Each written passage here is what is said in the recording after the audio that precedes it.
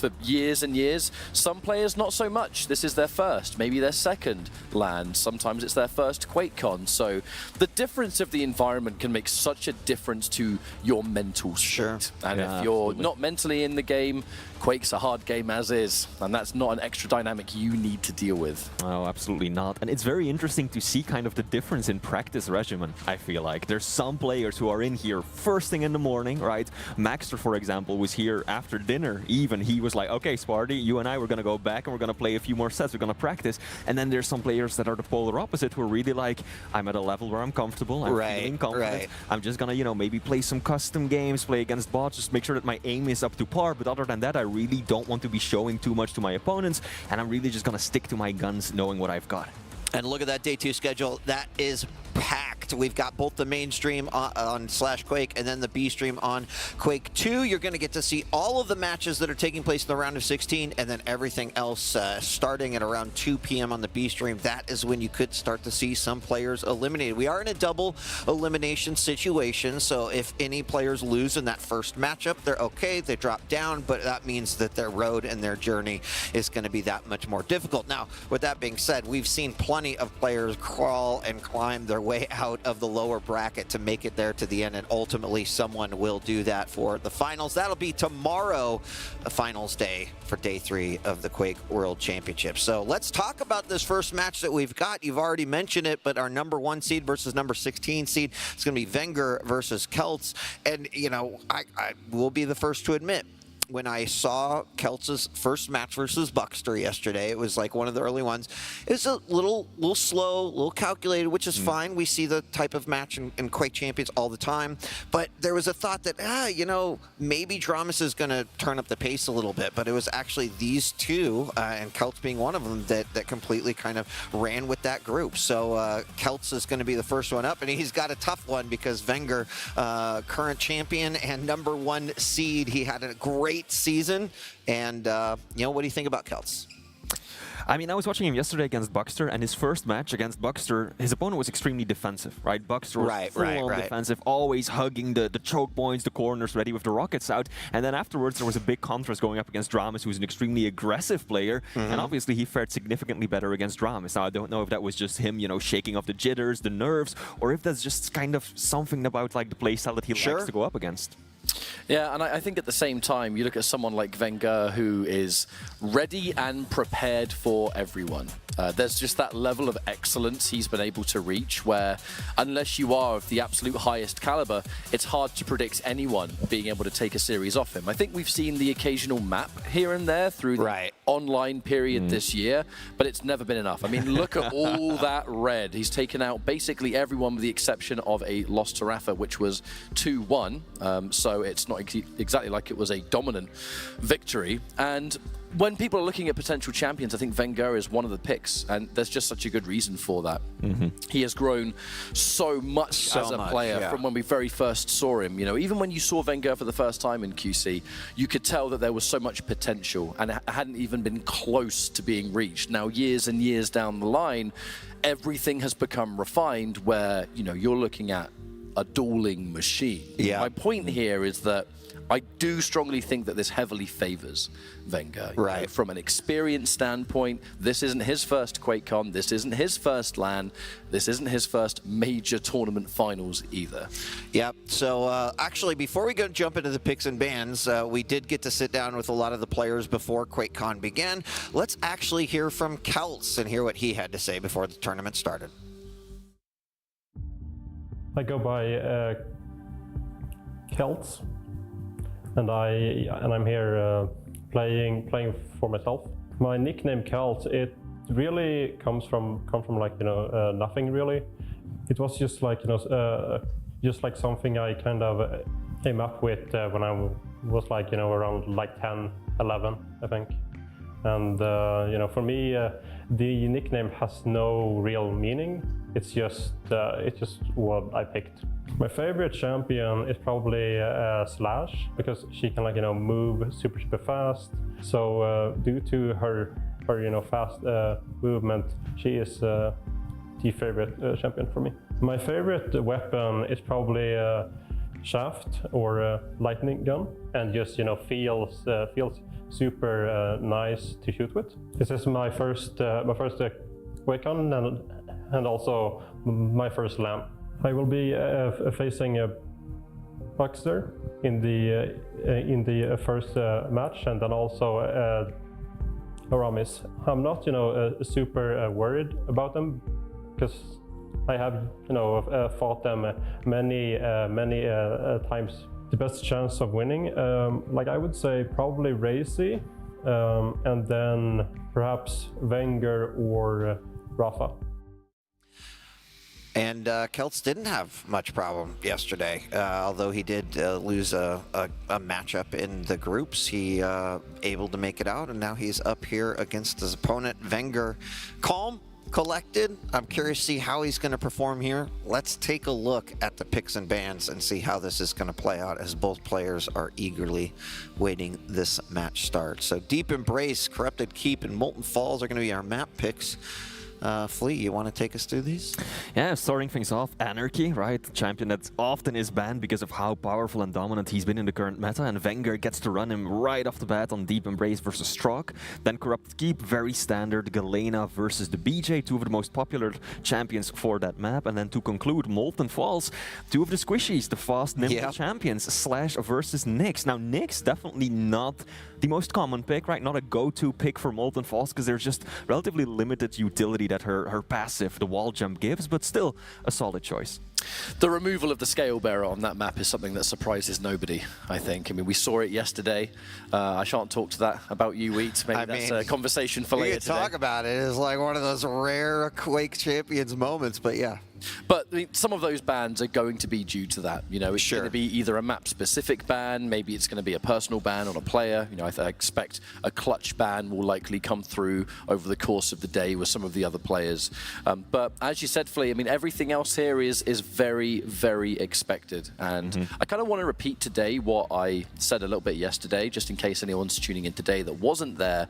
I've spoke to a few players, and I think people really seem to favor the Ranger on LAN. I know he was strong before anyway, but there's just something about this LAN setting that some players really think he has that even higher edge than he had before. So I kind of wonder if we're going to see Ranger banned quite a lot over the course of this weekend. Yeah, that'll be interesting to see how this is going to play out, because every LAN also kind of has its own little meta that exists, and we're bound to see that play out here throughout the weekend. So yeah, excited to see what we've got out of these two as we kick off our first round of 16. Coming up here on the A stream after that, we're going to have Rafa versus Dandaking, Kilson versus Sparty, and then Raisy versus Effortless. Really interesting because all four of those have been players that have come out of others' mouths in terms of could win this tournament. So we're going to get to see what shape these folks are in here on day 2.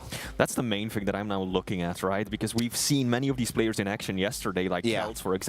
But many of the top 8, I mean, all of them, we haven't gotten to see on stage at all, Wheat, because they managed to essentially skip day 1 because of their better seeding. So it's really a surprise. Yeah, we've gotten to watch over their shoulders, look at them practice, but that's still very, very different from actually going up against your opponent on stage. There's just something exciting about the day itself. I mean, that kind of has its good reasons, and sometimes it's sad reasons, because you can practice as much as you want. You can be in those practice areas from Tuesday all the way up until now. But the moment you've sat down on that stage, if things just don't go your way, there's no reruns here. So the intensity that you have to have, the focus, and really just making sure that as little goes wrong as possible is just incredibly important. Now, the best players are able to roll with the punches, and if something in the map just goes a bit strange or a bit weird, they can brush it off, they can go straight in, they can adapt and deal with whatever they have to. It's the players that have less experience that you worry about a bit more. Now, against Venger,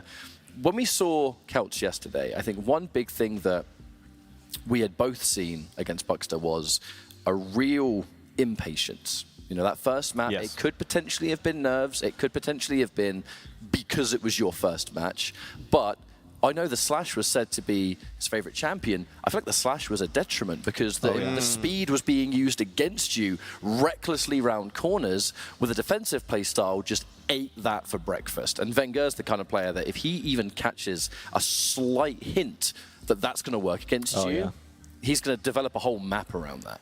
Yep. Well, I hope everyone's excited here because day 2 officially kicking off. All right. That's what we like to hear. Shout outs to the crowd, of course. It is bright and early here at QuakeCon, but it's a pleasure to see so many of you already. Let's fill this up throughout the course of the day, shall we? Absolutely, and here we go. This is the first match of day 2 of the Quake World Championships, and we're starting off on Venger's point of view. Now, for this map, Ketchup, I really do think that Venger's got the champion pick advantage. Overall, I think it's very balanced, especially on map 3. Celts has got a really strong pick of his own, but so far, Anarchy on Deep Embrace is an absolute menace. And already looking for the rails. There's plenty more where that came from, especially on this map. Venger off to a strong start, looking for a bit of opening damage. Celts already around the corner. At this point, Venger kind of refusing to miss. And I think Celts going in for the Pika decided that it was the safest bet to just cancel it. You don't want to be a sitting duck in that situation. Another rail hits its mark. Venger, one on exit just for good measure. Doesn't manage to land, however.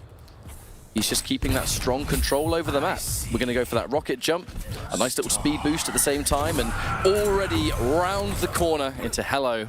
My name is Venger, and it's 2-0 up Flea. Absolutely. Venger, before that last missed shot, was actually sitting at 100% rail accuracy. Fired 6 shots, landed every last one of them. No surprise that Celts is struggling right now. Now, he did manage to secure the mega health. That's going to help him quite a bit. But Venger has got the positional advantage. He's the first to maneuver himself onto heavy. Celts does get away with railgun. That's important. Weapon denial, denying access to the railgun on this map is often a critical part of high-level play. And Celts has managed to get away with that weapon, but he is so low. One more shot will do it. Venger smells blood in the water, doesn't want to let him get away. Oh, that rail so nearly landed. I've got to say that rocket jump from Venger was pretty damn tidy. I mean, more efficient than using the jump pad, being able to have a lot more control over where you land as well, especially with Anarchy. That's one of the huge benefits of Anarchy, that increased air control. Now, as we're making a chase here, we're looking at that next objective. Celts getting a decent amount of LG damage, but not going to be in position for the heavy. In fact, we're going to disengage and just trade out an item for an item. In this instance, though, definitely feels like the armor was the better win because Venger, had he not been pushed away by that Pika, I think he would have been able to make a push and maybe even take the 3rd frag. I like how much focus Venger has been putting on playing his opponent rather than the items, right? Mega was up for so long, Ketchup, and instead of dropping down to get it, he was continuing to apply pressure onto Celts. And now heavy up in just 3 seconds. Both of the major items pretty much tied. Venger kind of in a bad spot right now. He's got to be careful. That rail, that's going to buy him a lot of precious breathing room. And now he can move around, catching Celts in midair, and heavy will be his prize. Truthfully, I do not think Celts was ready for that play. No, he was not. It's the fact that he was just caught out in the open there in a really bad position. There's zero chance he expected Venger to instantly re-engage with that rocket jump. But that's the kind of thing that Venger can do. Venger can slow the game down to a snail's pace, but the moment there's an opening, he'll take full advantage. And before you know it, that gear shift is up to 11. But let's have a look for this next play here. It's going to be the Mega, of which Celts will be able to take it. But Venger's happy with that. I've got my inject ready to go. I'm in position for heavy. I've got all the weapons, and now we can start to fight once more. You can take all the Mega in the world, but if you haven't got any armor, someone like Venger is going to shred. And I think that just really speaks to Venger's priority right here. When you're playing a light champion like Anarchy, having the armor is so much more important than the health because you've got the inject to work with, plus you don't spawn with any armor to your name. And if we now look at the stats, Ketchup, Celts has yet to secure a single heavy. Every single armor has gone in favor of Venger, and that I think is just a testament to his game plan here. He really wants to prioritize control over the heavy and then constantly hunting Celts down. If you're confident in your damage output, that's the general idea. If Venger is able to control the heavy and also sort of soak up those lights whenever he can, Celts has all the health in the world, but it's not going to do anything to survive a little bit of LG or a couple of rails. Now, speaking of which, this could be the opening that Celts is looking for. He's going to hit himself a second rail here, and that, for the first time in this map, is going to force a trade-off of the opposite variety. It's now going to be Venger stuck with the health and Celts with the armor on hand. That should be the green light for Celts to be a bit more aggressive. He's going to take full advantage of it here. There is no inject either. Celts with a good weapon choice. We're going to go for the machine gun, keep it nice and consistent, and because of that, take a frag up there. Venger forced to retreat once again, and hang on a minute, these rails are looking pretty good too, Flea. They are. Chase it down. All right, second frag, let's go. Good rail from Venger though. Oh, but he's in a bad spot. Drops down too eagerly so. And now Celts. Oh no! Good spawn there from Venger, yeah. and one opportunity there to punish and take away that heavy. That's a really important frag, though. Had he missed that shot, probably wouldn't have died, but he wouldn't have had the heavy, and Celts would have been able to bring himself back up and make something else happen. But 5-minute warning. This is nice and close, to be honest. Venger was off to a wonderful start, but Celts, little spree of his own. The angle on that rocket jump needed to be a little tighter for Celts to get away with a ballsy move like that. Now Venger has got top control. One frag in the lead, definitely nothing he's comfortable with. 5 minutes left to go. He wants to extend his lead, no doubt. I like how he's playing this, keeping top control. He's got most of the weapons he needs. Doesn't have a hand on LG yet, but if we look at the weapons that have been used so far, LG has barely come into play for Venger at least. We've only really seen it those couple of opportunities where he's kind of come flying around the corner. 200 damage, that's all. Outside of that, it's been Rail City. Celts with the drop down into the rail to keep himself nice and safe. And actually, that direct rocket certainly changes the plan a little bit if you're in Celts' position. He's now trying to pick a defensive place here. Gets the heavy, but he is not particularly healthy. Venger, see what he does. And actually the rail, Celts' rail play has been really good. The second he started to turn that up a notch, it's kind of changed the entire dynamic. Now Venger, let's not forget, yes, he's Anarchy, and yes, he has the inject, but without it, you're a light champion. You know, you don't have the same access to stack as everyone else outside of your ability, and if Celts is able to constantly hit these rails like that in really annoying positions, he's absolutely still in this fight. And now we're even, split down the middle. A little bit of this map left to go. Venger looking for a bit more of those rockets, but hasn't got the right weapon to deal with the peeker. Nope. Instead just chose to retreat, which, to be fair, good move. Oh, he's in a bad spot right now. Out comes the LG, Celts. Neither player is going to fully commit to that fight, but as you were saying, Ketchup, the railgun has indeed been so critical. When we started off, Venger was sitting at 100%, then 80, then 70, still doing exceptionally well with that weapon, while Celts was missing most of his shots, but now it's been completely turned upside down. And Celts actually manages to survive and take the lead for the first time this map. Oh, he didn't pick up the vial. That defensive rocket was so good. Venger was so close to having an angle to refrag there and deal with Celts. And again, much like last time, would have been able to take the heavy for himself, but he didn't. Venger misses the rail, which means that he takes a whole bunch of uncontested damage. And with 15 seconds left to go on this heavy, Venger, you've got to make a choice. Do you go to that light? I mean, it's too obvious. Surely he's got an angle waiting for you. Venger unable to pick up the item that he wanted. Now heavy will be the next major point of contest. Venger already in position, but he's got to be careful. Those gaps in the floorboards. Damage put out through that can stack up quickly. There we go, that's one good rail. Big rocket. Oh no! He didn't even need the rail. He didn't even need it. That was going to be a ring out, but Venger gets a little bit of a style point bonus right there. That could have changed the entire map though, because now Venger is going to look to secure himself a second one. Celts gets as much damage as realistically you can in that situation, so maybe he can refrag, but I just don't know if he can reach the heavy in time. It's so unfortunate that that rocket into the ring out hit the way it did, because Celts had so much stack to work with, all of the weapons, all of the chances to continue to push forward, and then a ring out like that just takes away everything you have. And clearly, Venger has used that to run away with it. And at this point, looks like it could be a first map, unless Celts can do something now. Still a minute, 30 seconds left to go. Time is not on Celts' side right now, and Venger knows this too. He's gonna get another heavy. I like how Venger wanted to deny that, right? Even if he picked up the heavy right there, all he got out of it was really 20 points of armor. So he wanted to go for the engagement first, trade a bit, whittle down Celts' stack first before falling back on the heavy. This is so bad for Celts right now. He just burned, what, 10 seconds doing nothing with the peeker? He cannot afford to get drawn into these long engagements like that, Ketchup. Gave a little bit of time for the stack, I guess, to diminish on its own. I guess that's the only takeaway we can have from that. And it gave Celts opportunities there to safely be near the Mega right before it appeared. And to be fair, we're starting to hit rails. Celts is looking for even more, but these defensive angles from Venger are going to make the rest of the rails really hard to land. But we are entering that final 35 seconds. Celts has to do something and has to do it now. Refuses to miss rails with the way things are currently going. And Venger on the retreat, keeping those angles nice and tight round corners. tries to make the rail as hard to hit as it possibly can be, and we just need to waste time now. We need to make this frag, if we concede it, take as long as possible, that we can just delay the next spawn. And also, if it happens, he needs to put out as much damage as possible, just to make sure that he can't be fragged again. Oh, Celts actually gets the kill. He's going to delay. 8 seconds left, yeah.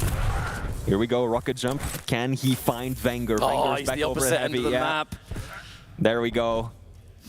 But that was a wonderful performance by Celts. What that was, Ketchup, that is a warning to any other player, right? This is Venger. This man has secured himself a championship belt in the past. This is the #1 seed going into the World Championships, and Celts made it an excruciatingly close game. This is a warning, a heads up to anyone else that he might still face, and of course to Venger himself going into map 2. And at the same time, it was a kind of impressive sort of mini comeback being made in the map, where Venger had a really good start, looked like he was completely suffocating Celts out of the map. And I mean, we really have to give shouts to just that use of rail. You know, the fact that he was able to hit so many of those tight little shots in those unusual situations where at no point did Venger feel safe, because at any moment, if you're within range, there's probably a rail coming out.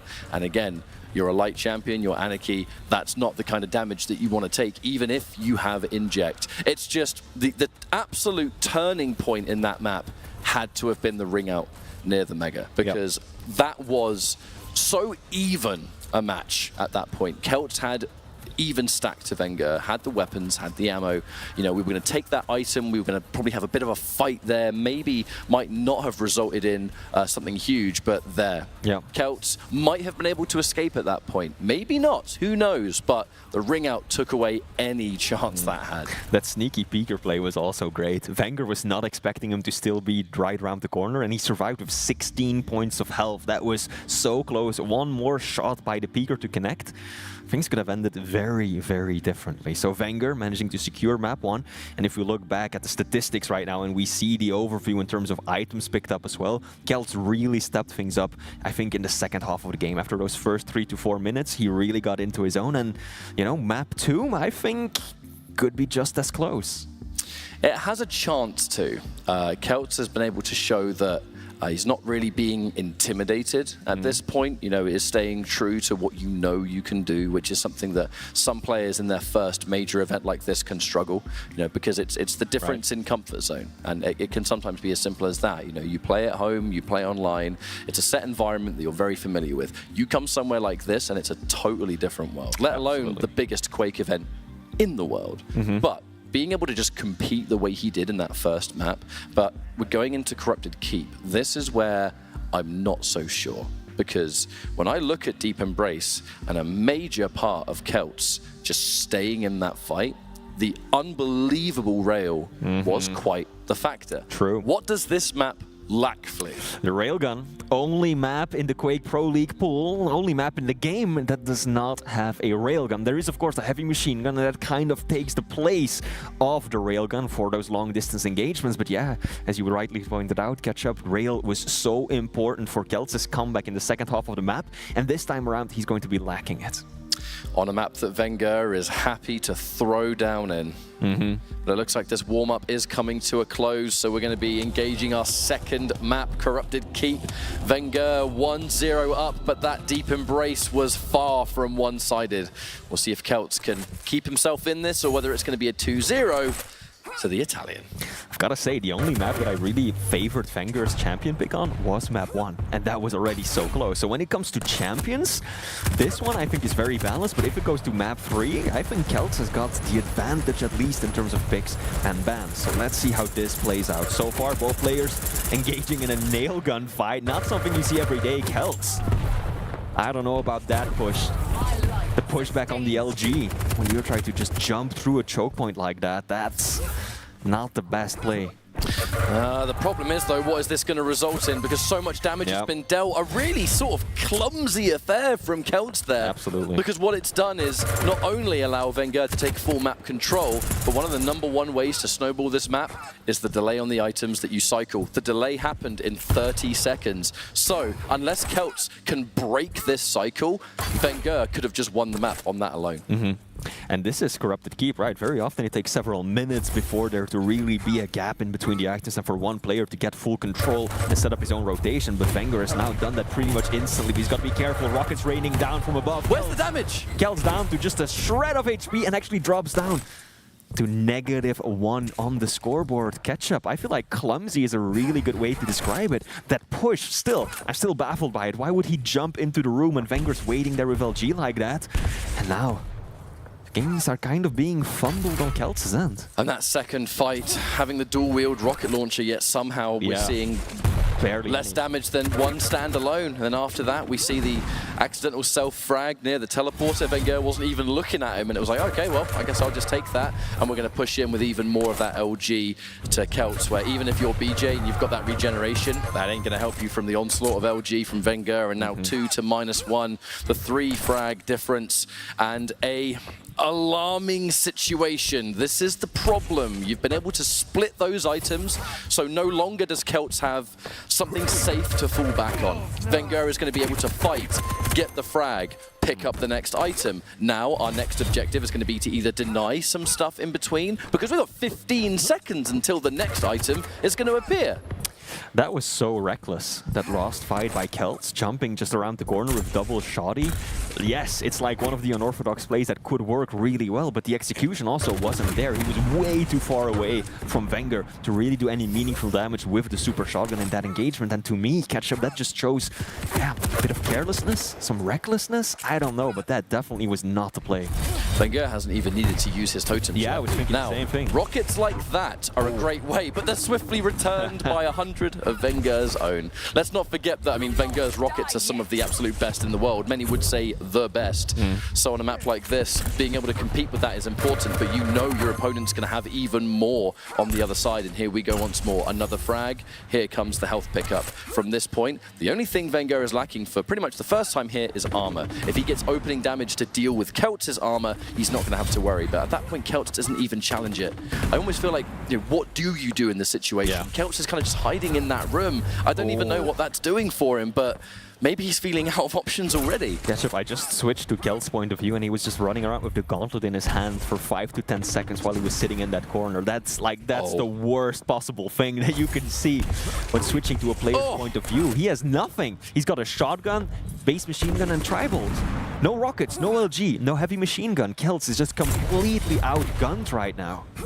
And things are working so well for Venger that defensive tri-bolt or rocket, whatever that was, actually helped Venger fly through the map and land into the other room, because he did himself a horizontal rocket jump right before taking the heavy. So I must admit, this is looking pretty rough so far. Celts is trying to establish himself near these major items, but I almost feel like you're just putting, like, you know, one finger in perhaps. But maybe if you don't do that, Venger's just going to frag you anyway and pick up the item. So this is looking like one of the absolute roughest examples of how this map can go. Yeah. Now we're also in a situation where Venger finally has 2 of his totems up, right? So he's got health hidden around the map. He's got booby traps set up at the teleporter around the doorway into the mega room. And if he gets one more, which he already has at the ready, he's got himself a portable mega health. He's not even going to use it because look at how much stack he's got. Venger is just cruising right now. Everything is going in his favor. And what does Celts do? What is he capable of doing? So little, it seems like. He did manage to clean up those 2 totems. So that's going to work in his favor, but it won't be nearly enough to slow Venger down. What concerns me is that Venger was able to establish a solid lead without using a single one. So it doesn't really seem like he needs it all that much. He's able to, again, set up nice and early in Mega and LG room. Pick it up without Celts really being there. Just get some massive rocket damage to boot. Now there's a chance for Celts to maybe take one of these items for the first time, but it's just not going to happen. No. Venger is in and out and not even interested in the fight. You know, we're going to get some LG ammo first because it means we can take this next fight near the health. Celts could be there, and if so, we're going to take him out, and that's just rude. The light armor's been taken as well. What does Celts have at this point to work with? Doesn't even get the mega steal before he ends up dying. I just want to talk back about those abilities, Ketchup. Venger has barely used his totem, and still I feel like he's gotten more utility out of it than Celts has gotten out of the dual wield, right? What has he managed to accomplish with the dual wield? Times where he's used it, it feels like he's gotten barely any damage out of it. Plus, it's not as if he's getting, you know, intimidation, pushing his opponent away from a fight. No. So far, it feels like, yeah, the dual wield has done close to nothing for him. I mean, he pulls out 2 rocket launchers and he looks really cool until he dies. Style points, yeah. But until he dies. And at this point, Venger 6 points in the lead. 3.5 minutes left on the clock. Celts, he needs to make a miracle happen. Normally in this kind of map, you know, the pace can be changed by either some really, really good range damage from the heavy machine gun or some kind of game-changing direct rocket. But throughout the course of the 6.5 minutes here, because it's Venger who is repaying you with rockets of his own, whenever Celts hits a rocket that do enough damage that it might do something, almost just as fast Venger has returned fire and hit you the same, if not more damage. So like those opportunities to say, right, I've hit 100 damage, I'm going in, I'm going to take advantage of this. Venger hits the same back to you, you're back to a situation where you don't want to fight. Sadly, at this point, I mean, look, there is nothing left. Celts had to wait around for a good 3 or 4 seconds just for that light to appear. It's going to do nothing to save his skin, and now Venger will have timing on that regardless, because he just saw it get picked up. That's another thing to starve you out of in this map. I'm looking at the match stats catch up, and there's a shocking statistics there. Kilson has 6, or Celts has 6 damage with the LG. That is a single tickle of the weapon once. That's all that he's been able to do. Not only that, but how many major items has he picked up? Because I just saw that. Ooh, 1 heavy, 0 mega, whereas Venger is coming up on 30. He's just picked up 30 major items, and Celts is on 1. That is in such a heavy part to how this map began. The fact that that really strange fight happened, the 2 items were taken, that heavy might even have been the very first one at the start of the map, which might have given Celts that confidence to maybe try and be a bit more aggressive, even though it obviously did not work out at all. Right. But the rest of the map has been as you have seen. Not a single thing has changed. Venger has cycled the entire map, soaked up every item. He's not satisfied with the major items. He's taken the light armors too. Venger just driving around the corner and taking a direct rocket. But who cares how weak I am, because there's a heavy ready to go. Yeah. 1.5 minutes left. 8 frags to come back, even to put yourself not at -1. This has been a difficult second map. It absolutely has been, and Ketchup, this just feels like it's been one of the most dominant matches that I've gotten to cast in a while. Yeah. If you look at the score, right, it's nothing that extreme, right? Sometimes you get games where it's like, you know, one player has like 15, 18 frags, the other is down at 2, 3, 4, but this somehow feels more dominant than a game where the scoreline is that skewed, because that's just Venger's control, his damage output. Celts has been unable to do pretty much anything with the lightning gun. That right there, that's more damage than he's done the entire series with the LG. So Venger putting up an absolute masterclass. I think this is just like, oh, okay, you think you're gonna play with the big boys after map 1? Let me show you what happens at that top level of Quake. One hell of a way to start off the show. Venger's going to be able to display that dominance that we're so used to, but at the same time, the adaptation. That first map was unbelievably close. We have to absolutely give Celts credit for the deep embrace, because there was a big chunk there where you're looking at it and thinking, well, to be fair, Celts could actually take this first map. Second map, nowhere near the same idea. Yeah. And again, it really is down to those opening 30 seconds. That one fight in the LG room where it felt, how did you get 100 from that? How did you get 100 from that far away?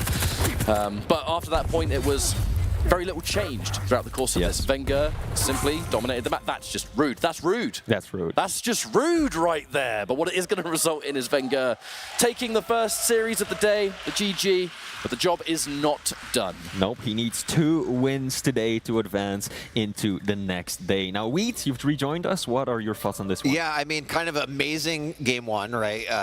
Great job to Celts getting the one frag. Almost winning, right? But game 2 is where it gets really interesting, because first off, I'm guessing that Venger wasn't incredibly impressed with himself after game Probably 1. Not. But when you look at game 2, and we just saw 19 heavies, 19 megas, 1 heavy, 1 mega. I was back in the room and I was saying, this is a game that is truly showcasing how you could win just based off control alone. You know, the situations where it did result in a frag were a result of just having the map on complete lockdown. And that just can't feel good, right? Being on the other end of that. But I think it was a little bit of Venger saying, I'm not super happy with that game 1. Just like you said, I'm bringing it, all of it, in game 2. And that was just a masterclass of how well you can control corrupted keep. And I mean, I'm curious to see what Celts is going to be able to do, because getting within 1 frag of beating Venger and at one point even having the lead, that's impressive, right? But that was an interesting matchup to start the day. It can sometimes be a rude awakening. Sure. When you play a map like this against one of the absolute greatest players in the history of Quake champions, you know, you pointed it out. I think you saw it from Celts' point of view. There was a good 10-15 seconds in the room near Tribolt where he's just walking around with a gauntlet. Almost suggests at that specific moment, I don't know what to do. I don't know what to do here. He's got everything on the map. Every time I try and do something, he returns it with even more damage. And at that point, when you're in your own head like that, you've got no chance. I mean, and the shocking part of that is sometimes, like, you see players do that in the final minute or two, right? When it's already over and done, the opponent's got a 10 frag lead. Yeah, why not just run around with your gauntlet, because it's already done. But this was, what, 2-3 minutes into the map? Venger was only a few frags ahead of him. Just that feeling, that must have been so oppressive for Celts. Yeah, and you know, you want to make moves because you need to get out of that negative status too. But at the same time, whenever, you know, Dan said, it sucks whenever you move and you just die, right? There was no opportunity really for that to even happen, and just goes to show why Venger is #1 seed and the kind of reigning champion. So great first game here in the round of 16. Guess what? The action's not stopping there. We have so much more coming at you for the remainder of the day. Our next match right here on stage is going to be Rafa versus Dan the King. So we're going to take a quick break. When we return, game 2 of the round of 16 here for the Quake World Championships. Don't go away. We'll be right back.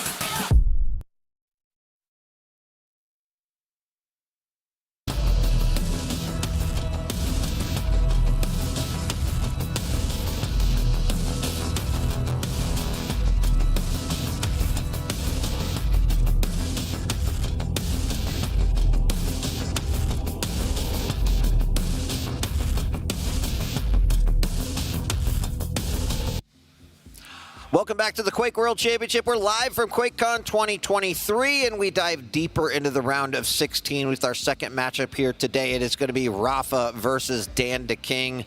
I am here with Flea and Lethal. Gentlemen, good morning. How are you doing? Doing well. I mean, I was just here for the first match. You've already asked me that. All right. And Flea, we know how you're doing. Lethal, how are you doing? Fabulous as always, mate. Fabulous as always. And to come in with this, well, our first match anyway, with the Dan the King versus Rafa.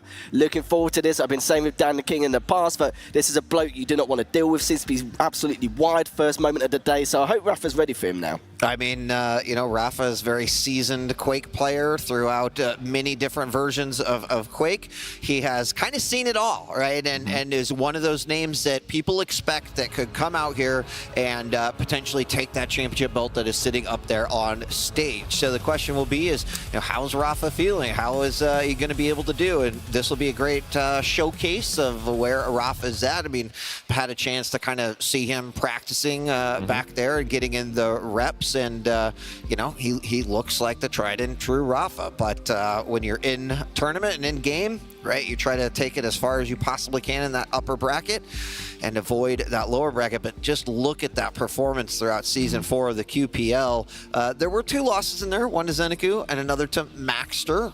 But for the most part, he also walked away with quite a few 3-0s.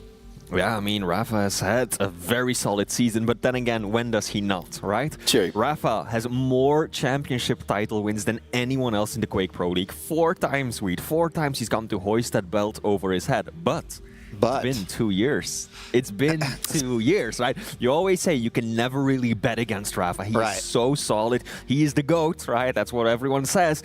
But past few championship titles haven't really been going his way. I think there was even like a 5th, 6th place finish in there, which is uncharacteristically low for Rafa. Yep. Yeah, it certainly is indeed. And, you know, we know him as a very dominant player, very minimal hesitation, one of the strongest work ethics overall. Yeah. And we're going to have to see exactly how he's going to do things here. To him, like being on stage here, it's like being at home, so it's going to be very natural for him. But for Dan, you know, he's had some top placements in the past, both in Quake Live and Quake Champions. It's a man you do not want to deal with at the start of the day, as I already mentioned. Very well strung with his combat skills and, of course, his timings around the map and how he just perceives things. He seems to play very confidently, but very fearless as well. Yeah. Well, let's actually hear from Dan the King. We sat down with him before QuakeCon started, and let's see what he has to say about this weekend. My username is Dan the King, and the esports organization I represent is Spire Peripherals. My username comes from when I first started playing Quake Live. Originally, my nickname was just Dan. I used to play with that for quite some time, and when I created my account, my brother essentially just gave me that nickname as to create an account for me, and it kind of just stuck. I played on it for a while, and yeah, after I won a couple of tournaments, I thought there was no point in changing after that. My favorite champion would be Ranger. Just because he's like the original kind of character from Quake, and I honestly love his ability as well. It's good to reposition or also do damage, and I like to play aggressive, so I think it suits my style. My favorite weapon would be Railgun. I think the way you can play with it, just at long range and do peak damage and, you know, hit people when they're not expecting it, and also just sometimes like the really you know, small little angles that you can get, that kind of makes for really enjoyable gameplay to watch. This is not my first QuakeCon. This is my 4th QuakeCon. So I came in 2010 for Quake Live, and I came top 6. I got knocked out by Dahang. I came in 2017, and I think I came top 16. I got knocked out by Zron. In 2018, we played 2 vs 2, me and Steege, my partner. And this will be my 4th time here, so hopefully I can improve on those results, but I guess we'll find out. I'm very excited to play everyone that's in the competition, honestly. I don't get much opportunity to play against these players because I'm from Australia, so just getting the opportunity to play all of them is going to be a lot of fun. If I get to line up against the other Australian player, Zanaku, I think he's keen for a rematch from our last tournament game. So I'll definitely enjoy playing him, and hopefully I get the chance to honestly play Rafa because I haven't met him in any tournament previously. So that'd be, I think, a good game as well. Who do I think has the best chance? I think the obvious answer might be Rafa. He's definitely an amazing player, and he's been to so many QuakeCons. He's got such good experience here. and it's his home turf. He lives 30 minutes from the event, so he doesn't have to deal with any sort of travel or anything like that. But I think my pick is going to be Raisy. He's performed extremely well over the last few years, and he's come second in a number of tournaments, and I think he was, just so close to getting the result, and I think one of these times it's got to go his way, so I think this might be his time. I'll give a big shout out to the entire Australian community. They've kind of obviously been cheering me on, and I hopefully can do them proud and win some games tomorrow. And shout out to my partner who let me come here, and shout out to my son, missing him at home, but I can't wait to get back and see him. And Spire obviously just for everything they've done, helping me out, and hopefully I can make everyone proud and smash everyone tomorrow. Dan the King set that one up perfectly, right? He's like, hey, I'd like to play Rafa. He's got a great attitude. He even called out, thinking that Raisy might be the one to take it away. That's been a kind of topic of discussion here. But I do love Dan's attitude. I love his approach to things, right? I just want to come. I want to play my game. I love this game.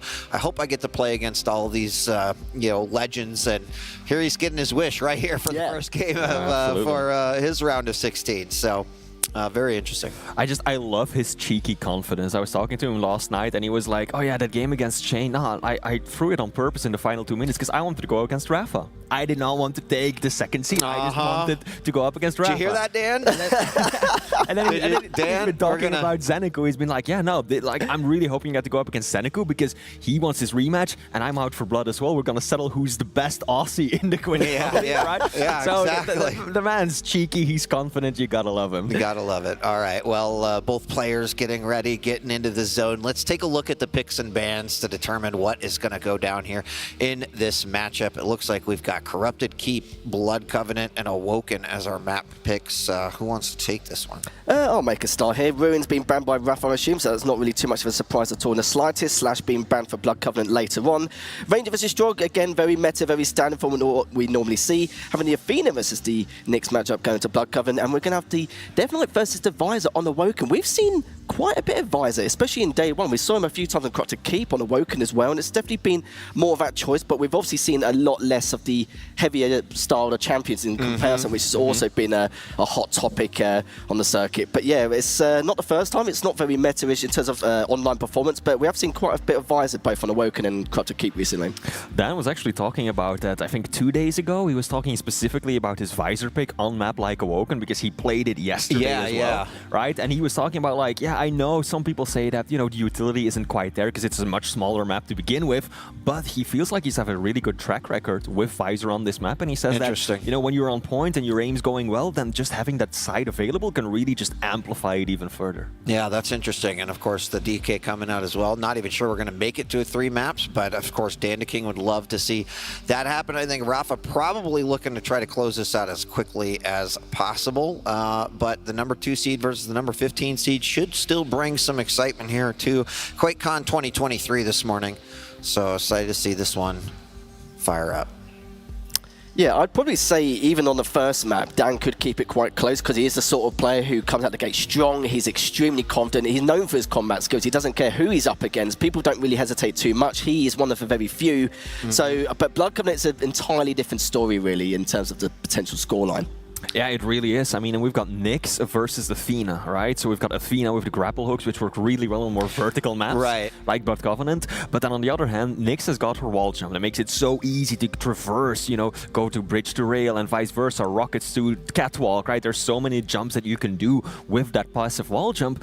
But still, the speed on Athena is so difficult to count out, and Blood Covenant is really a playground for her. Yep. Well, we're about ready to hop into our first game. Flea, we'll see you back here once things have, the dust has settled, and we're going to jump into our first game here on Corrupted Keep in just a moment. Lethal, you and I can take everyone through this journey. And, I just can't count out anyone that came from groups at this point, right? No. I mean, one of the things that we have talked about consistently throughout the QPL is like, holy moly, so much improvement has happened across the board. And, even someone who has claimed multiple championships across many Quake titles is still, I wouldn't say struggling, but finds a good match every once in a while. But we are officially live here in game number 1 of Rafa versus Dandaking, looking through the eyes of Rafa. Yeah, let's see how he kicks things off here. Always trying to get a couple shots in. Pika comes out quite early on to try and get some damage done here, but see what he can do to try and get out of this hole around the LG area. Still has the orb left in his back pocket. The LG battle comes out between the two. So like I said before, Dan is absolutely no stranger to his combat skills and doesn't care who he's up against. And now he's just backing off a little bit just to see exactly, trying to assess the situation here with, of course, the timings of both items almost in sync here, making that rotation, and is now Rafa heading towards that heavy. Yeah, I kind of like it, right? Some confidence coming out there from Dandaking. Got to be careful, though. Caught with some LG and completely loses his armor stack right there. I think Rafa knows it and is going to try to force him, he does, into the red room. And knows exactly where he's at. Oh my gosh, lands a massive shotgun blast, but it's not going to be enough as Peeker comes out, and then a rocket. And Dandaking's very, very low. Rafa knows this, going to try to equalize it, and does so within a beautiful midair. Picks up the light as well as the Mega just then, and also taking the red room light, so it's going to cause a little bit of concern here for Dan, depending on his next engagement, how much damage he actually takes, but he's just more focused on getting all the weapons in his arsenal. So he's got the rockets at the moment, but he gets a little bit of damage, so not enough to really tie the tide, but he's trying to get a little bit more done as Dan can get out that Peeker. He does get a fair amount of damage though. I think they've done 70 HP and still able to get so much. I don't know how Darren's still alive throughout the entire engagement. I mean, a few more hit points, and I think he would have been able to grab that one, but Rafa playing very intelligently, just kind of putting himself off the side. He did take more damage from that Peeker than I kind of expected, but he still managed to pick up that frag, and look at, after picking up that Mega, his stack just looking super great as Dandaking is trying to just keep that score line as close as possible. Nice little defensive rocket, forcing Rafa back here just a bit, and Rafa does get the jump on him. Another great defensive rocket coming out by Dandaking, and he certainly seems on this morning, Lethal. It certainly is indeed, and it always has been, especially yesterday as well, just causing a little bit of an upset. He does get away, but leaves the heavy behind, but you can see Rafa's just delaying it just a tad in order to throw Dan's timing off a later date. With Mega coming up in the next 15 seconds, actually Dan's directly underneath him, as Rafa just having a little bit of a scurry around to see what he can find, but hasn't got any info on where Dan could be, but it's going to be a good read though, but Dan's going to find him first, but it doesn't matter. He catches him. He was very aware of the situation, making it 3-1. This rocket launcher just kind of sticking out there a little bit. The quick turnaround and a nice little hit on there for frag number 3. It's still pretty early, but he is going to pick up and clean a nice one up there, get some momentum going to that teleporter, and now is just trying to say, can I convert an additional frag off of this one? 4-1 right now, waiting for his opponent, coming out of that teleporter. Doesn't get a chance to dish out any damage, but I like how Rafa's playing, right? Focusing on kind of control, a lot of map awareness, as we just saw him catching his opponent from around that corner. But it's been said before, right? Many times there's been different players. Hold on. Great orb into the shotgun kill. And, you know, a lot of people have talked about who owns this map, right? We've heard Raisy's keep. It's been Rafa's keep for a while, but you certainly see the comfort level of Rafa on Corrupted Keep. Oh, absolutely. And he's coming up with a Peeker once again, but doesn't really get too much done. But Rafa just been an absolute nuisance here, almost making him fly a little bit from the LG, but got some additional rocket damage there. Just look at the item control. 11 items to the 3 of Dan so far as he cleans them up nicely, making it a 5 frag deficit, which Dan needs to try and contest these items a little bit better in order to give himself a bit more of a boost in this matchup here, but it's been all Rafa so far since the 2nd minute. Yeah, I mean, it's a big question of like, how am I going to try to take some control away from Rafa? Like, Rafa's playing a great long-range game. We've seen it with the heavy machine gun right here. He is controlling most of our major items. Big old scream. That rocket almost does enough to take him out, but Rafa's staying alive, getting that Mega as well. And just taking a quick look, 7 heavies, 7 megas to the 1 and 2, which means that Dan hasn't been able to grab a major item in the last 2 minutes or so. And he's got to figure out a way to kind of break through that wall that Rafa's put up and gain some kind of control to try to bring this one back. Yeah, he's always given us a positional advantage in every situation. Doesn't take him down there either, or even gets a potential trade, but he's going to try and go for it now on spawn, but seems to be, but he's actually kept it back. Wait for the Mega Man to get it on time. Finish him off with the heavy machine gun. Lovely stuff there. Now making it 9-1, and I get a little bit of an inkling that things could be getting worse here. Yeah, I mean, that was a great bait there by Rafa, leaving it up. He could have just grabbed it and barreled towards his opponent, but gives you that little hope, like, oh, the Mega, he didn't grab it, and then you go in for it, you get hit with a rocket, and then the shotgun blast. And, you know, that's the other thing, is that watching Rafa on the Ranger here, you will consistently see him orb for position into the shotgun, and it's devastating. We've seen it multiple times. There, an orb goes down. That was a little bit unorthodox, but it did get the frag. And right now, Rafa is just all over the place. There's a heavy finally picked up here by Dan, but is he going to be able to do much with it? Even with the lesser stack, Rafa still putting out enough damage to keep himself in a good position. Okay, well, the rocket was not enough. Dan the King hurt, but does manage to get a second frag. You can see on quite a few occasions as well, Dan is just trying to surprise him with his movement speed and try to create some surprise attacks. So he's left some traps as well, but so far Rafa hasn't really fallen for many, apart from that initial one with the shoddy from Dan. But now 6 minutes in, 4 minutes left remaining here as Dan able to rejuvenate just a little bit here. Just going back to the items now with 18 items for Rafa and only 6 for Dan. It could be a little bit too late, of course. Now we've still got 4 minutes left to play, but it's going to find him behind the Pika. Doesn't finish him as of yet, but could just be delaying the inevitable. But looks like Rafa's just going to back away for now, as Dan is going to slowly recover. I mean, he didn't need the kill, right? That's the thing. It could have been pretty risky going into that choke of the Red Room. He's going to pick it up anyway. Probably not happy that those two rockets, because it was a pretty styled move there with the orb to get past the peaker. But it doesn't, you know, at this point, I think he's just playing to keep that score line as high as possible. You know, doesn't need to be discouraged. Whew, nice double bounce rocket into the mid-air. Second one of the match, by the way. 12-2 now, 10 frags separate these two, and Rafa's looking really comfortable and quite good here in game number 1. Yeah, he's looking pretty damn good so far. Already 13-2, his first match on stage, and like I said before, to him it's just like playing at home at this point. And he's getting so much damage done with that heavy machine gun as he picks up the heavy. He's just looking to try and finalize that initial bout, but it looks like it's not to be. Trying to get a little bit cheeky through the window with those rockets earlier. And now just circling back around again. That's fine, and we'll be able to pin him into that Red Room, but it's like I said before, the damage has already been done. Need to try and find 11 frag to be very highly unlikely. And with the item control which Rafa has had the entire time, I think there's going to be a lot of talk of what to do in this next map now, 14-2. I mean, completely just running control. 10 heavies, 20 lights, 13 megas. And you might wonder why Rafa would have been taking that, but it is really in the mode of just starving his opponent out. If you can't get an armor stack, you're gonna be easier to kill. There's been a lot of rocket jumps into momentum to set up for position, but we're really seeing, I think, a Rafa who is prepared to bring his highest level of skill here to QuakeCon 2023. Certainly is. As Dan's currently bottom middle, just throwing a few rockets out there, just a little bit of map presence, whilst Rafa now just returning just to pick up that heavy. But look at the stack difference as well. Dan's got a lot on his plate over the next couple of minutes. He can maybe try and keep it as competitive as possible, but yeah, it's dire straits right now. He's just trying to throw a couple of rockets there. A little bit of damage done. He's going to be flying on in with the orb as well, and actually still somehow takes him down, considering the stack advantage. You know, I think when you're going to do what Rafa's been doing with the orb into the shotgun, right? You have to expect that is probably not going to work every single time. And in that situation, I think that's exactly what we saw there. But with less than 90 seconds to go, Rafa can comfortably say, I've got this game number 1. I can just play how I need to.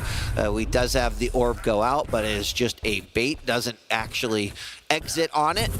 And he's going to be probably pretty happy with this initial performance, whereas Dan the King's got to be wondering, okay, what am I going to need to do for map number 2 on Blood Covenant? Because this one very, very confidently went to Rafa.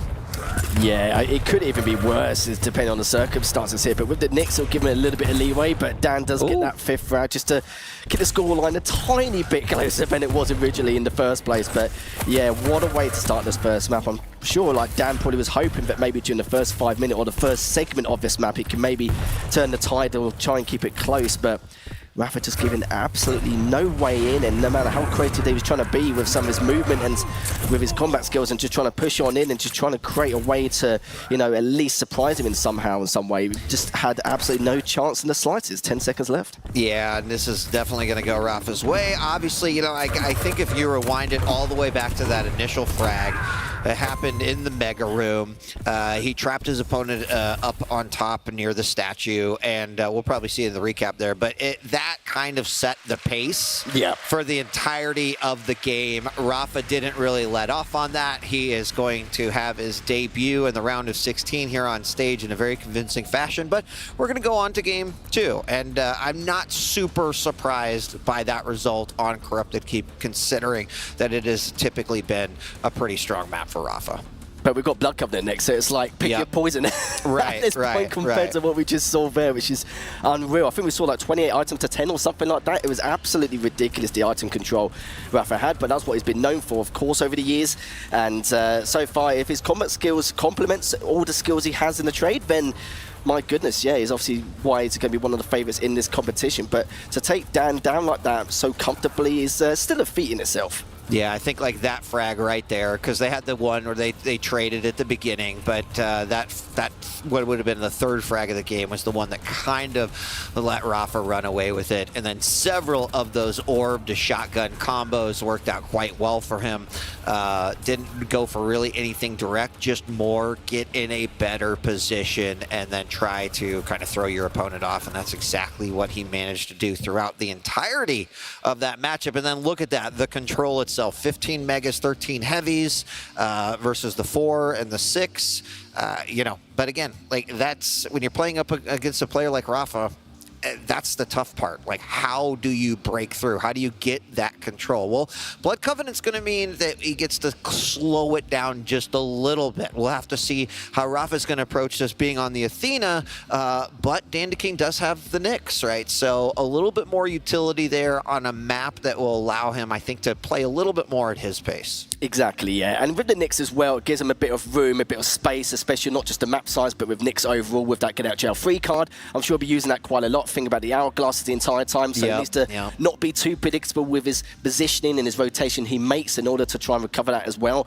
But it's all about the item control. It always has been with that last map and this map. He needs to really try and be a bit more confident with his preparation, maybe get a little bit earlier, maybe trying to assess the situation a bit better in terms of the information he has.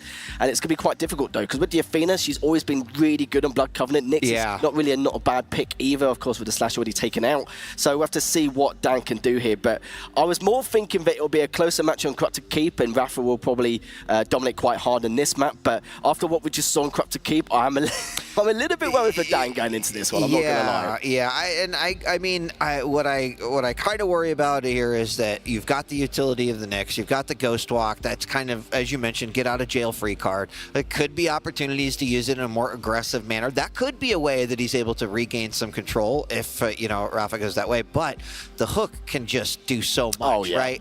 We saw, even yesterday, some really interesting games where it's like, yes, hook for mobility, but also hook just to confuse your opponent in fights, right?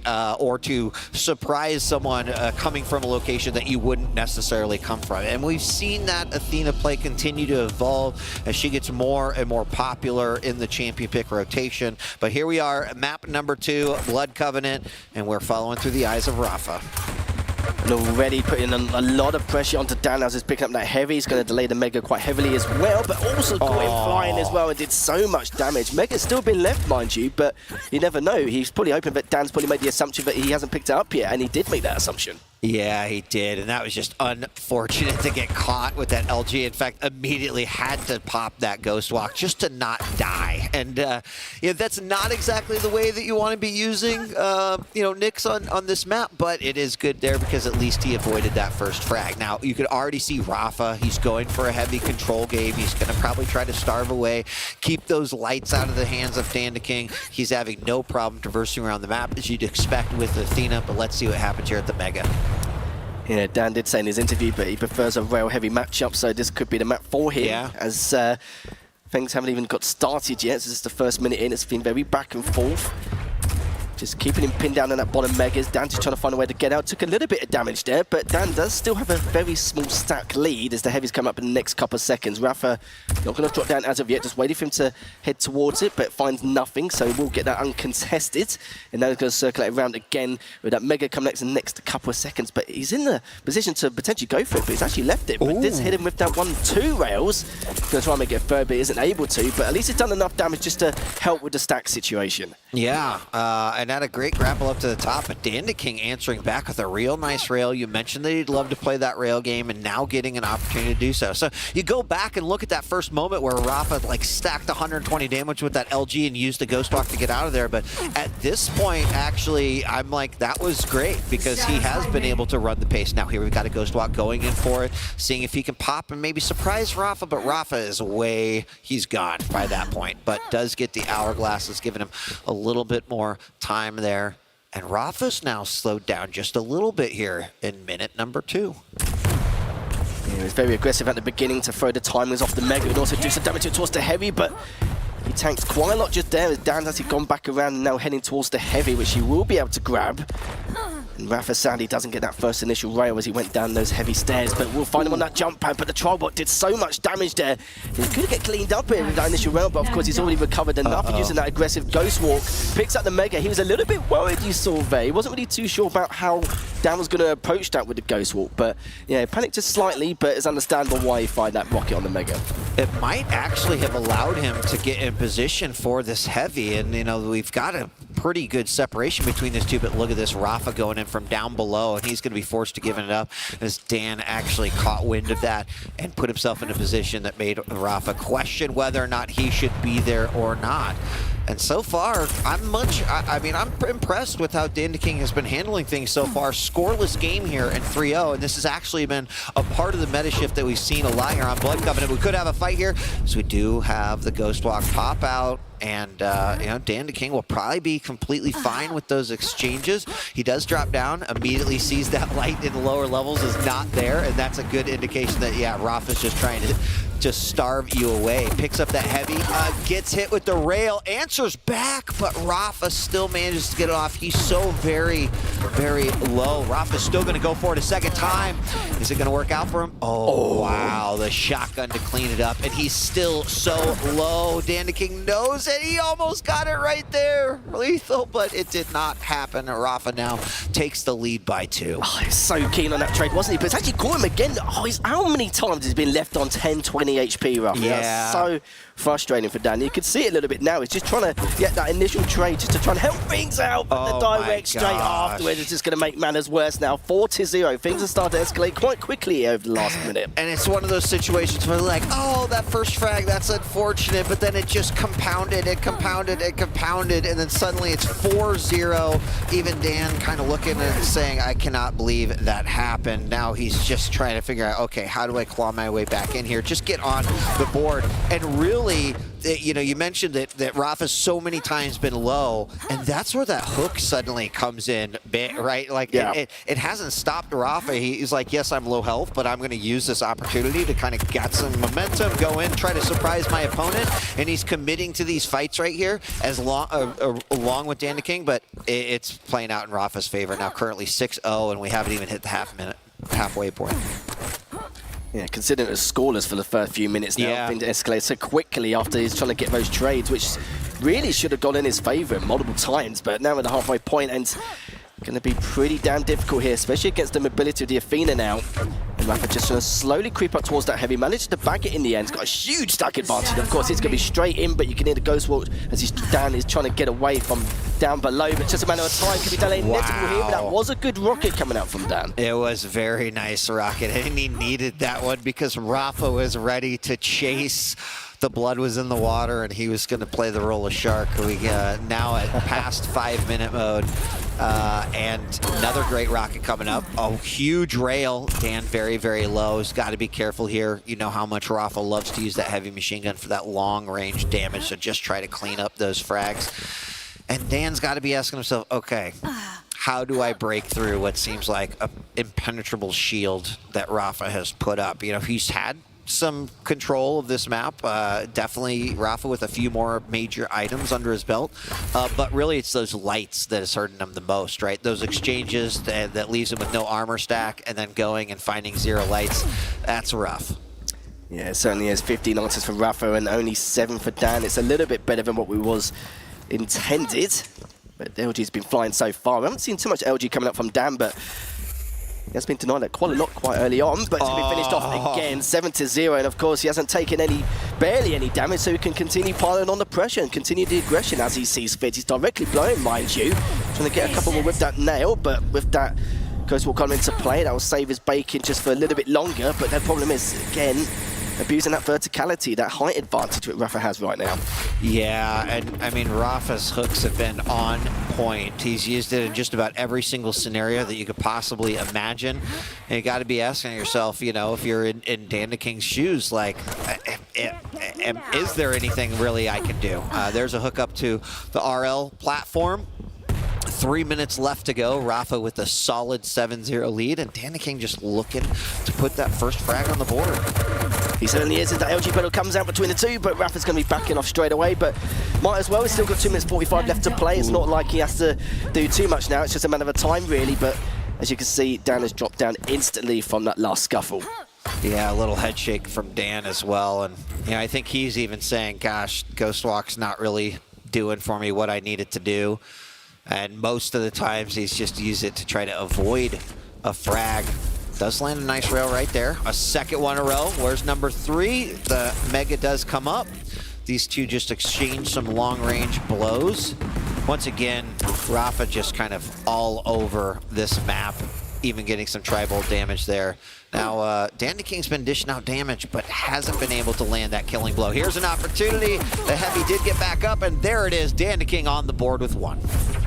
He's hoping he can throw him off a little bit with his strafe pan with that heavy machine gun and just solidify the deal for extra insurance. But even though it cost him, he's still got a couple more minutes left. So it's going to be pretty damn tough right now, even with that stack down that currently has. But putting a better performance during the first few minutes, but things have definitely turned the tide massively during this second half, especially that 3-minute mark where just things went completely out the water there, just trying to go for that trade continuously, which to those times, mind you, it should have happened. Like, don't get me wrong, considering the amount of damage he was outputting with that tri-bolt and the machine gun straight afterwards. But got minute 20 left. Nice little rail there coming out from Dan as just looking from behind, but it's going to prioritize the recovery process instead. Yeah, and I mean, at this point, there's not much he's going to do. No way to get 6 frags here back onto the clock, considering how much time is on the clock. But Rafa is going to fairly convincingly take this matchup versus Dan King. Dan King still in it. He will drop down to the lower bracket, but you know, Rafa's going to be pretty confident going into the round of 8, having won this game the way that he did. Dan King trying to find maybe one more frag to wrap things up. But really, when it comes down to the champ picks, you know, we've said consistently that Rafa has been very good on the Athena. There's a lot of maps that he's been able to utilize that pick in a very phenomenal way. And this is just another example of that. But 30 seconds left to go. Not much Dan King can do other than think about what is going to be coming up next for him in the lower bracket. Think about what you've done, mate. Yeah. Think about what you've done. 15 seconds left. But it's probably a result he anticipated anyway, which is fair enough. And if he was able to even take a map, that would be an upset in itself. Because normally that's where you see the signs of weaknesses with some of these players, don't you? But GG from both these players. GG. Has second map did go to Rafa and the series 8-1. And there we have it. Rafa moves on to the next round of the winners bracket. Welcome back, Flea, to the desk. Your thoughts on the matchup? I mean, I think that few people would have expected anything other than a 2-0 in favor of Rafa, but it was still a very exciting series, right? Map 1, I feel like the ability used from both players was actually extremely efficient, right? Very often you see that one player struggles on Corrupted Keep, but this time there was a lot of value coming from the Peeker, but also Rafa making consistently good use of that orb of his as well. And I think towards the end of Map 1, Dan the King was starting to get a lot more lively. I felt, right? He was starting to close the gap a bit. Definitely. It was already done at that point, but still there was more life in him. But then Map 2, Dan the King started off, I think, phenomenally well, right? After that first engagement, he was on the back foot. Rafa did so much damage, was in control, and somehow he managed to hold out and survive against Rafa. Yeah. Pretty much nothing for several minutes on end.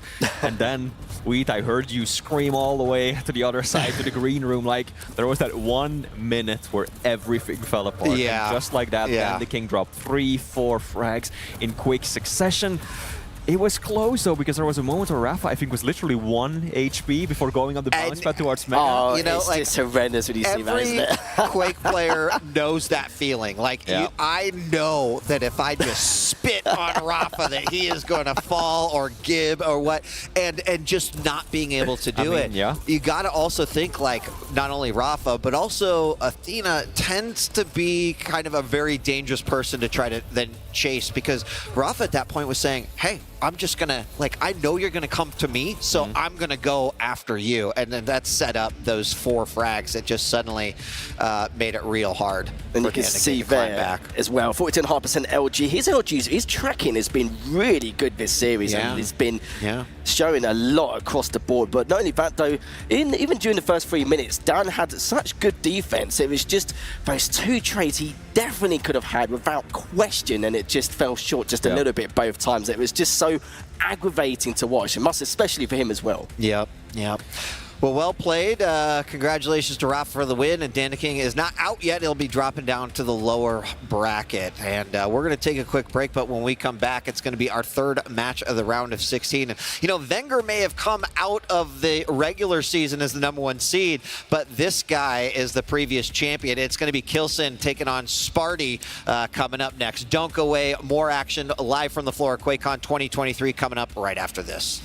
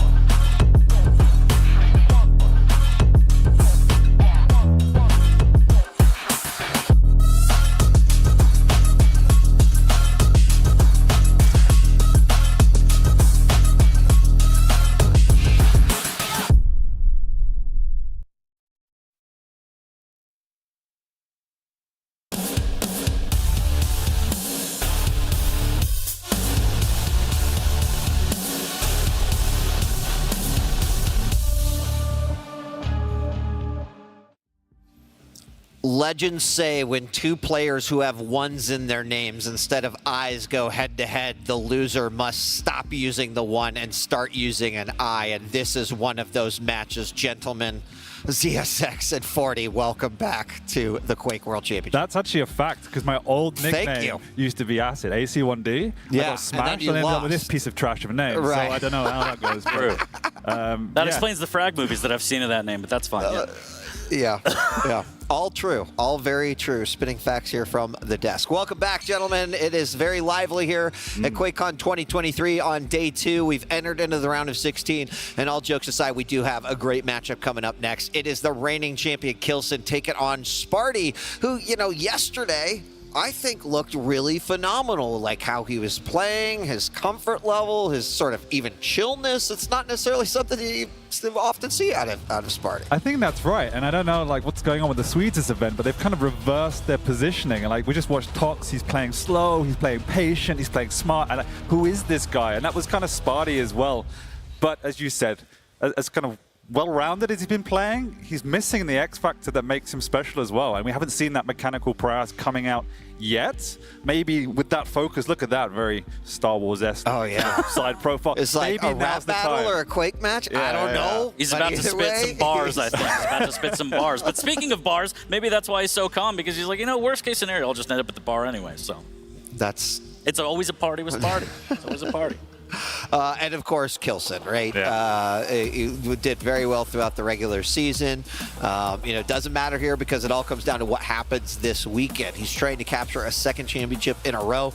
Definitely is looking in the shape to do so, but has a huge, huge, huge pool of great players to go up against to try to make it through there. Now, I mean, thoughts?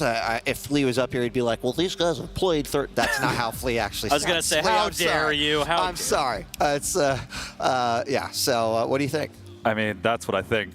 A lot of red. A sea of red. A lot of yes. red. I mean, like everyone, now we've got the big boys coming to play. It's day 2, top 8 are rocking on in here. So we all just want to see how they're performing. A lot of these guys have been hidden away in their practice. But, you know, speaking to virtually everyone, if you're going to say who's going to win QuakeCon, a lot of people are obviously looking at this guy. And there's a good reason for that. As you said, the former champion, he's coming in looking strong. And just as a player, I think as a play style, he has one of the least high-risk playstyles, but the most effective. And that's what makes him so proficient and why he's consistently placing at the top of the leaderboards, because he just understands the game intuitively, how to dominate, as well as having that mechanical underpinning to support that as well. And he's just scary, man. Well, let's see what the scary man had to say. Prior to starting QuakeCon 2023, we sat down with Kilson. Let's see what he has to say. My nickname is Kilson, and I'm playing for the organization Big. Together we're trying to conquer the Quake world. My favorite champion is Nyx. The different kind of moves and aggressiveness you can pull off with her, while also being very, very strong with the defensive if you play the champion the right way. My favorite weapon is the ray gun, and yeah, I just like the point and click and things happening immediately. And it's a lot of damage and can be really frustrating and annoying for your opponent to deal with. Since the very beginning, fell in love with that weapon. This is my 5th QuakeCon, I think, in the US. Always been loving it, going here into the US to play at the QuakeCon. Always a pleasure to be at such an event. I'm really excited to play Rafa because it looks like I'm going to meet him very early on. If everything goes according to plan, we will meet quite early in the tournament. And yeah, it will be quite a hard battle for both of us. So I'm really looking forward to that. Shoutouts to my org, Big Clan, always being there for me, being a big family together. Also to my chat at home, sitting in front of their screens and supporting and watching and following. But also thanks to everyone else who's supporting any other player. I mean, it doesn't matter who it is. Let's just respect each other, have a great time together, and enjoy the event. He is definitely feared by some of the greatest players to ever play the game, and also every desk in the world. So Kilson looking very nice, as we mentioned in the regular season, and this will be kind of a pivotal moment for him. He mentioned could be playing Rafa a little bit later on if things go according to plan, and that's so weird to say. Like, hey, if everything goes perfect, I'll play Rafa in the round of 8. Like, yeah, that or potentially the semifinals. But either way, what are your thoughts here as we enter into this match? Dan, please. You do the honors. You haven't done enough talking. You do the honors. Yeah, I'm saving my voice for the game. You bring that big boy analysis. What do we got? Why don't we bring up the picks and bans, and then you have something to talk about. Thank you. Yeah, there we go. Right off the bat, I mean, Kilson said his favorite champ is Nyx, and then locked it in first map, Awoken right there, as you see, into Blood Covenant, a little bit of Corrupted Keep for map number 3, but champ picks, Dan, please break it down for us. Yeah, I mean, we can see, as you said, Kilson going with slightly more aggressive picks here with the Nyx into the Athena. That allows him to play the style he wants, which is all about that positioning, right? And particularly on Blood Covenant with the verticality, as we just saw on this stream with Rafa. Yep. It's really scary and it's sometimes impossible to counter. And I'm not entirely sure Visor is actually the play from a Sparty perspective. Obviously, it has a lot of good utility there. I disagree. Well, I mean, you're wrong. Because fight right here, right now. I like what we saw in the last game is that I think when you've got Athena versus another movement or another character that's trying to capitalize on movement, that because you're kind of grounded with Visor, you've got the vision. But if Sparty plays a rail game and Railson doesn't show up, right? Like, I don't know. I hear a lot of ifs in that sentence for that to work. That's all Quake is. If. I like Visor. But you're very reliant on a strong start on a snowball, right? If you don't get that rail spawn and Kilson can dominate that, doesn't matter if he's not hitting the shots. He can control that weapon, and it's really difficult to assert yourself. That's very true. Map 1, though, I really like the Ranger pick. He picked it off. I think he would have expected the Nyx because it's obviously not been banned. It's open there. He picked the Ranger knowing that he can set the tempo. So that's a really good pick. And then we ended up in Corrupted Keep. Sparty's opted for the Blazkowicz. And then we've seen a lot Death Knight coming out in the tournament so far. It's been pretty successful. We've mainly seen it on Veil. But, I really like it on Corrupted as well. It allows you to play aggressive. It gives you that, again, that turnaround. If you don't have all of the items, you have a good turnaround ability there as well. Yeah. No Keel, but that's fine. It's okay. I'll survive. But yeah, bursty champions for map number 3 for both players. A little bit more denial from Kilson, and just in case he falls out of control, we've seen players use the flame strike to kind of control territory more than items, and Sparty with the BJ. I like that. I think you were saying that, you can probably cosplay BJ pretty easily. Yeah, look at that. Look at that jawline. It matches up, man. Sparty's looking good. I do think if we think about predictions here, like Kilson, reigning champ. Kilson had a great season. Like Sparty came back in. He came in through the qualifiers, but has been looking pretty good. Is he looking so good that he can take out Kilson here in the round of 16? I think that's a tough battle. No, I completely agree. And this, in some ways, this is more to see how well is Kilson coming, building his way into his tournament, right? And we've seen it with a few players. They've got off to slower starts. Venger struggling against Celts. Celts played very well, but even Zanaku got off to a poorer start against Saigib. These players weren't playing yesterday. They're coming into this fresh. They don't have that same momentum. They didn't play at all. Yeah, exactly. Some of them didn't. None. They weren't even sitting down on their computer and playing scrims or anything. I saw Raisy playing Doom, and that was it. He didn't play any Quake. You said you wouldn't snitch, all right? There we go. But, there is a little bit of a question mark there. No matter how experienced you are the nerves? Is this arena going to get to you, right? Kilson, I don't expect it, but that's something Sparty's got in this corner. He's already experienced the atmosphere that is QuakeCon 23. Yep.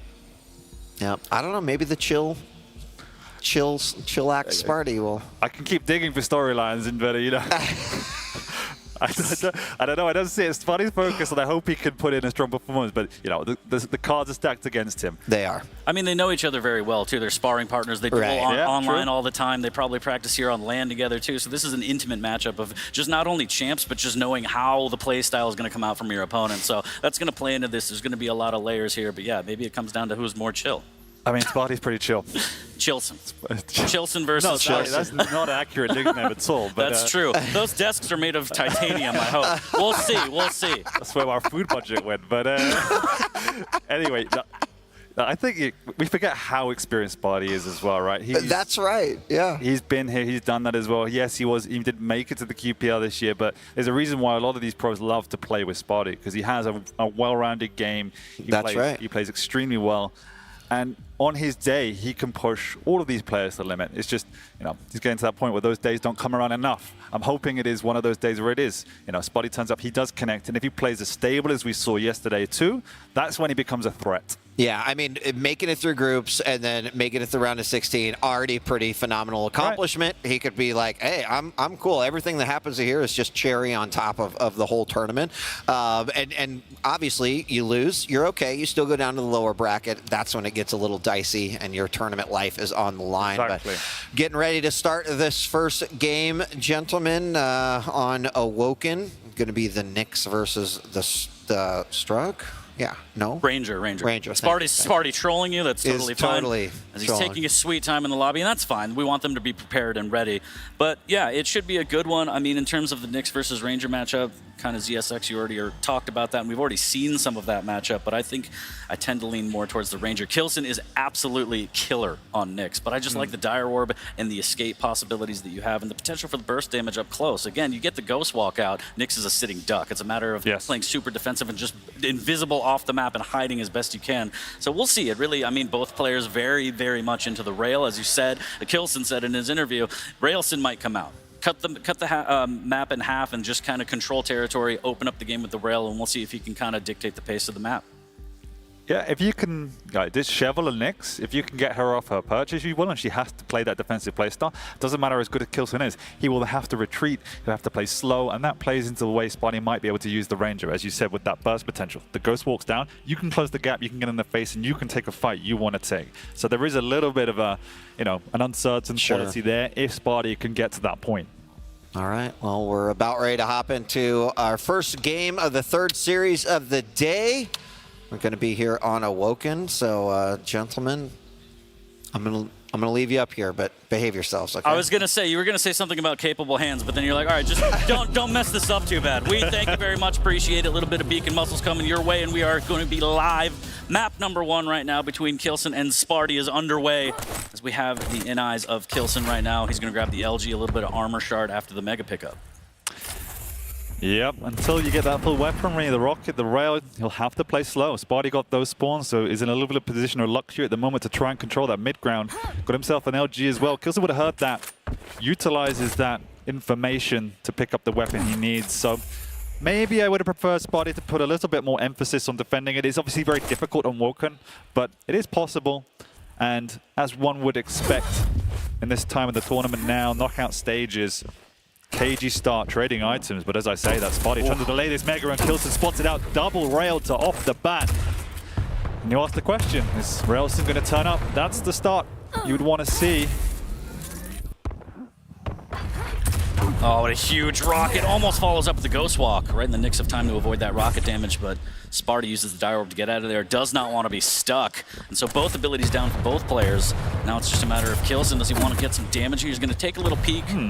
Looks like disengage a little bit early, wants to grab this mega heavy. Goes to Sparty, almost connects with that rail. And considering all the good work that Kilson had done to catch Sparty off guard, to forfeit the heavy just again shows that level of respect he's playing at. Definitely in practice, one would expect him to push that. Not now. He's going to feel his way into this. He's going to make sure he gets this position. We know how much he just loves to prowl on that high ground, the mid ground. That's what he puts a lot of his time and effort into securing before he makes his move. So a lot of respect coming out from both of these players at the moment. Sparty already early game tried to set those items off Kilter. Man. Kilson's having none of it. He just wants to control this mid ground. Just missing out on that. I love the Dire Orb play from Sparty, but now he doesn't have a Dire Orb to escape. No. He has to rocket jump here. Kilson with the rail. He will miss a little bit of Tri-Bolt reply from Sparty. He's still stuck in the corner. He's got 30 seconds until the Dire Orb comes out. Now he's just hugging the pillars, trying to make his escape. Kilson knows, and now here comes the aggressive Ghost Walk play to cut off. I was about to say he might be using it, but decides to wait for that item. And now we have a big split forward between these two major items. And this is the time Kilson begin to secure that momentum. Sparty's still fighting it. The orb is not up. This is do or die for Sparty. He's taken the high ground to try and get away, but he just cannot take any of this relenting pressure from Kilson with the Tri-Bolt. Constant peppering of Sparty. He's had absolutely no return at the moment. So whilst the Ghost Walk isn't up, Kilson is feeling healthy enough to keep contesting. One rail comes out, and that will be enough for now. That rocket defensively, Sparty had to put on the emergency brake there to stop from running into it. He does have Dire Orb to try and escape now. He's kind of cornered himself, but as you see, Kilson not aggressing. It is upper bracket, so you kind of have that lifeline of getting knocked into lowers, but given the length of this tournament and the amount of matches you're going to have to play, you do not want to get knocked into the lower bracket, especially early. It's going to be full of killers, so a lot of respect from both players right now. 3 minutes in, still no frag on the board. No. And Sparty's done a good job to stay in this game as well as get himself to at least one of these major items each rotation. Continually trying to put more and more of a delay onto this. He is backing himself in order to take control. But Kilson's playing that long game. He's the one trying to slow it down, play that chip damage, and secure a clean frag to keep the momentum. Sparty tries to set a trap. The Ghost walks up, but he doesn't want to use it. Just feeling each other out. And you can feel how tense this is. Yeah, nice and slow from both players. And then I have this feeling that when the first frag happens, it is going to open up a can of worms from either player here. But the respect is still there. Still 0-0 as time will tick away here. Kilson wants to re-up on some Tri-Bolt. Getting some good damage with that. Nice little wall jump to avoid the preemptive rockets from Sparty as he's trying to control the T-Con. Next item is going to be the heavy. 10 seconds. Kilson with good positioning here. Trying to deal some damage from below. Does have the Ghost Walk in case things go horribly wrong. Sparty's going to drop down to try and get some damage. Tri-Bolt reply from Kilson is going to be just a little bit better here. Just missing out with that rail. Sparty does claim the Mega, so again, pretty dead even between items, and again, the Ghost Walk forced out, does not want to take any damage and give Sparty an opening. And the reposition from Sparty is smart as well, as you say. He's setting these traps around the corners. If you catch Nyx out there, it can be over in an instant, particularly with that Dire Orb, right? You can catch the Nyx, rock it into Dire Orb. Sometimes you can blow her up before that Ghost Walk even responds. But another cycle of items, and Kilson sitting very stillson here at the railgun, trying to predict where his opponent's going to be before he makes his attack and maybe attacks the item first. Should have heard that pickup now. 2 seconds till the Ghost Walk as well. Yeah, 4 items across the board each. Lights, heavies, megas, and about 1,000 damage combined between the two. So one of the slowest games we've seen for quite a while. And to your point, it might be down to the fact that they are practice partners with another trap coming up from Sparty. Long time before the Mega, he's have to get it out. He does have the orb. Oh! The Ghost Walk from behind! He's caught, but Kilson damaging himself as well. Has nothing to work with. Big rail out from Sparty, but that rocket will buy him a little bit more time and a Mega. Now he has time to get across towards this heavy as well. And Sparty's in the vicinity, but he can't stick around. Whoa. Just missing it on that rail, a little bit too preemptive from Kilson, but he has gotten map control. Dire Orb still in possession for Sparty, which is going to be a lifeline here as Kilson is so stacked to the teeth. The only thing the jump pad might play a little bit into it, a little bit of rocket damage, but Kilson's going to be okay with that. If anything, he could deny the upper light armor and the T-Con. He has Sparty kind of trapped. Luckily, that rocket will send him packing through the LG room. Yeah, I'm not sure what the plan was there from Sparty. Potentially trying to set a trap because you just have that Dire Orb up, but spotted out. And really fortunate that Sparty's not been giving up a frag at this point in the game. And at a certain point, it feels now we're moving into that territory, obviously where there's still 4 minutes left, but considering how cagey it's been, it really might be a situation where next frag wins. And both these players knows it, and Kilson wants to take control. Ghost walks through, but Sparty's already in that Banara area, and Kilson has to second guess what his plan is. He wanted to try and sneak back, but he picked up the Tri-Bolt. So like, all right, I can't really sneak around anymore, and Sparty's doing a great job of just evading right now. No Dire Orb, no Ghost Walk. The big thing for me, the worrying thing for me now is that momentum, that control is completely out of the hands of Sparty, and this is what Kilson does best. He begins to strangle you out of the map. He chips away with more damage than you can hope with, and Sparty is living on a prayer at the moment. Wow. Rail comes through and it feels like a matter of time until Kilson blows this one open. He can't connect despite the positioning, and there it is. That one looked easy. Just a little bit of desperation from Sparty trying to deny that light armor, get some stack, and Kilson was just lying in wait. And now, like we said, that can of worms is open. Jumps over, wants to get position on this heavy. Sparty trying to get some damage. Does hit a great air rocket, but after the heavy pickup, it's not that big of a deal. And Kilson can cycle back. Mega's not going to be up for 17 seconds. A vertical rail from up above here, making sure that Sparty's stack is low. Dire Orb and Ghost Walk in play here. Shotgun out just in case. Kilson again, patrolling middle of the map, cutting the map in half, playing off the sound. Rails exchanged, but nothing will land. And there's one going in for another one. Good defensive play from Sparty to make sure Kilson doesn't pounce on that. But again, item control firmly in Kilson's grasp, and he has the one frag lead, Dan. And it is that item control, that positioning and that pressure that still remains a concern for me. You know, Kilson's got this on lockdown. He understands what Sparty's trying to do. And at the moment, Sparty's living on a few moments of clutch greatness to keep himself in this map. It is only 1-0, but what does he have to his name to forge any sense of a comeback at this point in time? Yeah, item control is a little brutal. Yeah. 4 heavies, 5 megas for Sparty, 10 and 9 for Kilson. The lights dispersed about evenly, 8 and 10 respectively in favor of Sparty, but Sparty is literally hiding. Oh, that's the most dangerous spot on them. I don't even want to say it in case he hears, you know, but it's a different environment, you're right. Never had to worry about that. He's going to drop down, he's going to actually corner himself, but no, the Dire Orb's still going to corner him. He tried to steal the heavy, and actually the Rockets spam him away, and oh no, this is going to be bad! And there it is! From the shadows, the shotgun point blank, and it could have been a lot worse, to be honest, Dan. Bro, that was a horror movie. Sparty just standing knowing what was coming for him, and it was a shotgun to the face. 2-0. Yeah, Kilson's weak, that's the only condolences, but Sparty has just an LG. He has nothing to tackle this problem from range. Kilson knows that. He's able to park away at his opponent and just keep him at arm's length. And this is what you want to do as a Nyx at the end of the day. You don't want to engage in this close range, you know, messy fights. You just want to keep it contained, structured, pretty. And Kilson's done a good job to make sure he has reined in that chaos. Sparty still doesn't have rockets. He just picked them up right now. And with less than 50 seconds down, too, he's got to start pushing Ghostwalk in hand for Kilson, and things go horribly wrong. And we'll see. He's up here in T-Con again, controlling, playing his style of game. Cut the map in half, grab the items, rail, rail, rail. 30 seconds now. Misses a bit of a layup, but that's okay. Ghost walks in hand, he's up by 2. Somehow hits that one, kneecaps him right there, and Sparty's gonna try and make a mad dash for the heavy, and after that, there is no doubt that he has to just rush, rush, rush. Doesn't have the Dire Orb to do it, Dan. No, he doesn't have anything to do it at this point, and it gets, you know, we're at the point where he has to burn the Ghost Wall before he gets a single frag. So Kilson has done it. He has secured map 1 in what is one of the most cagey affairs we've seen in this tournament so far, but respect between two veterans is all you can say. Yeah, well played to both. Kilson just able to edge it out with that Nyx. Again, favorite champ, favorite weapon. Yeah. He made it work.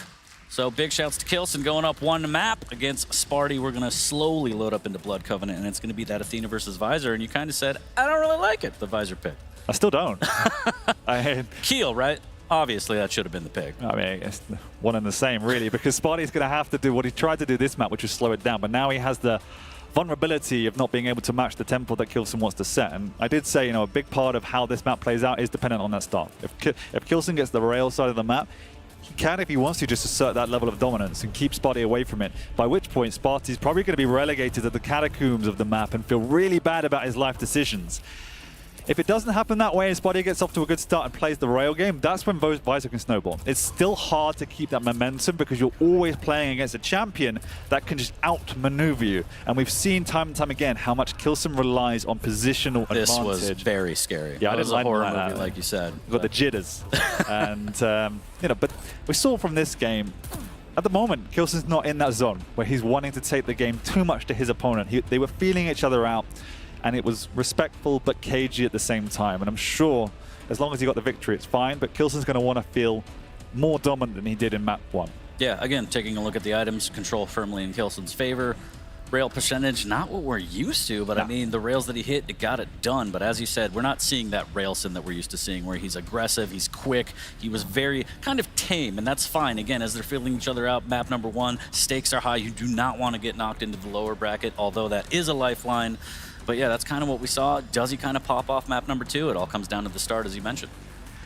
But a big part of it was, you know, Sparty just could not find a way to damage his opponent. We talked about Kilson's average rail percentage, but Sparty had virtually 0 damage on any weapon. Yeah, that's fair. And so that's one of the challenges for Sparty is it's all well and good keeping yourself into the game, but there's a point you have to take a risk. You have to make a move. And the risk we saw Sparty trying to take were more risk on how do I stay alive. Like the first frag Kilson got, it was that rocket jump across to try and steal away some resources to keep Kilson's momentum at bay.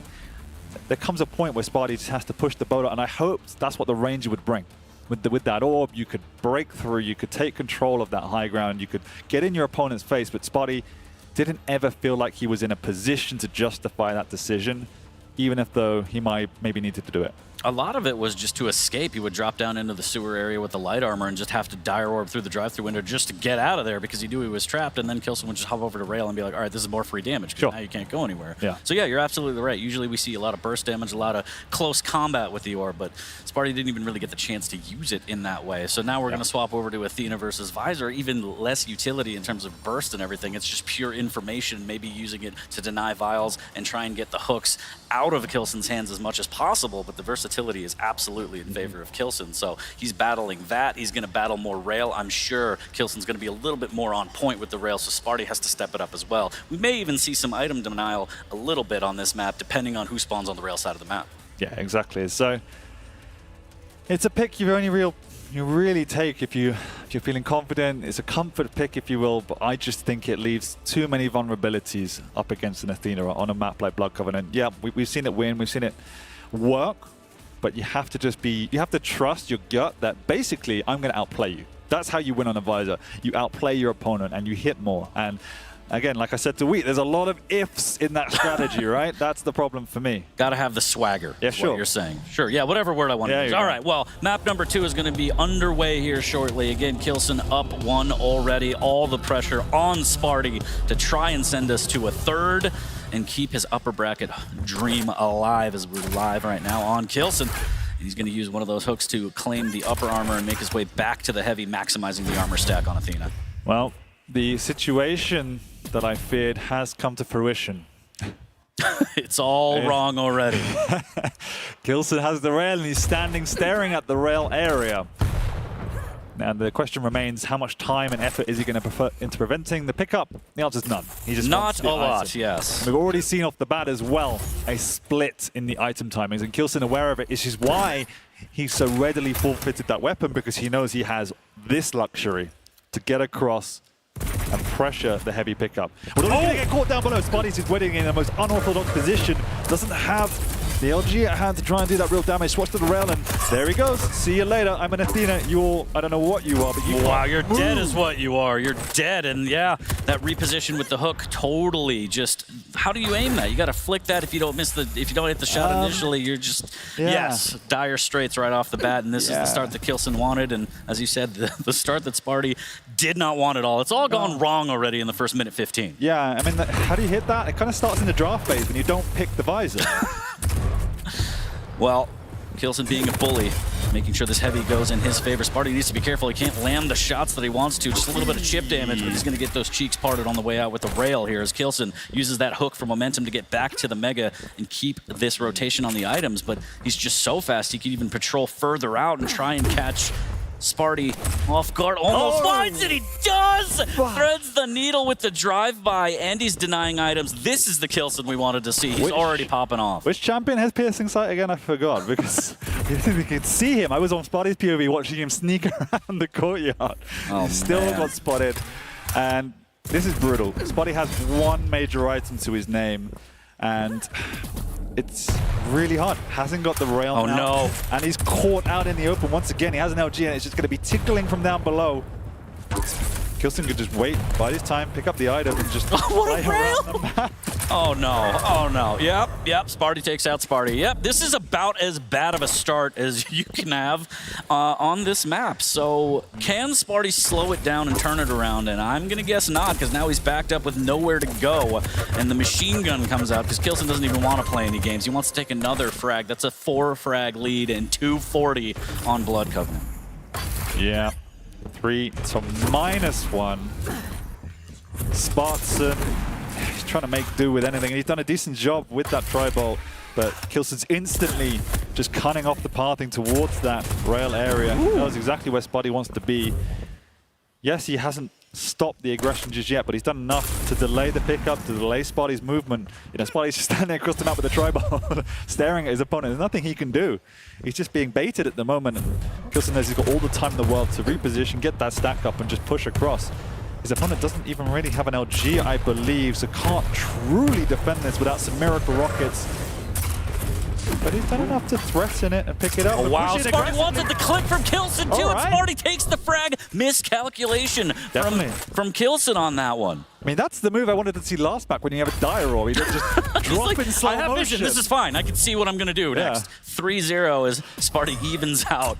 But he's still got a lot of work to do, but that's maybe how you get it done right there. But again, that was a bit of an error on Kilson's part. And look at that. He claps back and says, you know what? Don't look at that. That wasn't real. Yeah, and all things considered, yes, he got the frag, but he was also incredibly low. He couldn't even leave the vicinity. He couldn't spend time picking up the weapons he needed. And so, you know, it's just delaying the inevitable. 4-0, 4 minutes in. Lovely rail coming out from Kilson. Sparty slowly getting some items to his name, but still down. One heavy 4 megas against the 6 and 4 for Kilson. But even more worrying, Kilson's hit 21 rails at the moment. Oh, sorry, shot 21. Sparty's 6, and that's the big point of difference. We're on a map that requires long-range distance damage, and Sparty doesn't have any sort of functionality at the moment in that department. Kilson's hit as many rails as Sparty has gotten to fire. He has the luxury of just shooting all these rails. You said 6 for 21 is Kilson, and Sparty just needs to try and get more rail implemented into this game and get that damage from a distance. But unfortunately for him, it is just a rough road right now. A little bit of rocket damage, but Kilson moonwalking his way back to the heavy. He's going to drop down and misses the shot on the light. Fortunate for Sparty, but Kilson again, the hook, the momentum. He's able to double back. Oh, big rocket through the telly. Can he follow up? Hooks into Sparty, and Sparty's hanging by a literal thread right now. 55 HP for Kilson, who can find the last shot to try and get this kill. Lower armor denied from Kilson, and Sparty finally leaves and says, I think I need some health. Yeah, and he needs a rail as well, which he does get, but Kilson is on the patrol again. He knows the timings. He's the one in control. He's just going to keep this pressure on. It's just delaying the inevitable, it feels like. Is oh, beautiful. Wow. Lovely rail. And again, using that momentum, using the hooks, as you said, to his advantage, finding these angles, finding the speed to cut off, and Sparty has no answers. The vision is not there. It's not providing any kind of benefit for him. He's trailing by 5. We're over the halfway point, and Kilson's just heating up with these rails, fakes the jump pad with the hook down, and I think Sparty caught a glimpse of him, or at least heard him drop back down. So luckily for him, a little bit of a lifeline. Never mind, a lot of LG, and it was all a trap, Dan. This is, how do you get out of this? And don't say don't pick Visor. I mean, I don't really have much of an answer apart from that. He's doing the best he can in an awful situation, right? He hasn't got the opportunity to get any sort of weapons. Without them, he can't pressure his opponent, which means he doesn't have any map presence. And then at that point, it's what do? You have to take up these sneaky positions in and around where your opponent's pathing is going to be and try and just chip away at him. You can pray you hit a miracle rocket, but even then your opponent's got 3 times your stack and is hitting 3 times as much damage because he can pluck away at you where you feel helpless. I mean, I imagine Sparty's feeling like a Kovac spot at the moment. He just walks around the map getting smacked. Shouts Kovac. But yeah, I feel helpless just watching this. I mean, Sparty's just taking all this rail damage from different angles, and he's just begging, please, stop punching me. That rocket almost hitting him, clipping the ledge, luckily for Sparty. But no fear from Kilson. He has the advantage. He has the stack. All right, you hit a rocket, I'll tank it. No big deal. Up 7-0 right now with about 3 minutes left. And again, Kilson has no reason to fear. Like, he's in the control. He knows he can take 3 rockets before he dies, at which point he's pretty much sure Sparty's probably going to kill himself with the self-damage in that process. And this is, this is no disrespect to Sparty. It's just the situation. There is nothing he's doing wrong. He just can't do anything. Yeah, no answers at all. 8-0, and this is Kilson just saying, Ich bin Kilson. Ja. Willkommen to the Kilson show here, as 2.5 minutes, an absolute miracle necessary to try and even get back into this for Sparty. And so now you start to think, well, okay, I'm in lower bracket. Okay. Who am I playing? Does that pick up the brackets? What do you got for me next? What do the brackets look like? And this was just a phenomenal performance by Kilson here, especially on Blood Covenant. Again, the first map, the contrast with the first map, playing very slow, very defensive, calculated, and then this one just opening it up, using that hook for momentum and versatility. And it's 8-0. Sparty lucky to get back to 0 even. It's just brutal. 20 major items to 5. As you said, Kilson's now fired 34 rails. Sparty 11. He's hit 2. And yes, he has to push forward at this point. There's literally no other choice if you want to try and find any sort of glimmer of hope in this game. Make it semi-respectable, because unfortunately it's been anything far from that, and yikes, you know, what ifs could have been if you just didn't pick a visor and you picked something sensible. Yeah, like a scale bearer or something. I mean, you jest, but at least you could bull rush across the map. Yeah, you could run away. Yeah, well, you prevent a few of these frags, I'm sure, but no, you know, this is the Kilson I'm sure all these people wanted to see. Okay. This is the Kilson that we expected to see, that championship level. Still not peak Kilson, honestly. Some of these rails that he's missing, he's still kind of warming up, and if he's this dangerous just playing around his champion abilities, like, once he actually hits full throttle, nightmare fuel for everyone that has to run into him in this bracket. Exactly, and all the Sparty fans out there, which there are a lot of them, you know. Everybody loves to party, brother, I tell you what. He now. does get his first frag on the board, technically his second. But that in itself should be worth 5 frags for the work you have to put in to even get that. It was admirable. There's still time. There is. The ghost voice from Wheat. I heard that somewhere. It's like he's next to us. 2 brain cells to rub against each other, I swear to God. 2 of the best ones. And 30 seconds remaining in this one. Mere formality. And yeah, Sparty's just kind of like, well, yep, that's rocket damage.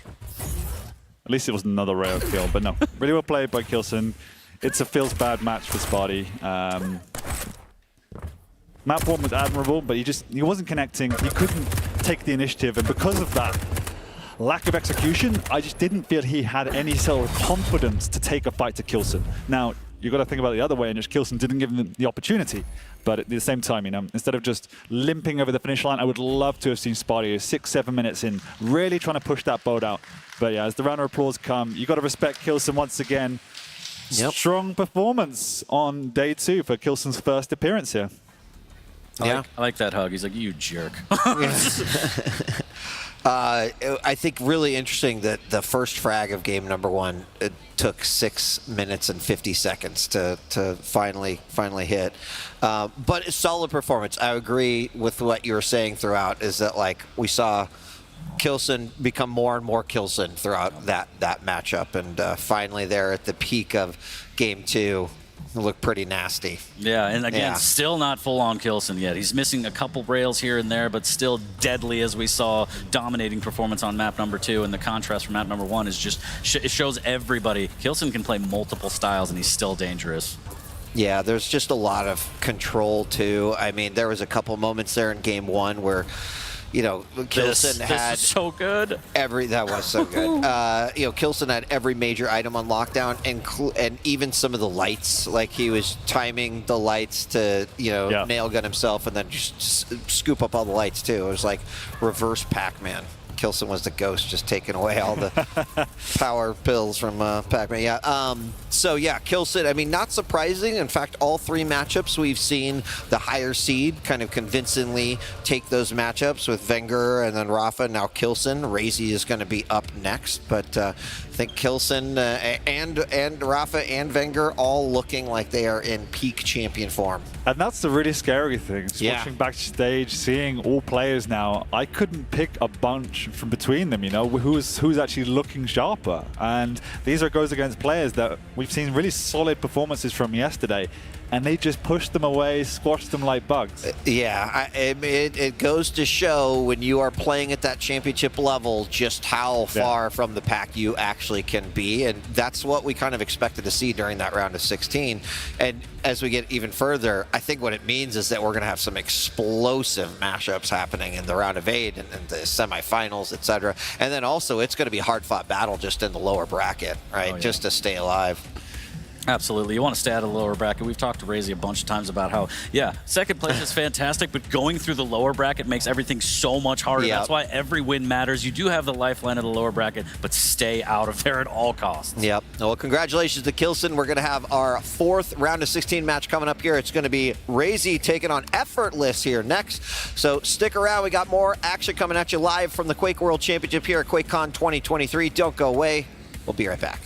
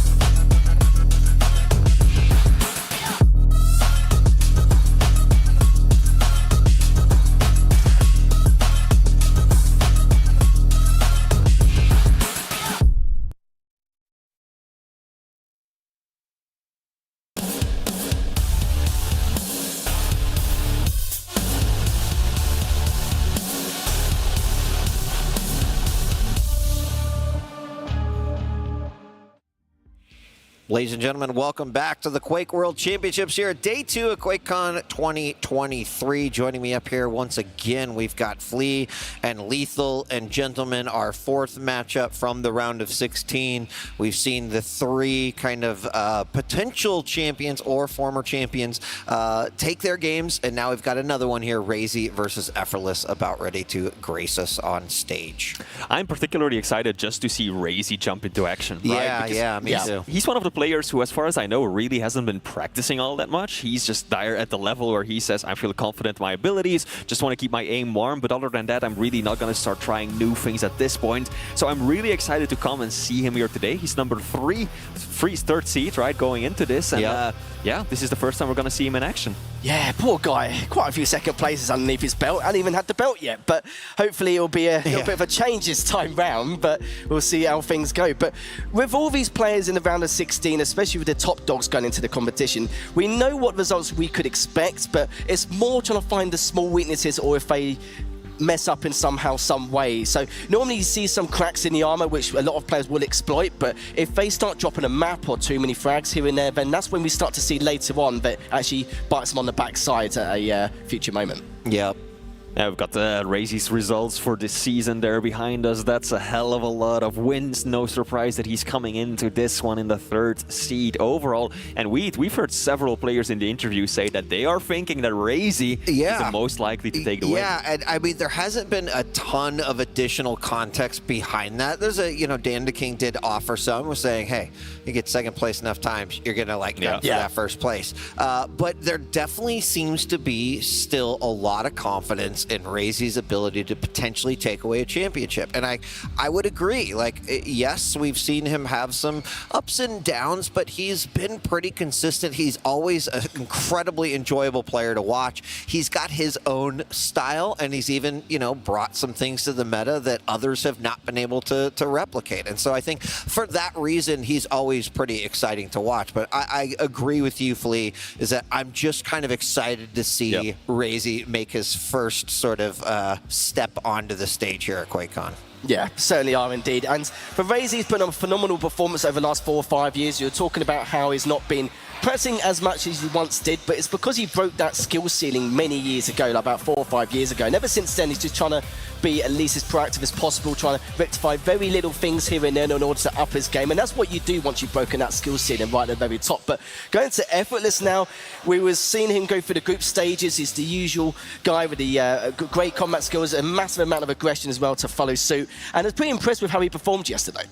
Yeah, I mean, Effortless, we've already seen him spring into action, right? He has beaten Sip, it was, 2-1, and then he lost to Cygip 0-2. So Effortless, yeah, I mean, I don't think there's many people who would pick him over Raisy in this matchup, but, he did put up a hell of a fight yesterday, and we saw some moments of brilliance. Yeah, and he's in a reasonable spot, right? Like, hey, I made it out of my groups. Now I'm just going to, like, give it my all, right? Like, not an enormous amount of pressure on the shoulder of Effortless, of course, going up against an opponent like Raisy. It's like, it could be a little intimidating, but I don't feel like that's where Effortless is at right now. I think he's happy to have qualified, to have made it through the groups, and now he's just going to give it his best here in the round of 16. Now, before we look at the picks and bans, we did sit down with Raisy, and let's hear from him and see what he had to say before QuakeCon 2023. Hello, I'm Raisy from Maestro Gaming. My username is from the word crazy, which I really liked. It was a battle cry of the main character from the game called Devil May Cry, and I really liked it, so I just modified it a little. It still sounds like as if you're saying crazy, and I just like it. My favorite champions are probably the ones which can turn around in the air, so like Swordleg and Anarchy for their movements. I also really like playing Clutch because of how unique he is. They are all difficult to play properly because, for example, Anarchy has a low stack and you have to work around it, whereas Clutch has a lot of stack, but he's very easy to hit. I used to like using the LG and I tend to use it too much every now and then, but lately I've noticed that my railgun has improved a lot and I've been liking that because it helped me to win situations that I couldn't before. The first time I attended a QuakeCon was in 2017 when the first QuakeCon was organized for Quake Champions, and I managed to qualify for it. And then since then I've attended every single one. I wouldn't say I have anyone specific that I want to play against or excited to play against. I am just in general excited to participate in this tournament, and I am looking forward to do my best. When it comes to winning the tournaments, I have been doing well in the previous ones. I tend to end up being second, just an inch away from winning the whole thing. And I'm gonna do my very best to win it this time. Because of that, I have had all kinds of opponents in the grand finals before. I don't really know who is the most likely to be in it this time. Hopefully one of them is gonna be me. But yeah, there are many very talented players attending the event, and they are gonna do really well, and they're gonna be tough opponents. I would like to thank my organization behind me, Maestro Gaming, for backing me up all these years. I would like to thank my teammates for being there and practicing with me and being good friends of mine. I would like to thank my girlfriend who is here with me, cheering for me to do well. I would like to thank my family as well, because they've been there for me this whole time, just, supporting my career. And I would like to thank my sponsors for helping us out with gear and some other stuff, like Logitech Gaming, Logitech G, and that's it, I think. Raisy is definitely someone who has the chops to be able to hold that belt that you see right there. And he definitely looks focused. I think this will be a demonstration of where Raisy's at and how we might expect things to play out for him. I think the big thing for Raisy would be how far can he make it in that upper bracket, because he has been in the situation where he's had to claw back and then play in the finals, and that is... right, we've talked about it many times. That is a game of stamina on top of a game of Quake. It certainly is. Quake is probably one of the most stressful games out there, so when it comes to stamina, it makes perfect sense. And Raisy, majority of the time, if not all the time, has always come from the lower bracket, and it's pretty rough considering they always have to deal with that one map advantage every time, giving your opponent that one map ban, which has been so critical. But I would love to see, for once, him coming from the upper bracket and what the situation beholds, and see how much things change. But of course, before we get there, though, we're going to see how refined Raisy is going into this game. And we got a little bit of a spoiler there as we saw the champ pick. Yeah, so let's look at picks and bans and see what we got going on. I think 40 will be happy here because there's a keel on the table. So Veil, Deep Embrace. Wow, actually. And Ruins, Flea. Lethal and I were just talking about how comparatively few heavy champions we've been seeing, and there we go. Raisy like must have heard us. Keel 40 is indeed going to be happy, one of the least picked champions throughout the season. But hey, maybe on LAN, right? Maybe those grenades do feel a lot better. I've heard players like Strong Sage talk about Keel. He's really not all that bad. He picked him, he banned him during practice as well. So you've got Keel going up against Ranger. Then on Deep Embrace, we've got Slash versus Clutch. That's going to be rough for Effortless. Slash on Deep Embrace, it can work, but it's tricky to begin with. And now you're up against a champion that has a ton of mobility, but that dwarfs your stack as well. And then finally, Ruins of Sarnath, Strog versus Galena. And not only that, though, statistically, Raisy's been really good on Veil and Ruins this season. He's got both those maps 1 and 3. So that's wasn't looking too good for Effortless already, but now it's going to make things a little bit worse. But yeah, we've seen that kill pick. Of course, we see the kill pick now and again back in the day on Veil, and now we're seeing it more and more. But it's the second map, which is a bit of a spanner in the works for me, with the Clutch versus the Slash. Like, I have absolutely no idea how this is going to go. It's rare. We see Slash now and again, but Clutch is definitely something we don't normally often witness on Deep Embrace. It's just absolutely crazy in itself. I'm very excited, actually, to see how that second map goes. A title-holding MMA fighter versus a child is kind of how I think Deep Embrace could happen a little bit. I mean, Clutch already a little scary. We've seen Raisy's Clutch on Deep Embrace. From a mobility standpoint, actually pretty impressive. But yeah, versus that Slash, that's it's gonna be an interesting one. Hold on to your seats, ladies and gentlemen. It's the hydrogen bomb versus the coffin baby. All over again. Yeah, no, I feel like, map 1, Effortless has got a decent chance when we look at the picks and the bans, right? Yes, Keel, he can be good on LAN. We've seen him use successfully Dramas, for example. Managed to secure a map with him yesterday. On Veil, that was too.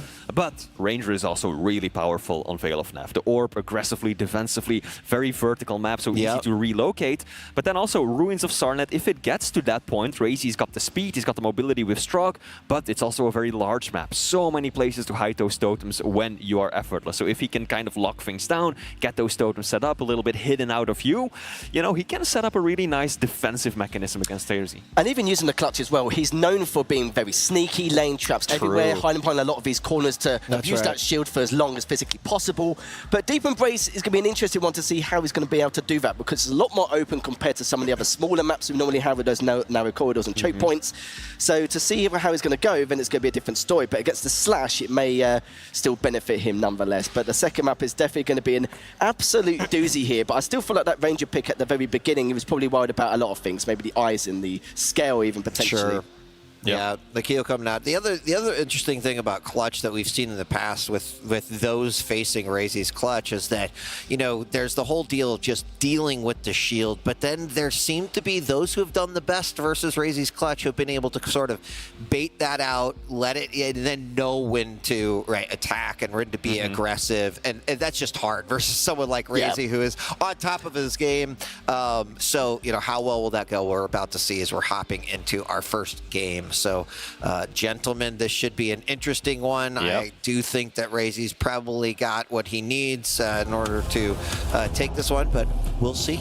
Thank you very much. Now, some historical context before we really get into it. They've played each other twice in the history of the Quake Pro League. Raisy has won both of them 2-0. So that means that Effortless has yet to win a single map against Raisy in the history of the Quake Pro League. Now, the sample size is rather small, but still, that does not bode well for the American MCS player.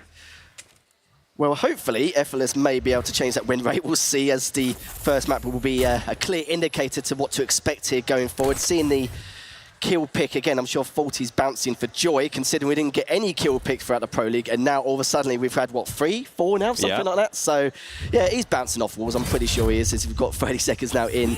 And Raisy just lurking around the bottom for now, as Effortless just trying to feed himself some information, but trying to play it sneaky as well. He knows what Raisy can play, how he plays, and what he's like as an opponent. So he's definitely slowed this down quite a lot. We know Effortless can be quite aggressive and combat heavy, which is benefited him in the past, but also it's been his worst enemy. So we'll have to see how this is going to go to start things off. Heavy up in 3, and Mega will be up shortly after. Very reserved start to this match. Raisy, 0 damage. Effortless landed a single rail. So neither player committing to anything just yet. They both want to get the better position. They want to be able to be in a spot on the map where they feel confident to take a fight. Hopefully whittle some of that opponent's stack down with some rails. And Raisy, I think he knows that he's gotta be careful, right? If he gets caught in a bad position in an LG fight when he is Keel, he's the large champion with the bigger hitbox, plus there's that Ranger Orb that might follow up. I think Raisy, more so than Effortless, has gotta be hyper aware of where his opponent might be and think real careful about which fights he wants to take.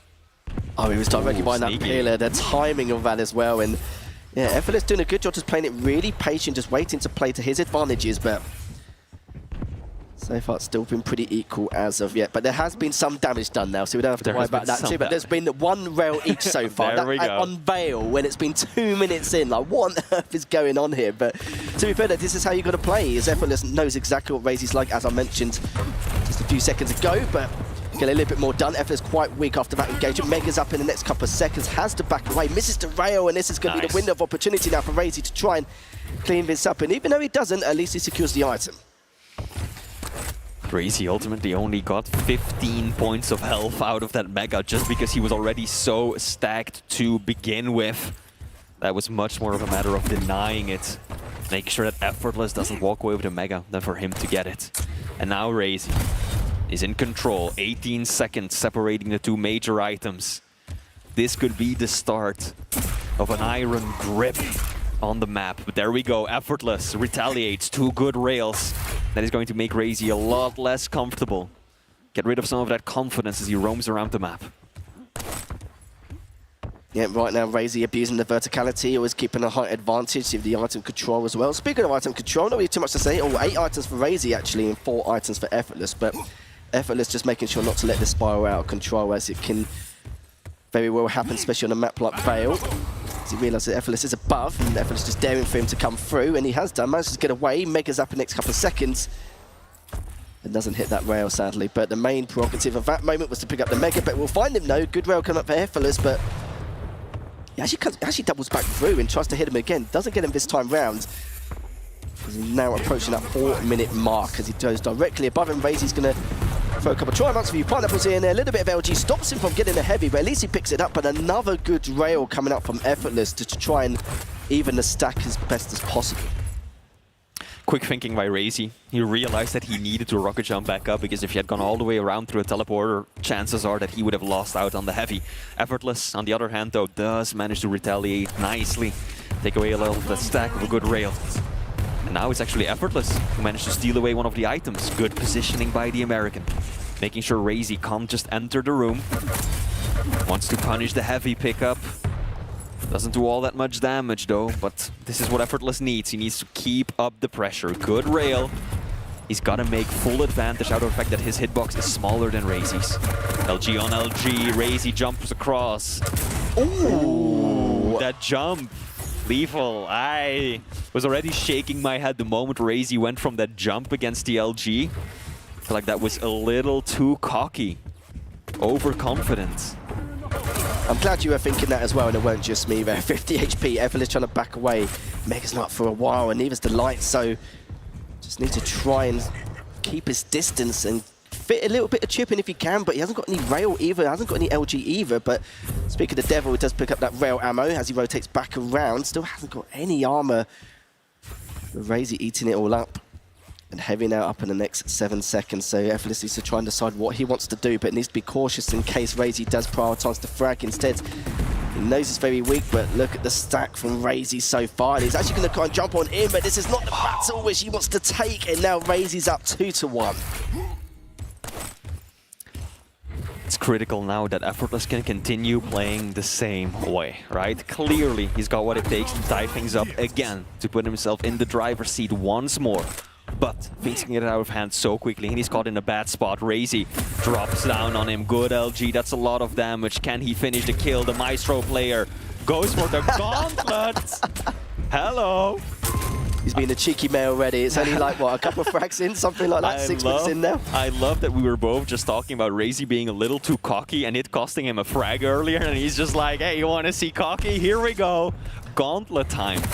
2 frags in the lead, Raisy pushes. That's a very calculated moment to go for the push, knowing that he's got Mega behind him. So even if Effortless was waiting there as he was, even if he was able to do a good amount of damage, Raisy still had resources to fall back on. Yeah, showing a bit of aim skill and a bit of bounce as well, just to complement that. So you can see he's playing a little bit of fun in games here, but he needs to be a little bit careful, as Effortless playing a little bit differently compared to what he normally is like in terms of style. At least Effortless has kept this close so far. Heavy is up. It's been up for a fair few seconds, mind you. Neither player's actually gone for it yet, apart from Effortless now, as both items almost in sync, just about half a second apart between the two. And Raisy again just abusing that height advantage once more. Just looking to see where he could be lurking. As he will see him around that TP, backing away to see if he's going to go back above, but nothing as of yet. As Effortless has been a lot less predictable from what we're normally used to. Effortless is playing this well. He's doing more damage than Raisy, but the Maestro player is the one who's had better control of the items. 19 major items for Raisy versus 8 for Effortless. But on the other hand, the American is the one dishing out most of the pain, which is kind of to be expected. Keel is, of course, easier to hit. And Raisy is making for a very annoying viewing experience by doing that over and over and over again. So thank you for that, Raisy. Now Heavy's about to spawn. Big rocket to open things up. Effortless, he's got to leave. He can't stick around. And indeed, he disappears wisely. So Heavy will be going to Raisy. Oh, actually, Effortless. Good play. Sneaky. Raisy was not ready for that at all. And look at that, 21 items for Raisy. None for Effortless so far.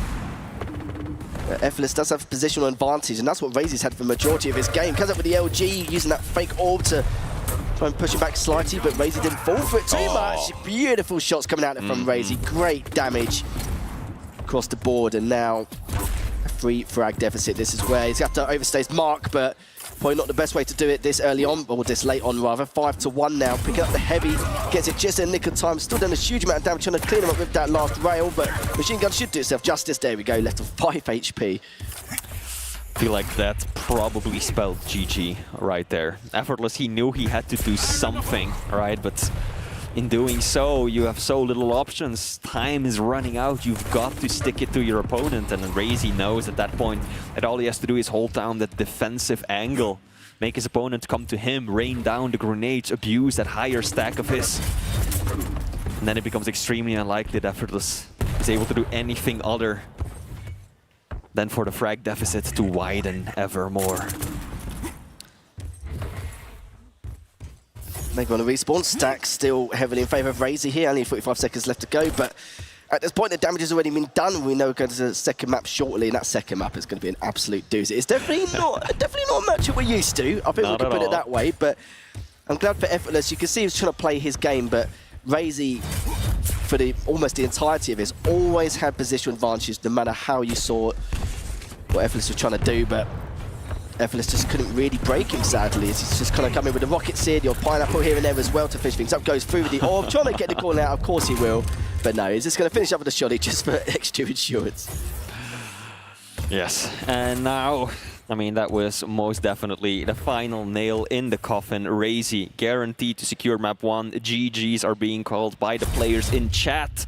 And that means that we will be moving on to map 2. And as you just said, Lethal, this might just be one of the most interesting maps that I have seen so far on the Quake World Championships. We have got Raisy on Clutch, which is always a spectacle. You never want to miss Raisy play the big robot. But then again, he is up against Slash on Deep Embrace. Effortless is gonna have to be playing, I think, one of the best games of his life to have a shot at this. He did help make Slash part, meta, as so to speak, like quite a while ago. But a Clutch versus a Slash, it's just, you couldn't really make up, really, could you, in terms of a champion picks going into Deep Embrace. It's going to be quite interesting to see how Raisy's going to play that, because as I mentioned before, with the Clutch, he's very, very sneaky. Will Ferrari peek to try and get angles and then use that shield to its full use. And of course, laying those traps at a later time. But the Deep Embrace is a lot more open compared to what we normally see on Awoken and Veil as well, relying on those audio cues. But as you can see back in his first game, the kill coming up trumps once again. It's like it's slowly starting to be a decent pick right now. Yeah, oh, that frag though. just watching Effortless jump into the room, eat a rail, and turn around, right? Like, nope, I don't want to be here anymore. Let me out. And then the kill shot in the back. Yeah. Bit disappointed without the gauntlet kill though. I'm still, could have done a little bit better. Well, let's see, right? Keel doesn't really have any movement ability, so nothing to close that final gap. But Clutch, he's got the dash, so let's see whether we're gonna see a gauntlet frag on map 2. Now, also something to consider, of course, is that ability that Slash has. It does so little to counter Clutch, right? Yeah. There's a few abilities in the game. We saw Sorlag earlier, right? The spit keeps sticking after shield goes away. There's a few others like Ranger, you can orb through the shield. Yeah, but what does the Plasma Trail do? Right? There's almost nothing that it gives you that allows you to counter the Clutch. So yeah, maybe prep for the item, especially for the heavy, using that Plasma Trail to at least keep his distance to stop him going for the TP, even from the jump up as well from rockets. But even then, you are right, it does very, very little, but it does also mean that Effortless is going to have to hit absolutely everything in order to make it even a close affair in itself. And he realizes he's in a bit of a rough spot in terms of that, because Raisy with his Clutch, he's not the sort of guy to rush out in the open or give himself away or reveal his position too much. He plays very, very sneaky, but I've already mentioned this as well. On Veil and Awoken, yes, but Deep Embrace, it's a bit more open, so I want to see how he's going to go about doing this. Maybe keeping top mid control, maybe using some of the pillars to his advantage, using that shield when he needs to. It's going to be, it could be pretty rough, but it could be not too bad for Effortless either. But with the Slash pick though, there probably could have been a few other picks, but I don't think he expected that Slash to come out, the Clutch to come out on Deep Embrace. A little bit of a randomness for him here, so it's definitely a matchup we're not used to. That's a absolute cert as well. And now going to head into Deep Embrace. Map number 2 here in this best of 3 round of 16. Then we're going to see if Raisy is going to correct that clean sweep, or if Effortless can tie things up and into a map number 3. So start things off from Raisy's perspective to see what shenanigans he's going to be up to. Now, there's definitely some love for Effortless in the audience, though. I believe that there's a wonderful sign in the back there that says Effortless is worth the effort. I'm hoping that it has been shown on the mainstream, but come on, there's definitely some Effortless fans in there shouting for our man to go ahead and take at least one map. So far, no damage has been exchanged. Raisy over on the heavy side of the map. And Effortless knows that he's got to be so aware. If Raisy just jumps into the center, pops the shield, he needs to always have an escape plan. Comes in with the shotgun and the shield straight away. The plasma trail helped a little bit, but of course the shield not going to take too much damage. Exactly that. Both items still up right now as Raisy just waiting to hear the timing. He's found him, still hasn't picked up the Mega as of yet, and I think Effortless is thinking twice about going for it as of yet, and hasn't assumed that the Heavy's being picked up. He's actually just lurking around that bottom mid area, so you can see that Raisy will not have the timing for that Mega, but he can have an educated guess nonetheless, as he was and a direct as well, straight afterwards as he's back top mid. Don't blame him at all in the slightest. As soon as he drops down for those lights, Raisy will be all over him, and he has the shield ready to deploy. There we go. Yeah, that's one of the things that worries me about Slash on this map, right? Did you see how long it took him to actually get going backwards? Yeah. It was like he was frozen in place at the top of the stairs. He was going for an awkward jump into a slide to try and escape backwards. And there's so many places like that on the map that is deep embrace that make it difficult to run Slash. And the rails are looking good from Raisy. Nice movement as well, getting onto the heavy. Effortless. So brazen right there. Effortless was down to what, 25 points of health and still dropped back in with the LG. A single blast of super shoddy even from that distance would have spelled disaster. Yeah, Raisy hasn't really been that sneaky either. He's been quite open for the majority of the time, very confident in himself just to establish control here, then absolutely everywhere, and he's still got 6 items to the 2 from Effortless so far. He's just trying to hunt him down, and why not? He's got the shield, he's got a huge stack, he might as well clean out, gauntlet kill, there we go, the train mark from Raisy finally comes on out. Use that plasma trail to try and get away, but a little still forcing to keep his distance for now. But of course, Raisy is going to know the Slash matchup very well because he was the one who kind of helped introduce it into the meta once upon a time. So it's not like he's going to be any stranger. It's more for Effortless, really, how he's going to be with the clutch. Another great rocket there, making it 4-0 now for Raisy.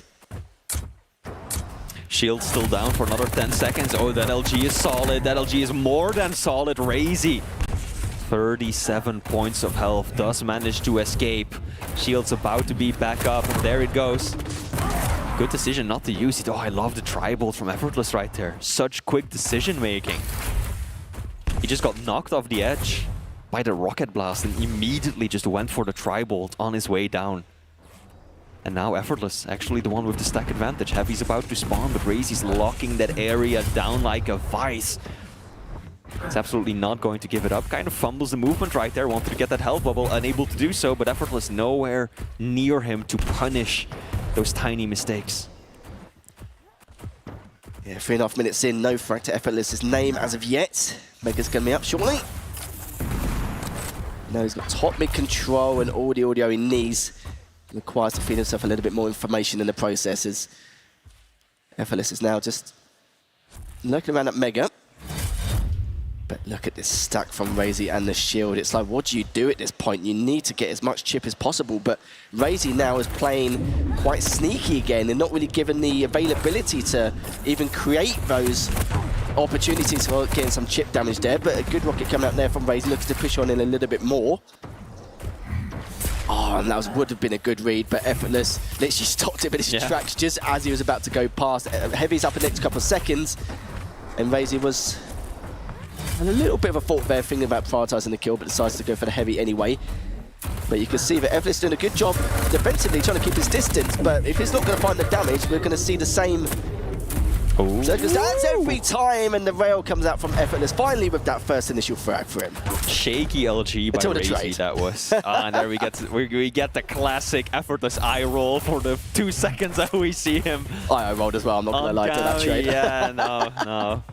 Yeah, Raisy's LG was really shaky, and Effortless positioned himself so cleverly during that fight as well. But now Raisy Gets another frag. He's 5 in the lead right now as we've hit the halfway point of what could be the deciding map of this series.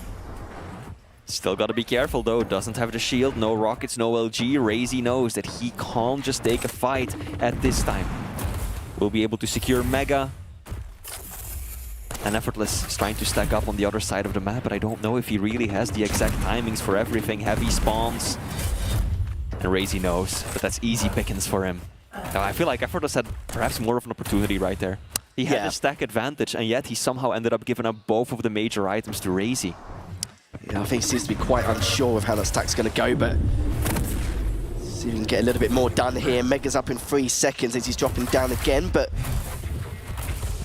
Raisy will find him with the LG, coming up with a shield as well, and that's going to be, again, as you mentioned, easy pickings there once more. Speaking of the items, though, only 3 items for Effortless. Raisy's had 18, make that 19 now, and not a single heavy for Effortless. If he picked up a couple earlier, but it could have been different. It made him fly just a tad, but his wings didn't really pop out too much there, as now he's looking to try and get another rail shot onto the heavy. Using that heavy machine gun again, so weak. Tickled him with the last tri-bolt, and it's just going to be a matter of time. Great rail shot coming out from Raisy, and misses to spawn rail, but do you know what? He's going to try and finish with the shotgun, and he does. Great stuff there from Raisy. 10-1, 6.5 minute mark.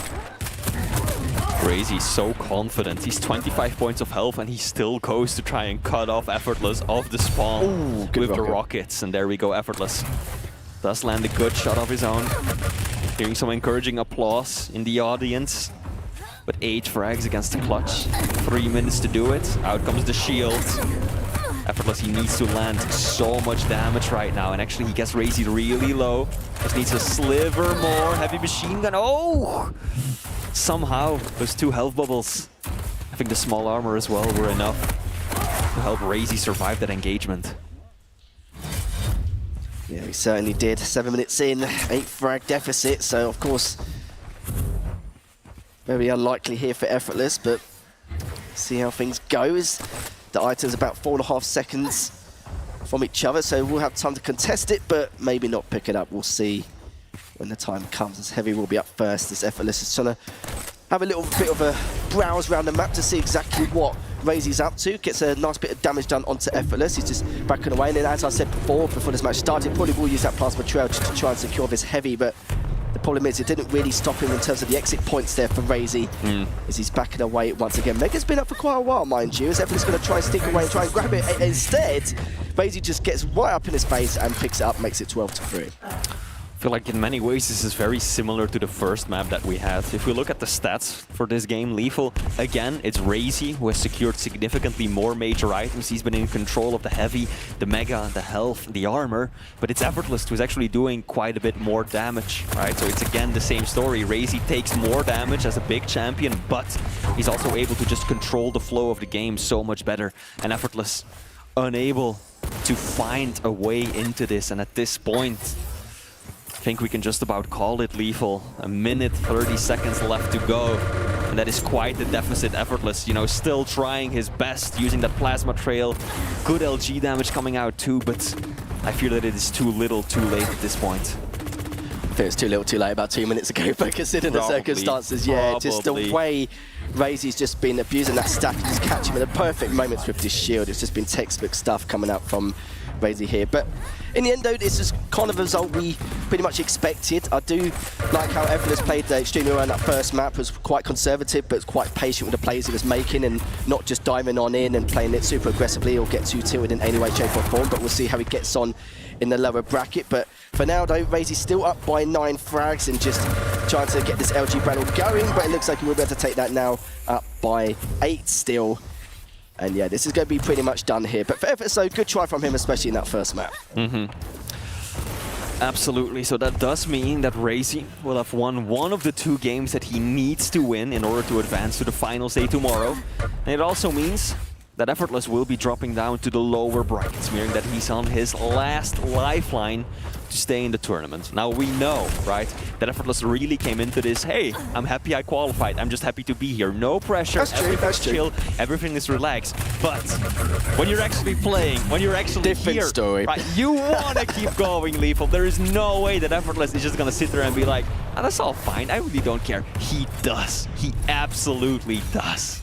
Well, GG's anyway. That'll be Raisy now up 2-0 in that best of 3. And they'll be moving forward into the next round of that upper bracket. It's, 15-6, 25 items for Raisy and 9 for Effortless. But good attempts nonetheless, though. But it was nice to see something a little bit off-key in terms of the meta picks for the champions as well. I mean, it looked like a, championship-capable Raisy. We saw what you would expect to see, a couple gauntlet kills in there, right? The whole bag of tricks that Raisy usually brings to the table. Not sure that too many folks are surprised by that outcome, but what I would say is that, before we were talking about how does Raisy stack up, what's our analysis of Raisy after that first matchup, and I think looked really good. It was nice to see Effortless kind of bring some frags back in that second map, but that's a tough matchup there with that. There's one of those. Yeah. That was the one I was thinking about when I mentioned that. So this was nice though. Look. Bam. Boom. That was a very nice kill by Effortless. That was nice. There was some good frags there. I mean, that first game definitely a little bit of a struggle for Effortless, but good job by him. Good college try and good effort. And Raisy's looking pretty sharp. He absolutely is. Looking forward to see what else he can bring to the table because, we were talking about one of the biggest issues that Raisy's been facing in these grand finals is that he gets knocked down into the lower brackets. Right. And then he's got so many more extra games he has to play, so many more opponents he's got to beat, plus he's got that 1 frag deficit going into a marathon of a best of 7.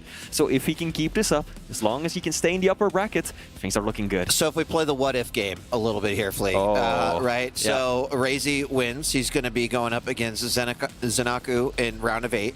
Okay. If Zanaku wins, if Raisy wins and Venger wins, who's going up versus Strong Stage, then it's going to be Venger versus Raisy in the round of 4. So back-to-back Maestro. So he's got to face against Zen, then straight Venger after. That's pretty rough. That's a rough bracket. That's rough, but you're going to have to face them somewhere in that journey, in that path anyway.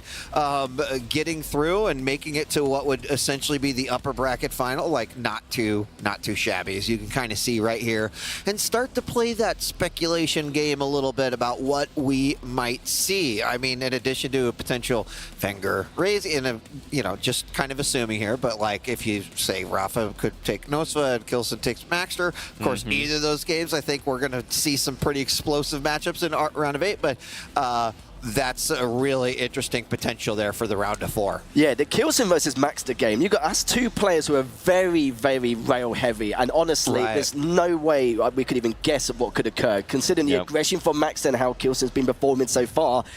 And it looks like we've got a battle to Swedes as well in the first lower bracket game between Tox and Sparty. Battle of Americans as well. So that means that either Toxic or Sparty is going to go home. North America is also going to be losing one of their players. That's a team frag right there. Their teammates, Saigip and Effortless, both on Team MCS. But then we've also got Buckster versus Celts and Chain versus Dan the King. Yeah, I mean, those that are down there in that first lower bracket round, that's a tough road. You think about Chain and his interview the other day and thinking, I'm feeling pretty confident that he's got a long road ahead of him right there. But each does that's in that spot. So we're going to take a quick break, and when we come back, we're going to be moving on from the round of 16 to the round of 8, and now we're going to find out what our first match. I think it's going to be Rafa versus Nosa. Don't hold me to that. We're going to take a break. When we come back, more action here from the main stage at QuakeCon 2023. Don't go away.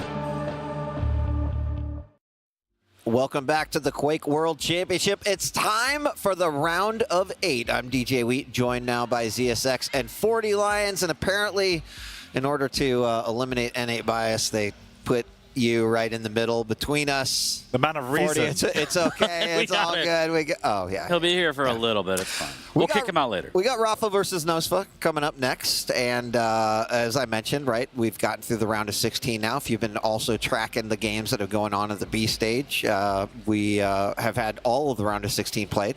And now we're moving on to not only elimination matches, but then the round of 8 where things are absolutely starting to heat up. Yeah, and obviously we have, you know, probably the second favorite for the championship in Rafa coming up on the stage here in his home turf, and he was looking mighty fine earlier today. Yeah, he was. But he's also going up against now Nosfas, who's taken down the proclaimed future champion in Chain to the lower bracket in a very good series on the B stream. And he's been building his way as well into this set, but he is going up against this guy who is just, he's looking laser focused in this event so far. And we wouldn't expect anything less. Hometown hero. We'll see what the Sausage King of Chicago has in store for us this time against Nosa. Got him again, boys. Woo! But yes, this one should be a fantastic matchup. Looking forward to seeing how both players approach this one. Shouldn't be listening to us, Rafa. Yeah, how dare you? Oh, come on. He doesn't have his headphones on yet. It's okay. It's all good. It's all good. Yeah. And then Nosa, right, someone, maybe we'll get a chance to look at how he did during the season, but, you know, Nosa's had some great wins as well throughout the season. And I think this is probably a great opponent for Rafa up there. It's going to test Nosa. It's going to allow him to potentially, right, create some sort of an upset, but I would definitely say it's a larger uphill battle here for Nosa than it is for Rafa. Yeah, I'd agree with that. He had an erratic season. I think he's quite an erratic player, right? When he shows up to play, he can look really quite astounding, but it's one of those facts is few and far between. We've seen that consistency come out from him. Again, look, good results all round, but didn't quite do enough to make it to the top 8. So he's somebody that hasn't progressed as much as others might want him to this point, right? He hasn't broken into that level. We've seen Maxter getting top 4. You know, maybe this is Nosfa's turn. He's definitely got the ingredients there, but we haven't just seen it from him yet. I mean, if you take a look at the bottom where he played Rafa, you know, it didn't really go his way, so probably more of a redemption game here. Stakes are infinitely higher as well, so we'll see how he can perform and kind of overcome this demon that, you know, Rafa's a demon for a lot of these players in this league. You know, you also cannot forget at the last finals, Nosa kind of sort of, you know, he put his feet down and he caused some damage there near the end. And so, right, is the land setting, the tournament setting, those 18 weeks are behind you. It doesn't matter anymore. Maybe Nosa has, right, he's turning on that land fire, and we'll see what happens here at the live event. He's been in the States for a while now. You know, he's accustomed to it. He's not on 180 ping or whatever he has to play with. It's, something ridiculous. Yeah, so it's even playing field, and he has been looking good in practice as well. Well, before we go to the picks and bans, let's actually hear from Nosa in an interview that we did before QuakeCon began. My username is Nosfa, and I'm currently not representing any organization. Yeah, I'm a free agent. My username, my nickname comes from, it's actually a short for Nosferatus. And well, there used to be like a TV novel back in the days in Brazil, and that's where I got my nickname from. My favorite champion is Ranger, and probably because you can get like very creative with the usage of his Dire Orb, and you can also get like very, you know, passive and aggressive at times. So it's a really overall strong champion in my opinion. My favorite weapon is Rail. It's actually like the weapon that I'm best at.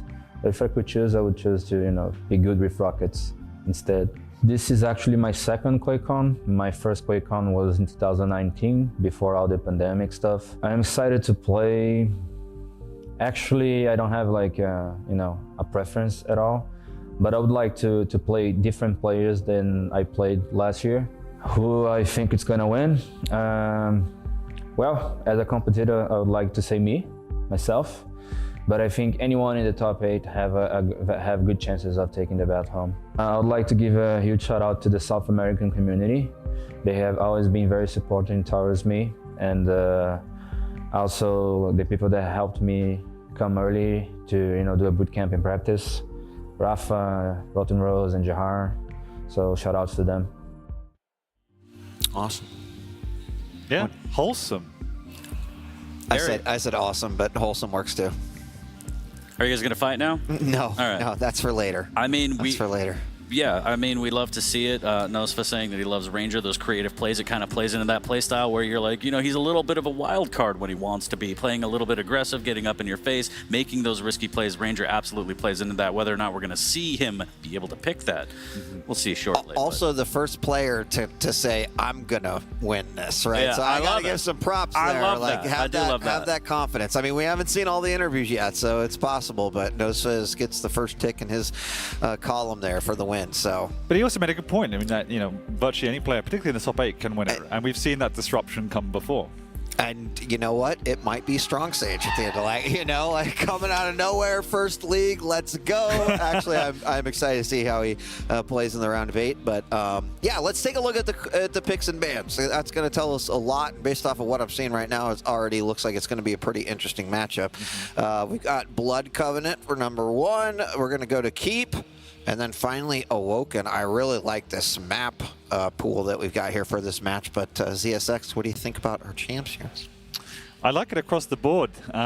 Luckily, we didn't see the visor come out on Blood Covenant this time, so it's going to be a lot more even. Nosfa's gone for the slash, and we've seen him play that in league play a lot when it's on the board. He bans out the Nyx, obviously just does not want to deal with that. But you would expect Rafa to pick the Athena, so I can see a game plan coming out on the slash, and you can put that pressure on. Obviously, we're doing 2 grapples now. The speed of slash can cause a little bit of chaos when it comes to that Athena, so if he can get that rail firing and then follow that up with a close range shotgun, that's where slash becomes really, really powerful. And it's similar on Corrupted Keep. We haven't seen an awful lot of Anarchy, at least in the matches I've been casting, but again, that you can really push the tempo out on that. And he said he likes Ranger, but he didn't pick it, 40. Yeah, pretty ridiculous to see, but I mean, maybe mind games too, Dan, who knows. But most importantly, no Keel again. He is 3-0 in this event. I'm just saying, for those playing the home version. But look at that clutch ban at the very end, because Rafa's been playing a little bit more clutch, and Nosa was like, I don't want to deal with that at all. I wouldn't want to deal with it either. But, you know, on Awoken 2, we just saw Raisy kind of walk away, and I always love those little wild cards thrown in, because it kind of makes you second guess a little bit, like, what should I pick versus what I should ban, and what are the possibilities based off of the maps as well. Of course, we're going to get to, you know, best of 5s and best of 7s and whatnot tomorrow, which the champion pool will need to go deeper. But pretty much what I kind of expected to see here, these two.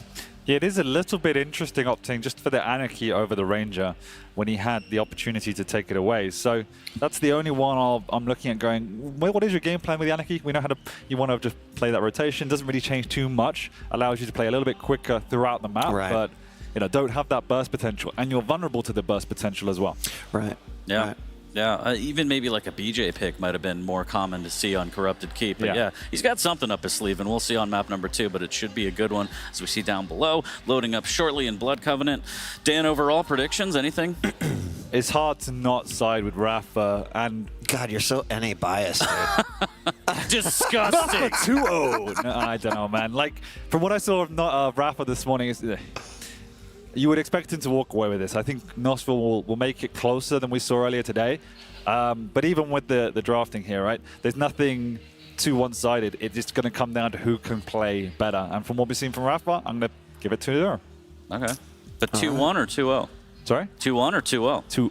2-0. Wow, I'm going to say at least 2-1. I feel like. Well, you always do. I know. That's to be expected. Yeah. Always know if Keel was on there, it'd be a blowout. But, you know, they're not giving me what I need, so... All right, fair enough. I think like what we see from Rafa out of the gate, we know he feels comfortable on that Athena. In fact, he's been one of the competitors in the QPL who I think has kind of dictated that meta that we've seen a lot of others pick up. So in terms of comfortable picks, I think that's right where he wants to be. And we're loading into our first map up here, but we'll see here in a moment. Any final thoughts, Dan, before we just throw you off the stage? Yeah. Not really, actually. I think you went as bad as I thought it was going to be, so I didn't have to do too much. Okay, fair enough. All right, well, we'll see you back here when we go. You can't leave yet because the camera's still on us, unless you just. Yeah, exactly. Take the elevator out of here. My knees are not handling. Yeah, me neither. All right, now I can go. All right, cool. now you can go. Thank you. All right, You're free. Thank you. Thank you. All right, and we are getting started here on Blood Covenant. It's going to be Athena versus Slash in this first game. Rafa versus Nosa. 40, what up? What's up? How are you, Weed? I'm great. I love it, man. Quake all day, every stream right here. As we are live right now on map number 1, Rafa dropping down for that LG early. Both items are still left up. A little bit of rocket damage here. Rafa has to be careful. Yeah, even a little head tilt there, like, how'd that happen? Wait a minute, yeah. But, you know, it's Quake. Not everything can go your way. Inevitably, there's going to be a little bit of chaos thrown in here. Oh, that rocket just barely missing there. Good foresight on that one. But I kind of expect that we've seen this a lot, 40, is that these Blood Covenant games with lights be a little slower, right? A little more mid, long-range game. Now, I think that does change a little bit with Athena and then some of the hooks, but I think that's kind of what I will expect to see here in this play to start us off. Absolutely. I mean, the lighter champ's obviously more mobile, but given the stack and off the spawn, you don't want to give up that first frag. Nosa right now in a bad way. Needs to try and get out of here, but Rafa, after missing 2 arrows, is going to disengage. He wants to pick up that Mega. The split on the items is pretty good, so now he has both item timings. He has a lower armor to fall back to if he wants. He might poke his head out here, try and get some damage before the next major. Yeah, he missed that heavy machine gun, too. I think he was expecting to do some damage. He completely read it right. You know, Nosa going right for that heavy. There, he's going to finally pick up, find a nice rail, follows up with a pair. And now going to grab some momentum immediately. Trail comes up. Oh, yeah. Another one. That's 3 in a row. Beautiful. Grab that light and the heavy. And his hook game is on point right now. Oh no, through the telly, Nosa, he needs to try and max damage. Can he turn this around? 36 HP, but finally goes down. But Nosa got pretty good damage out of that, all things considered. A lot of damage. I mean, way more than I expected. In fact, enough that, yeah, that Mega was picked up, but Nosa actually went in for a potential kill right there. And that was good. He basically negated that Mega and didn't get a frag, but sort of equalized the advantage that I think Rafa picked up right there. Yeah, really nice fadeaway rail there from Nosa. He's got a decent stack for this next heavy. Rafa just wants to grab the armor, and he's going to just make sure that he respects that trail. Yeah, exactly. Zoned. Door's closed. Yep. Now waiting, knows exactly where his opponent is. Ooh, takes the rocket, actually hooks down. I don't think he needed to do that, but was worried for maybe the follow-up there from Nosa. Nosa dodging that rail there as well. And this is kind of a scary moment because Rafa knows exactly where his opponent is. I think he saw him drop down there too. Grabs that light and is just trying to starve his opponent out. But a fight for the heavy, great rocket coming out. Nosa just avoiding that narrowly. But I like how Nosa's playing. I think he's playing really solidly right now. Very, very low, about ready to just fall over, but he's holding on nicely.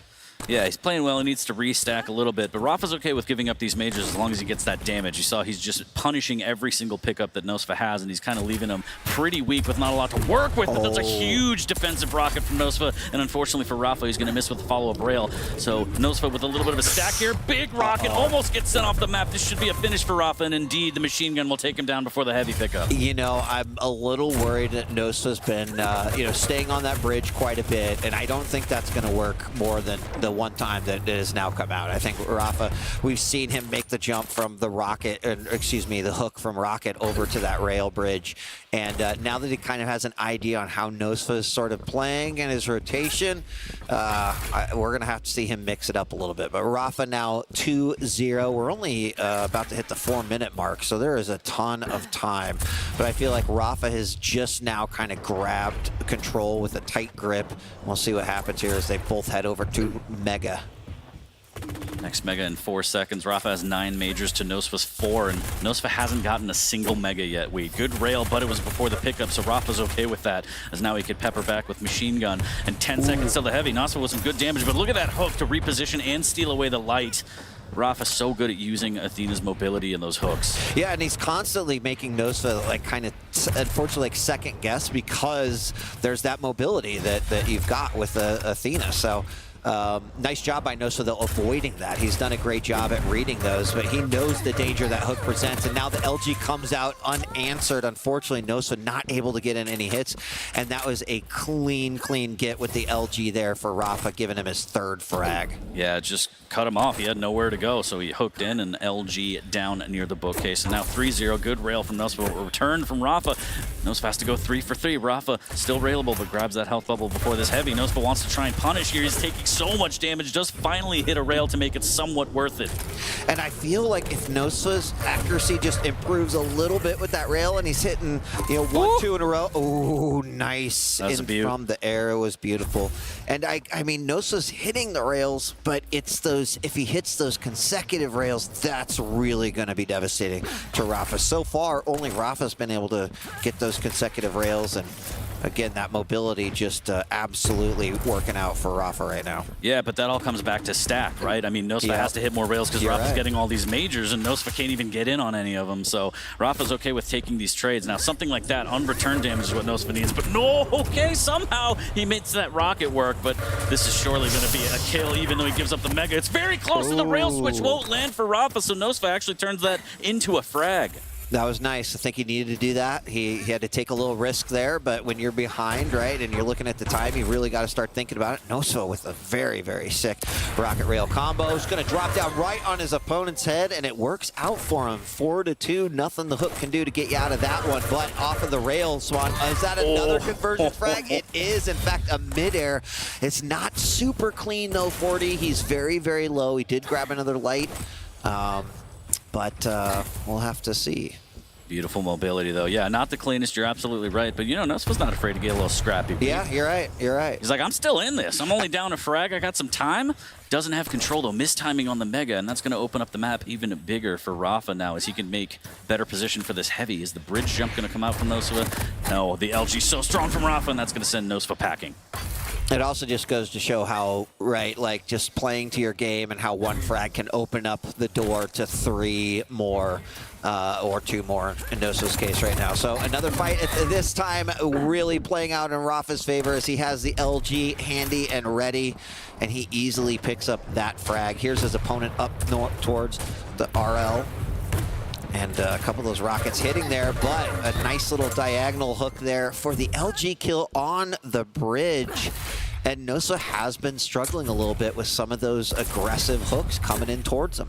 Yeah, decent rail there, but again, he needs to hit more. And Rafa, he's getting more and more comfortable with taking some of these crazy engagements and hooking like that and just getting so much damage and finishing with the shotgun. And that's just so quick. What do you do? How do you defend against that? And this is what we're seeing in sort of the kind of extended meta of Athena. Sure, you get awesome mobility. You get to reach places that normally you wouldn't reach. But those types of frags that allow Rafa to instantly go in for aggression, when he starts it off with a hit, a rocket hit, a rail, or even some LG, it's even more devastating. And then you see him finish it off with that shotgun, and that's just, it's brutal. Oh no, and the cutoff. The read is perfect. Read. Decent damage from Nosa, but again, Rafa's timing these fights where he can just drop back onto the majors. He even has a light down in the pillars before he stacks back up for the heavy. And this is all going Rafa's way. And yeah, the ability, the mobility of Athena is fantastic to just reposition in an instant. And after that rail or rocket, he can just open up the engagement however he wants. And I mean, sitting back there again over by the rail, you get hit with that one rail from Rafa, and then like, what are your options? You can't go around the curve over towards the rail. You have to go back, and even then your opponent knows exactly where you're going to be.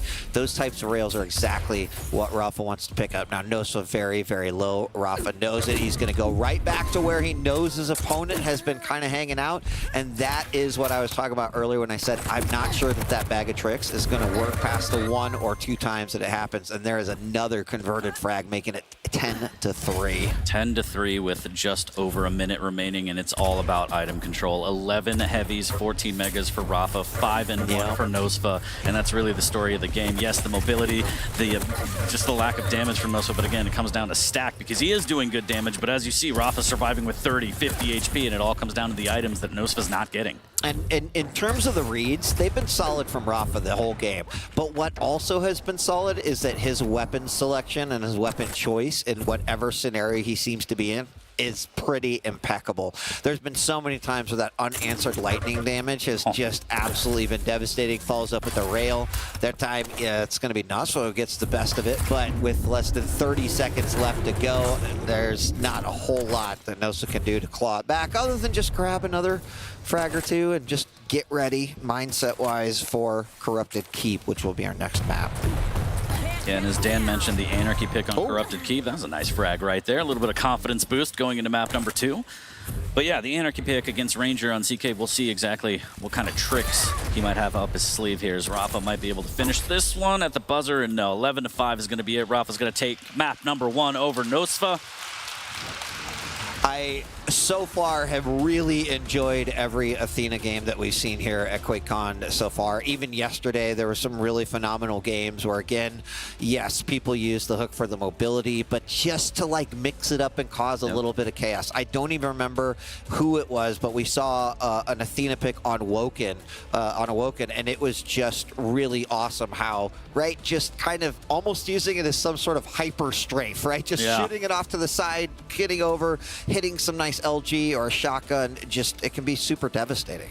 Yeah, I mean, the ability to reposition in an instant, especially after you open the engagement with decent damage of a rocket or a rail, it just makes it almost impossible to readjust. It makes it so hard on your opponent to try and get that bead back on you and get that damage. And that's kind of what we saw a lot from Rafa. But as you mentioned, the reads were just really good. And his ability to move around the map and deny items, it all just played in exactly how he wants. He dictated the pace from the start, and it's just a rough ride for Nosa. But getting ready for map number 2, you got to hope he's got a little something left. Otherwise, it could be a 2-0 here. We'll see. It could be, and I mean not surprising versus someone like Rafa, but it's also not necessarily what you want to see, right? You hope that every single one of these games goes to 2-1, goes to 3 games, but right, that's just a Quake lover's wish. Yeah, right? Like, yeah, exactly. We just want to see the most Quake, and these players are just like, I want 2-0s all the way through. Don't put this extra added stress on me. But things like that combination, the ability to hook back and keep the fight going when seemingly you should be dropping down, and then the opponent thinks, oh, I'm safe. No, Athena's right back in your face. And of course, when you're dealing with players, or you're seeing this come from players who are, you know, absolutely at the top of their game and at the top of just Quake champions in general, they make it look so easy. But we've also seen, right, Athena play that just goes terrible, like one wrong hook, sending you flying in the wrong direction, or hitting the lip of a platform that you're trying to get to.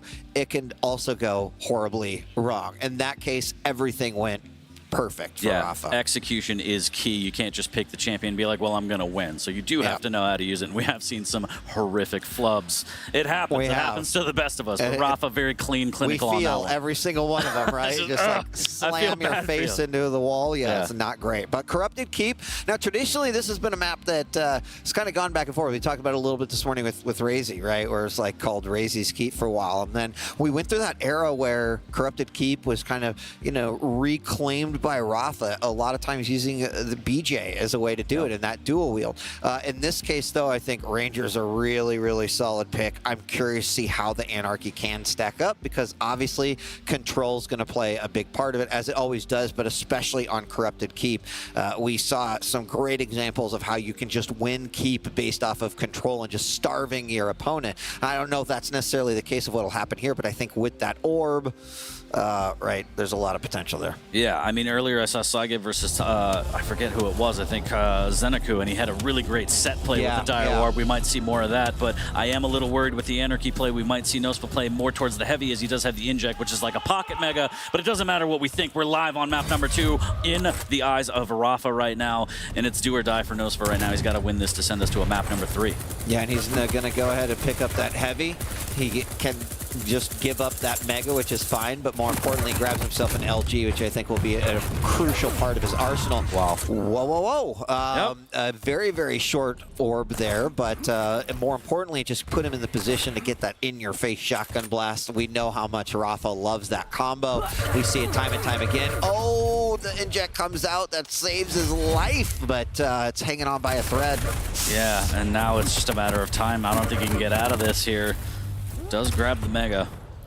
That was actually pretty nice to be able to grab that. All things considered, I mean, it saved his life, so fortunate for Nosa there. But Rafa, he kind of knows he has control. The items are synced up.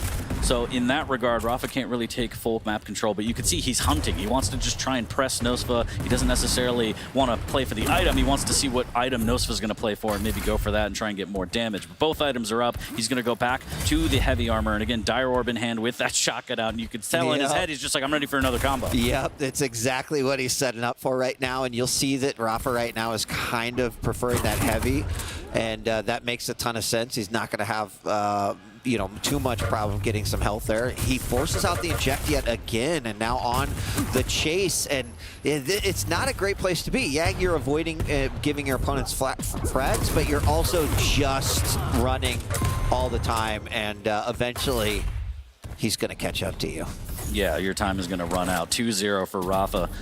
Again, the split between the items is a little too close. Nosa going to get caught out, almost got pushed into the corner. I would say that's another frag, but luckily gets through the doorway. Still not a big stack here. He's still going to try and fight it, and he goes down once again, and now Rafa can really open this up with the spawn force here, and he does. Nosa needs to be careful. He's trying to get some damage right off the spawn with the nail gun.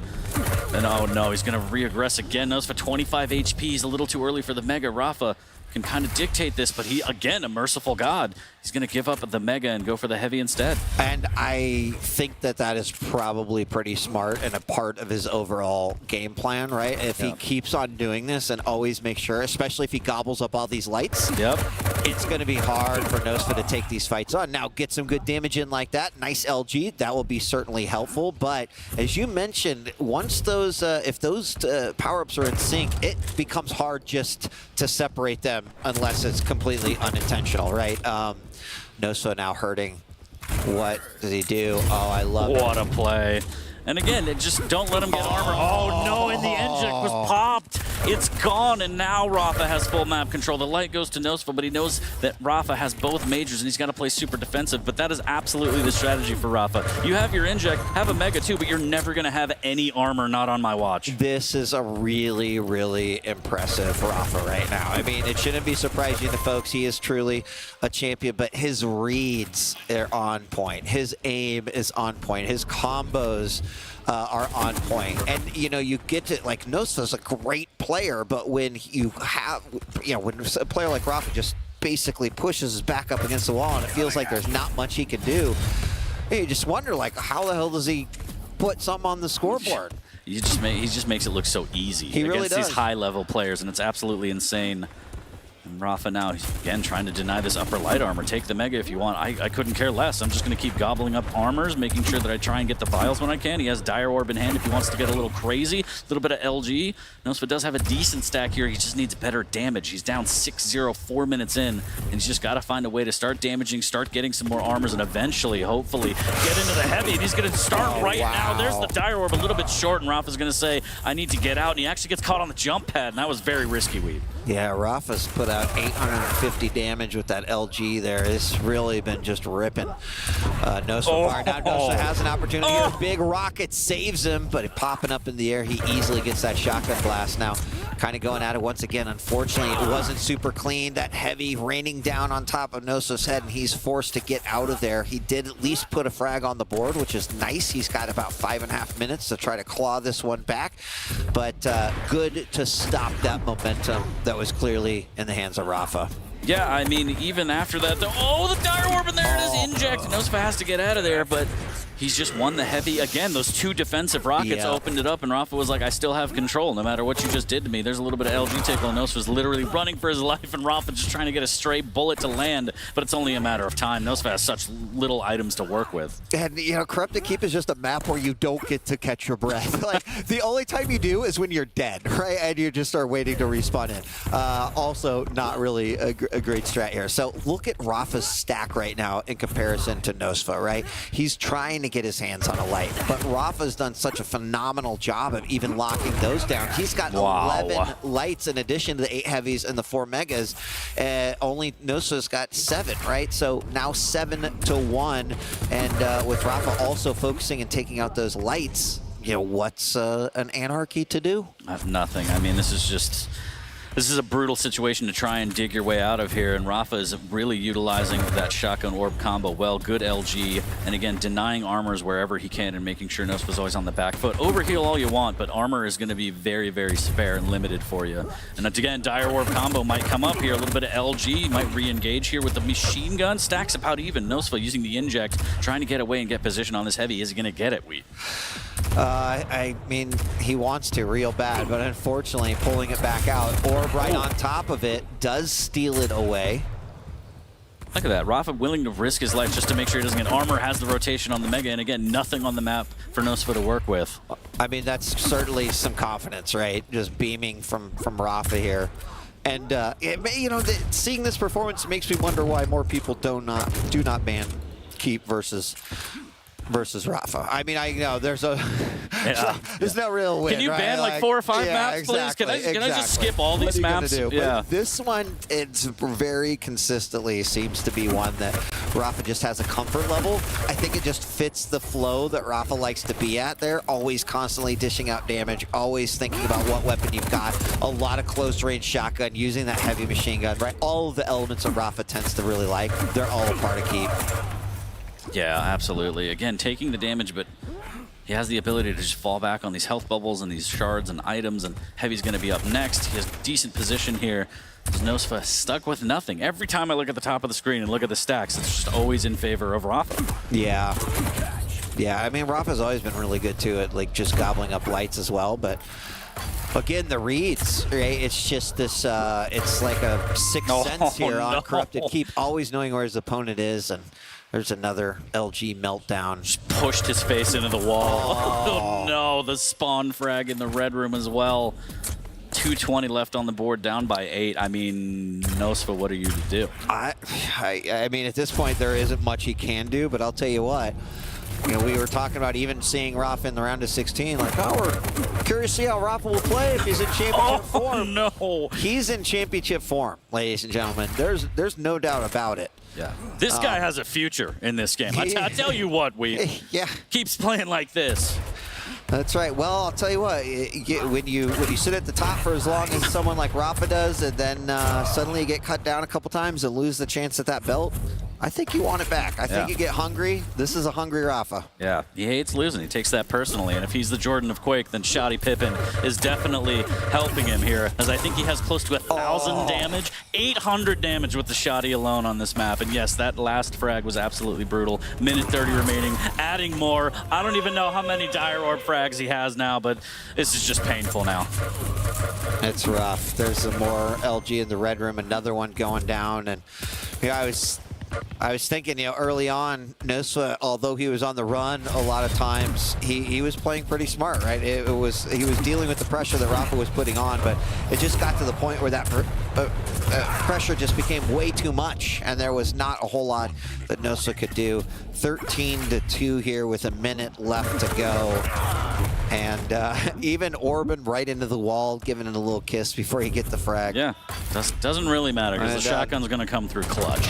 Yeah. Yeah. And the final moments here, both players super low, but we've seen this before. Unfortunately, with no inject for another 5 seconds, that is going to be yet another frag. Dan's shaking his head already. It's like, that's no good. Final 30 seconds, 40. And that's a pretty convincing score win right there for Rafa. Oh, yeah. Ouch. Wow. And that's the great thing about Rafa, right? Kind enough to help Nosa fly over in boot camp and then just absolutely be like, well, sorry, buddy, we ran into each other in the brackets, but here we go. There's no friends in the arena, Weed. What is his 40% LG? 2,000 damage, and then another 1,000 damage. The shotgun, amazing victory for Rafa, gonna make it a 2-0 for him. Hugging it out. Pretty sure Nosa said, you're dead. Yeah, you're dead to me. But Shane here, someone said on home turf, and he made it his home, Dan. Dude, this is meant to be a game. This is meant to be fun, and Rafa just doesn't let you play. I feel really bad for Nosa, man. He just got beat up for 20 minutes, and it was, miraculous to see watching Rafa, but you gotta feel bad for Nosa. He couldn't play Quake. I think Rafa got also champ and map picks that he would have liked versus Nosa, right? And I don't know if there's anything that could have been done differently during the pick spams, right? Because there's not a whole lot you could do to try to eliminate that potential from Rafa, but it just seemed like the perfect storm for him. Yeah, I think he made it rain. I mean, he did, and I would say there's a reason why we haven't seen a lot of Zanaku, because he's not as effective on land, right? Because you are hitting harder, and so that damage goes a lot further. And we saw it exactly here. Rafa just destroying Anarchy in these fights, and we have to reflect on that one pick, right? He could have picked Ranger or Anarchy, and he chose Anarchy, and that requires tempo, control, and an inability for your opponent to just cripple you, and Rafa did all I'm pretty sure online Quake I've heard like, oh, Anarchy's tough to hit with that LG. Well, there you go, 40%. That wasn't too only tough 2,000 damage. 5 frags, only 2,000. I mean, pretty impressive that a majority of his damage came from LG and that shotgun. So. Yeah, nearly as much damage with a shotgun as Nosa did with the LG, and that just shows the level of dominance again, right? Just cripple him with the LG, and as soon as he gets close to you, you can just blow him up. Yeah, the Dire Warp Shoddy combo was huge, and again, it almost seemed like another day at the office for Rafa. Now Nosa has to start his journey through the lower bracket, which is a nightmare. It is, it's looking to be a nightmare down there. So Rafa takes this one in our first round of 8 game here on the main stage, but don't worry, we have more round of 8 action coming at you. I'm not even sure what map is next, but I guarantee you it's gonna be great, right, Dan? It's going to be good, right? Yeah, whatever it is. I mean, it's Quake. Maxter Kilson. Maxter Kilson. Going to be great. All right, we're going to take a break, but when we come back, Maxter versus Kilson here on the main stage of QuakeCon 2023. Don't go away. We'll be right back.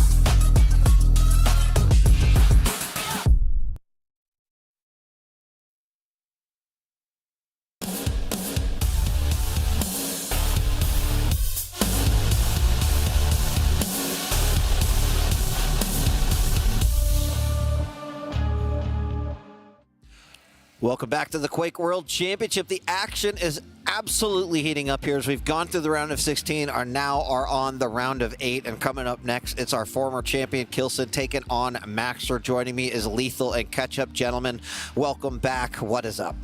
Well, two rail heavy players going at it against each other, and it's like only the round of 8. What more could we ask for at this point? And it's going to be an absolute slugfest here, I think we can agree.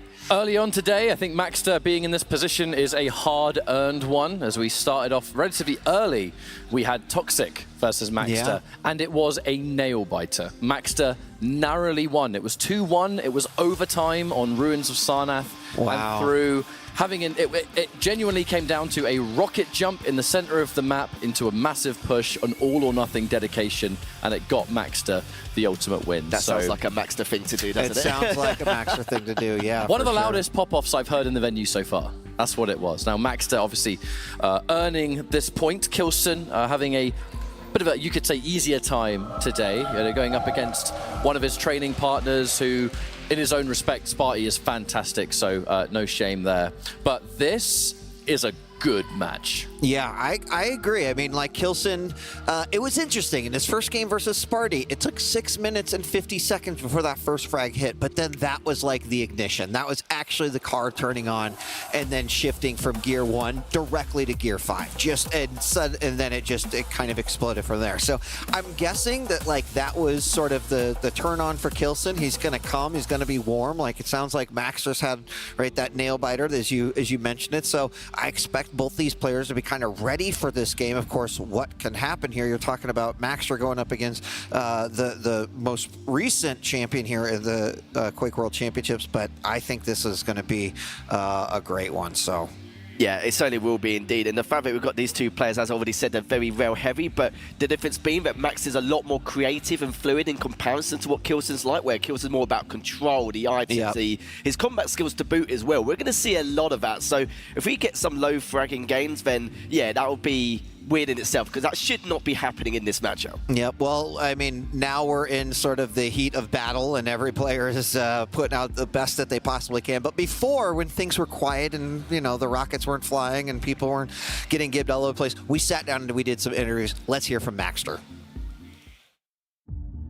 My username is Maxter, and I'm representing the 40 Gods. I mean, it's pretty simple. It comes from Master, but since my name is Maximiliano or Maxi in Spanish, I just changed the X for Maxter, and that's it. My favorite champion maybe today will be Anarchy or Slash, and the simple explanation is because I like fast champions, because I like to play fast and move fast around the map.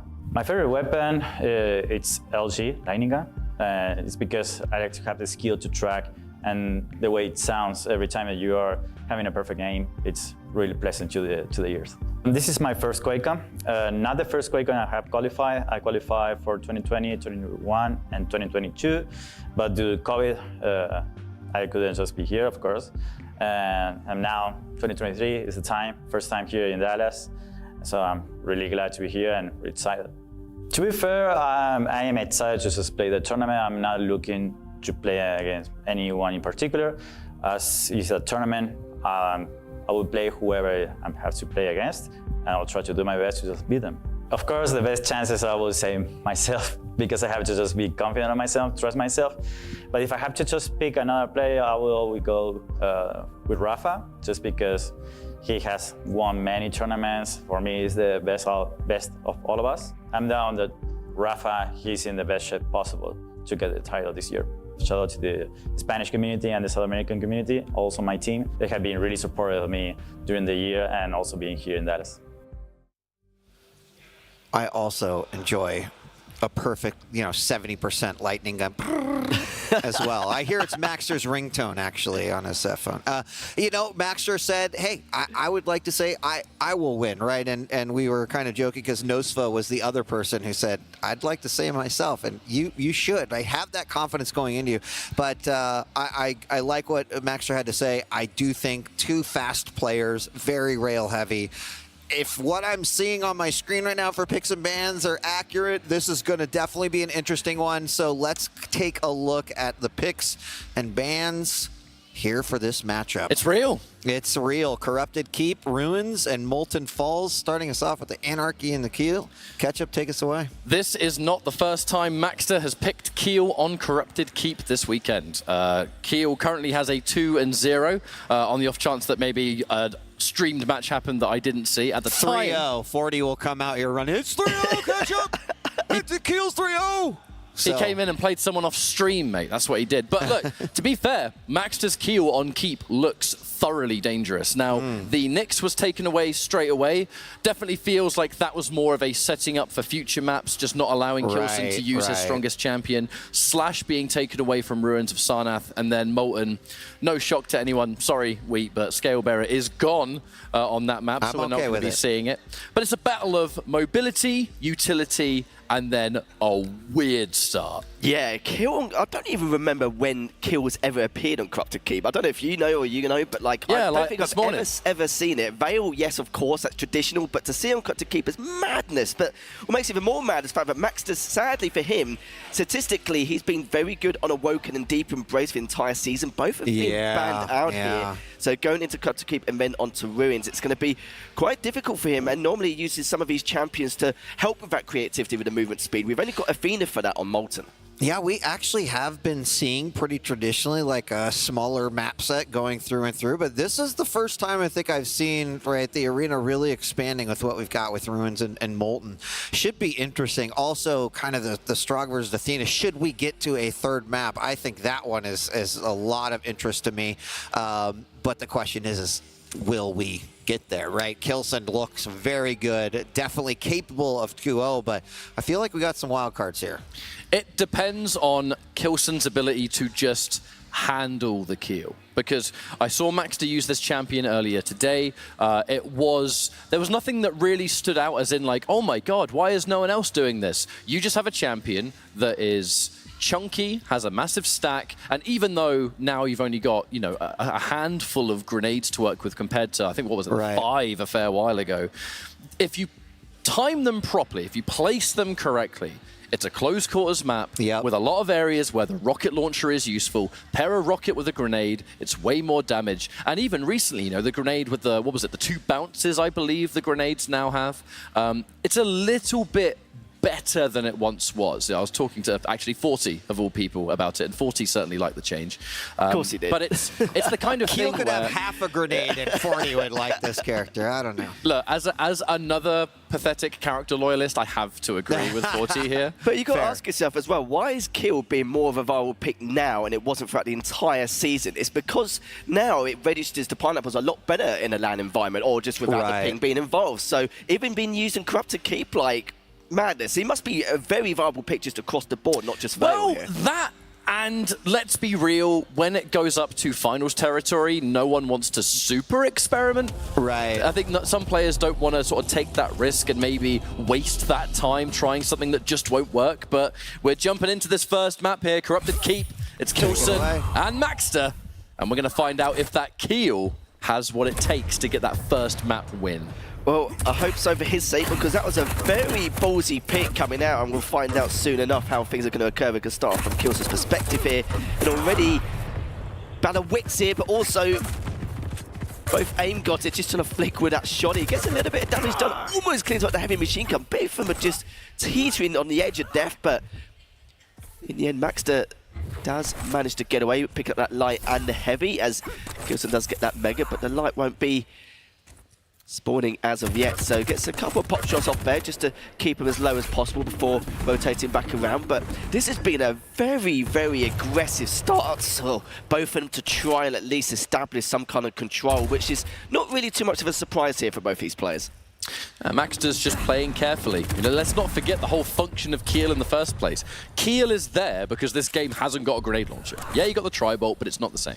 So having this champion's ability to spam around these corners to get this extra little bit of damage, or whatever the case may be, can be really useful. On a map like this, where there's a lot of ranged combat, the machine gun gets a lot of use, the nail gun or the plasma, whatever skin you're using for that one. The grenades really add to that quite nicely. And even there, boom! You know, you hit one of those, force him to escape. Kilson now has to disengage. There's no delay between these items, though, so a choice to be made. Do we take one each? Does one of us push forward and maybe try and get greedy on them? Kilson's looking to push forward at the same time. The drop down for the Mega is real. Kilson uses that opportunity to say, fair enough, I'm going to take a heavy, and then we'll meet up later.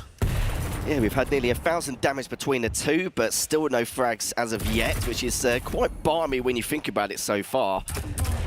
Kilson still has that inject, is continuing on defensively with those pineapples, but heading towards the heavy, but Kilson has the high ground. He's expecting him to go for that TP, but Maxter isn't a silly boy, Ryan. He knows that he's up there, manages to go through at the perfect time. It doesn't really get too much done though, as you can see Kilson just backing off with the Mega straight away. But to be honest with you, Lethal, even angles like that, when Maxter is at the bottom near heavy, hang on, hold that thought, there's a fight breaking out, so I'll come back to that in a minute. Chasing his way through Red Room, that grenade once again says get away from it.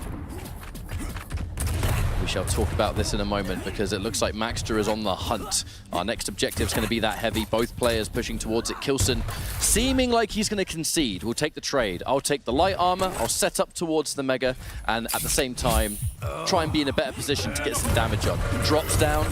Takes a decent amount of damage at the same time. Let's not forget Keel, a chunky boy with a super shotgun, secures the first frag of this series to Maxter. Now, this Keel, gonna be honest, looking pretty tidy.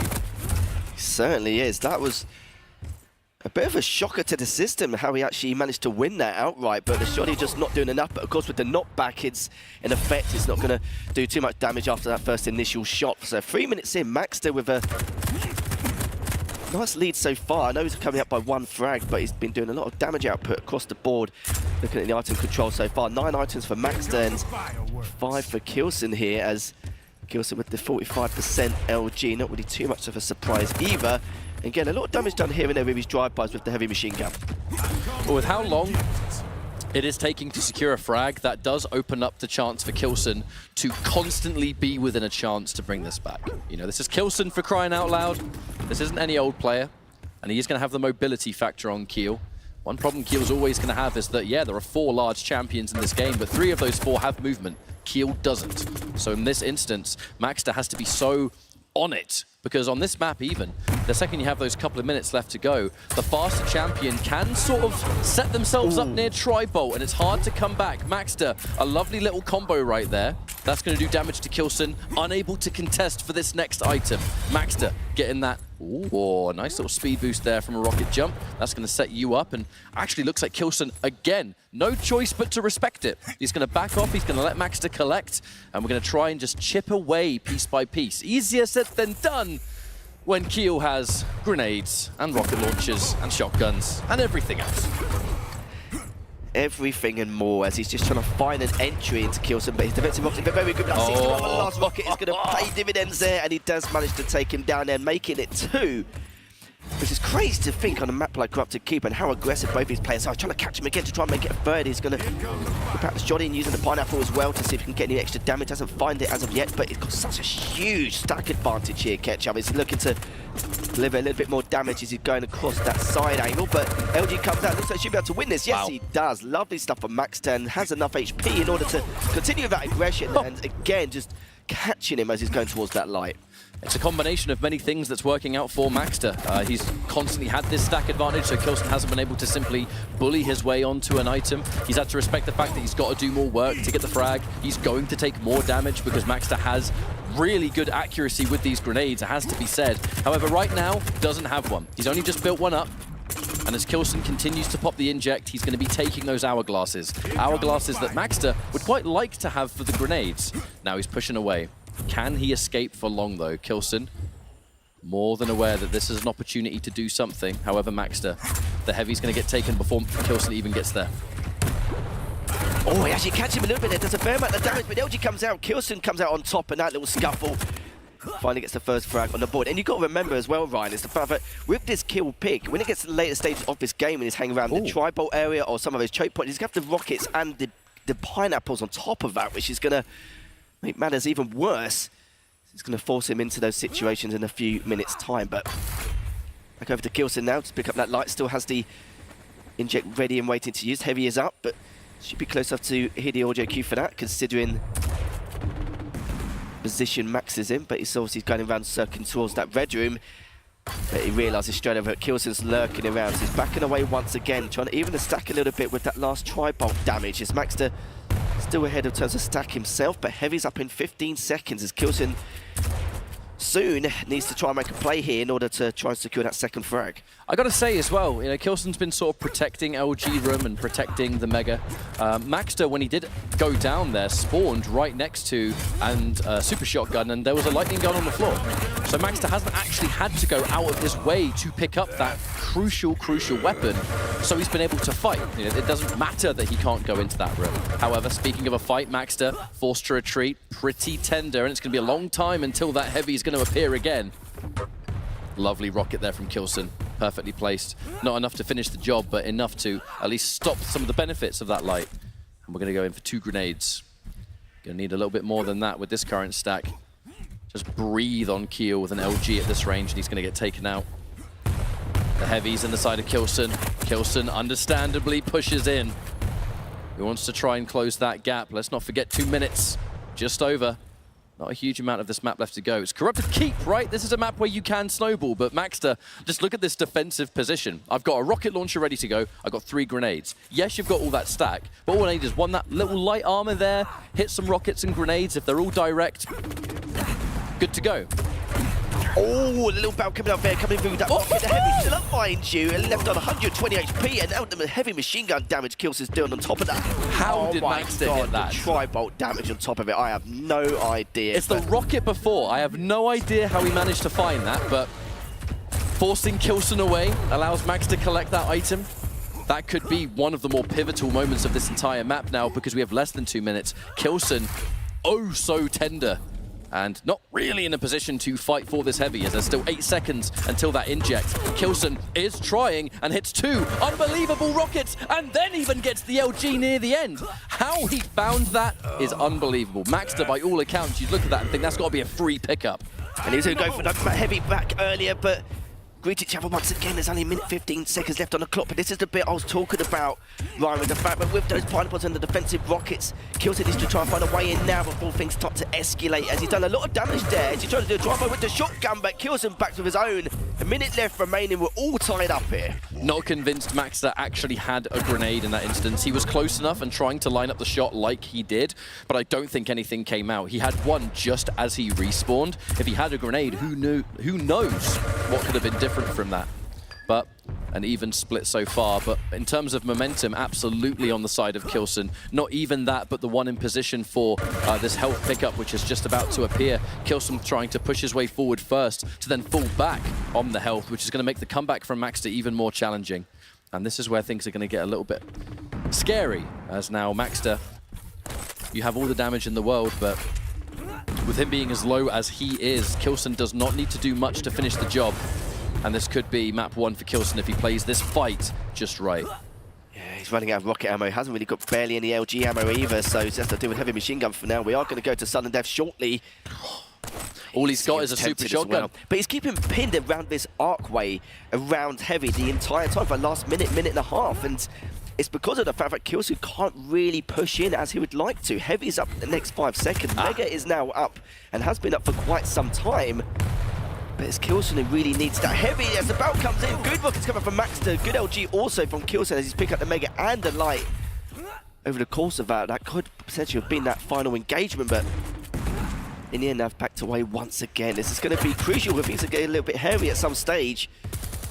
Kilson again just daring for him to go for that TP. That fight was a victory for Maxter. Maxter was the one that was down on stack. He was in the worst position. That 100 damage rocket was all it needed to get Kilson to retreat, to respect. They took an item each. Now they're both almost even, I would say, favoring Maxter on the count of having access to more stack. The Mega is now in hand. Heavy, probably going to get picked up by Kilson in the middle of this. However, in a pretty bad position. The Heavy gets picked up, so does the inject get popped. And he's just looping around like we're playing Mario Kart. Don't know what's going on with that, but he kept himself alive and he's built up the speed. And that's really important as now we've entered sudden death. Oh, they're coming with the LG power round. Tom mid, but again, he's backing away. But look at the stacks, they're still almost equal. Maxter with a slight edge of a lead. My goodness, there's been like 2 or 3 occasions now we feel like this is going to be end all, but now the Heavy's going to be up any second now. Kilson does pick that up, and A lot of these bouts here and there, but no one really finishing the job as it's been so equal in terms of aim skill and position. It's I tell you what, crazy right now. With that being a long-winded fight, that was a very fast 30 seconds for these items to come back. You're almost forgetting that we are in sudden death. The next frag is going to take this first map, and it is only the first map at the moment. And with two players seemingly pretty split down the middle at the moment. There's one grenade. Need to get a little bit more. Worried on the drop down though. Too much time in the air. And there's the LG. No inject for the Anarchy. And 18 seconds until Mega Health is going to appear. So Kilson not looking too good.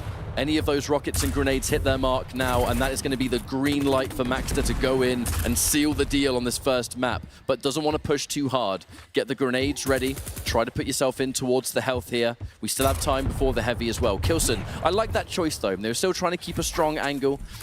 Dips out when he knows that Max is going to go in and take the health. Even with this heavy though, it's going to be a pretty scary fight. Kilson doing the right thing, does not go through that teleporter. He would have been absolutely insane if he went that way. So it would have been, oh my god, the amount of heavy machine gun damage there. Using that inject, this could potentially be the final bout. It looks like it won't be in the end. It's been in quite a few occasions, but if someone gets hit by good damage here, it might be, but not quite. It could be, as we're still 3 minutes into this sudden. They've got to keep as well, and Kilson's got him pinned, but he's backed away once again. Mega's up, that's just been picked up by Maxter, and Kilson now just sitting, getting ready for this heavy. Maxter had to prioritize rocket ammo there. Yeah, could have fought towards this heavy, but you need a rocket launcher with this lineup. So he decided to take the trade. We'll see if that trade really benefits him soon.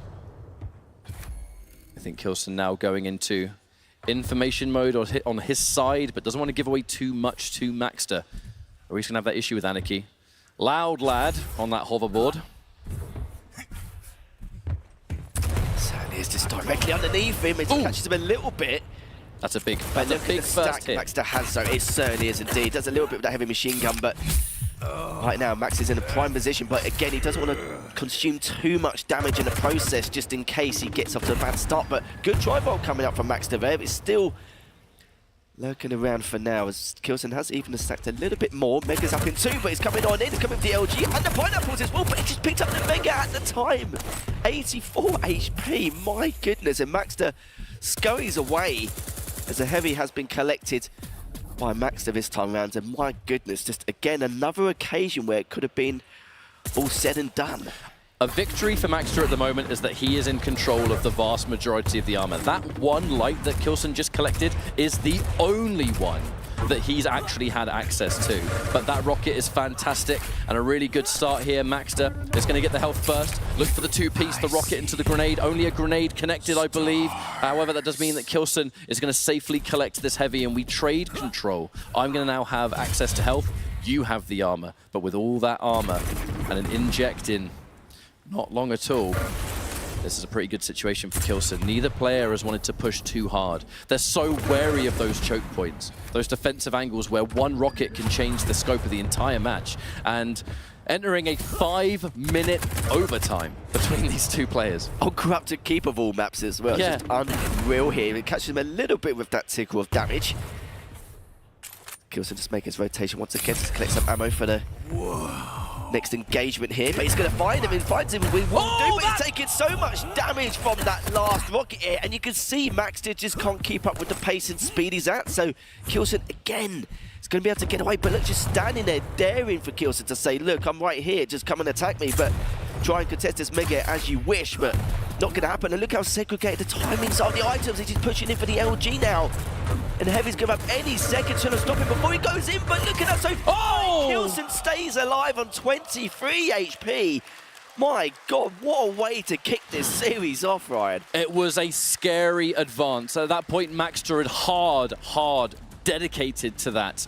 But with an LG in hand and the fact that Maxter, he's jumping around that corner, even if you are airborne for a split second, that LG is in complete control of where you're going to go. And just not being able to seal it there. Kilson, with the composure, sticking around. He had no choice but to fight in that situation. So he had the right weapon for the job, the right amount of accuracy to get the job done. Definitely felt like that was Maxter's situation to win. It's just Kilson was just so clutch in that the final fight, definitely not in his favor. he was able to come out on top. And just to remind, you know, that was a 5-minute overtime flat. No time to reflect on it because we're going straight into our second map, and we can't sit here and think. These players, they've got to be ready. They've got to be indeed, but my goodness, there could have been like 4 or 5 final fights during those 5 minutes. That's definitely one of the longest sudden deaths we've ever had on Cup to Keep, and that's for a fact as well.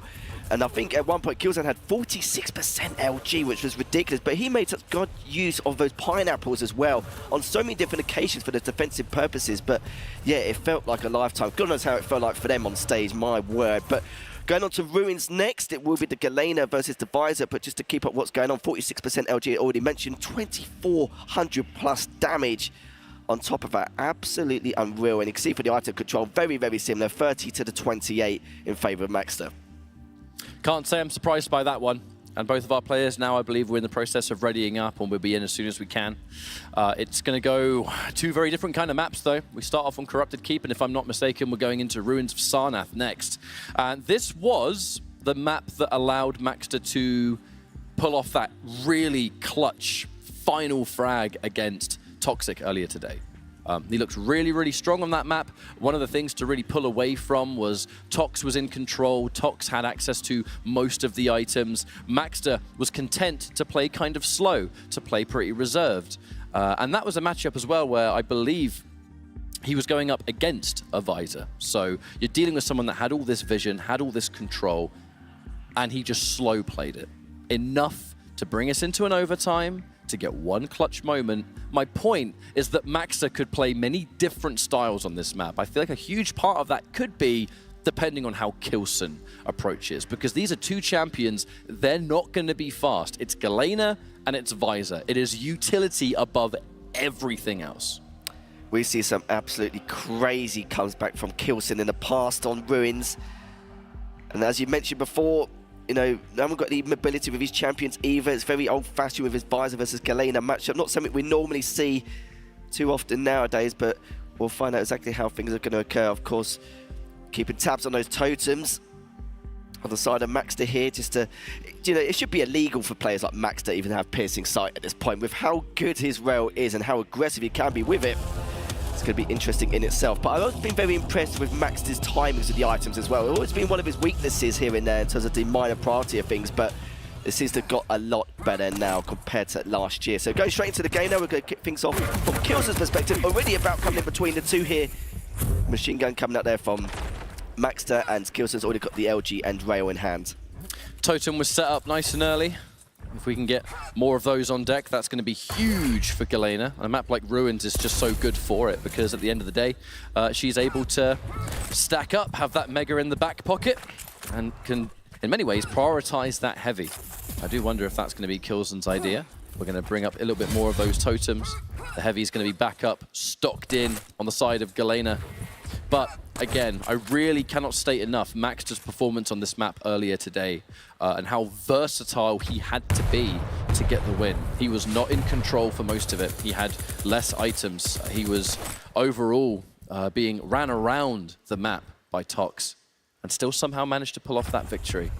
If he can do the same thing against Kilson, that is an unbelievable way to tie things up 1 apiece. Love how Kilson just knew that Maxter was baiting that heavy jump pad. Death is the only release. I will not. He's going to place that totem there because he engages, but he's going to be backing away once more. Mega's up in the next second as Maxter's just trying to do his best to contest that.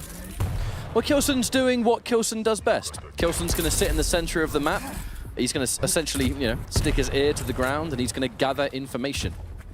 Information that he's going to need as fighting against someone with a piercing sight. They're always going to have more information than you at the touch of a button, so anything you can do to contest is certainly going to help you. 7 seconds now until Mega. From this point, Kilson, again, holding on to this center point of the map. And again, Maxter, like earlier today, showing us that he's kind of content with that. Yeah, of course, covering that T-junction on Mega is always going to be the top priority here. Kilson's going to see if he can catch him, go for this heavy. He would be able to. Maxter was so aware and prepared for that, but gets a sprinkle of damage there from that heavy jump pad. But he's actually going to try and drive down once again. What a great rocket as well as he was picking up the heavy, but in terms of HP, Maxter's so weak. That's hit him once more.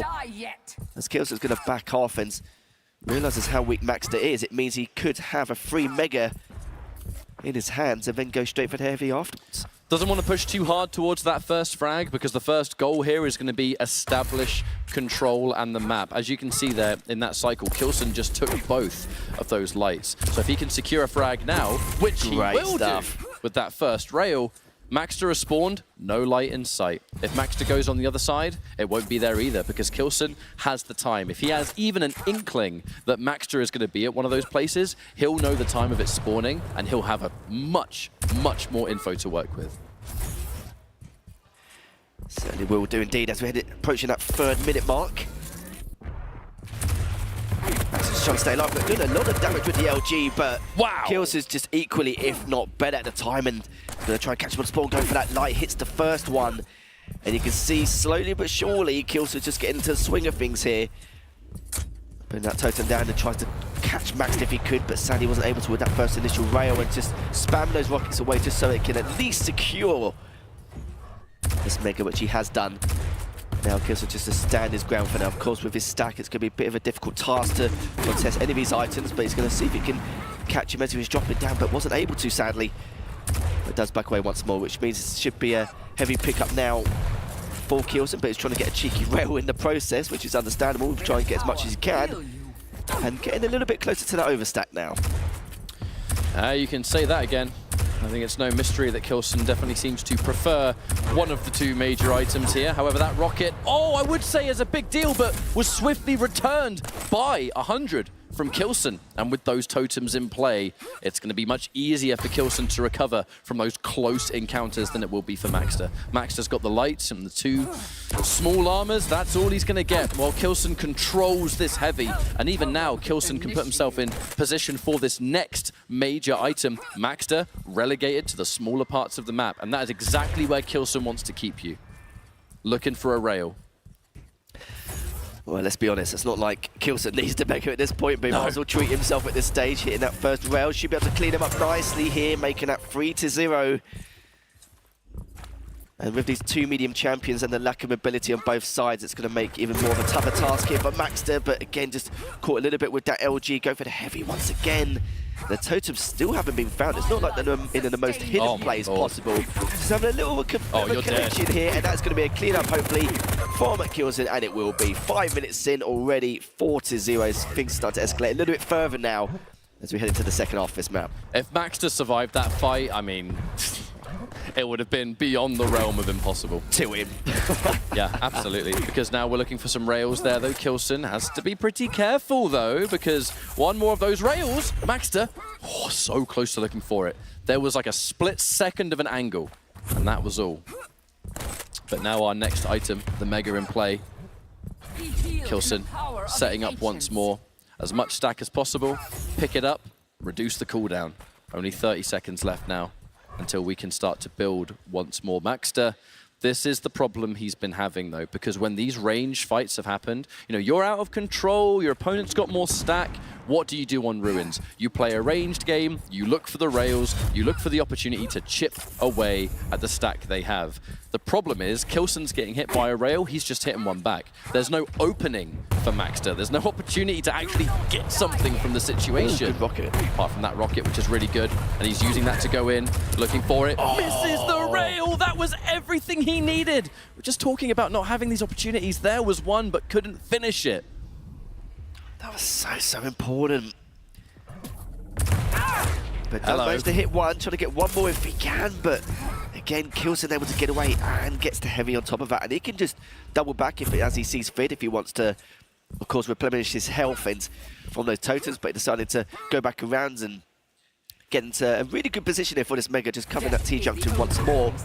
He caught him quite badly from that last rocket, and yes, it's going from bad to worse. There's been a couple of crucial moments here for Maxter where he could have got that first frag, but now Kilson's starting to limit his mistakes more and more as time has been progressing. He hasn't really got much time left either. Now Maxter's still trying to create that recovery process still right, and look at the stat Kilson has now. It's just kind of feel like it's a matter of time at this point. Maxter has been, from the beginning of this map, rather content to allow Kilson to be the one in charge. And like I said, it's reminiscent of a result earlier today. Piercing Sight has just been popped. We heard it How much that's going to help Maxter here, I do not know. And it looks like we're just going to turn this into another frag. Oh, God, no. Watch your feet. Oh, it was right there.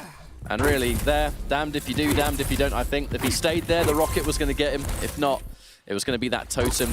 Another frag off spawn. Looking to make that a second frag off spawn. And with how things have currently gone, I think it's hard to see any other result. Kilson should, by all means, be taking this 2-0. Yeah, 100%. It's pretty much impossible now at this point. And maybe with a slash or something, maybe a 10% probability. But even that, though, there's absolutely no way he could come back from this. A very clean map coming out from Kilson. And well, of course, he's a defending champion for the reason, isn't he, here? Coming up to LG bout. Maxter finally gets his first frag, but as we mentioned before, it's probably way too little too late. And Kilson just performed that really well with the totems and just not really spreading the totems out at all, just keep on that heavy jump pad, but also securing the area at the same time in that proximity to make sure that it doesn't push into that direction. And so far, with a minute and a half left remaining, it's a little bit unfortunate because I would love to have seen a third map between these guys, considering what we saw from that first map. It was an absolute doozy and it could have gone either way, but it was a good series nonetheless.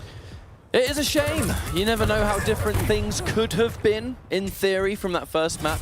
You know, a fight that Maxter, by all accounts, kind of had in the bag, really. It just came down to Kilson having that real clutch factor. Just all the moving parts of the weapon choice, the damage, all that. Most other scenarios, I feel like that could have resulted in a map 1 for Maxter, and this would have been the equalizer. Would be going on to that third map. Molten, if I recall. Who knows how different things could have been, but that shoulda, woulda, coulda. What we do know for a fact is that Kilson is going to be moving on in this bracket 2-0, sending Maxter to the lower bracket.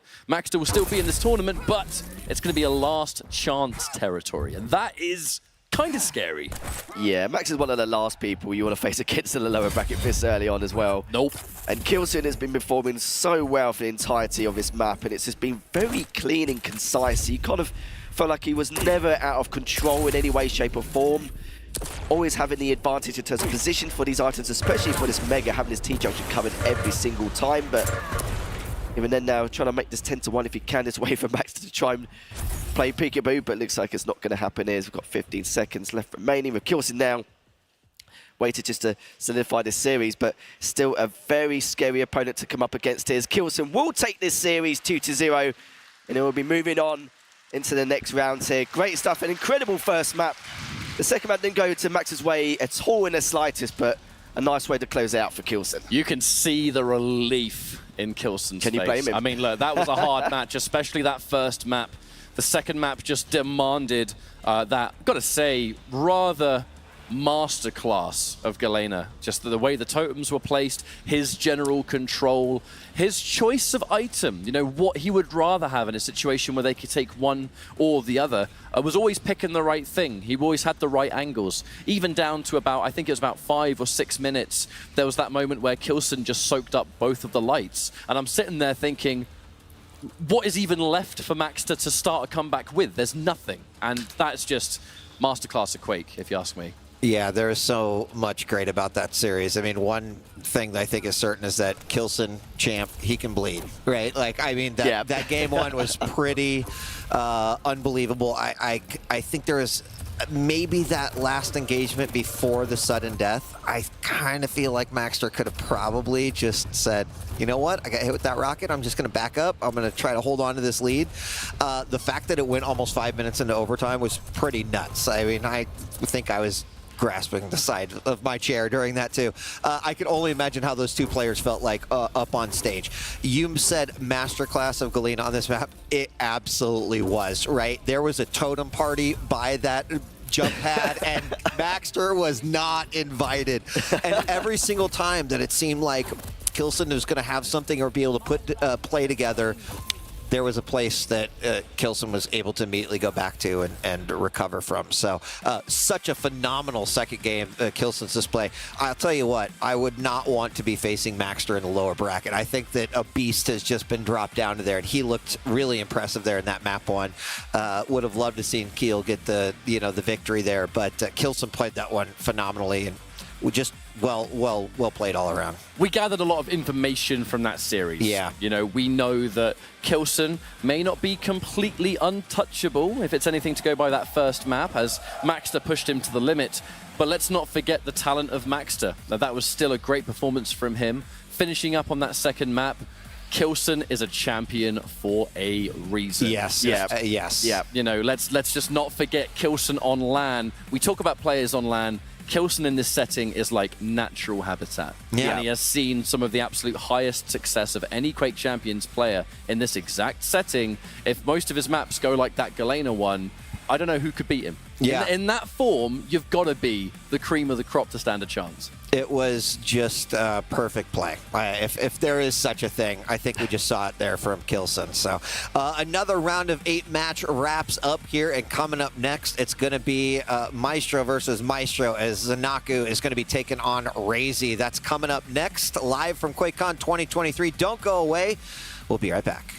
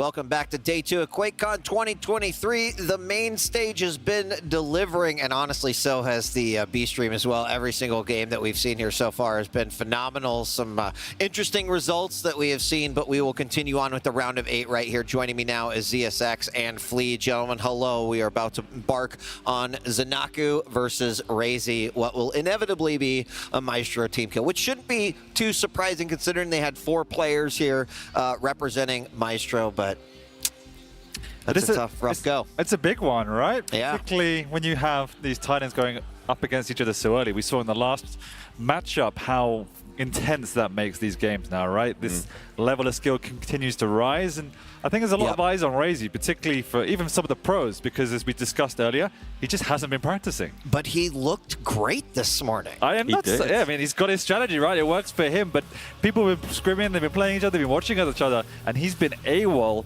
so no one really knows what he's got going on up there. See, that's all bullshit, man. He's been practicing like nuts. He's like going around his clutch gauntlets. It's like, I'm going to reach 100% accuracy with my clutch gauntlets, and I don't know. We'll have to see. I mean, Zanaku is certainly not any sort of a pushover, but Raisy is definitely one. I think we are all excited to see him play on the stage. He looked phenomenal this morning. I'm guessing he tries to carry that into this next matchup. Yeah, I mean, Raisy coming into this seed number 3, one of the absolute top dogs in the Quake Pro League right now, and rumored by many to have one of the best shots at securing the belt. But his opponent ain't no slouch either. We've got Zanaku, a man representing Down Under Australia, and he has also been tearing it up during the season, man. Yeah, and one of those players that's been growing and growing. You know, we've seen it over a couple of years, but this is the time, I feel, that where he's now developed that same confidence he needs to take it to the next level. I remember speaking to him a while ago, I think it was after Iron Fist, and asking him, you know, were you unhappy when you got knocked out? I think it was like 4th. Yeah. No, because I did better than I thought I would. You know? Yeah. And I think he's now grown into his position as a top player. I know that sounds weird, but like he now believes that is where he belongs, and it's showing through his play and how dominant he's becoming. Yeah. I mean, look, it's anyone's game. I still think that Raisy has a little bit of advantage, but Zanaku's been putting his work in, right? I mean, no doubt. Had a great season, and of course, everyone had some ups and downs. But this one, I think, is particularly interesting. I think for a round of 8, I'm actually going to be shocked if this doesn't go 3 games. Okay. Wow, that was I know that look, man. That was a look like you don't know what you're talking about, Wade. So I don't. Yeah, that's like when you looked at me and said, I'm going to the gym, huh? I did say that. I did not go to the gym. I did not go to the gym. On the one hand, yeah, I think that's saying, like, you know, it's going to go to the 3rd and final game. I think it's a reasonable guess. But on the other hand, these guys have faced each other twice in the history of the Quake Pro League. And Zanaku has not won a single map. It has been a 3-0 clean sweep for Raisy. Yes. Oh, yeah. Dan I'm sure you knew that. Dan knew knew that. Yeah, validated, but I get that. Well, I'll tell you what. Let's listen and let's hear from Zanaku, who we sat down with prior to QuakeCon starting. My name is David. My in-game name is Zanaku, and I represent Maestro Gaming. My nickname Zanaku comes from the Power Rangers. Zanaku actually means good and evil, or in some other sense, it also means everything and nothingness. But yeah, it comes from Power Rangers. My favorite champion is Strog. I really like it because just very versatile, and also represents Quake 2. And I'm obviously have a bit of history with that game. My favorite weapon is rockets. I really like it. Just very versatile, and you know, if you're struggling in a game, it can really be the decider between winning or losing sometimes. My first QuakeCon was 2017. That's when a few and me and the other Australian guys came over, and we qualified through the BYSC, which is quite fun. Didn't unfortunately make it into bracket play, but obviously this time in 2023, 6 years later, part of the league and part of that top 8 players, so looking forward to playing on Friday. So I'm excited to play the other players basically in the top 6. I know, you know, coming into the season, I beat some other players in top 6, but not all of them. So I've got an opportunity to play against Raisy and potentially Venger coming into that, you know, upper bracket final like that. So definitely looking forward to playing them. I think a lot of players in the top 6 will have the potential to take it and win it. Obviously, I'm kind of favoring myself. You need to back yourself. But obviously, yeah, I think anybody in that top 6 definitely has potential to win. I'd like to shout out my girlfriend, Kelly. She's been supporting me all through this year, and obviously coming with me to QuakeCon is very, very helpful. And I know a lot of my supporters actually, maybe not specifically for me, but have come to QuakeCon because they want to support the game, but also support me. So I'm really thankful for them, and I'm hoping to just kind of put on a good show. Can't really argue with much of what was said there. I agree. Top 6, anyone could take it. He also mentioned that, hey, the likelihood of him facing off versus Raisy, which we're about to see, and then potentially Venger, that is a possibility too. And of course, that will be, well, we'll see Venger versus Strong Sage after this matchup. But, you know, one of these players will have to get through, and then there's a high probability that they're just going to play another one of their teammates. Yeah. So pretty wild. Yeah, and it's never the best situation, right, to play someone you practice with and know so much. That's when it turns into more of a mind game than anything else, right? Like, do I change what I do? Do I want to alter anything in my strategy? You don't want to second guess yourself. You need to go in there and be absolutely certain about what you're going to do. Yep, you really do. So, well, let's take a look at the picks and bans. If my screen is correct here, yeah, look at that. Sorlac coming out to play. Molten Falls, Ruins, and Blood Covenant flee. What do you think about what we got here? Yeah, Sorlag, not a champion that's really all that meta anymore, right? We see her picked very rarely, but here we go. Molten Falls is actually not a bad arena for her to make an appearance in at all. The air control works well. You've got the stack advantage over the slash. You've got the speed. You've got the asset, right? There's a lot going in favor of Zanaku there. Map number 2, Ruins of Sardat. We've got Strog versus Ranger. Very standard. Strog's got the speed. He's got the peeker. A lot of verticality where you can use it well. But on the other hand, the Ranger, right? Orb is probably the single most versatile ability in the entire game. And then last but definitely not least, we see Clutch being banned by Zanaku. Definitely didn't want to go up against a robot on that final map. So it's going to be Nyx versus Visor. Yeah, there's a reason we haven't seen Sorlag a lot in League players, because she's been just pretty easy to beat down, right? Like, particularly with the aim we're seeing, and now we're on LAN and it's even easier. So, you know, I'm hoping Zanaku's obviously been playing it in this occasion and understands his boundaries, because if he doesn't, we know Raisy on a slash will be able to absolutely just run rings around her. This is the mind game that you were talking about. What that mind game is, we don't know yet, but it could, I don't know. I don't know. You know, based off of what we see here, do you think they could go 3? Could Zanaku get his first map in official tournament play off of Raisy? It could. It could. I'm guessing Molten Falls, I do favor Raisy, right? People have been talking about how good LG has felt on LAN this entire time. So when you're up against a larger target like Sorlag, right?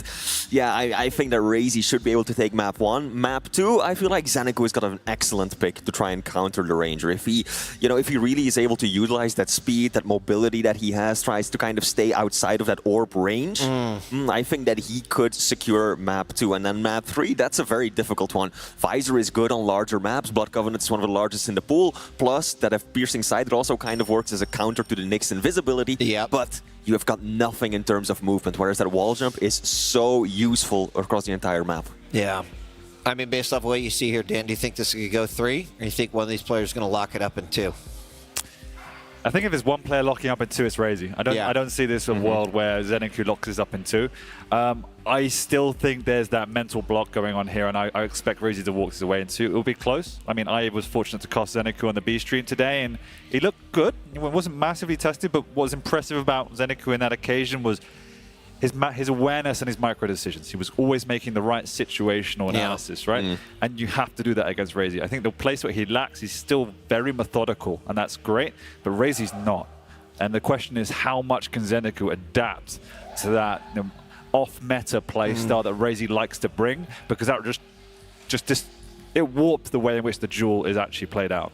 Well, the optimistic view here is, you know, one of them will inevitably go down to lower bracket, but Maestro has at least one player in the semifinals, and there's a good chance there could be 2 in there as well. So interesting. Always any sort of team matchup adds a little bit of extra spice to the game that we're about to see. But we are going to be starting here in just a moment. And if you're here at the event at QuakeCon 2023, hope you're having a great time enjoying the matches. It's been nice to see some cheering. I think that the most spectacular cheering I've heard so far was during the Kilson versus Maxter game. It was really impressive. Yeah, thanks for being here and supporting Quake. Yeah, I mean, the B stream's just there, so you guys kind of give us a bit of a racket. They can't even hear ourselves talk, so well done. But no. I missed that. What? Poor guy. Just trying to do my job, man. You're doing it well. Oh, appreciate when I can hear you over the crowd. Yeah, exactly. Like the few times. I'm very softly spoken, you see. That's true. You are. At 42, like quiet. Turn that guy up. What's going on over there? So, all right, well, we're loaded into our first map. It's going to be Molten Falls. I feel like we never see Molten Falls first, but here we go. It's the first map that we're going to see, and then we'll be going on to Ruins and Blood Covenant. Who will take this one? Will it be Maestro or Maestro?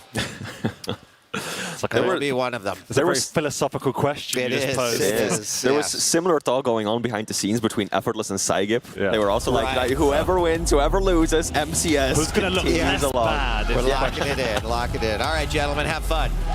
All right, let's go. Raisy versus Zanaku. And, you know, blessed to be up here. We don't see a lot of Raisy anymore. I haven't seen a lot of streams. I haven't seen a lot of practice. True. Just want to see what he brings. And this, you know, always the bride. Is this his year, Flea? That's the big question. But he's got to go through the brick wall that is Zanaku first. And as much as he's never got a map, there's always a time where that can change. Yeah. Let's see if it's this year. Zanaku starting off with, I think, the more favorable spawn, right? Raisy is eyeing those armors, being the light champion, spawning without them.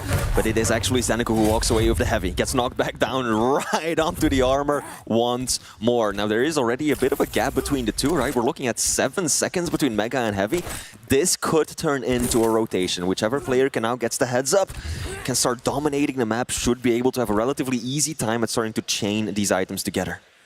And we've already seen in virtually all the series I've been involved in today, at least, that a lot of these openings are cagey. You know, we're in the LAN environment. These players, as experienced as they are, they don't get to LAN that often. And there is a lot more pressure now. And so we're seeing that already. Molten Falls is often a map where you see that dichotomy, where you see opponents generally favoring their side of the map.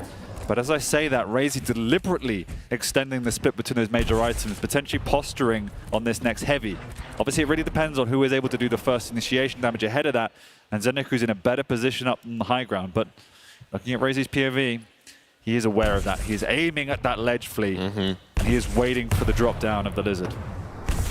Raisy should be able to walk away with heavy, taking barely any damage, just 16 points of it on that rocket. And here we go, Raisy utilizing that supreme speed to get onto the Mega. I like the mind games with the teleporter as well, right? Zanaku is ready to punish it if he were to jump across towards rockets, but no, Raisy is way too clever for that. He's now just making sure that his stack is as high as it can be before he starts to encroach more and more on Zanaku's personal space. Exactly. 2 minutes in, we barely had a lick of damage from either side. As I say that, a rail coming out from Zanaku's side, but it is just before the heavy. So Raisy can retreat, go the long way around toward this Mega, where Zanaku is waiting with that spit. It does clip Raisy. He's going to try and do a little bit of damage, but not contested. He gets ticked by a second time. Again. And that's painful because a lot of information there for Zanaku to progress with. Yeah, Zanaku now knows that he went all the way around to Heavy. Raisy now down to 100 points of stack. Doesn't have all that much to work with. Heavy is up in just 5 seconds. Raisy's got the high ground. Zanaku probably isn't going to make a big push on it, but might hope to do some exit damage. No. And Raisy's playing the long game here. He's got both items on lockdown. He wants to take this Mega.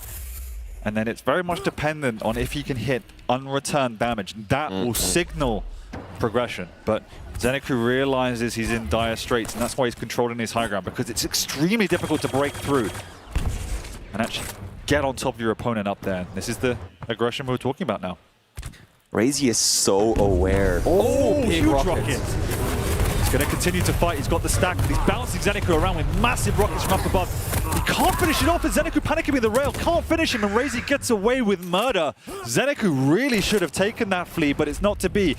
He spawns over on that LG, but no, he does retreat. He doesn't want to give away any unnecessary damage.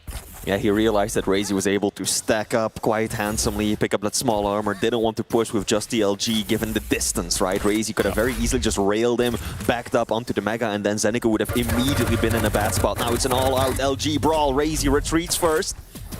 And that's one of the benefits of the heavy champions then. Yeah, you spawn with a significant amount of armor to begin with, and that's something that Raisy is lacking this time around. I'm surprised Raisy went for that. It opens the door for Zanaku to push onto this Mega. Raisy fortunate to actually hit that opening rail. Critical one to secure that fight, because Zanaku made the right decision to push that, having taken that engagement prior.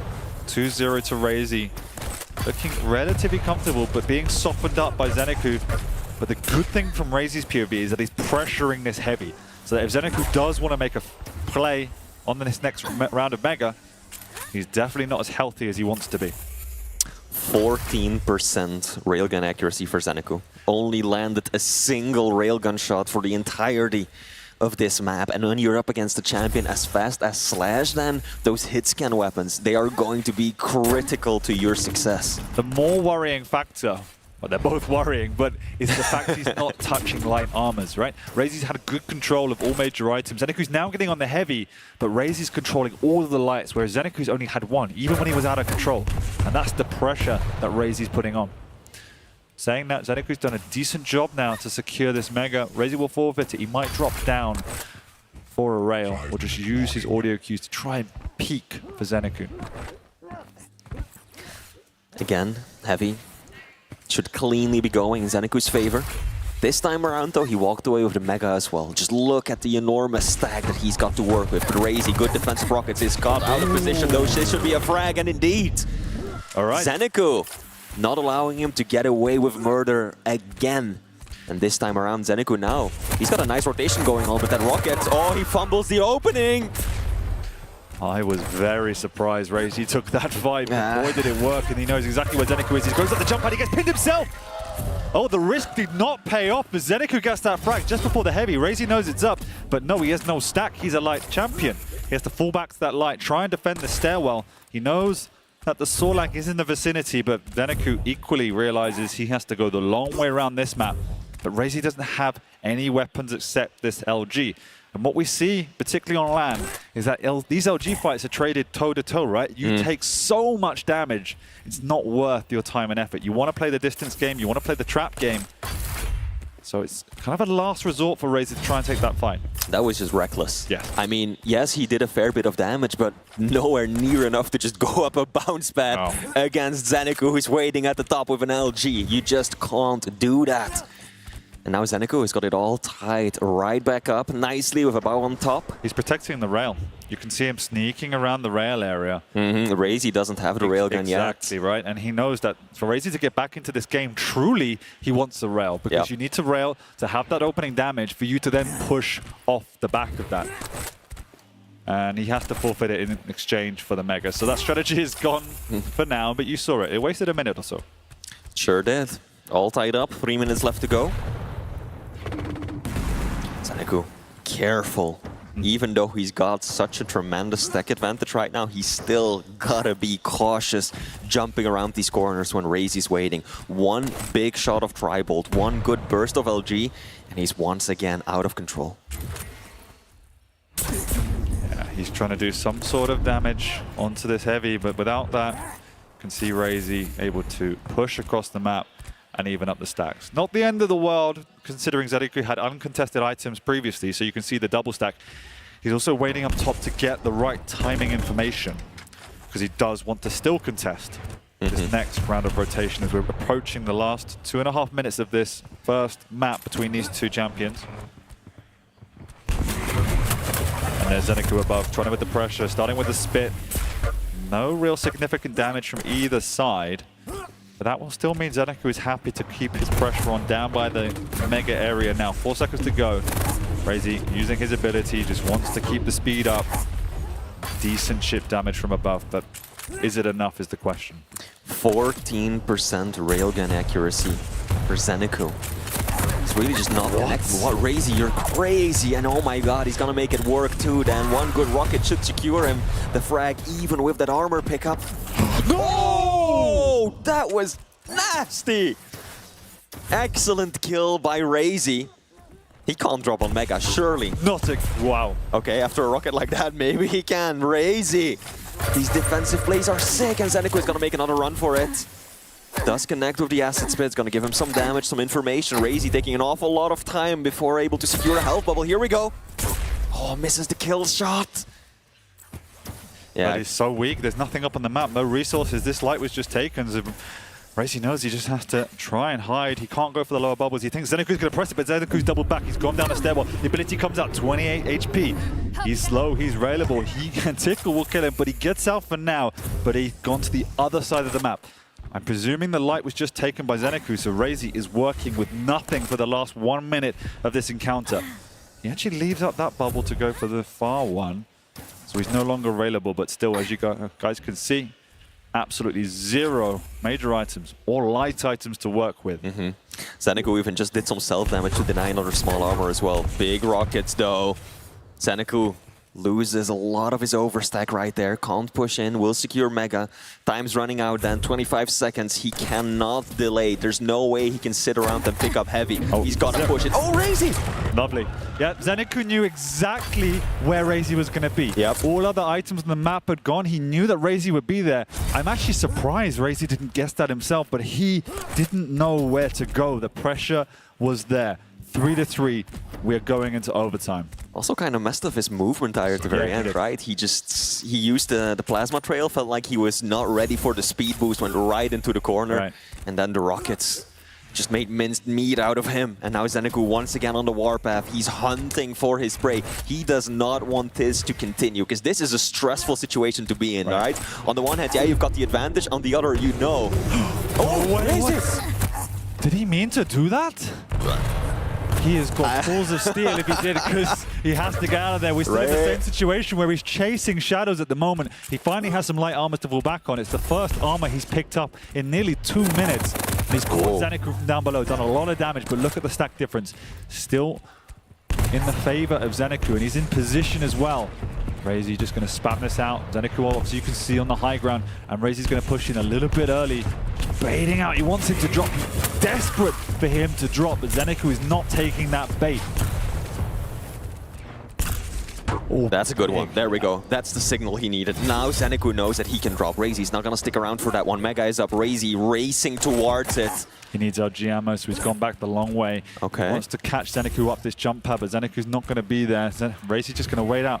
Try and just establish an understanding of what is happening in this map so far, because it feels like he's lost control.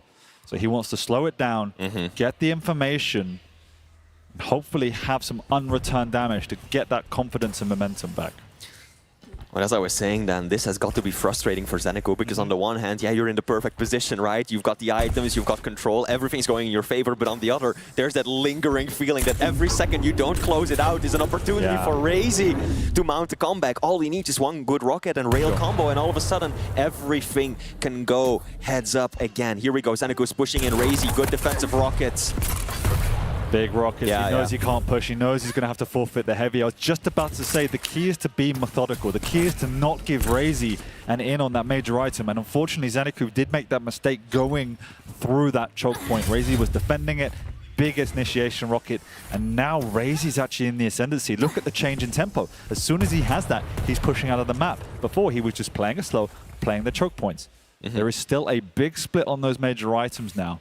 Raisy knows it's gone, and this next heavy could be pivotal as they both feel confident to contest this. Raisy's also been doing nearly 1,000 damage over his opponent so far.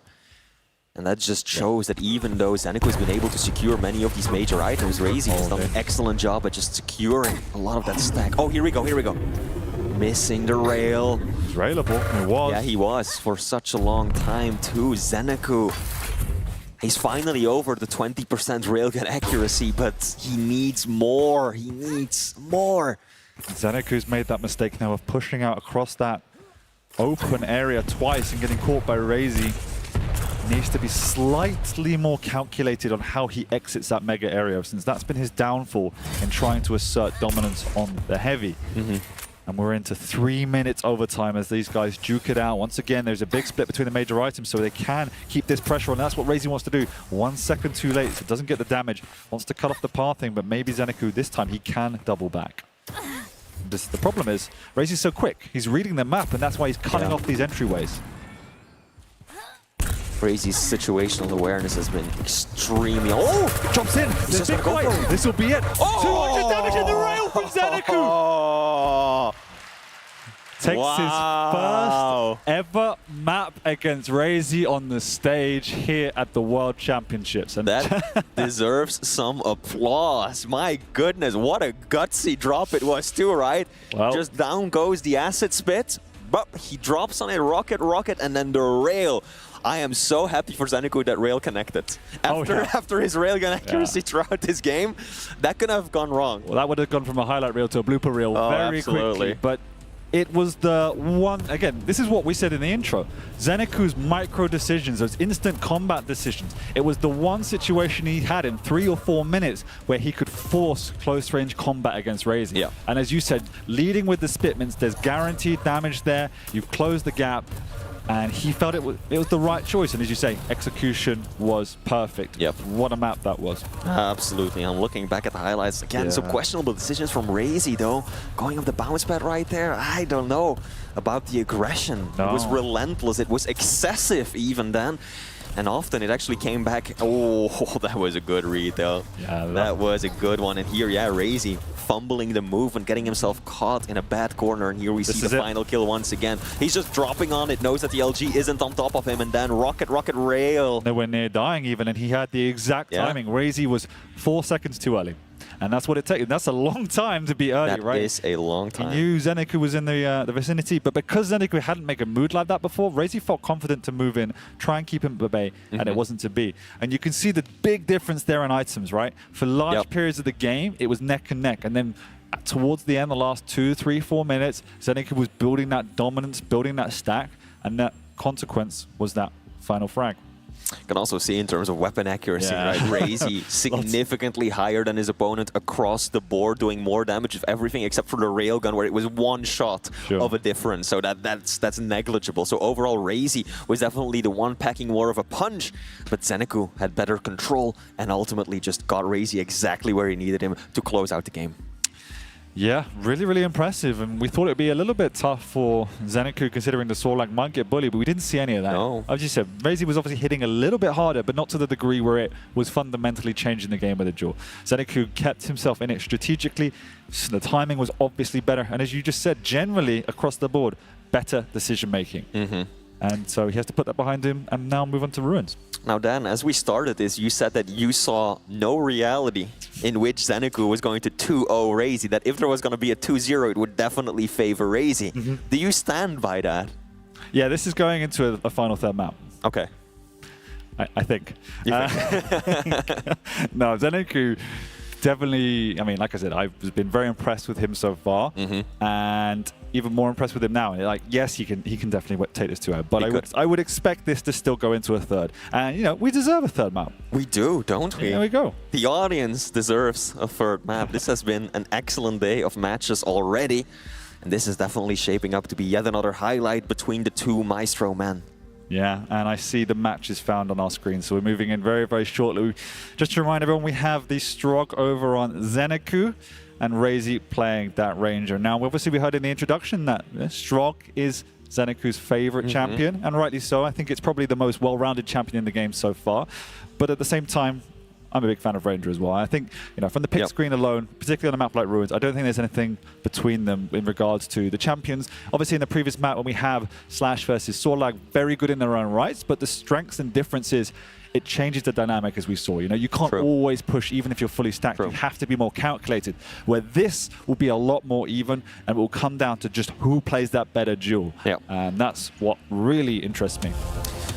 I love seeing Zanaku say, like, oh yeah, my favorite champion is Strog. Well, he's got this huge Athena tattoo visible on his arm. Now, of course, he's got a Strog tattoo as well. Don't worry, don't worry. But still, it's a nice contrast. But with that being said, we're jumping into map 2 of this series. Zanaku is on match point, starting off on his point of view as he secures Mega as Strog.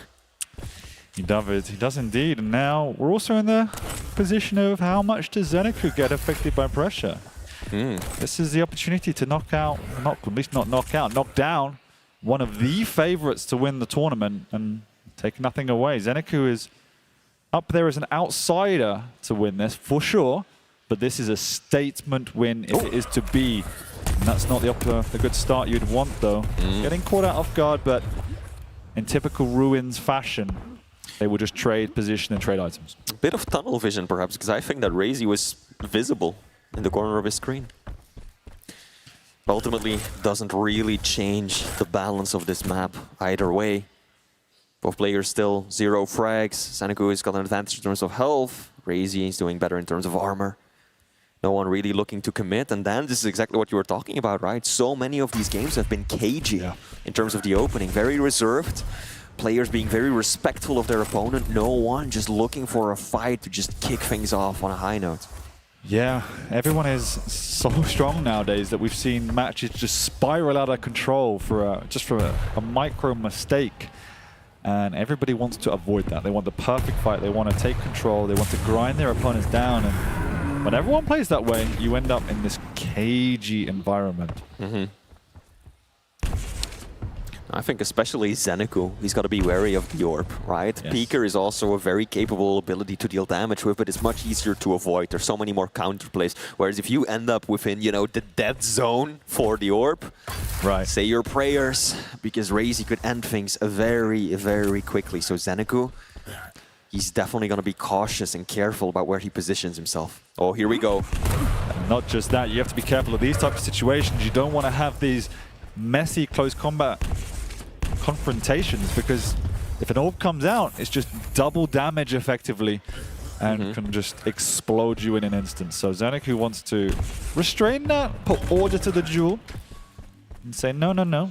No shenanigans today. I think that also just kind of shows how Raisy wants to play this, right? Sneakily walking across the map, getting into position for the item, hoping to catch Zanaku off guard, rocket into orb, into rocket. That's probably the game plan that he's got in mind. Now, of course, there's more versatility to it than just that, but Zanaku is hyper aware. Well, Zanaku's sitting with a mighty 57 damage, so averaging a damage, 1 damage every 4 seconds.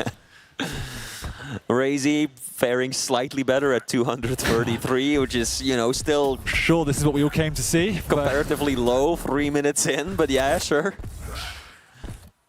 Now Heavy's about to spawn. But I say that, and the shift is happening. We can see now that nearly 12 seconds, the difference between the major items that allows this to happen. Raisy has that orb, he's holding on to it. He wants to get up old school, making his way round the stairwell. Big rail though, and the orb actually is taken. He knows, he senses it, and there's the first frag. 0 to 100, that's what Ranger offers.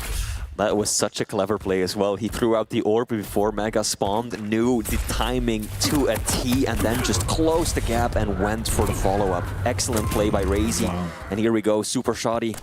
Makes quick work with his opponent. Zanaku perhaps a little bit too eager. Yeah, I'm not sure about that push, right? I think that was almost a little bit of frustration coming out. Felt he could get in there, but either way, he's now given up a second frag, which we saw in the last match was pretty much game-winning. So he has to be careful. Raisy walking his way around, and this is where he begins to feed himself. Looking like Predator, just making his way around the map. And this big split between items means he can put the pressure on, fall back, restack, rinse and repeat. So how is Zanaku going to break that cycle? For a moment, Zanaku just slowly sticking toward the outskirts of the map until he's got that 100-100 stack back, and now looking to make a play for an item. Mega has been taken by Raisy. Zanaku, he knows he can't stick around. He's trying just to get perfect timing and then take position down on this heavy. So he got that timing, but he's unsure which pathing Raisy's taking. He's dropped on, he's got the orb as well. There's the additional damage, and what can you do to that big rocket to the face? But it's not going to finish off Raisy. Raisy can restack. He picked up a clean item, so he's looking healthy. Zanaku needs to get a rail or something to stop the next push, which has come from Raisy. No orb, that's the blessing in disguise, and he's got perfect timing. That's what he got from before. And the follow-up rail, they are so low, but neither one can finish the job. I love the read from Zanaku to set up at the top of, you know, the... Oh, no, Raisy! What? That is a very unorthodox spot.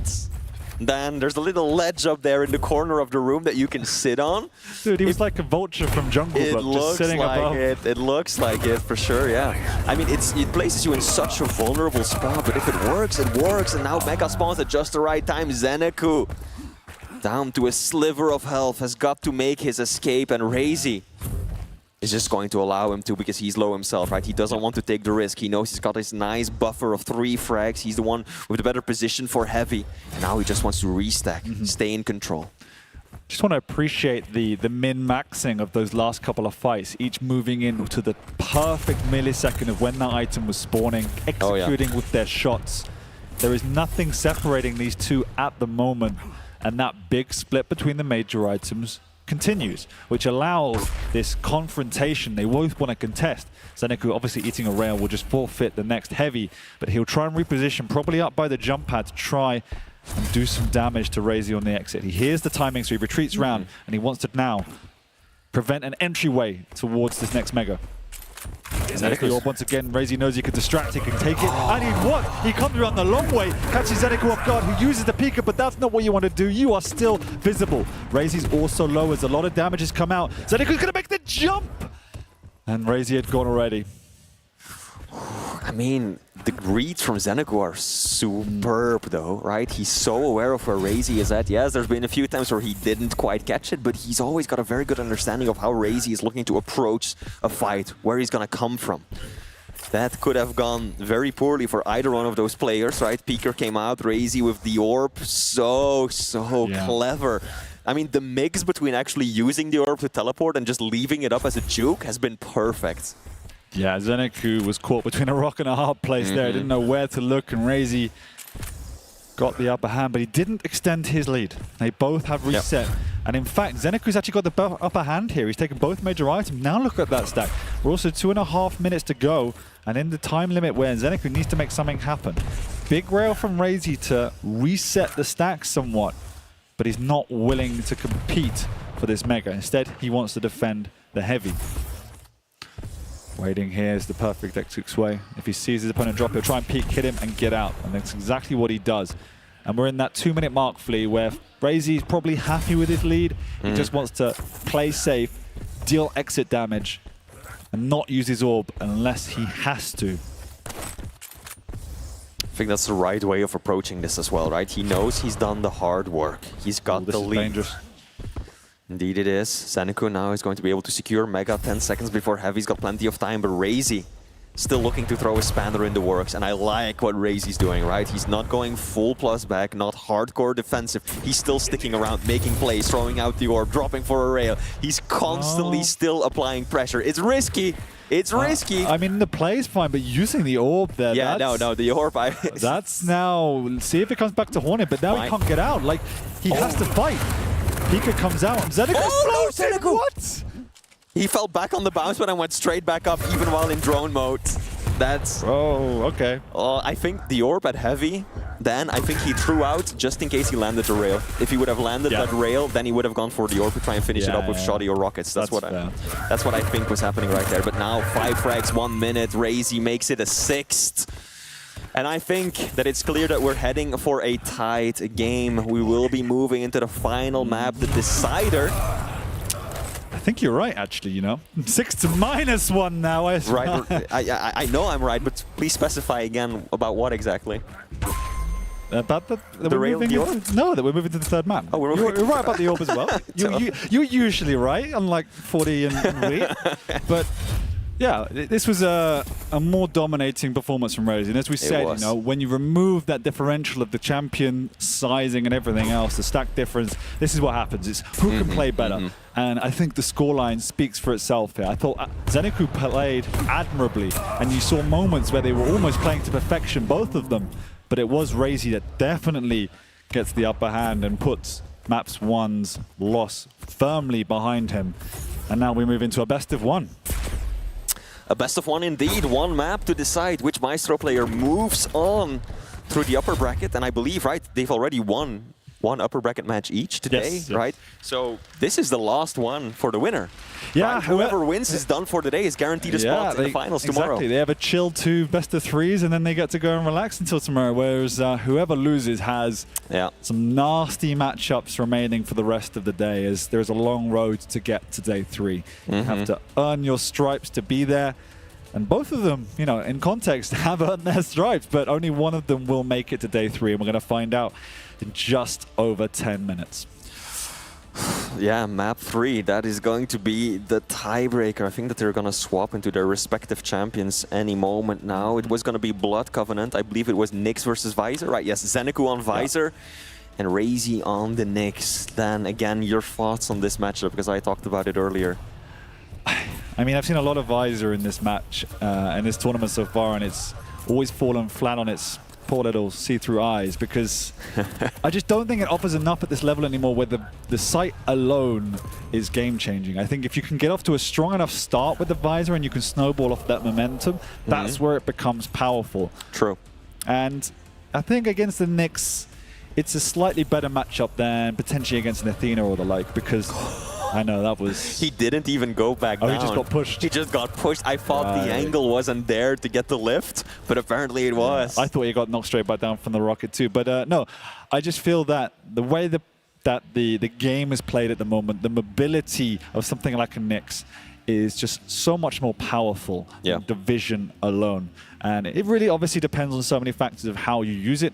But as we've seen time and time again, the player that gets the better position or can get better angles, do more damage, control the map more, and that just builds and builds and builds in terms of pressure. And the visor just doesn't have a way out of that.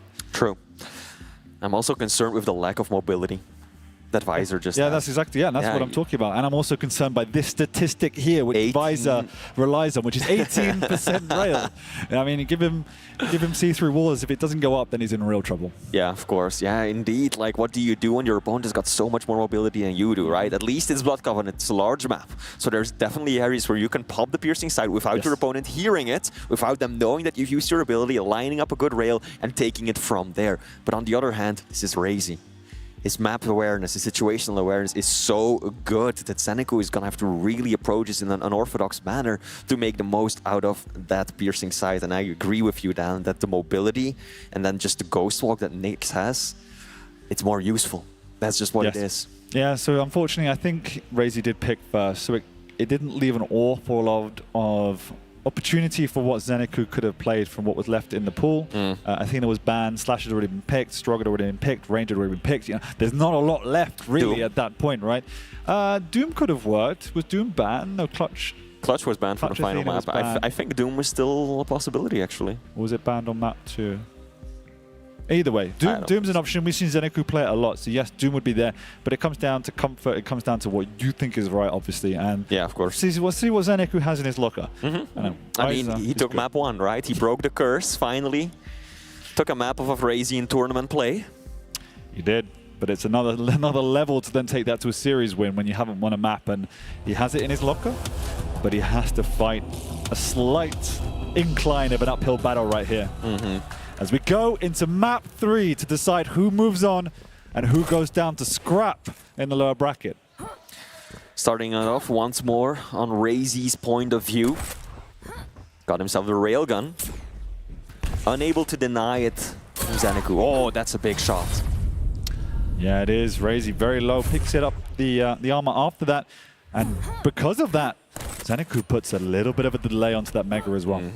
7 seconds between the items. Can definitely end up helping Zanaku. But on the other hand, Raisy is faster. So Raisy's got much more of an opportunity of taking over the rotation that Zanaku says than the other way around. So let's see, Heavy is going to be next. Raisy, no interest in showing his face right there. And I did say, the visor can be strong if he gets off to a good start. And already, with that opening rail, maintaining position, a little bit of control, that's exactly what is happening here for Zanaku. So he's definitely got the exact opening he wants. Has all the weaponry, has all of the items. Can he convert that into something? Because Nyx is quite happy playing keep away. She's not averse to it. She is, absolutely not. Especially in the last few minutes if you've got a lead.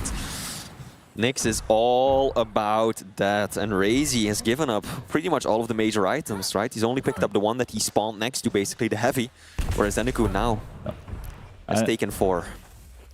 And you get to this point as a Nyx, as he just picks up the Mega, where as long as you have that starting stack, if you haven't been able to contest, you just want to retreat and wait until it's safe. You don't want to give up any sort of momentum. You don't want to burn your Ghost Walk. So you just maintain your own position, your own stack, and work into when your opponent makes a mistake. And now, fortunately, Zanaku has been out-positioned after Raisy hit that opening rail. And he has to try and retreat and hope Raisy doesn't come aggressively for this Mega, which he does not. Now the piercing sight's up as well for Zanaku. Raisy working his way around slowly, and the piercing sight is used. You've seen the jump across. Again, we're 2 minutes into the map. Zanaku hasn't done 100 points of damage yet. Dan, so pretty much the same as we saw on the previous map. Raisy sitting at 250 damage, you know, nothing extreme just yet, but it's definitely Raisy who's been able to land his shots more consistently. Yeah. And Zanaku, what you were worried about, Dan, 14% railgun accuracy, landed only 1 shot out of 7. Make that 2 out of 8, still nothing to write home about. No, but at the moment he's not been forced to do it. It is, once again, same start as map 1 in particular. Slow, steady, trepidatious play from both sides. And neither way you can find an angle to pressure these pickups, and that's why we're getting to this standoff. Oh, Raisy, that was a, little crowd, he knows. He knows that that one should have been a hit. There we go, rails just not connecting. 0-0.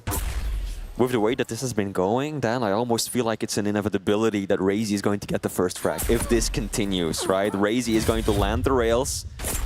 That Zanaku misses, out comes the aggressive Ghost Walk, he gets close and personal, and he finishes it. And I think that Zanaku is aware of this too. Here we go. Yeah, but he didn't land the shot. This is... Okay, there we go. One rail. 2. This has to be the first frag, your reviser. There's no way to go. He waits for it. He knows it. He can see the future. Dude, he didn't even glance at the upside, right? He was just looking straight down below at the exit. Not a shred of doubt in Raisy's mind. And again, didn't even move the cursor. Held it there squarely in place for what, 5 to 10 seconds? Raisy's reading minds right now. Yeah. You know, there you go, guys. Aiming's all about prediction.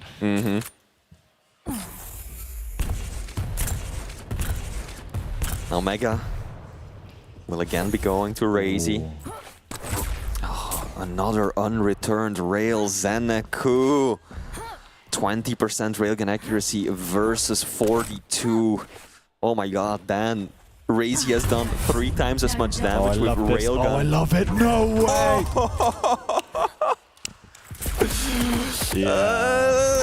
Was that just me or that feels slightly disrespectful? No, I can say it was respectful because there was no gauntlet.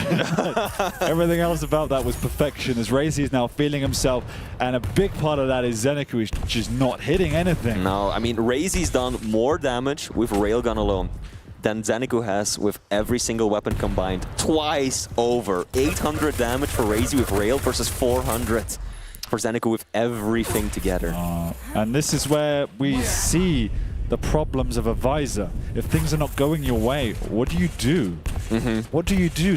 And in all honesty, I don't think I've seen any valuable use of the piercing sight yet.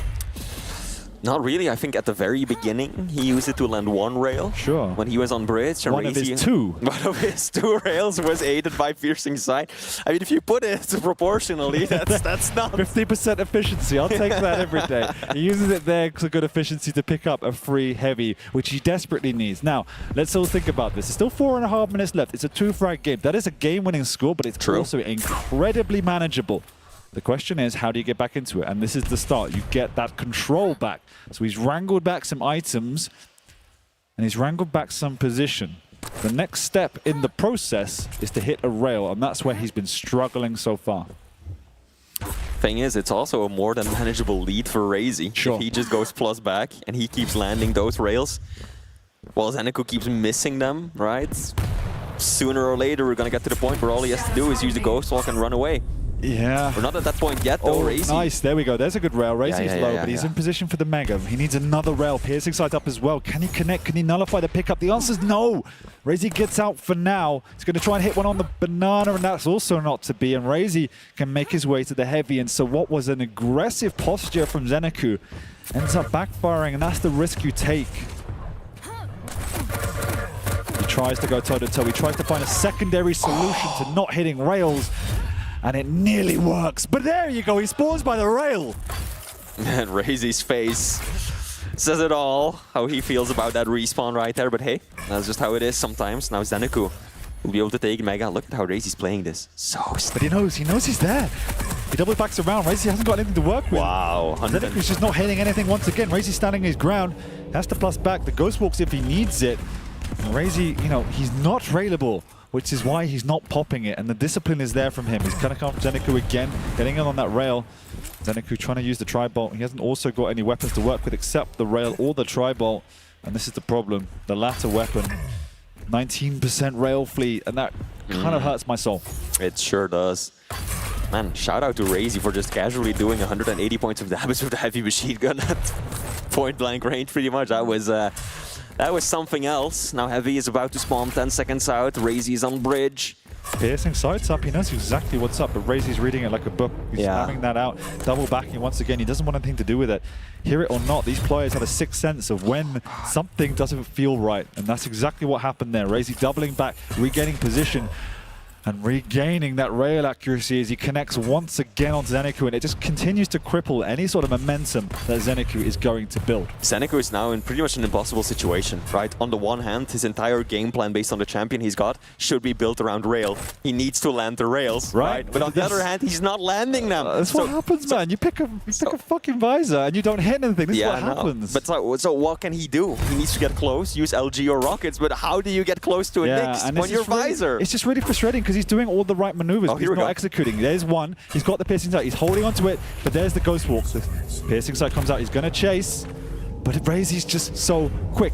He's trying to close the gap. They're going to have to fight here. Raisy comes out with a big rocket. So does Zanaku. They're weak. Raisy gets out. He doubles back, and he's stuck. Zanaku knows exactly what's up, but he's also not sure how to get across. Oh, nasty. Another 100 points of damage from Raisy. Big combo. Zanaku back to the drawing board. Heavy is up. Raisy not even going to show his face. Probably because he didn't have Ghost Walk. Raisy had Ghost Walk, I imagine he would have gone straight for the Heavy. But it's up and he hasn't moved. He has not moved. I think Zanaku knows that, in fact, and if he doesn't know it, he'll know in a second when he pops his ability. He has to pop it now just to find out what's going on. And he sees him on the other side of the map. Raisy's probably going to go and just chill by this doorway. He's got double exit here, and that's exactly what happens. Bounce Zanaku away, trying to hunt him down, but there he goes! Okay. There's time. Half a minute left to go. Raisy spawns over at Mega. Zanaku. He's got the Ghost Walk fleet. He knows.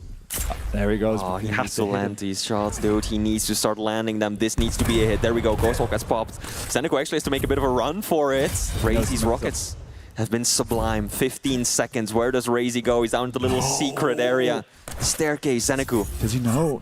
No, you're going the wrong way. Oh, he's got his ability up. Has he got time? Yes, he sees him. But oh, clips the side of the pillar, and I think that now it is going to be impossible. Zanaku, he came close, but ultimately Raisy stands tall, holds his ground, and that means that Raisy is going to advance through the upper bracket into day 3. Wheat, your thoughts? Was super invested in the game, but sorry, I didn't even realize. I can see you sweating from your power walk. Mesmerized. Can I just say that frag of the day for me is that little ledge trap? No. The ledge trap in game 2. Little rocket into the midair. Looked like he'd done it 50 million times. It was amazing. That was incredible. If that's a...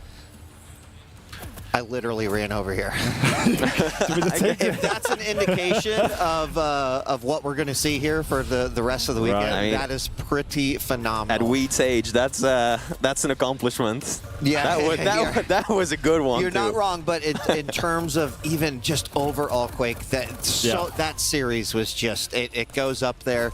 If you missed one today, this is the one to watch. Yeah, for what felt like something with low action, it was more there was just such perfect play from both players that they couldn't forge any sort of opening on each other. And I know we said it 1,000 times in the cast, the 20% rail, man. Like, it's just killer that you can't... How are you meant to beat a Nyx on a map like that, Blood Covenant, when you're not connecting? And it's what could have been, because strategically, Zen was under the cosh, but was able to do such a good job to stay alive, to keep Raisy on the back foot, to forge his way back in. He just could not execute. And it was the same problem, the same theme we pretty much saw across the series. So full credit to Zen. He's broken the curse. You mentioned Flea. Nearly pulled that into a series win, but he has to regroup now, find his way through the lower bracket. Big curse to break, and on the stage of QuakeCon. That's pretty impressive. Sure is. And again, looking at the statistics, we no longer have them in front of us, but Raisy did more damage with Railgun alone than Zanaku with every single weapon combined. And that's one thing for it to happen, you know, 2-3 minutes into a map, but to carry that on through the end, that just shows how little room Zanaku had. So one quick question, and then we're going to go to break, and then we've got Venger versus Strong Sage. You know, Raisy hasn't apparently been super practicing. He's kind of been taking it easy. Based off of what you've seen today, what do you think about Raisy and his chances here at QuakeCon 2023? I've seen better players at the moment.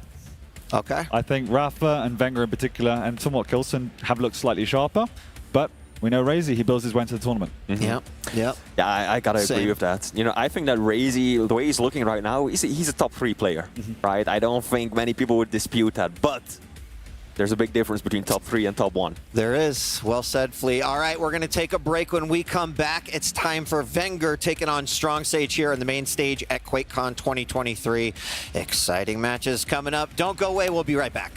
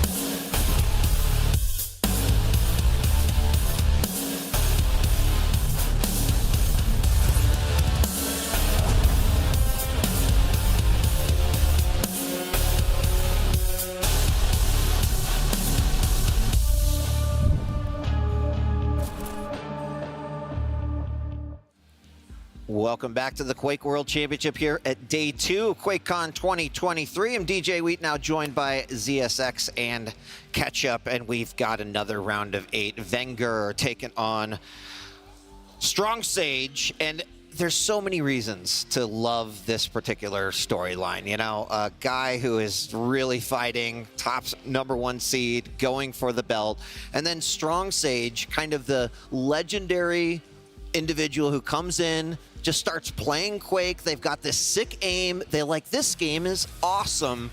Starts playing it, gets really good, gets in the QPL.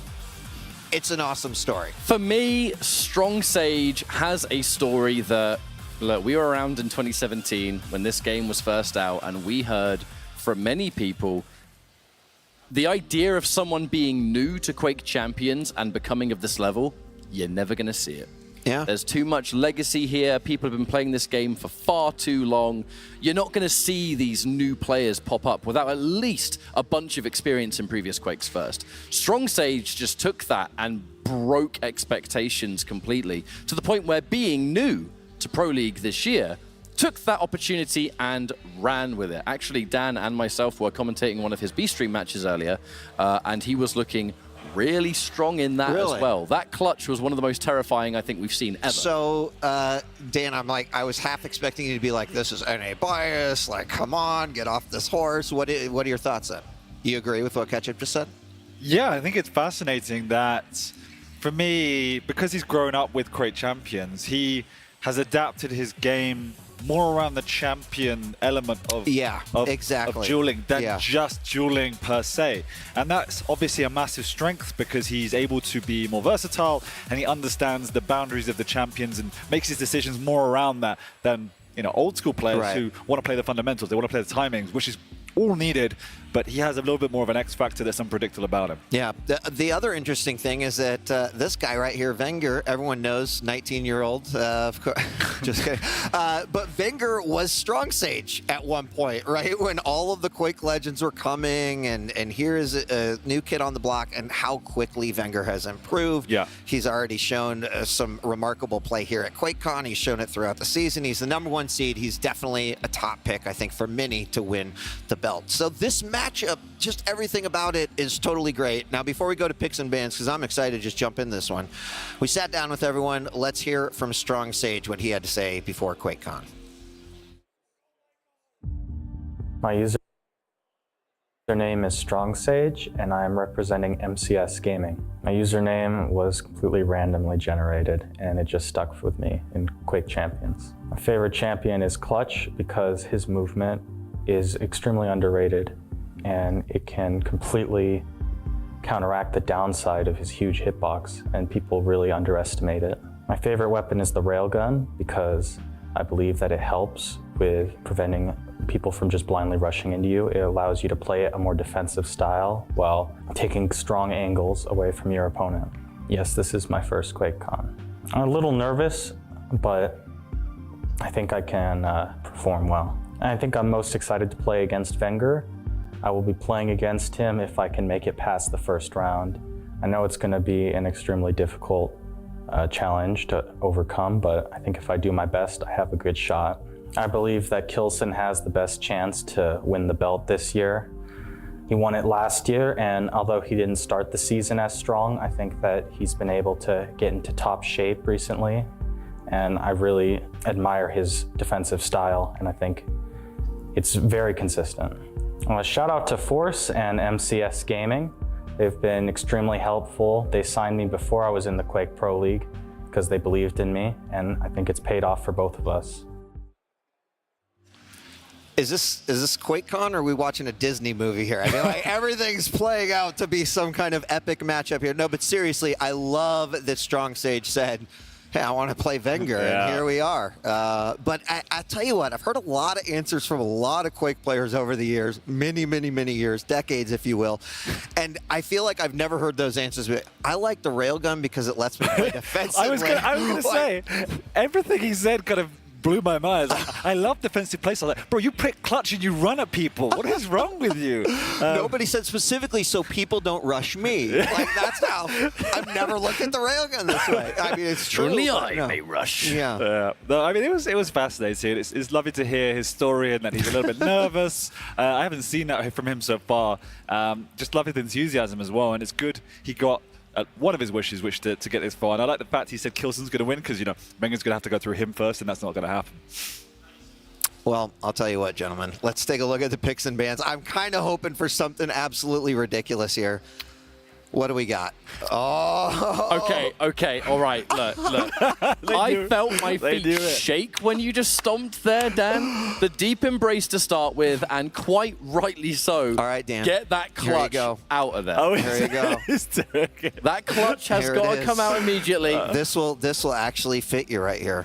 Double XL. The scaliest love bear in the galaxy. Even has a little DJ Wheat right there. There it is. There it is. Map 2, it's coming out. We were going to talk about picks and bans and the other matchup. Oh yeah.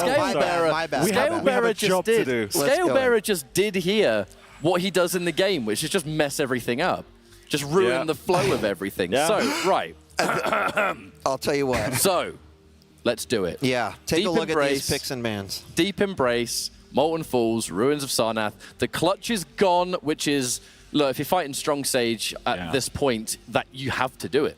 And if you can't get clutch, Strong Sage will go with the next best thing, which is always going to be Scalebearer. You kind of got to wonder how much Venger truly predicted that, right? Like, he picked the Anarchy. He knows he's playing Strong Sage. I'm hoping he knew that kind of thing was going to come at him. But we'll have to see how that one plays out. Overall, I'm really fascinated by this one. We haven't seen a lot of Deep Embrace this tournament so far. At least I haven't seen a lot of it in my casting, so that's great to see it back. The Slash first pick is super aggressive there. Oh, yeah. But I think he knew Venger was going to pick Athena. We've seen Venger play Athena on Deep Embrace during the regular season, and he is pretty great. Yeah, it's just risky, right? Because you have a Ranger or a Struggle or anything, or Doom or something more stable that can be on there to be punishing it. So, and then when we get to Ruins, we see probably the two most popular champions left till last as well. That just shows how unorthodox this whole makeup is. This is great. All right, taking it back down to earth, what are the chances here? Venger, he's looking strong, #1 seed. Strong Sage, definitely the underdog in this situation. Venger is statistically more likely to win. You know, if we're looking at results, if we're looking at form, I think a lot of people will go, nah, I think Venger's got this. The element that Strong Sage always introduces is he plays really well, but he also plays very strange. There are certain elements to his gameplay that you can't explain. He's just almost playing with his heart on his sleeve. There's a guttural kind of decision-making that he can do that most players won't, for various reasons. But in his case, sometimes it works out wonders. And that unpredictable edge might be enough to give Venger some trouble here. Yeah, well, I mean, I'll tell you what, a test of a true champion is the ability to adapt to that kind of thing, and that's ultimately, I think, what we'll see out of Venger. Exactly, yeah. I mean, I expect map 1 to go Venger's way. I have absolutely no idea what might happen on map 2. I mean, it could just be another laugh fest. You never know, right? I mean, like, this could go horribly wrong for Strong Sage with that situation, especially. But you've seen it, right? Yeah. You've seen Scale completely destroy Anarchy on that exact map. So you've seen that and you've seen it on Keep, and so you never know. I don't think anyone is safe from getting Scale-beared. I don't think anyone is safe. No. All I can say is I'm glad you and I, DJ Week. I know. It's a perfect setup. It's like we wrote the script in the back. Yeah, I'll leave you to it. Have fun, lads. All right. Take care. Catch up. I love it. That is too funny. All right. Well, guess what? We're moments away from the first map, Deep Embrace. I agree with you, Dan. I 100% believe that Venger should have this one. Of course, what I always say when it comes to Athena in this matchup is that this can go wrong, too. One bad hook, and suddenly you get fragged, and then 3, 4 more come right on top of it. So excited to see what happens as we're looking through the eyes of Venger. And a lot of times we'll also see some control around the rail. At this point, I do not believe that has even happened. Nope, they're both rail equipped. So let the games begin. Yeah, they are well equipped, but Strong Sage's positional advantage at the moment. Oh, he forfeits that. Venger hooks across, engages with the LG early on, but no! A direct rocket from downtown from Strong Sage. The follow-up is there too, connecting with his defensive rail, and it doesn't finish off Venger for now, but does enough. And lives, right? Put a point on the board, right? It's still so early, and you can already see just the aggression from Strong Sage. There's another LG. Yeah. And with, like, you know, I love that we've got kind of 2 lights on here just to make it a little bit more, you know, interesting. Squishy. Exactly, and it just, this high-octane tempo game, which we wanted to see, is already happening. The counter opposite to what we've seen the last few games as they both go toe-to-toe, and Venger enjoys that playstyle too, and despite what Strong Sage said in his interview, I don't believe it. He loves to fight, he loves to go aggressive, and there we go. He hasn't finished him off yet, but he's done a good job. Venger gets out with a hook up above to reposition, but Strong Sage is the one with a little bit more resources down below, and just look at the speed. What an escape that was. Into the rail, looking for another one. Venger playing smart around the corner. He's gonna wait. Oh my God. Strong Sage just took all these resources. Yeah, and he knows exactly where he is. There's a couple options here. Wow, he's just going to hook around the side. Somehow manages to get out of there. And that mistake will allow Venger to escape. He doubles back and grabs the Mega. Man, those rails. That one did not hit, but that's what Venger is trying to avoid right now. Yeah, and Venger knows he's under a little bit of pressure at the moment. That's why we see him darting around down below, down with the light. He needs some armor to his name. He needs a rail too. He can't, he's trying to make his way over there. I'm surprised he actually hasn't gone, but he has no LG either. Oh my gosh. I've never seen a game of Deep Embrace quite like this one either.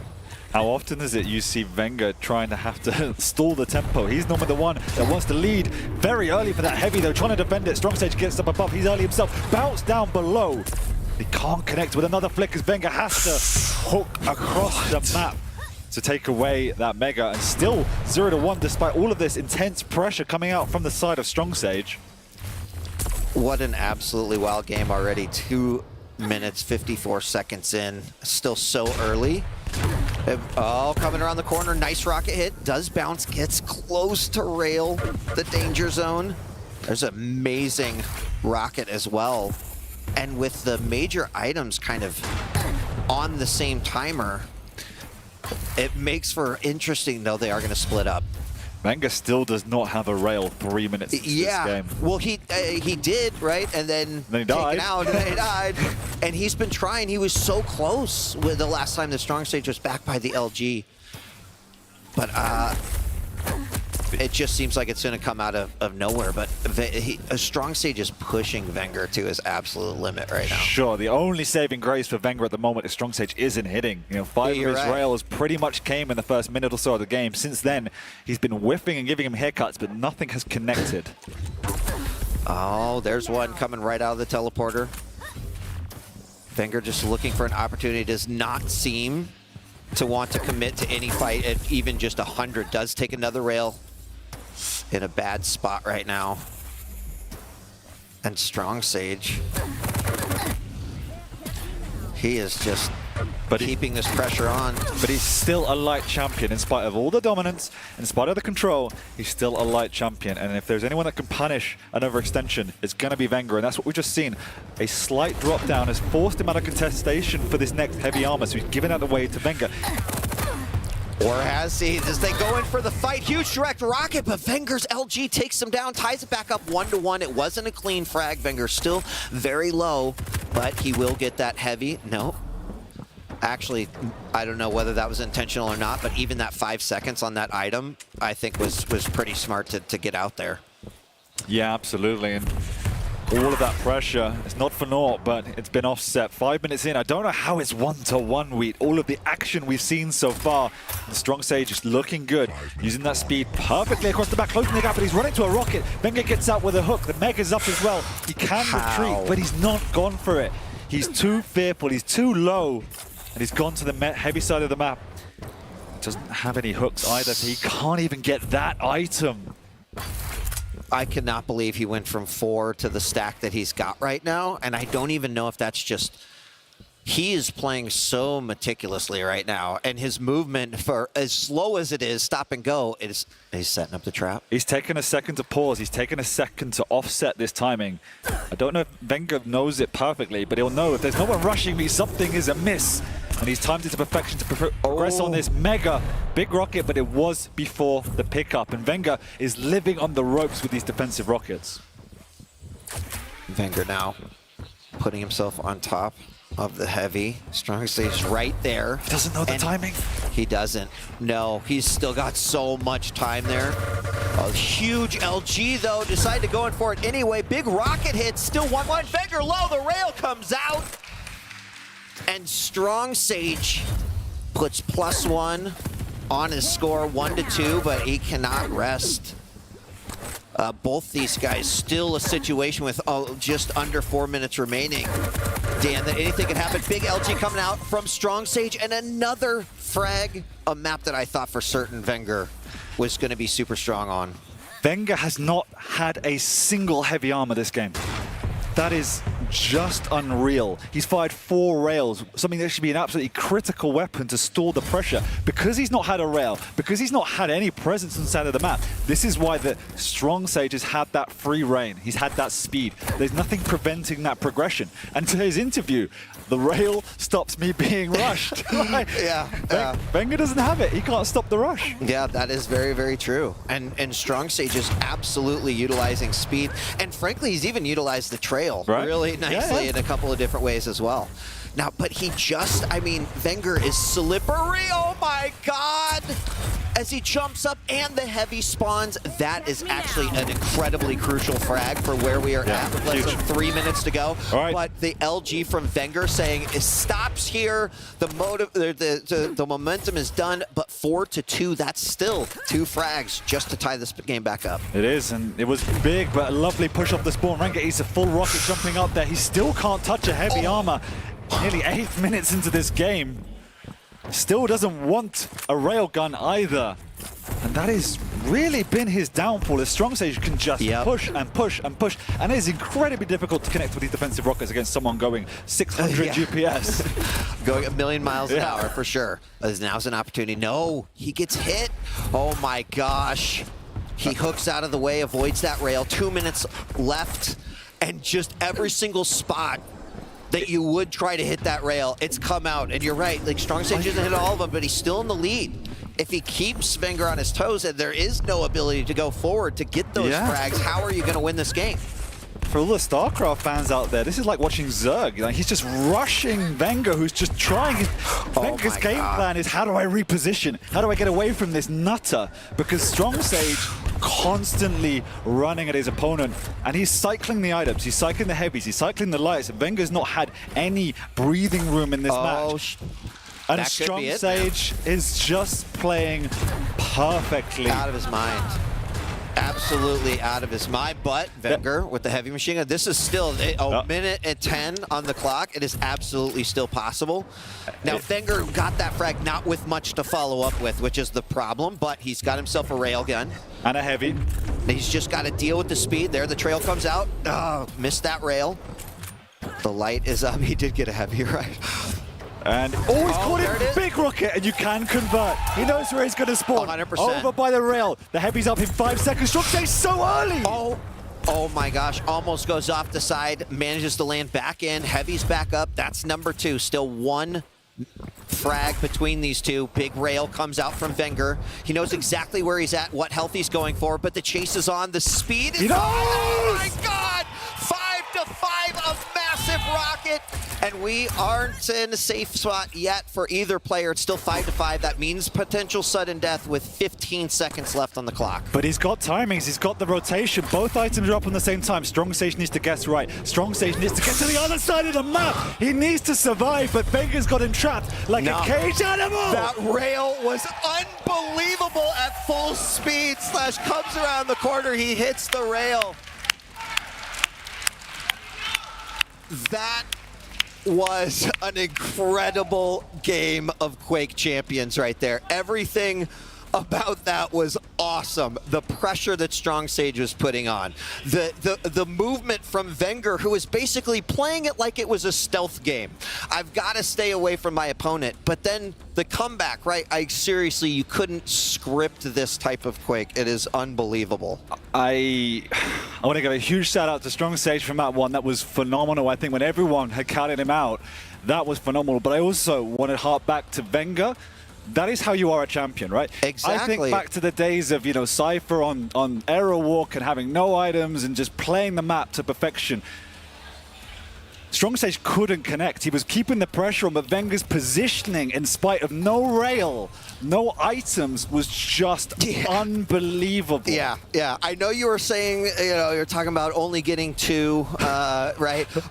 But you know what? If it measured health bubbles, he would have a million up there on the scoreboard. It was pretty wild, and the number of times that he was in that danger zone. Right. And Strong Sage didn't hit. Now, I wouldn't sit here and say, Strong Sage has bad aim. I think you're talking about 2 amazing players. There's some really complex movement happening between the hooks, but the fact that Venger hit that rail at the end, I think we're about to see it. First off, that rocket, absolutely sick. That tied the game back up. But that rail right there, that's nuts that he hit that. Absolutely nuts. Absolutely. And that ended up winning the game. Look, the bullet at the end. Strong Sage could have connected with more, but part of playing fast is it offsets some of your aim, right? Sure. The faster you go, the harder it is for you for aim. That's what made Toxic back in the day such a beast. He could do both. But the pressure from Strong Sage meant that Venger couldn't play the map. He had to play his opponent. He had to outmaneuver his opponent, and he couldn't do any damage either. Like 360 with the rail all map is just insane. And Venger would tell you it's still 40%. Yeah, I mean, compared to the 37, just a few percentage points under, but you can imagine if that was any higher. Wow. But it was such an incredible game, and it's got to be really disheartening for Strong Sage. He was going into the final minute and a half of the game with a 4-frag lead, having played almost perfectly that entire set. And so now he has to mentally reset. He has to go into this second map playing Scalebearer up against the Anakin. I mean, I don't know if anyone watches the regular season. I hope you all watch weekly of the regular season of the QPL. On Saturday, not too long ago, we had one of those disastrous Scalebearer maps. And if you're not clued in, if it's a little bit of inside baseball, I'm not particularly the biggest fan of Scalebearer because I feel like I see it go wrong more than it goes right. Yep. And when it goes right, it is majestic, Dan. I will give you that. It's absolutely wonderful to see. When it goes wrong, it goes really, really wrong. So, I don't know. After that game, I can't, the wrongness is out. I'm scared a little bit. Yeah, I mean, you say that. The last time I think I saw Strong Sage play Scalebearer and Molten, I think it was a 1-0 win where he just hid around corners with it, playing like some sort of hidden buffalo, just waiting for the perfect time to pounce. Nimble, but it can go both ways. He has that variety of strategy, and that might be what he needs to do, right? He got off to a great start on Deep Embrace. If he doesn't get that start, he's forced to change course. He has both in his locker, and that's why he's a scary player. Yeah. I mean, I just have no idea. After that game 1 we had, I'm not going to lie, I kind of expected that we'd maybe have a little slow game at the front, and then Venger would pull ahead, and it'd be right. I've seen Venger on Deep Embrace so many times, and so I have no idea what to expect on this. And plus, I would say that guy, he's playing out of his mind right there. Strong Sage, that was pretty sick. You can't be upset about that loss at all. But here we go, map 2, let's get it going. All bets are off now, so we are starting over on Venger's POV. Up 1 in the series by the skin of his teeth. But he is going against Strong Sage, who's looking good. He's on champion we know him for. Yeah. You know what, though? Inject sometimes, when Scalebearer has you pinned up against the wall, that inject is not doing much. Oh, here we go. He starts with a bull rush. The drive-by, nothing to come of it, and the flick round neither. He does eat one himself. I love it. And so Venger can come flying back, and maybe not, hopefully, of things to come as Venger headbutts a rocket through the doorway. Wow, this is already the level of ridiculousness I was hoping for, Dan. It's great to see the bull rush within the first 10 seconds. And then him just run on by while Venger rails him 3 times, right? That's where that didn't go wrong. It didn't go right either, but that's where it can be a dicey game. And here we go, the walking around the map. He's got the bull rush up. If Anarchy appears through a doorway, he will disappear quickly. It is true Quake deletion here. As Strong Siege is playing, there you talk about it. He's being the buffalo, just waiting for... Not the ultimate predator, I would have probably used, but... It's not, I mean, you don't want to mess with a buffalo, for sure. But it probably also isn't, it's like a little slow. It's not exactly the most agile beast in the Wild Kingdom, and that's pretty much Scale Bearer, But at least he's not down a frag yet either. He has controlled. They have put a little bit of stamp authority, each of them this game, and they're looking to contest this next heavy. Oh, the rails come out. It's a trade, Both exchange, yes. This is interesting. There it is. Brush comes out right around the side. He's running away like a football player, and I mean, Venger's handling this incredibly nicely, hitting those rails. They are answered back, but he's dodged every bull rush. He has, and you know, the speed of the Scale Bearer is nothing to be sniffed at either. You saw the juking around the pillars as well. Venger just could not catch him, and because of that, the back-to-back rails, the impressive coming out from Strong Sage meant that Venger is now not in a position to truly contest this next round of items, and that could be painful. He's using the inject on cooldown as well, so he's trying to just build that stack as best he can, but now missing out on both major items weed puts him in a bit of a corner. So what Venger's pretty much bound to do is just control that high ground. Yeah, and because Strong Sage kind of has to play this slow, I'm going to try to trap you game, I think Venger immediately realized that that was, first off, a possibility, and that secondly, it is happening right now. He knows he's got to jump on another rail, but the bull rush into the door does not work as he has to do a 360. He literally did a 360. I love it. But Venger's got the Mega as well, and unfortunately for Strong Sage, all that good work for Nort misses the rail up above as well, which could have been critical leading up to this heavy, and how he's been forced off the map. Yeah, Venger, I love how he's playing this one. It is a game of defense, and I think the way he's playing that, he absolutely could just win if he continues to go this way, right? There will be a time he'll hit 2, 3 of those rails, be able to take him out from a mid or a long distance, and that's where he gets his frag. He's, you know, not letting Strong Sage get anywhere near him, and this is wild considering how polar opposite game 1 was in regards to what we're seeing right now. Yeah, it is, and you're feeling the pressure mount from Venger's point of view. He's taken a couple of items without any damage so far. Back-to-back rails as well. He has the Mega in 3 seconds. Strong Sage needs to do something. Is he going to drop the bull rush? He is. He's going to steal it away. He's going to chase through. I think he's running, but no real damage from either side as they both get out just. It's a wonderful thing to see. I mean, he feels like he can take all of the damage in the world. Wow, that rail clips him. Lovely rail from down below, and Strong Sage is doing exactly what he needs to, keeping his jaw.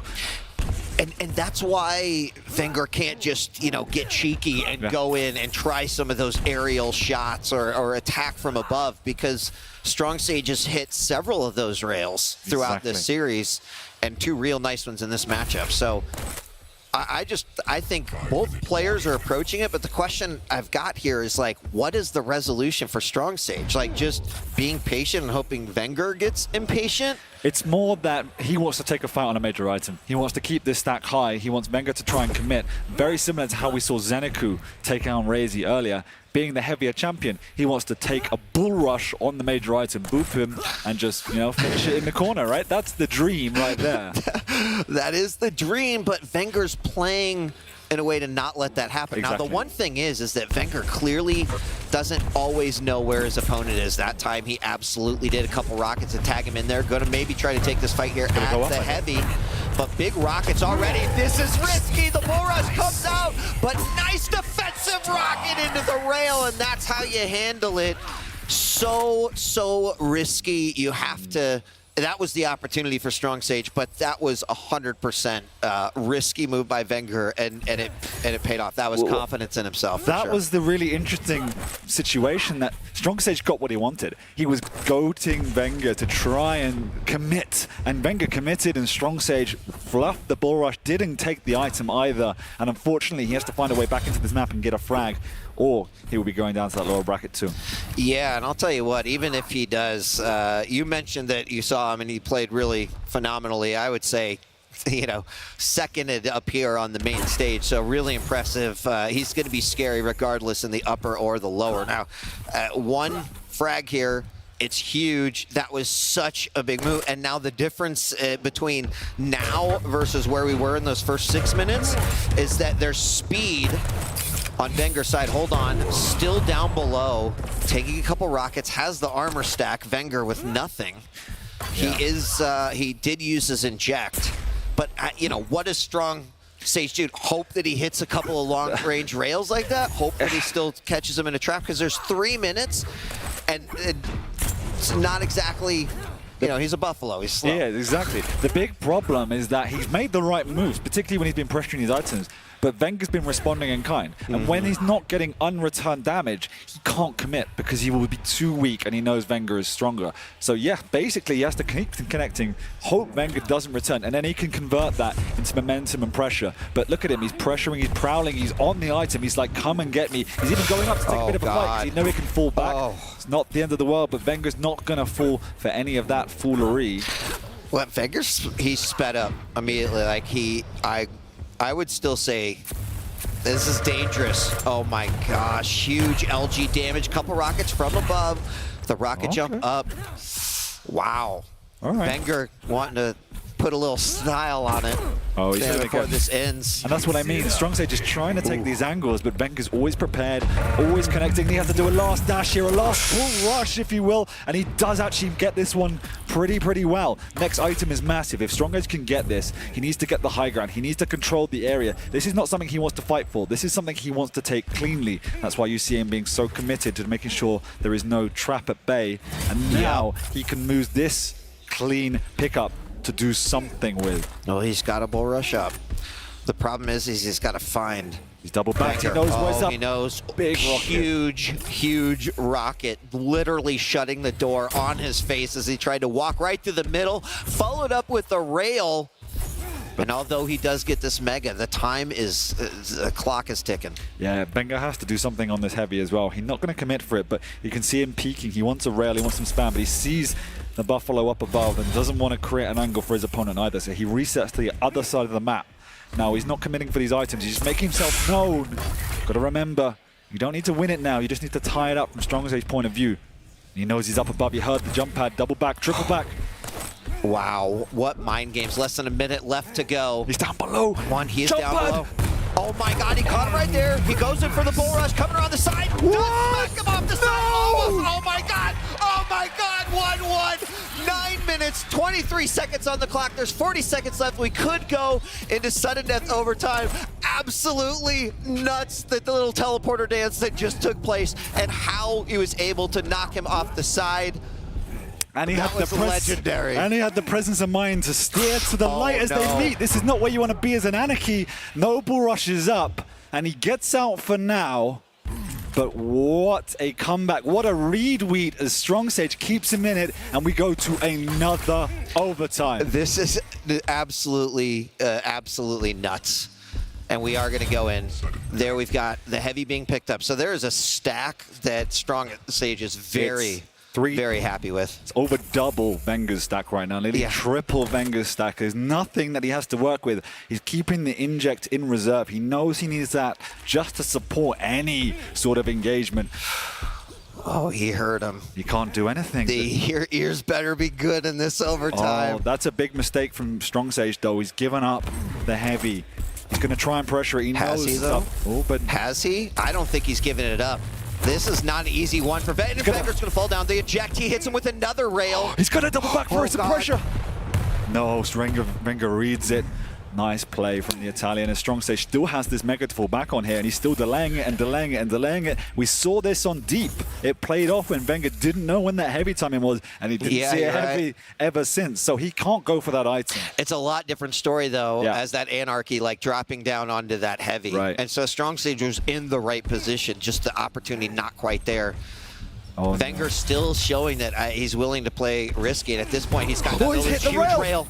He's got the bull rush. Oh my God, bull rush Here is it coming. comes. He's going to be on the chase. He's going to hit one more rail. Oh, he hits it, but he picked up the health bubbles. Don't. Venger on the run. LG battle in the air. Oh my God, Strong Stage does it. Absolutely insane game, a totally wild series, and we're going to game 3. Both players deserve a medal for that game. Venger played it so wisely. But you know what? We say this about a lot of it's changing, is that at the end, when there's 3 minutes left, you just got to throw everything you know out the window and just try to win whatever you can possibly do. That was an incredible conclusion to that matchup. I mean, he kind of gave the no-look kill as well when he knocked him off the map. He just went straight, well, right, see you later, bro. So calm, so collected. Hitting 3 consecutive rails there, and then triple back through the TP into the loop around. Oh man, like so many mind games. You wish that you could just look into the mines, because also there was a moment where Venger clearly said, I'm not running anymore.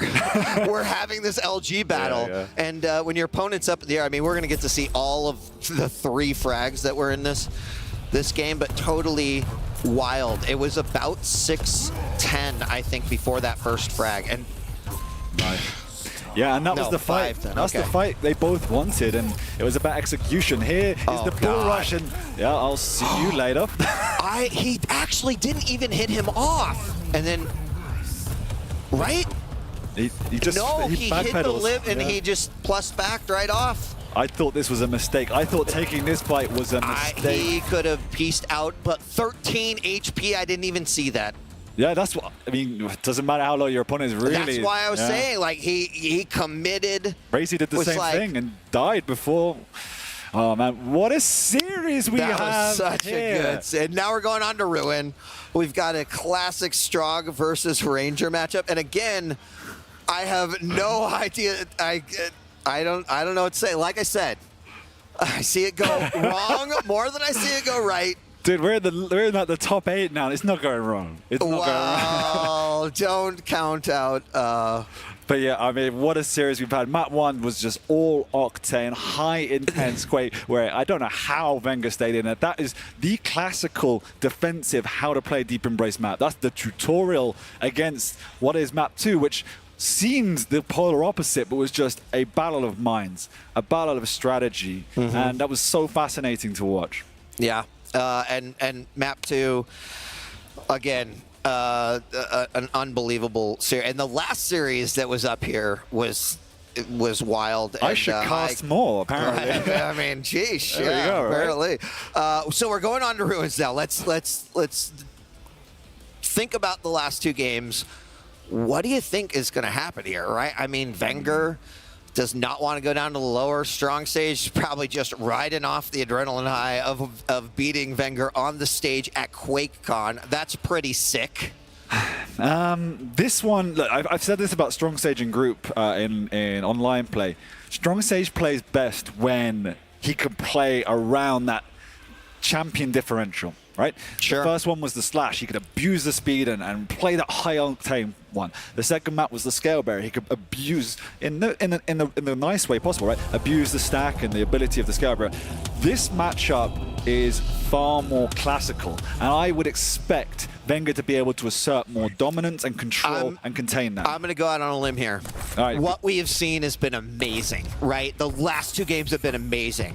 I think this is the game where Venger shows us why he is champion, why he wants to be champion. There we go. Right here. I don't even think that's a limb. I think we might see that happen, but I also think Strong Sage is going to do everything he can. Yeah. This story is amazing, and we haven't been making up this storyline about how it's been awesome to watch him through the regular season of the QPL. He's like constantly entertaining to watch, surprising. And he's got the frag. Oh my gosh. All right, well, I don't want to cast a curse anything going on here. I've already did it once yesterday during a scale game, so I'll just shut my mouth now. Whatever happens, absolutely the best series that I've seen here at QuakeCon so far. And again, it makes me really excited for whatever it comes after this. You speak to anyone backstage and they will tell you they expect Strong Sage to go far, and he's showing us why. Like, we know he's young, he's hungry, he's innovative, and he puts in the hours, and this is what it's for. It's to be on this stage playing the player he wants to play and giving everyone a show as he takes an orb through the Peeker. I mean, that's one way to deal with Peeker, right? I think that's, again, one of the reasons why week after week watching Strong Sage during the QPL, it's entertaining because you just don't see that very... When was the last time you saw someone be like, oh, Peeker, I'm going to orbit? This just trade abilities. Let's reset. I mean, that is exactly probably how Strong Sage thought about. Well, he used his Peeker, so I'm just going to destroy it with the orb. I don't know. Exactly, but we are seeing what we said, so he has taken the lead, but Venger has got this control now. Lovely rail to start that engagement, but he's a little bit trapped at the back of this room here. We know there's no exit. Venger knows that too, but he also is a little bit afraid, and he resets himself and says, no, I'm going to play the 10 minutes my way and keep control. Yeah, I think he's already now, if one thing is certain, that first frag from Strong Sage with the orb, that made Venger incredibly respectful of this orb that could come out of Strong Sage, because I guarantee you he's looking at it as a player. It's like, yeah, I could use it for movement, but did you know that if I launch it right at you and just happen to blow you up that you might die? Like, that is probably how Strong Sage looks at that. And so I think Venger is going to play the slow game similar to what he did in game 2. He doesn't want to be surprised. He's going to know when his opportunity is. But man, Strong Sage hits rails like that. But what we have to see now, Wheat, is how good of a player are you, Strong Sage? Can you play on the defense when you've got one of the world's best players in control, running at you with a stroke? What can you give me? Yes, in previous maps, you've been playing great, but you've had control. You've had a scale barrier. You've had all these other elements to your game. Give me what you can do in a classical duel defensively. You're absolutely right. Well, so far we've gotten one answer, and that's I'll orb your Peeker. That's one thing that'll happen. But 3 minutes 16 seconds in, there's to some this might not seem like a whole lot has happened in this game, but a whole lot is happening, right? There is a beautiful dance that is being done, and most of it, if this was a dance battle between the two, Venger is definitely winning. Despite the fact that Strong Sage is up 1, his control right now is really... But Strong Sage is handling it well. He's not putting himself in a position that's bad. But here we go. Big opportunity. Huge defensive rocket. Followed up with a second one. Venger wants to stick around just a little bit. That rail could have been rough, but... He knew he had the mega to fall back on. You're right. You're right. But yeah, and the thing is in Quake Champions, compared to the old Quakes, because the stacks aren't as big, because you have champions that you have these abilities, it's not as important to have that constant pressure on the defense. You can afford just to reset, give your opponent the map. If you haven't done the pressure the first time, it's sometimes okay to let them run the map and just cycle.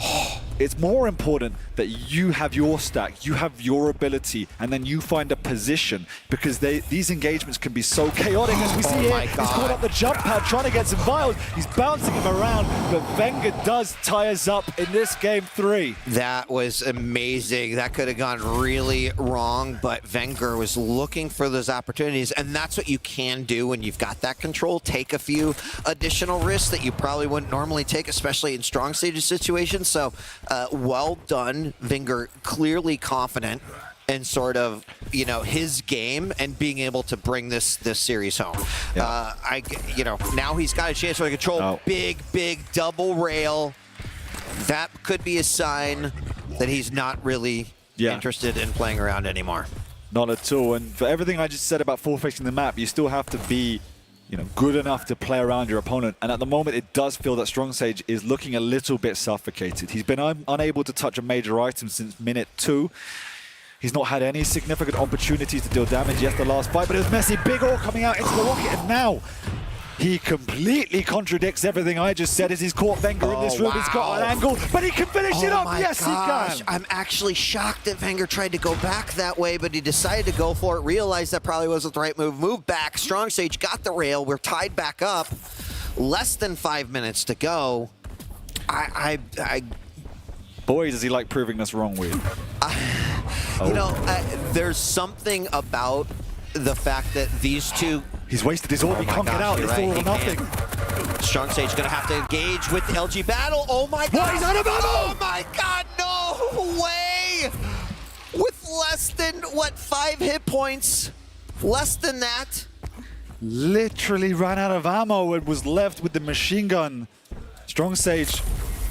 Oh wow, that's playing with fire right there. Yep, but he's also now off the map once again, so he is living without items this map. Less than 4 minutes to go. Strong Sage up by 1. You know, right before this whole exchange happened, when he fired his orb and couldn't escape, I was saying that that's kind of one of the things that we've always loved about Venger is he kind of plays his game, his own game. Yeah. And so does Strong Sage. So is he gonna sit here for 4 minutes? I'll tell you what, that doesn't work out very well. Eventually, your opponent will comb every inch of the map, keep track of the places you definitely aren't, and where you could be. But maybe he just wanted to give up a little bit of time. I don't know. The problem was he had no information over his opponents. He was just slowly moving out, which was the right thing to do. That's fair. You have to sometimes suck up your pride and just not play the game for a few seconds until you understand what is happening around you. Well, we're less than 3 minutes away from seeing what potentially be a massive upset here, but Venger's on the chase. He's got the stack. Big rocket, the orb to come out. Needs it. There he gets it with the LG. We're tied back up 3-3. Will we go into a third overtime? There is still 2.5 minutes, still a lot of time. That was pretty clean frag, too. But every one of these openings has been manufactured by a clutch shot. It was that opening peek through when he was just about to drop that allowed Venger to make that move. Everything is...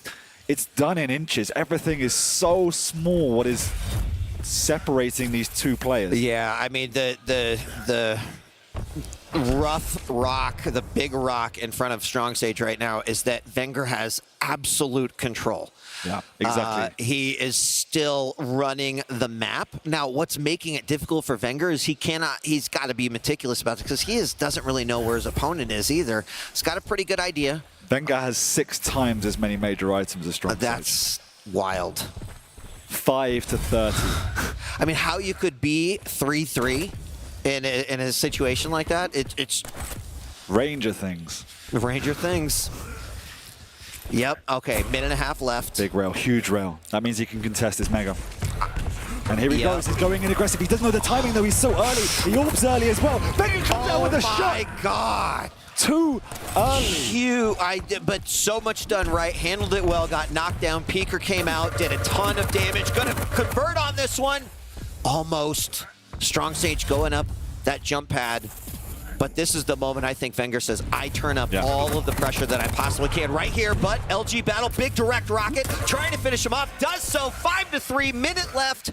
Strong Sage has got a massive, massive problem in front of him, and that's 2 frags, and the fact that I think that Venger knows that he should win this game. He should, but he is weak, and you can convert on Ruins. You can force the spawn. And he's found it. He's got no orb, though. He has to chase this old school, huge defensive rocket. He's got up his railable, but it doesn't connect. 30 seconds. He has to make a play now. He's guessing the right way. God. Venger hears him. He's going to come back. He's making his slow way across the eye. Oh my God, huge direct rocket. They're both out. He's done. And Strong Sage gets it. But there is 15 seconds remaining. Strong Sage has not much. He knows where he is, Venger got an LG.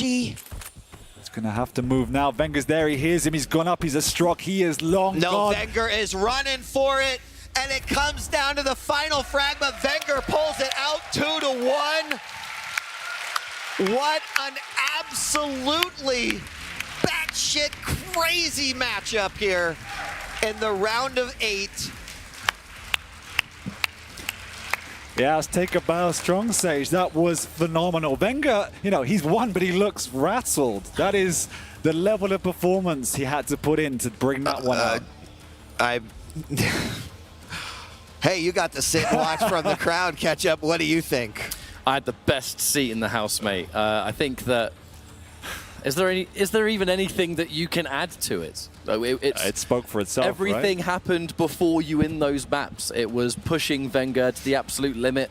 Up until those final closing moments, it always absolutely seemed like Venger had this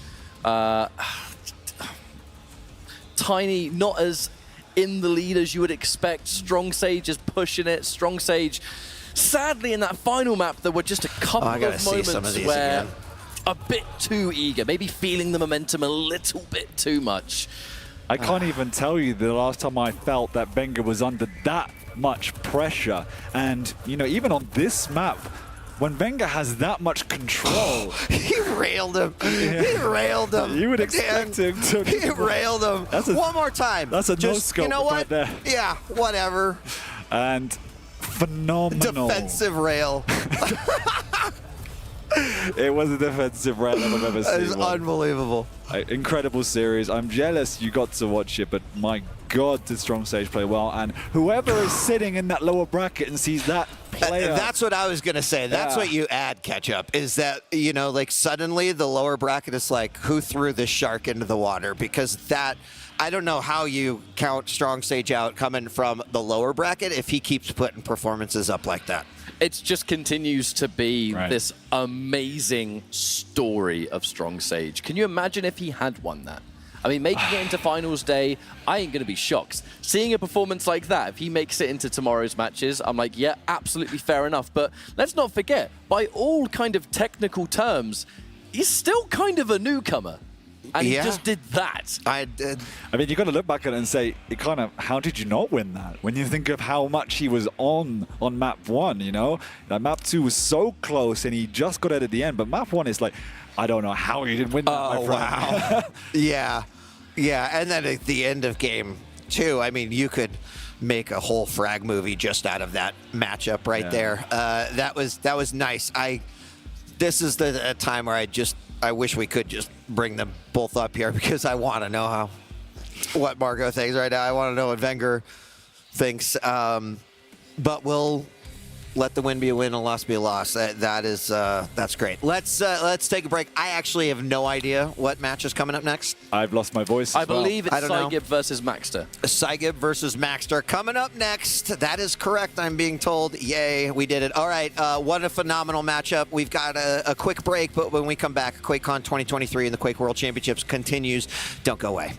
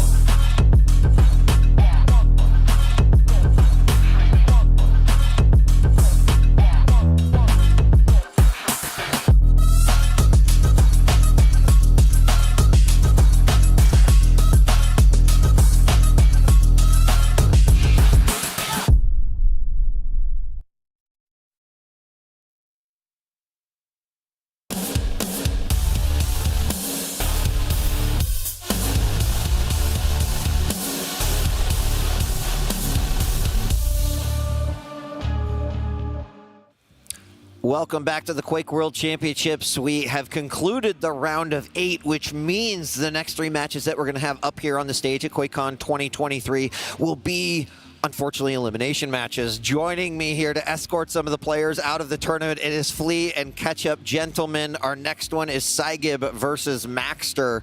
The tournament lives are on the line on this one. And, you know, I'd love to hear what you think about it. Exciting match ahead of us, all right? This is, I mean, a lot of people are expecting Maxter to go really far into this tournament and not immediately drop down into the situation that he's in right now. On the other hand, Cygib, the expectation is probably a little bit lower, but he's managed to make it pretty far in here, right? He's beaten Sip, he's beaten Effortless, then he lost to Zanaku, then he beat Effortless again. So now he's the last representative of his team, MCS, in the Quake World Championships. We're just in a position where, look, at the BYOC side of QuakeCon, Cygib has actually done quite well. You know, I was watching him yesterday and he was kicking ass and doing all the stuff you expect of an event like this. But in the tournament today, must admit, haven't really seen that pushed forward version of Cygib that I've grown used to seeing. We know how talented this player is, but as of the last few matches, seeing as he's going up against Maxter, I just don't know if I see it. You know, I would be over the moon for him if he is able to conquer Maxter here and take it. You know, we know he's focused. We know he's capable of great things. I mean, just think that Maxter's looking a bit better this weekend. No glasses, not chewing gum. Who is the Cygib on the stage? I don't know. Yeah. If he loses map 1, I'm going to run over there and just jam a piece of gum in his mouth. Who's got like a stick of Popeye with spinach. This isn't Cygib, it's a mask. You know, and his opponent Maxter did have a pretty interesting game versus Kilson. Lost that one to get dropped down to the lower bracket. It was, you know, one of those games that I'm not going to sit here and say Maxter could have won, but he had a series that came down to a sudden death overtime, and it you know, it kind of let the rest of the series run away with Kilson. So he's got to win this in order to stay alive. I'm very eager to hear maybe some stats that you've got for us, Flea. I know you've got stats. When do I not? Yeah, exactly. Well, within the context of the Quake Pro League, gentlemen, these have faced each other 6 times. Okay. And Maxter can I guess? Guess. Okay, I think Maxter's won every time. Ketchup. Look, my memory is like a goldfish, but I'm inclined to agree. Indeed. Okay, Indeed. all right. Maxter has yet to lose a series against Cygib within the Quake Pro League. Yeah, well, I think you were up here when another curse was broken already indeed, this weekend, Zanaku. so maybe you are the key, Flea.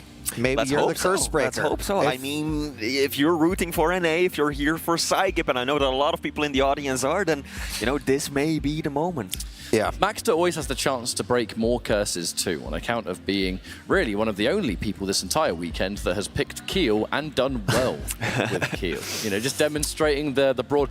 We haven't looked at the picks and bans yet. No, that's a subtle hint at production to show us, but we can see a pre-game thing. Yes. They've either just been hovering on those champions or we're actually going to get it. We are going to find out in just a moment, but before we check out the picks and bans, let's actually hear from Cygib, whose tournament life might be on the line.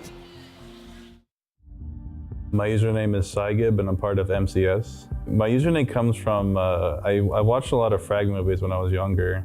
And there was one in particular called 3 when it was for Quake 3. So it was kind of a weird name, Quake 3 3. But one of the songs in there was called Sidekick Gibbon by Younger Brother. It's been my favorite song ever since I've seen it. So I just shortened it to Cygib. And it's pretty much stuck since then. I like Anarchy a lot. It's just very mechanical and very difficult to play. And it's just, he's very strong still, so you can nerf him a bunch, but he's very strong. And he's very fun, very difficult to play, but also really rewarding, which I like a lot. My favorite weapon would have to be the LG, the lightning gun, just because I wouldn't say it takes the most skill, but it feels so good to just hit a lot of shots with it. And it's very difficult to use right now in the current meta, but I do like it a lot. This isn't my first QuakeCon. I've been coming to QuakeCon since 2009. I came actually with my family originally. And we would just be like spectators and playing in the BYOC. And then for a couple of years, I tried to get in the competitions, but never was able to. And then one year I joined a really good team in 2014 with Rafa, Clock, and ID. And then I've been pretty much competing in every QuakeCon since then, as much as I could, and I just love to do it here. It's always very fun. Over the next few days, I'm pretty excited to play Rafa and practice a lot. I don't know when I'll face him in the bracket, or if I will face him in the bracket, but he's always a treat to play on LAN, because in the beginning, he always does really good, but then as the tournament goes on, you give him practice, he just gets better and better, and he becomes unstoppable. And in the bracket, I can't remember exactly how my bracket's looking. I think if I get out of my group, I face Zanaku, so that's going to be a very nice one. But if I beat him, I'm excited to play Raisy. I've always had trouble playing him in matches, so I want to have a chance at that again to try to beat him and finally finish it.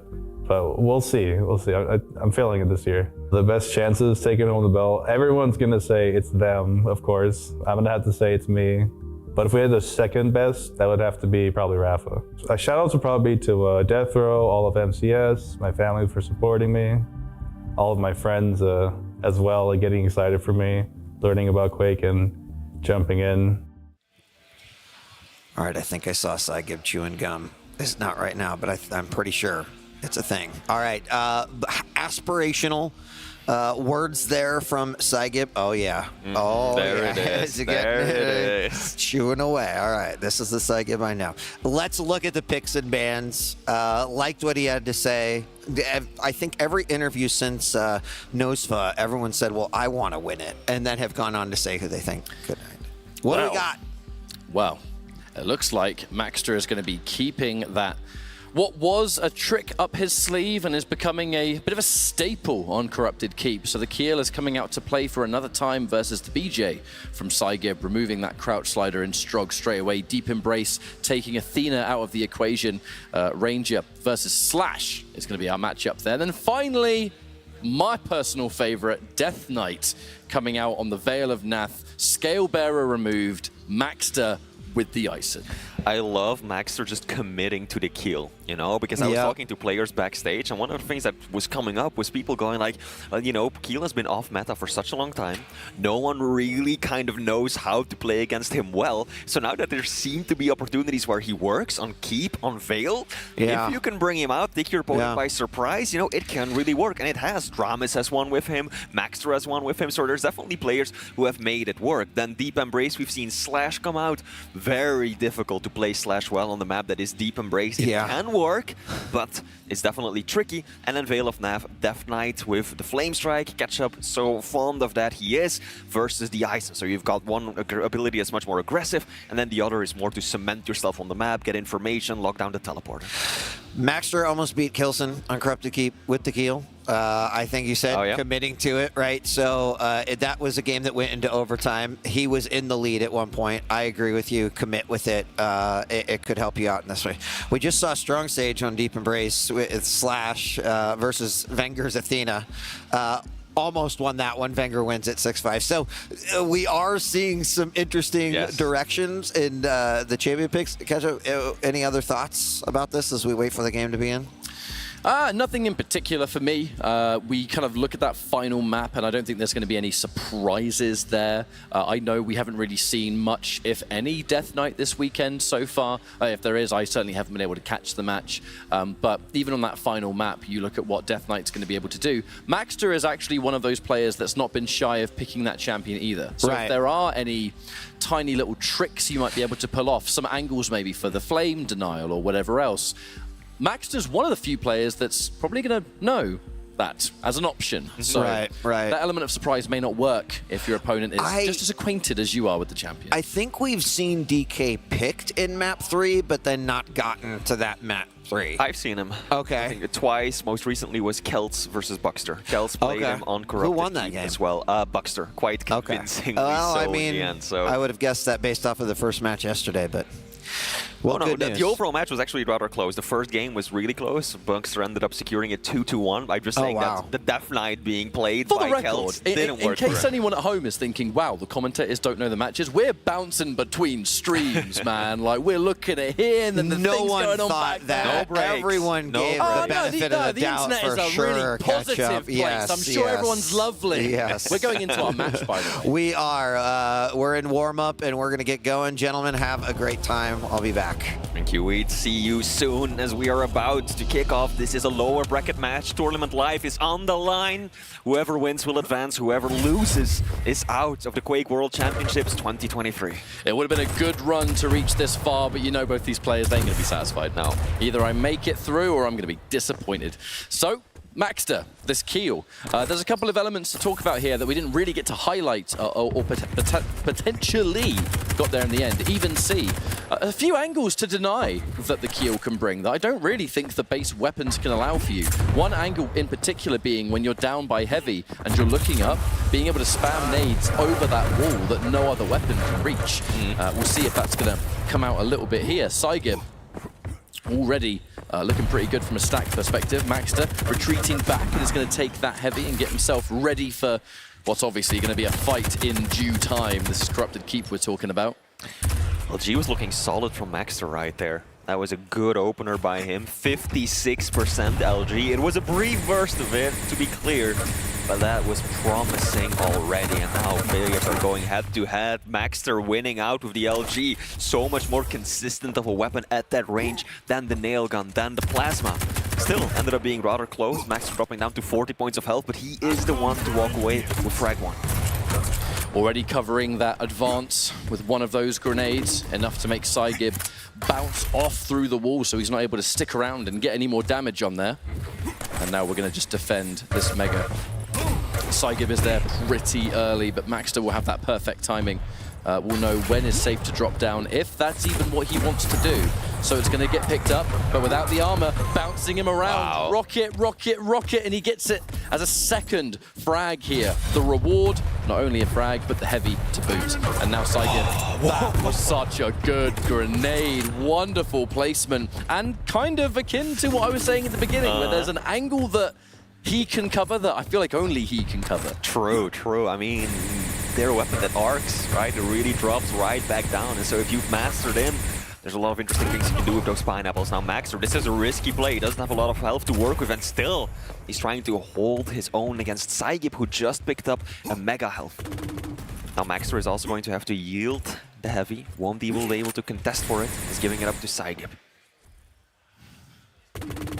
Whoa, Maxter with the timing on that tri-bolt. Had a rough idea that that's where Saigib was going to be, and actually does it again.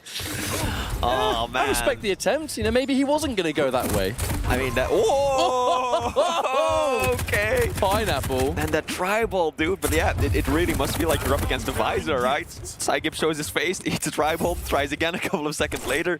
Perfect once more. And now Maxter, 3 frags up already, making good use of that heavy machine gun. Of course, no railgun on the map that is Corrupted Keep. So it is the heavy machine gun that is your main weapon to deal damage at a distance. Somewhere in the back room, 40 has the world's biggest smile on his face, and he just can't even tell you why. Tri-bolt from range once more. I had a good amount of mileage out of that weapon so far, especially from these ranges. I don't even know how that one managed to connect. But now, Mega in hand, the light armor. This is going to be Maxter's push. Don't worry too much about it. And that's an interesting side of this. You know, some players will favor that machine gun. In this case, Maxter clearly favoring the tri-bolt instead. Something about this just projectile-based damage that he's feeling more than comfortable with. But always kind of staying on Saigib's tail. Saigib pushes in big time with the dual wield.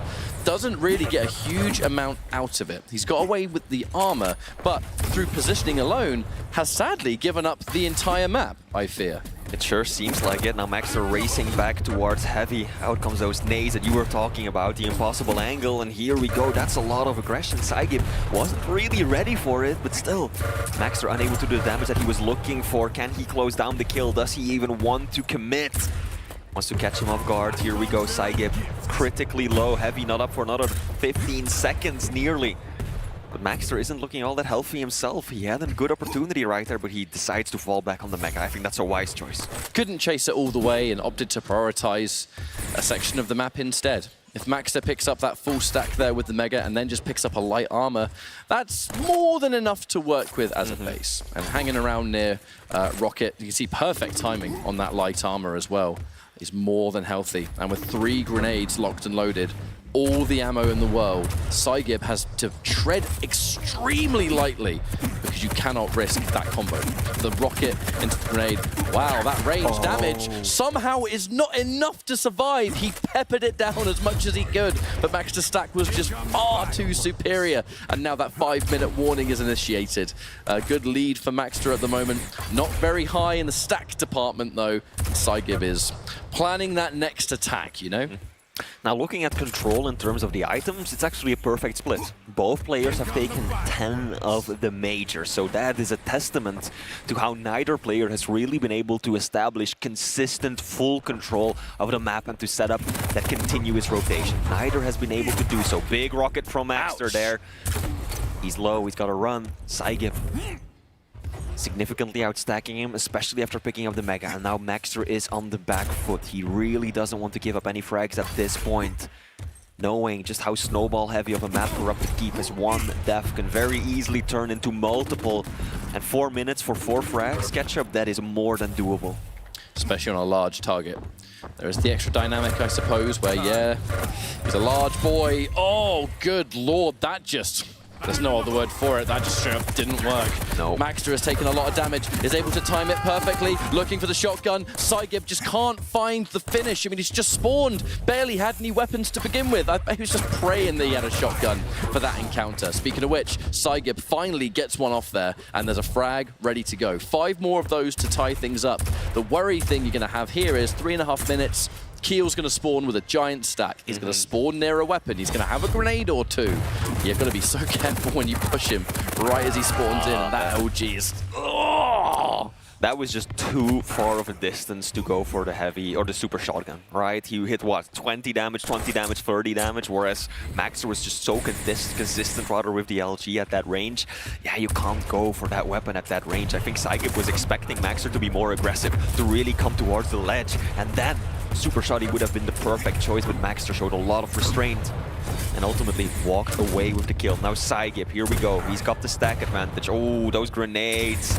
Yeah, you can see the look on his face. Not too happy about that one. That's the annoying thing about the grenades, my friend. It's not just the fact they do damage, it's that they move you around. They can. Yeah, they can serve that same purpose as a rocket launcher. You get this opportunity to push in, the grenade blows up, and then just before you know it, you're out of position. Wow. Yeah, big rocket out of the teleporter. Maxter might fall again. Indeed, he does.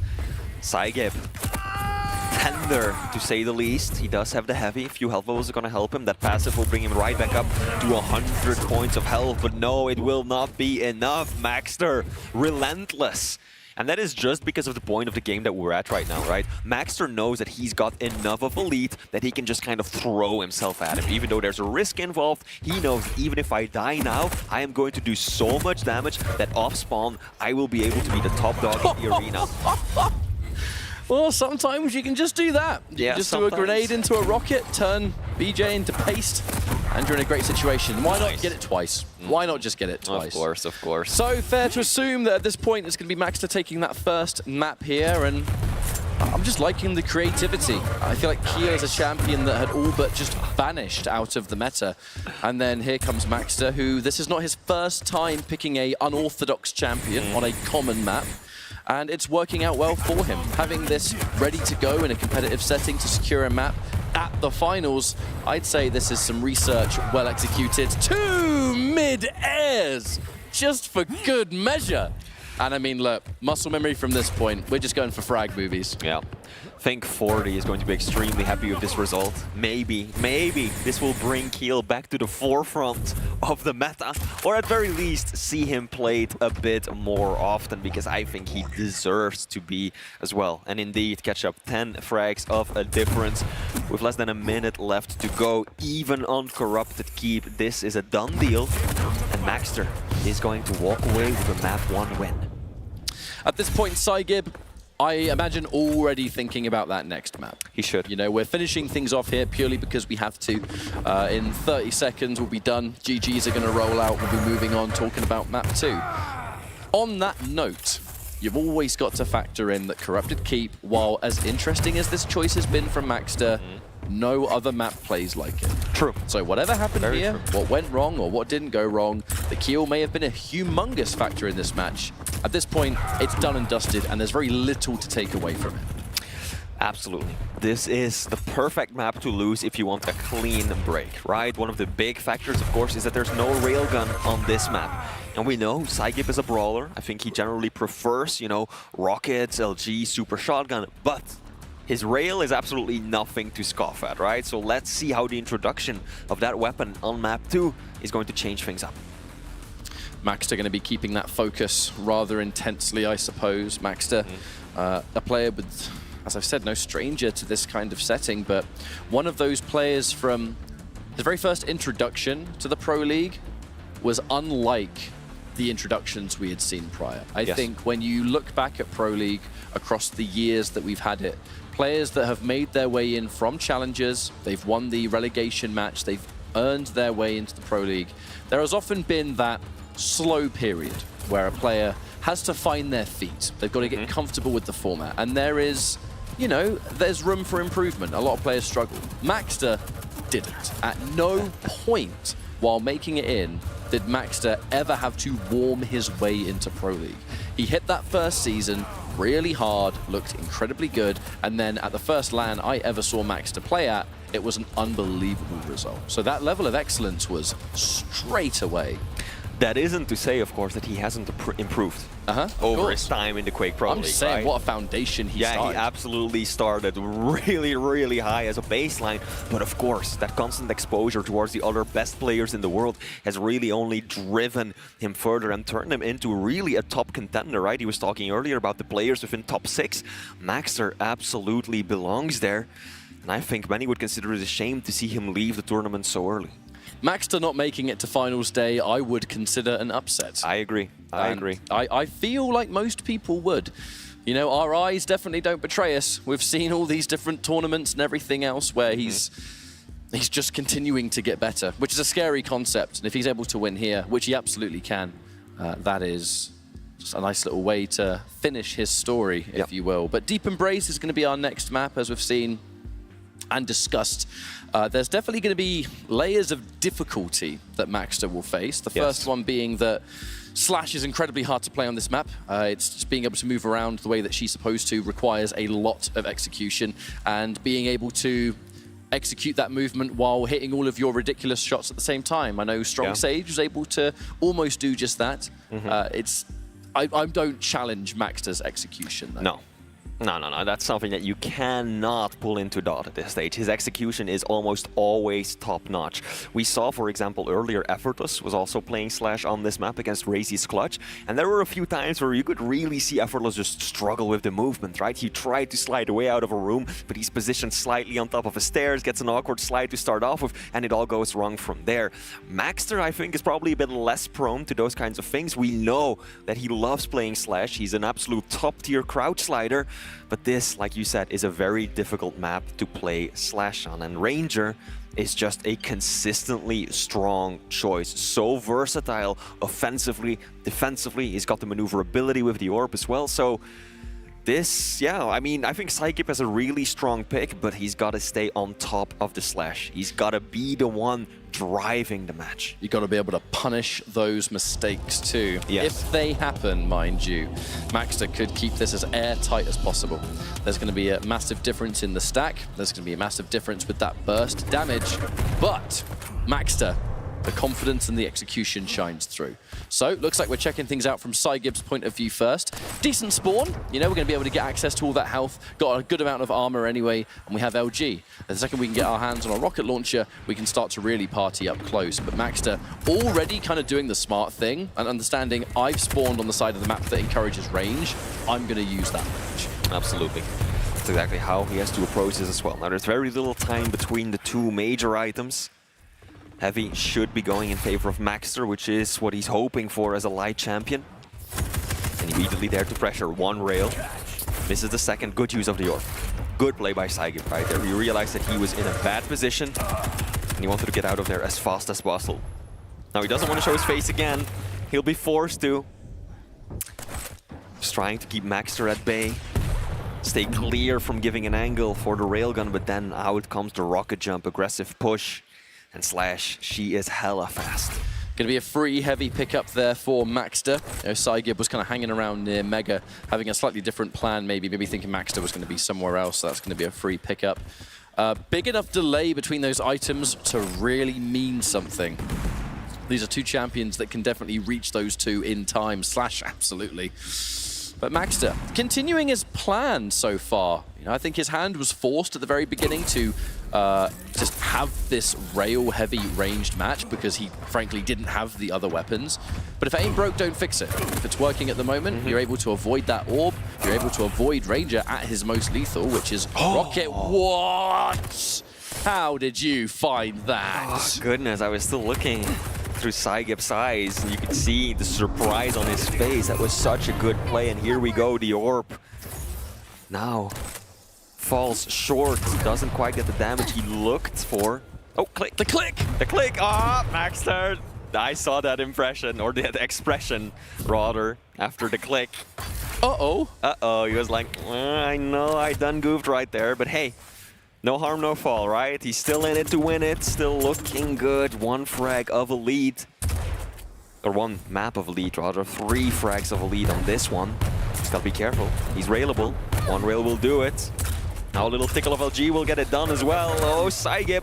Oh, come on, Mega really? spawned at just the right time. Maxter being at death's door and somehow still managing to do well over 100 damage at the direct. And wait, the orb has to space it out. Saigib teleports to it anyway. The missed rail punished with that super shotgun and 2 fights in a row. You're just wondering, Maxter, mate, how the hell did you survive that? I'm surprised Saigib still went for the orb right there. It clearly overshot his target. It hit that back wall. He dropped down at the bottom of the staircase, was in a bad position, was on the low ground. I don't understand why he still, you know, went for it, why he didn't just stay back and try to fight on equal footing. You almost wonder if, like, there would have been maybe an element of unpredictability, although we could clearly see that Maxter was following it visually, and he was so weak. You know, all I need to do is just hit him that one little time, and he did go for a couple of shots. They just missed. So the idea could have just been I guess, yeah, I mean, yeah, you're trading unpredictability for a really bad position, but I get it. I mean, anyway. Yeah, whatever it was, it did not work. Whatever it was, it did not down. work. And Maxter now looking good, healthy, nice stack to work with as well. Mega is up. And that will be our South American player's treat to consume. He's raising over towards heavy as well. Oh, good use of the orb. I'm liking how much Saigib has been using the orb just for mobility, to get around, to escape dangerous situations, to take away major items. But now he also needs to be able to actually put out some damage. Maxter doing 300 points of damage, more than him, plus having much more control of the items as well. Twice as many majors. Okay. Max having a bit of a hard time with the rail at the moment. And Saigib a little overzealous, going through the teleporter at rocket speed, just flying clean on by, and somehow Maxter walks away. Still alive, barely. That can easily change with one rail and Saigib lands it. Good, good. Here's the worrying thing though. We're sitting here, I know we're having a good time in that, but the fact that we're saying, yes, hit that shot, it's not the map really for that to be the situation. No. Absolutely demanding. Oh, that's the orb that he needed though. And if that's going to do anything, it's going to maybe wait for the ammo to respawn, try and get a good spawn on the opponent. In this case, Saigib is able to do that. Can't really push in and get some substantial damage though, and thanks to Slash's crouch slide fresh off the spawn, we are out of there. That was smooth too, right? I'm not sure if Saigib was like entirely aware that Maxter was down there behind that pillar. He jumped and gave him an angle, and now, oh no, Maxter keeps surviving when he has absolutely no right to, and you can tell, right? Saigib's disappointment, this frustration with the inability to clean up the frags. You can see the confidence just oozing out of Maxter's gameplay though, because even that fight there, all he had was a rocket launcher. I think most people were looking at that thinking, why are you sticking around? Like you're so far down in stack and you've only got a rocket, you have to hit almost everything a direct for that to work. And you can just see the plan work out, and it's to have that confidence of, oh yeah, I'm just gonna hit a bunch of directs, easy, no problem. It's rather scary, I imagine, to be on the receiving end of, but we are over this halfway mark now. Maxter not particularly healthy, and an even split between these two items. Only 1 second really separating the health and the armor. In this case though, Maxter trying to figure out what one can I safely pick up. I've been able to lead Saigib away. Saigib's now going to prioritize heavy, so that health is going to be mine. Instantly shut down the benefit of that heavy with one swift rail, and sadly, there's only one rocket left to go, so Maxter's got to be really careful with that. Get the box. Yeah. Oh, there comes the orb, falls short. Doesn't quite get there far enough.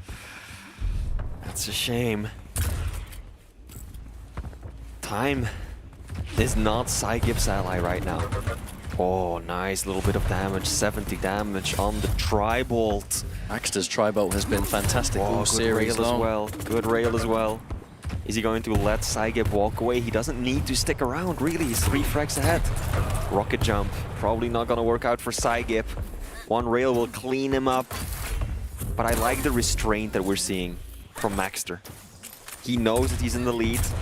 He knows that he just needs to play a defensive game. Shouldn't be taking too many risks anymore. Opa, that was a big orb. Saw that one coming from a mile away, but unable to step aside. And now Saigib made it a 2-frag game, but unable to re-stack right after that frag.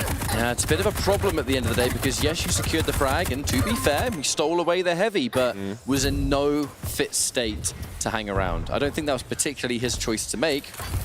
I think Maxter was very much able to spawn and just simply use that mobility of Slash, but just wasn't as monumental as you think it might have been. Just over 2 minutes to go, Maxter with a solid and, dare I say, comfortable lead. And remember, folks, this is an elimination match. If Maxter wins this, Saigib is out of the tournament this weekend and the World Championships. A lot of pressure on his shoulders right now. Nice rail to open things up with. Health level is there, though. Maxter able to restack, make his way over towards Mega. Now Heavy is up in 10 seconds. Saigib, he doesn't really have a choice but to push aggressively. Nice That's push. Good. Yes, yes, yes. Can he finish it off, though? It was a very... he's not even going to be able to take Heavy, I think. It was a really creative angle as he advanced, too. Now, Maxter, understanding that Saigib's a bit closer than maybe we expected. Yes. So we're going to keep the distance, allow him to take it. We're going to disengage instead and just protect our frag lead, because that, at the end of the day, is how we're going to win this series. Drive-by rocket. Maybe expecting Saigib to push through the TP, but man, smarter than that. Sadly, though, might not have time to think about it anymore. Looking for the orb, expects the teleport. Maybe a bit too predictable, that one. Saigib's been teleporting towards those orbs most of the map, and in this case, Maxter is using that to just simply exaggerate that frag difference, and now I'm just not seeing there being enough time. No, that one was GG. I mean, Saigib had to do something, right? Desperate times call for desperate measures, but that indeed was perhaps a little bit too predictable. Now taking a look at the stats. Major items are actually very balanced. Maxter's slight lead in terms of damage dealt. It's actually Saigib who's been doing so much more with the railgun. Doing a good job at keeping Maxter's stack relatively manageable, but then cleaning up the frags has often proved to be a little too difficult. In these last 30 seconds, we're going to play through simply as we must. However, it's not going to change the outcome. GG's to Maxter, who's going to take this 2-0, and sadly will be eliminating Saigib from the Quake World Championships this year. You know, it's been wonderful to see him play all year long with those weeklies, and as it all ultimately comes to a head here at QuakeCon, a tournament very close to Saigib's heart, as is the community who love him very much. So, GG's, Maxter is going to secure the last one there, and that is a done deal, Flea. Indeed it is. Applause for Maxter, well deserved, cleaning it up in a 2-0 fashion, but absolutely not an easy victory, right, Wheat? Not an easy victory, although 40 will tell you, I caught him watching in the back. There he is right there. I was like, are you sleeping back here? He's like, hell no, I got to watch this Kiel game. And of course, was very happy. I think you guys called that out. You know, it's some interesting play. Definitely came out there. I did like the Kiel play. I thought it worked out pretty nicely. The number of times I saw Saigib kind of like, no, that should not have happened, or that really bounced around, that messed me up. Had to have been frustrating, but we see why Maxter continues to pick that. And then, you know, the Slash game was interesting. Hard fought, but I think Maxter deserves that 2-0, and I am happy to see him move on right in the tournament. Saigib's been great all season long. I think he should be happy with some, you know, results that he's seen. But yeah. Yeah, absolutely, and I think that we are going to have Maxter join us Oh, I shortly can see him. for an interview. Oh, he's already here. I can see him. I wasn't planning on actually introducing him, but hey, here we go. Maxter joining us on the stage. Congratulations. Oh, thank you guys. How's it going? Well, while you're here, it's a prime opportunity to look at your own replays. Yeah. Look at that. Technology. I mean, there were some rockets that I really want to see. There was some fantastic direct rockets. Yeah. Oh, yeah. Oh, yeah, we know. We know all about that, especially from the Kiel map as well. Oh, yeah. Been representing the Kiel all the way through the weekend. 40 loves you very much for that, as I'm sure you know. But, yeah, I mean, why not, even while these are going, let's just kick it off. Let's have a chat. So, you have looked really strong this weekend. You have had some incredibly close calls as well. I would like to start off being very broad overall. Still in the tournament, how are you feeling right now? Well, I'm actually trying to feel a little bit more my game. I didn't feel that well versus Toxic on my first match. Like, I wasn't feeling myself, to be honest. Like, suddenly I forgot how to play Quake. Like, my game wasn't there. Toxic was playing really good. He was actually being patient. So that took me a lot of surprise because I was expecting his game to be more aggressive because that's how you are used to see him. But in the end, I managed to just take it on the third map on sudden death. And also I made 40 being proud of myself. Yeah. I mean, you popped off, right? I'm pretty sure I heard it in the thing. I did because I heard a yes! I was not expecting the result. I wasn't expecting his performance as well.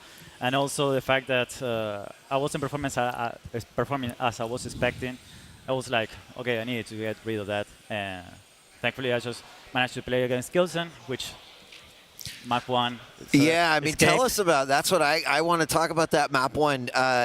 You know, to be brutally honest, it seemed like you had the game won and there was that exchange right near Mega, decided to go in. What happened there? I don't remember exactly what happened there, but I remember that I overcommit one situation. That might be the one. Yeah. And then Kilson just got the momentum. Right. And then when we were tied, when we were in the sudden death, there were a lot of time that he escaped with 3 HP. Yeah. Oh yeah. Oh yeah. I didn't rewatch it yet, but he was screaming all the time, and when I needed, I was missing the rocket jump. It's like I was doing these cooler rocket jumps all the time, but unfortunately it didn't happen. But I mean, I'm still in the tournament. Yeah, I'm looking forward to those. If I have. Do you know who you play next, or who you might play next? Baxter or Nosa. Yeah, Baxter or Nosa. We don't know yet. Okay. So I do want to ask you again about the Kiel, right? Because throughout the normal season, no one played him, no one touched him, and now we're at LAN, and he's a staple of your pickup. You've been picking him pretty much every single one of your recent series. So what's changed? Why are you picking Kiel now? Well, there was a change, and I think in the latest patch that now in the second bounce, the grenade explodes. So I felt like, okay, in LAN, rockets are more powerful, tribal is more powerful. Okay, let's just, and also the fact that in LAN, players tend to play more carefully. Really careful. So if you're trying to attack, you most likely will get 150 damage for just trying to attack. And also being the fact that Kiel now moves faster and has really good stack. So okay. You can almost say you're innovating that with Kiel at the moment. Because, I mean, we've seen you play... I'm sure we even had, like, an online interview after you'd picked Death Knight on a map that we weren't really expecting, and it worked. Sure. And we were kind of talking about it. So you're certainly no stranger to being able to pick a champion that is a bit more unorthodox, or maybe not so much in the meta anymore, and prove that there's still some source there. Well, you know, there was a comment there that Baxter actually said it. Because he played against Dramis, and Dramis picked Kiel on Veil of Net. And he wasn't expecting his pick. And he said, well, I haven't seen Kiel in a while, so I didn't know how to play it. Yeah, right. Absolutely. Yeah, I mean, based off of some of the faces that Saigib made when he got hit with a few of those grenades. Another question about the Kiel pick, is that just for Corrupt to keep, or should we wait and see? Don't force him to give away his secrets. Curious guy over here. Look, I've been practicing on other maps, and it worked perfectly. You know, the only match I've lost with Kiel all over this weekend was against Kilson for 1 frag. Okay. So I haven't lost any. You've been cleaning up in the casual matches. Well, you know, the guys were trying to see, you are going to pick Kiel, but they were joking about it. Oh no, I'm going to pick it. All right. That's what that Good is. stuff. Awesome. Well, I think you're done for today, right? You get a rest and then, or No, I think I had to play Nosa dang. today. Yeah, I think he does. put you to work. Unless it wants Maxter. to call it for today. Would you rather just like let's go? You're ready to hop back in another match? No, like, Okay. let's get inside the pool, maybe. Yeah, sure. Let's get started the pool con, maybe. But now I still have one match today, and I will try to just make to the top 6. Awesome. Good luck, my friend. Yeah, congratulations. Thank you, All right, guys. stick around for just a second. We're going to take a break. When we come back, coming up next, I believe Chain versus Strong Sage here on stage, so don't go away. More from QuakeCon 2003 coming at you.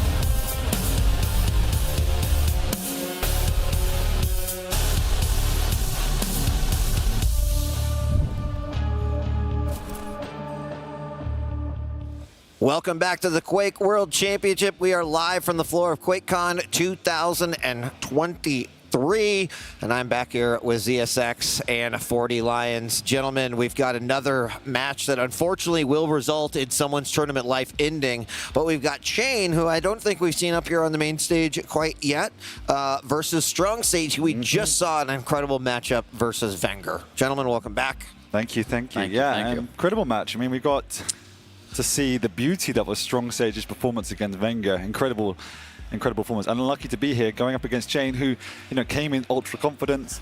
He's played some hard opponents and found himself in this predicament now where he's going up against someone that is full of confidence and leaving on a high. Yeah, I mean, I think you already mentioned it on the stage, but that handshake with Venger after the fact, you can see that Strong Sage was like laughing, having a good time, and Venger was like, I can't believe that just happened. Like, who are you? You just pushed me to my limit. He was so uncomfortable, but it's just amazing what Strong Sage has done his first season in, and he keeps grinding, and I think he might make a run here. Obviously, Chain is in the way, just another opponent, but Strong Sage is looking really good. Yeah, and I mean, if you think back to Chain's interview earlier, you said he was confident, and I think there's been some games where we've watched him play. It's like, all right, solid player. Strong Sage we just watched and is absolutely, like today, looking great. Now, will we see that same performance from Chain? I think the chances are pretty good. So the question is going to be is Chain comfortable enough based off of where he's at? Tournament life's on the line. He's looking way big shot, right? He wants to win this thing. Exactly. So Dan, he really does, and he's been looking decent, probably nowhere near as good as he was feeling coming into this, right? But it's going to be very interesting to see this particular matchup because they do have such opposing styles. You've got Chain that wants to play slightly more passive, slightly more angle heavy. Yeah. You've got Strong Sage who just either wants to blow right through that with whatever champion he picks, whether it's the clutch or the slash, or he picks a scale bearer and just want to hide around the corner and just buffalo you when you turn up. Yeah. So it's a complete paradigm of opposites, and that's why I'm interested to see this. Yeah, it should be a fantastic matchup. Again, I was on the B stream, so I missed all the highlights. I need to go back and watch it, but I heard about that bull rush, heard around the world, and I'm so mad that I missed it. But, I mean, that's what happens, baby. We got so much Quake going on that you're inevitably going to miss something, but that's why we have VODs. Yeah, it was pretty wild. I mean, I am definitely eager to see the picks and bans here. Yeah. I think, right, like we could talk about these two and their performance of the QPL, but here it comes. Bring it in. So, Awoken, Molten Falls, and Corrupted Keep. But, let's talk a little bit. I mean, we see those are some respect bands right there, I was about Dan. to say, come on, you're just giving us no fun here, Chain, with the clutch and scale bearer ban. Come on. But, no, I mean, we have Awoken, the Ranger pick from Strong Sage, going more methodical now. Wants to play a bit more of a standard game, and Chain responds with the Athena. In his game versus Venger, he played Ranger, a little bit different than your typical Ranger. Very true. And Chain has his pick of the bunch, and he opts for the Athena. We know how great the Athena is in terms of mobility, and you can control that map. You can just hook up across the rail from the heavy armor into the mega. Just a lot of speed, a lot of utility. Then we move into Molten Falls, which we obviously saw before. And the most interesting thing here, the scale barrier was open. But he does not choose it on that same map that we saw earlier against Venger, right? He decided to go for the slash. He prefers the speed. He wants to play aggressive. Maybe that's purely down to how well he played it previously on Deep Embrace. I don't know, but that was a definitive choice to not choose the scale bearer. And then that's really interesting. Yeah, right. And then we have a Corrupted Keep where he picks the Strong, I think, incredible champion. I think the BJ offers good utility and can be used very, very well, but you have to use it correctly to maximize damage. Otherwise, the Strong overall skill set is better, in my opinion. I mean, I dig it because I think he's showing his versatility as a player, right? I don't always need to pick the same champs. You can go ahead and take away what you want. I still got a deep champ pool. So we're going to see how he utilizes that slash specifically, as you mentioned, on multiple balls, rather than opting for the scale. But yeah, I'm looking forward to this one. I mean, Chain on Athena, like that one. Anarchy on Molten Falls is pretty good. And the BJ, pretty standard on CK. Again, I just saw somebody, Maxter, I think, Keel. I don't know. I don't know why you're here. I'm just saying. Just a clown. I was in the back celebrating, yelling, spiking pineapples into the ground, but, I do want to say on Corrupted Keep, what I do think is interesting is that I think BJ has some potential to stop that aggression. Now, it's not an always on with the dual wield, right? But you don't want to go into someone who's got a dual wield, LG. Yeah. So, right, can Strong Sage play his aggressive game around that? I mean, will we even get to a third game? I don't know. Well, These are that's all a good question. Very interesting questions that will unfold and play out here in just a moment as we're getting ready to jump in the first matchup. But I love this, right? I mean, Chain's trying to claw his way back through, confident coming in. Strong Sage has shown us that he's just going to play his game on stage. So both these guys deserve an opportunity to be up here again. And it's wild to think that, right, a tournament life is on the line. I want to say, like, usually players give each other the death stare. No, they're having a good time. They kind of look over, a little smile, a little giggle. He's like, I can't wait to get in the arena. I mean, Strong Sage seems like he's loving this, right? Like, I dig it. I love it. I mean, he's also rocking the gamer sleeve, right? The hang made the eyeglass is cool. You know, Strong Sage out here with the gamer sleeve, so it's got all the swag as well. But I like that attitude, right? You don't use one, Dan? What? You don't use one? I'm not cool enough, bro. I use one while I cast, man. I need it for my arthritis in my wrists nowadays. You think you could get one to fit? Jesus. Are you allowed to show that on stream? Is that? It's just hot in here now, bro. Sure it is. It is He's got clutch in the distance, bringing in the crowd. He's going to pop his shield and just run through everyone. There's literally a clutch out in that. I mean, we can't show you on stream, but there is an AMD clutch man walking around QuakeCon. I don't know how to put it, but it's cool. All day, Dan is like, look at clutches over there. Clutches over there. It literally is. People are like, show us on stream. I know there is. Show us. We can't do it. Can't but do it's there. Believe us. Should take a picture and upload that to Twitter so that people know. I am 40 Lions. Fuck, I follow him. Yeah, I don't have that anymore. You're adorable. We're getting ready to start. Good news, too. I don't know if I can say this, but I'm going to say it anyway. But we're going to throw another match onto the main stage here for the end of the day. Make sure we get through all of them. So if you were watching comfortably on the B stream, sorry, it's now going to be over on the A stream. You got to move over. But that means we can't the have crowd fun here, anymore. they're going to have a good time. Really excited. It's been an amazing day of Quake, and I'm sure we've got a few more matches at least today. Take it away. Before we move into our final day. And, you know, we're at that stage 40 where these are lower bracket matches, which means these guys are fighting for their lives. And we have Strong Sage against Chain. Strong Sage, who nearly took down Venger, against Chain, who told us he thinks he's going to win the tournament. So let's see if he can live up to that hype. It's not the performance that he wanted, but it's not over till it's over. I ain't hear no bell as Chain has that railgun and LG looking for the angle. Great rail through the gap and almost hits another one. Strong Sage makes his way back towards the mega area. A little bit of Tri-Bolt. Does get the information off the last bit of Tri-Bolt, so Chain kind of knows where Strong Sage is angling and positioning right now. Yeah, nice and slow and steady. And this is the way Chain wants to play. He definitely is a player that favors setting the tempo, controlling the angles, controlling the cadence of the map. And we also know that Strong Sage can flex. He can play that too. I prefer to see him going ultra aggressive, but I absolutely respect him trying not to. As I say that, he goes exactly that. Ultra aggressive through the choke point. No respect for the fact that Chain was there. He's got perfect timing. He swings on through that room. And Strong Sage needs to reset. He got himself a heavy. They do trade these items, but that maybe was not the move. I mean, testing the waters for sure, but Chain was on point with that flick rocket. Direct hit, and now Strong Sage reeling after that. Yep. Chain still looking for a little bit more damage, keeping him on one side of the map. He's going to go through Banana now and make sure that he cuts off where he can, and I think he heard Strong Sage down below going through the sewers to the machine gun, and he's going to go through the telly. So Chain holding his ground on the Mega, and the split between the items and the positioning from Strong Sage. The stack giving Chain the ability to grab both items and now making the split between them even bigger, so he's more comfortable moving around and rotating between them. Yeah, and Chain's trying to keep his distance here. He's already seen the type of play that Strong Sage wants to make. And here we go through the T-Con. He knows he's got the aggression, but he actually jumps on through, or back through Chain. Good reposition from Strong Sage, but he's living on a prayer at the moment. No health to work with. He goes across to the Mega, but it's nowhere to be seen. 3 seconds still to go, and Chain is chasing down his prey. He needs to be careful. He doesn't want to eat a rocket because that will set him more than back. And that was close to our first frag. Love it. I love it. Leaving up the item. Does have enough time to get here. He wants to attack from the rocket platform. Strong Sage should be piped, but look at that rocket. 6 HP after that. Strong Sage made him pay. Chain is very weak, and Strong Sage might jump right back into the fray. Yes, this heavy machine gun. Chain back up against the wall and finally able to slow it down, but you could see that Strong Sage very good with that aggression, as you mentioned, and knowing that he had the opportunity. He almost took that, but Chain, his defense was very, very strong. It was, but on the aggression, absolutely the right decision to make. But what we've seen from Chain in League play is that sometimes in spite of the good decision making, the execution wasn't quite there as he knocks down Strong Sage, has to go toe-to-toe. He's still very low. Strong Sage pushing back in, but Chain with the mobility of Athena. Look at the speed he is playing at. But my point was, the execution was not that great, which gave Strong Sage the smallest of margins to deal that damage, but he has now been able to reset and get back on track and connect with those rails.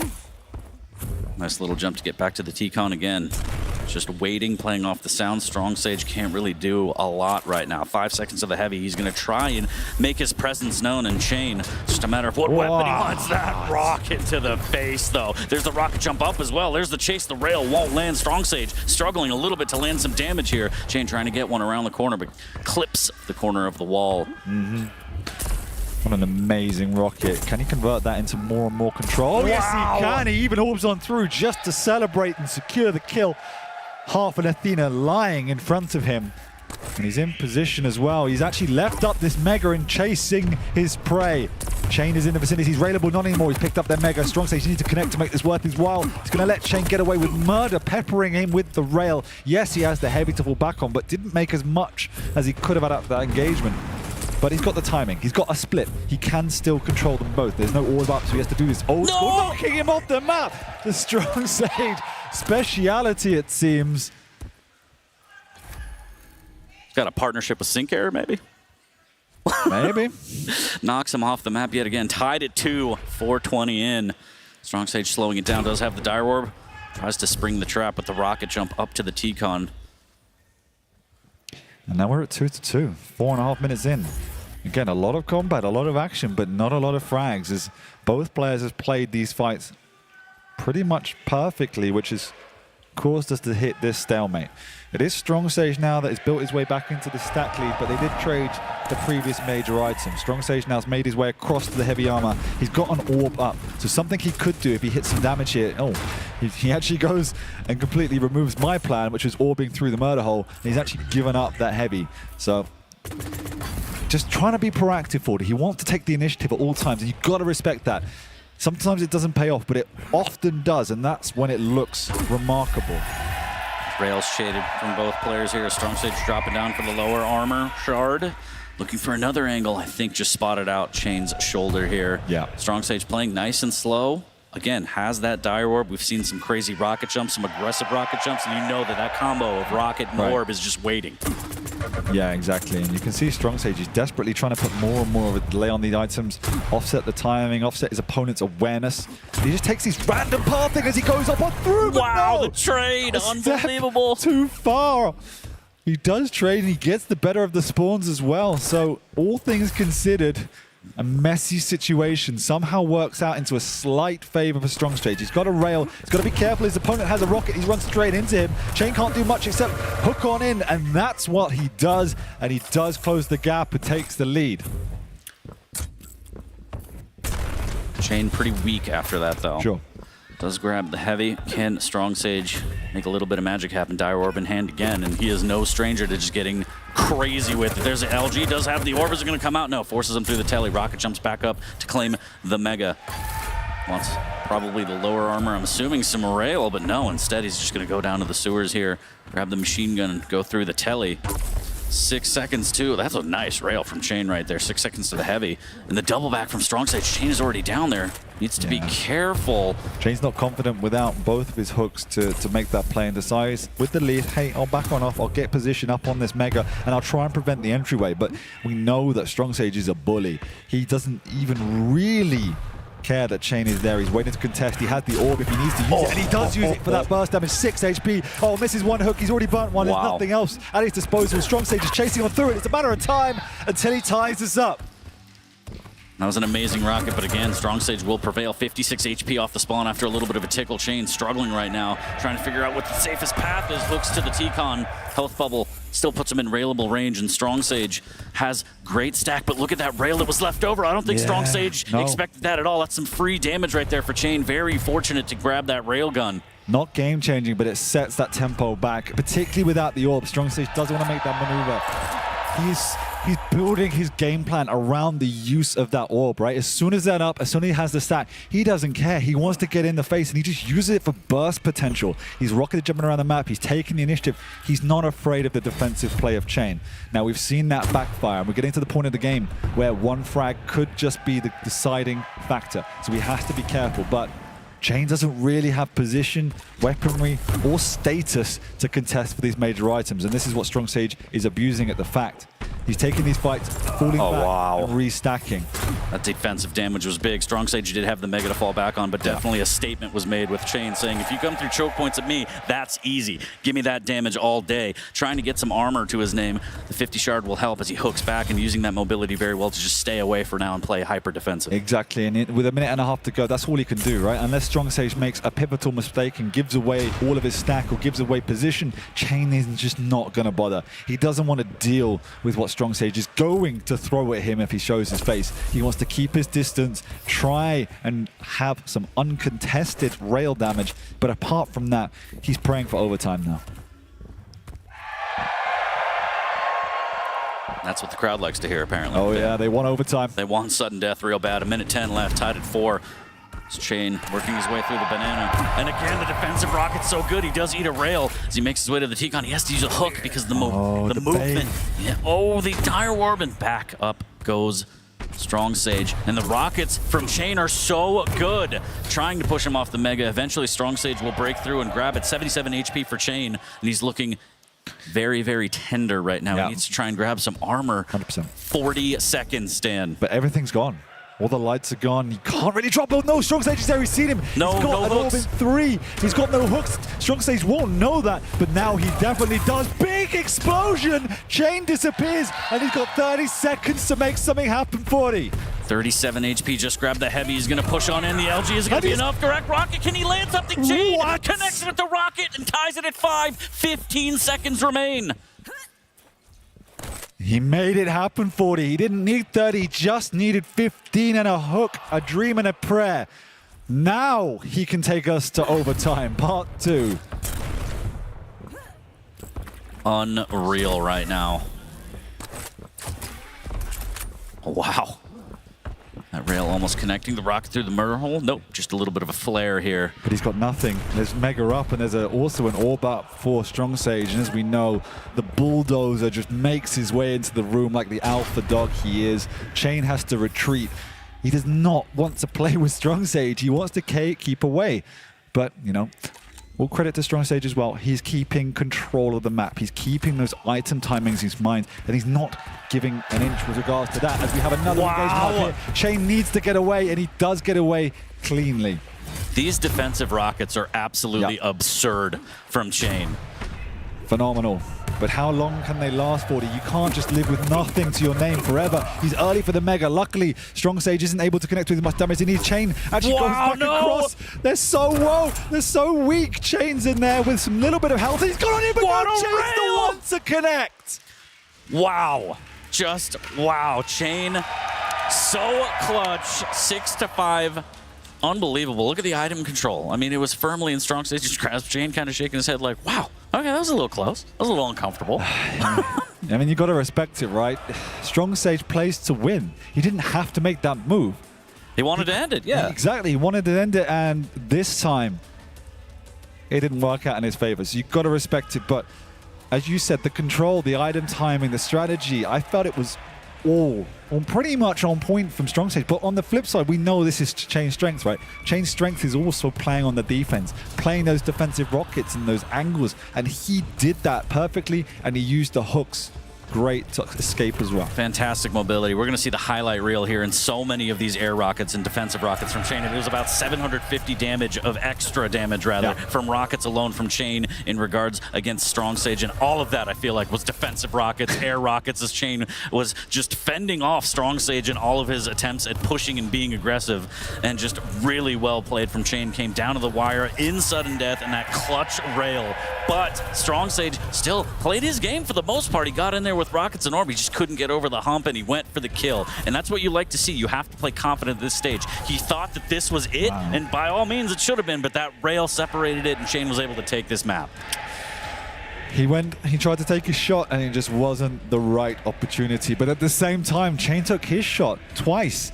After Strong Sage got that frag to take the lead with 30 seconds to go, I was almost sure it was over.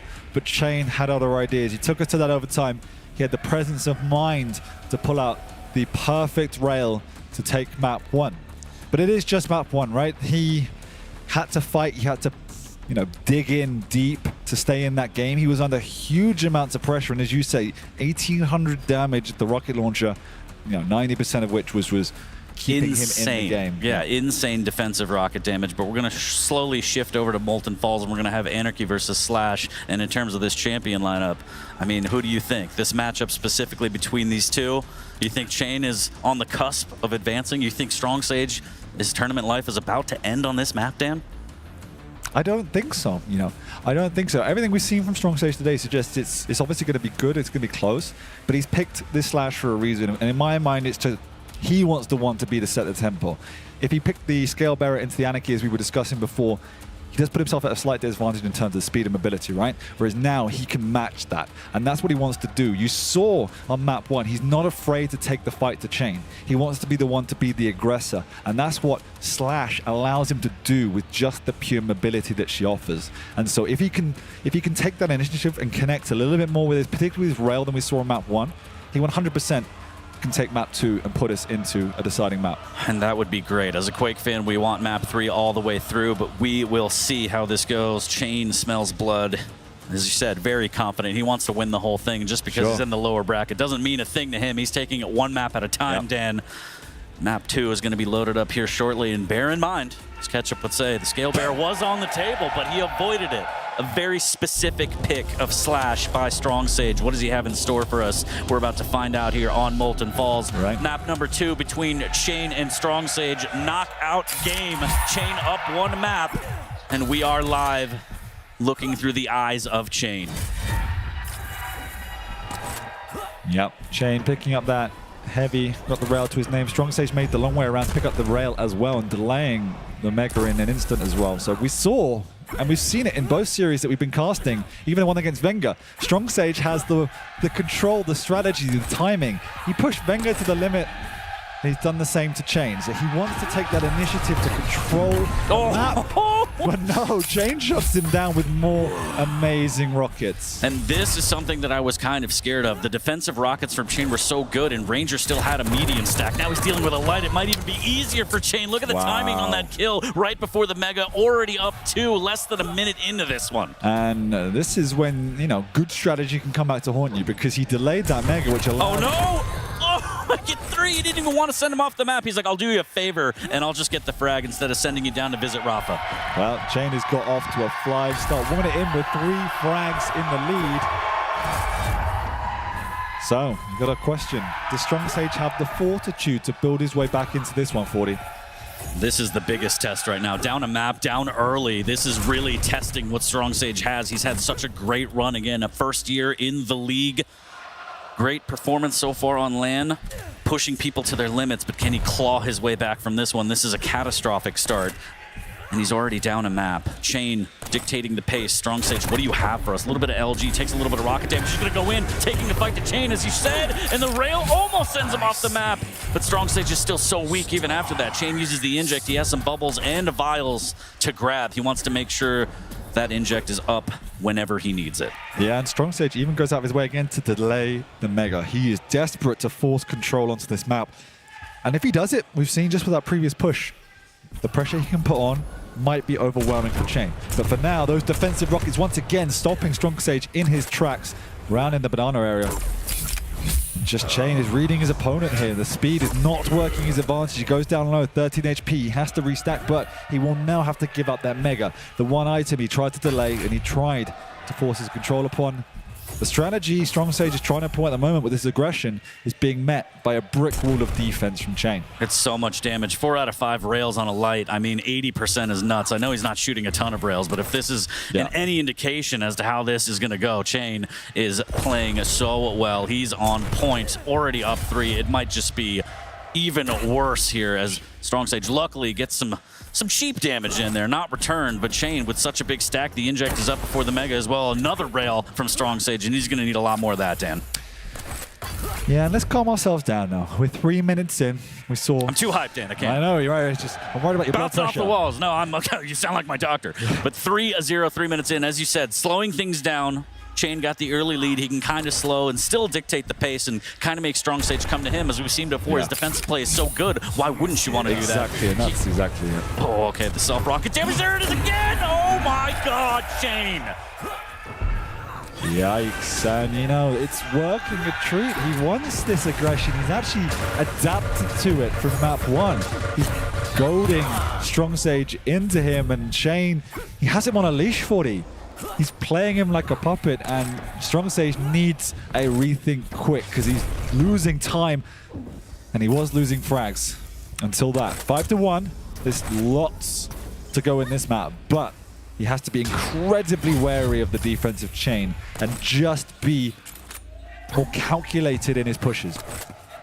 Yeah, can't eat all of that sweet, sweet rocket damage that Chain is putting in. That airstrafe just avoiding the rail. Nicely done by Chain. Strong Sage looking for some damage here before the mega pickup. And Chain trying to line up a rail will miss. Luckily for Strong Sage, he has a lot of stack to work with. Snail trails available as well for that extra speed and area denial. Almost going through the banana here. Chain hears it and he's just playing nice and slow, playing around the sounds of Strong Sage as he's on the hunt right now. Going to chase him up the stairs. Defensive rockets. Are they going to be good? No, up close and personal. Nice. And he swaps to the rail at that range. That shows a little bit of confidence. Strong Sage is not out of this one yet, Dan. Yeah. Confidence or foolish, sometimes they are the same. I don't know, but it worked out. So credit to him. And we're seeing the reason why he picked the slash. The reason we discussed at the start of this map. He wants to get in his face. It works both ways. We've said it now. That push looks great when it works. When it doesn't, he can just lose control, lose the fight. And Chain's defensive play has been really, really good. So Strong Sage still has to find a little bit more of an advance and pre-work before these engagements. Because if he's tackling a healthy Chain who has an inject, that's the deciding factor, right? He has that additional layer of stack to work with. That's when it becomes problematic. Yeah, but he did get that third frag. And just for a little bit of insurance, flip the bird, Dan. Yep. Only trailing by 2, and now his item control is very, very strong. Getting stronger by the minute. He's going to get through the banana. No, that warning rocket a little bit too early, luckily for Strong Sage, but he's going to make a detour now and reroute for this heavy. Also picking up some time shards on the way so he can have that snail trail. And this is feeling reminiscent of map 1 now, 40, where it took a couple of minutes for Strong Sage to build his way into it, but he managed to get the stack. He managed to split those items and get a rotation flowing. And that's what it feels like. Chain's on the back foot. He's playing defensive, and there's a lot of time for Strong Sage to work with. He does not need to force the issue. You can see Chain hanging out here over by the rail area. He doesn't really have a clear idea of the timings. He's just trying to connect with any sort of distance damage. Playing again in this choke point area. You can see him hanging around by the shards, hanging around, walking around, if you will, by the choke points. Because if the slash is going to push away in, that's the fight he wants to take. He wants to hit the opening damage in the doorway to trap his opponent and try and finish the job. This stack from Strong Sage is fantastic, but Chain is just, he's disappeared off the map. He's playing it the way he wants, but he might get caught out here. A little bit of a tickle trying to hit some rockets, and the defensive rockets have not been as great. No, but it was also an adjustment and approach play, right? Strong Sage pushed in, but double backed away from the doorway. That caused him and Chain to retreat, so he's teasing Chain now. He wants him to stick around for that fight, and then he can push on in between the rocket fire. So really smart, small adjustment to the way he's taking these fights. Lovely rail there. That's going to open the door for a bit more aggression. He has his ability up as well. That trail, if he needs to, that a bit additional burst. And here it comes. He wants to chase down his opponent. Chain's been managed to burn 2 more minutes since we talked about how this was going Strong Sage's way.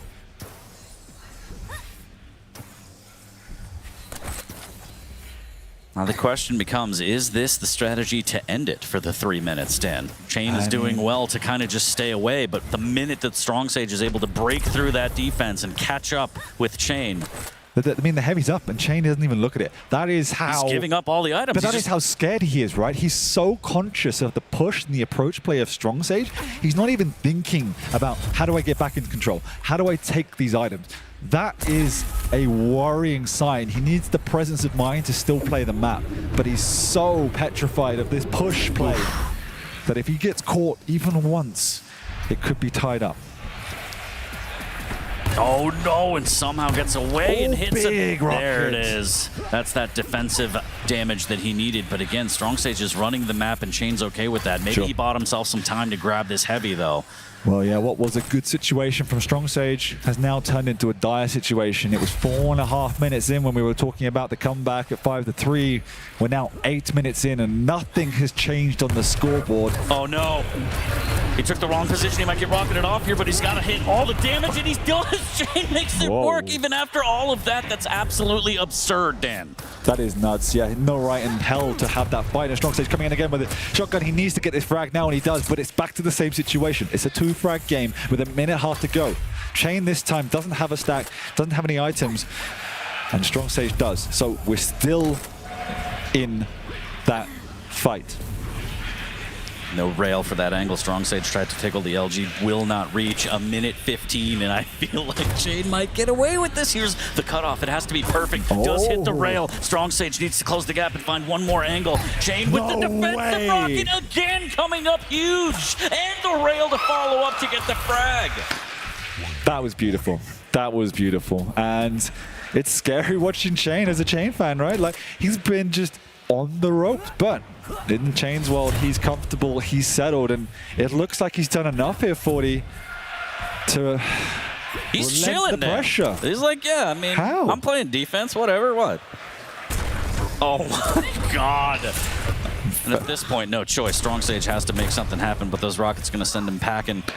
Strong Sage is going to see 100 in his sleep, just the amount of directs he's been eating all series long against Chain. And as we talked about at the start, a polar opposites of approach and Quake philosophy, right? It's been Strong Sage trying to press forward, press the advantage, give us some real plays, and Chain, who has contained that. He's put a lid on that, he's understood that, and he's taken up the right positions and hit the right shots to prevent that. So it was really well played, defensive play from Chain. And unfortunately, in his first QuakeCon, Strong Sage will be going home, but he's earned himself some fans here, Wheat. 1,000%. Yeah. That looked like some old Quake 3 ZTN games right there. That right? Yeah, yeah. Had the lead, played keep away, did it very well. And I think you're absolutely right. Like two polar, sort of opposite gameplay, game styles. Just, you know, Shane deserved that. It was a good 2-0. Very similar to the Venger game. Immense amounts of pressure coming out from Strong Sage time and time again, and Chain just made the right decisions. 40 lines. The rocket damage was almost exactly the same. 1,700 rocket damage again, and I guarantee you at least 700 of that was defensive rockets by Chain. And his rail percentage was like 70-something, and that's just absolutely absurd. The defense from Chain was just so strong. Heartbreaking for Strong Sage, but I think a fantastic run. But Chain, like we said, lower bracket, but he's not done. He's got plans, Dan. He's got plans. He just got up here, and I pat him on the back, and a huge sigh just came out.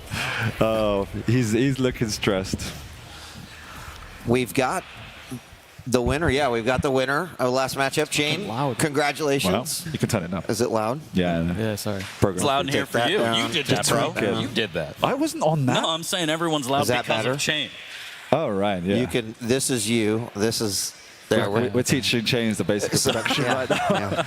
Yeah. Congratulations. Congratulations. Yeah. Yeah, thank you. Finally played how I have been in practice, so feels good. But I do actually want to shout out Strong Sage. In my opinion, he's the fastest improved player to ever play Quake Champions. Nice. He was my main practice partner. He actually helped me a ton to improve.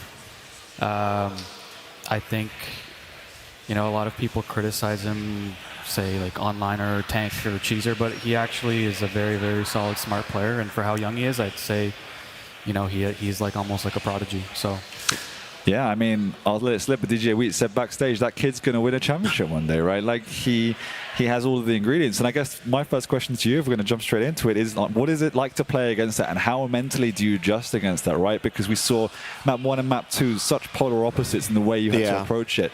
You clearly had to completely change the way you wanted to play the map effectively because of the pressure he was putting on you. So how do you deal with that in those situations and make the right decisions? Well, for starters, like we know how each other play like really, really well. We play very similarly, actually. Like when I'm playing properly, I'd say I play like a lot like him. So I kind of knew his default, especially on Molten. Like Awoken was kind of, it was still, I would say, a little unexpected at times. Yeah. But Molten was very like by the book. I knew. I actually don't even remember how the first kills really happened at all, actually. But I got That's a good flow lead. state right there. He's just like, I blacked out and I was just playing my game. I got like a good lead, and I knew he was going to feel pressure. Like I knew one thing for sure, he was going to get nervous. My rockets have been like insane all tournament, honestly. It's my only thing that's like stayed really good. And then I had a good rail, I guess, so it helped. So yeah, just plus back. If he gets going on Slash, he's really, really, really good on Slash. Like really, he's like a momentum-based player, and especially like on deep, you guys saw against Venger, that he's like insane. So did you even have the item timings? Because there was periods of the game where it looked like you were purely just playing him, right? I didn't have like a lot of the mid game. I had like no.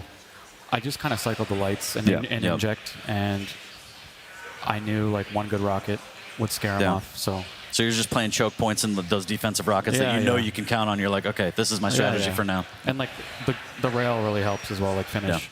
Especially like, there are a couple moments where if I didn't, like, it just makes him have to restart his whole cycle, right? Yeah. Shane, I got a question for you. During the interviews that you did before QuakeCon, you talked a little bit about, your confidence level going in there, felt pretty good about your game. I know you did get dropped down to the lower level, but you've managed to fight your way through there. You've still got a little ways to go. But how are you feeling? Are you feeling the same way as you were when you did that interview? And what do you think about what you would have to do in order to make it all the way to the end? All right, well, definitely struggled yesterday. Like, I know I won, but it was like miraculous, honestly. It was just lucky, I have to admit. Today, against Nosa, I wasn't really playing like, it's just nervous. I was actually nervous. I was surprised. I wasn't expecting to be nervous, but it's LAN, it's a lot of pressure. But now I feel better. Like I live in the losers bracket always. Honestly, like it's true, right? So. It's not a huge. I think like at this point I'm handling pressure like above average, I would say. Okay. So more comfortable in the lower bracket. You're like, I'm home now. This is fine. This is completely fine. I mean, fantastic to play. Sorry, you having something? Go I heard. No, you're allowed. Chicken salad? Have you had it here? Was that like what the catering was? No, I'm saying Raisy told me about it, and it's been this lore for like 3 months, and I'm just seeing if maybe that changed the tide or anything like that, because it also pisses off we to not really ask a question. Yeah, that's what I'm here for. We decided 40 I'm here has for the comic word. relief. All right, I have a serious question. There you go. So you were going to pipe up. You're just a clown. From your interview, have you changed your mindset? Do you still see yourself going all the way? If I'm playing like that, like what I just know is at this point in the tournament, it's just whoever is feeling the best. Like, as much as you want to keep emotion out of it, like, the game doesn't really matter anymore. Like, you're either going to play well or you're going to, like, be nervous. That's my opinion. So, at least for now, I'm at that point where I'm, like, playing my top game. So, I mean, we'll see if I make it to tomorrow and then if it continues tomorrow. But, like, there's been some, I don't know, crazy stuff like Maxter pulling out Keel on CK. Yeah. I mean, crazy to some people, let's be honest, but not me. I always believed. But yeah, does that change your opinion on Keel at all? Is that something where you might explore that? I know it's weird. Now you have a question. Yeah. Well, right. I mean, he brought it up. He brought it up, not me. Keel, I'm surprised. Like, I didn't watch any of his games. I just saw him winning them, and like, I'll have to watch and see what he was doing. But It's got some That's insane angles. I have no idea why it's working. It doesn't make sense, but it is working. Okay. Scale Bearer, that's a good champion, right? Maxter's just nuts, so... Yeah. That's true, too. That helps a little bit, yeah. Scale Bearer, you have to be, like... I could probably play him, like, whip him out now. Yep. But if you're not feeling him, like, you just get punished so hard. And I mean, you did ban both Clutch and Scale. You just did not want those in the hands of Strong Sage at all? More like to just remove comfort from him. I would say more than like what they actually do. That makes a lot of sense. I think he just, like, it's a bit of a psychological move, I guess. But he picked Slash over the Scarborough, right? Is that just for you, or do you expect that? I was like 70-30, I would say he's picking Slash. Honestly, like looking back, maybe skill is a little less pressure to play. That's what is easier to execute, right? Yeah. So, but his Slash, like we've practiced a lot, and he like often, maybe like 50-50 beats me there at Slash. So I guess that's what he was thinking about. All right. Well, hey, I know you've got at least one more match today, right? Yeah. All right. Zanaku, well, yeah. Good luck. Any final words before we sign off and move to the next matchup? No, just again, huge thank you to Artisan and everything they've done for me. I really appreciate it, and it's really helped me excel, honestly. So awesome. Congrats. Congrats, man. Congrats. Good luck in your next matchup. But we're going to take a quick break. When we come back, more action right from the main stage here at QuakeCon 2023. Don't go away. We'll be right back.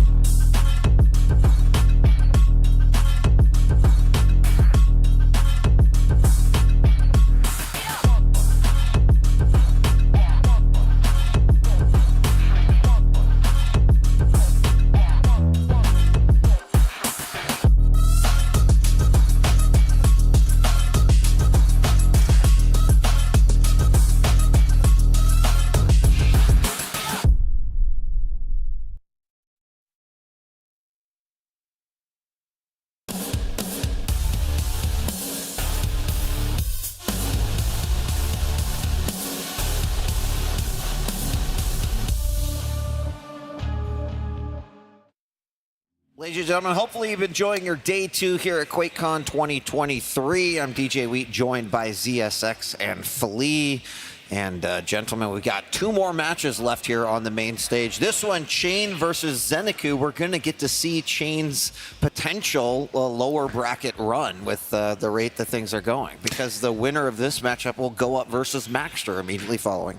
Yeah, that is some level of fitness you need to be there, mental and physical. Yep. And, you know, that was a taxing series. Yes, he won 2-0, but don't put anything against how intense that was mentally for him. And, you know, even not a long break we just had, and he's already back on stage going up against an opponent who's got some momentum behind him as well.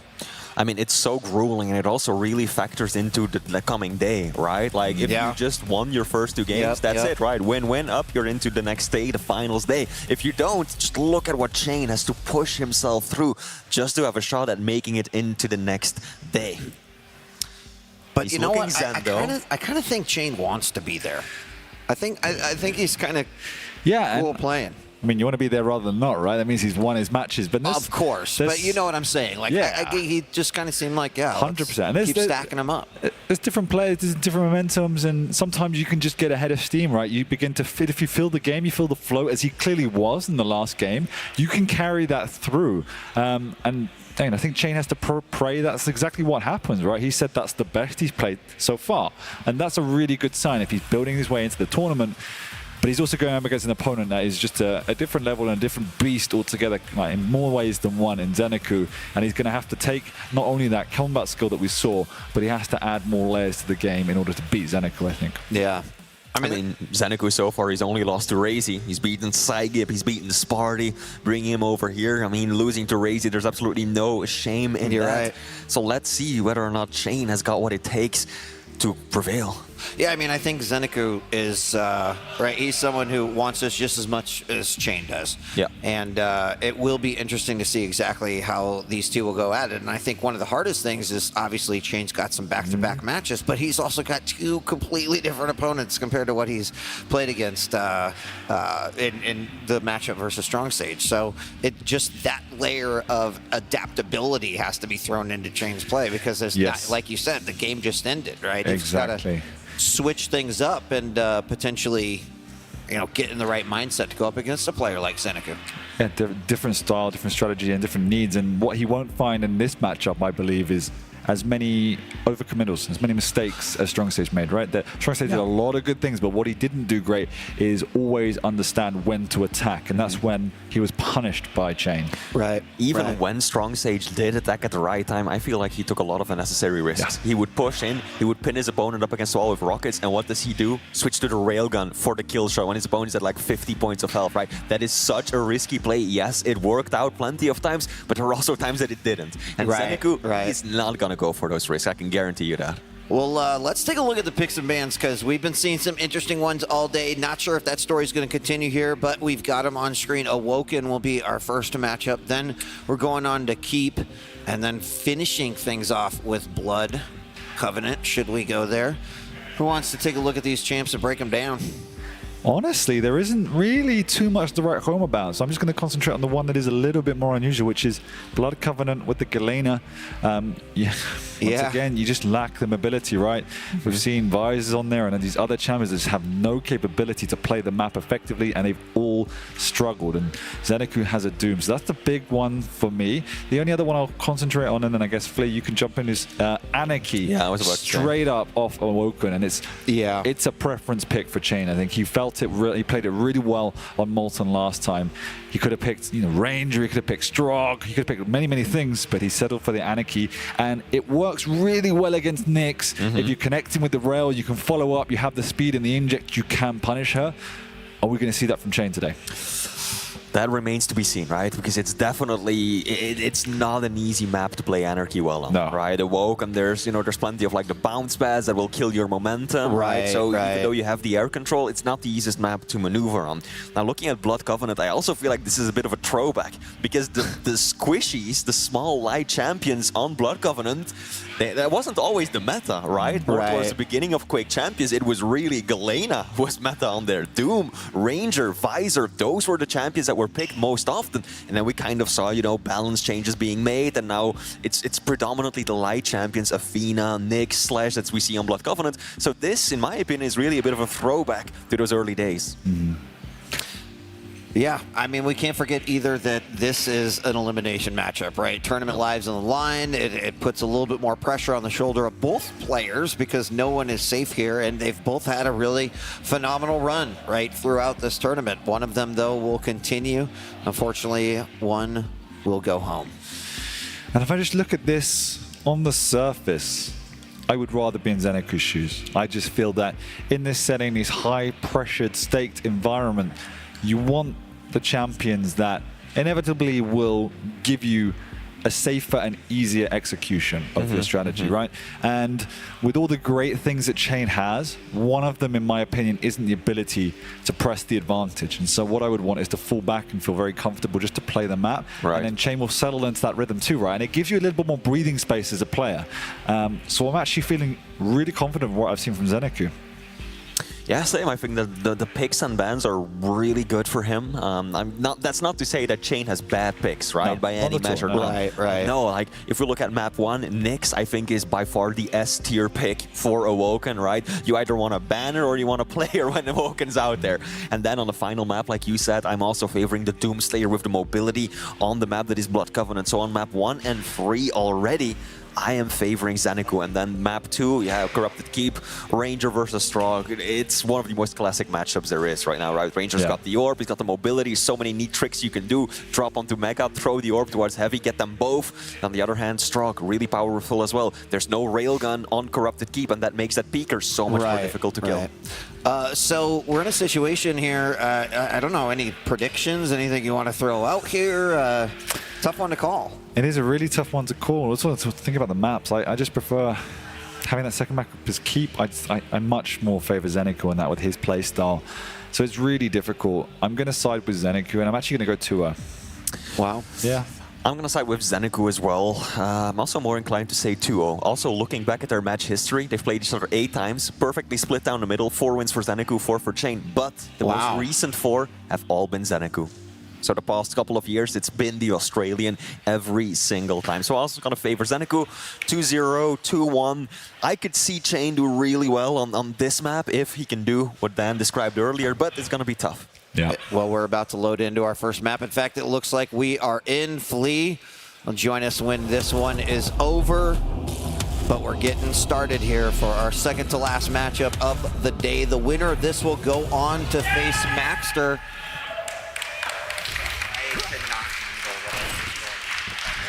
And we are starting over on Chain's POV. He has the Anarchy, he has the Inject, which he decided not to use. He wants to save it, but he doesn't have a rail. So he's going to have to play around that deficiency at the moment. We can see Zanaku is up on that T-Con at the moment. Just trying to use the information, the audio cues to work out Chain. He's feeling fairly free at the moment, considering there's no rail in his opponent's hands. We just played a little bit more laissez-faire.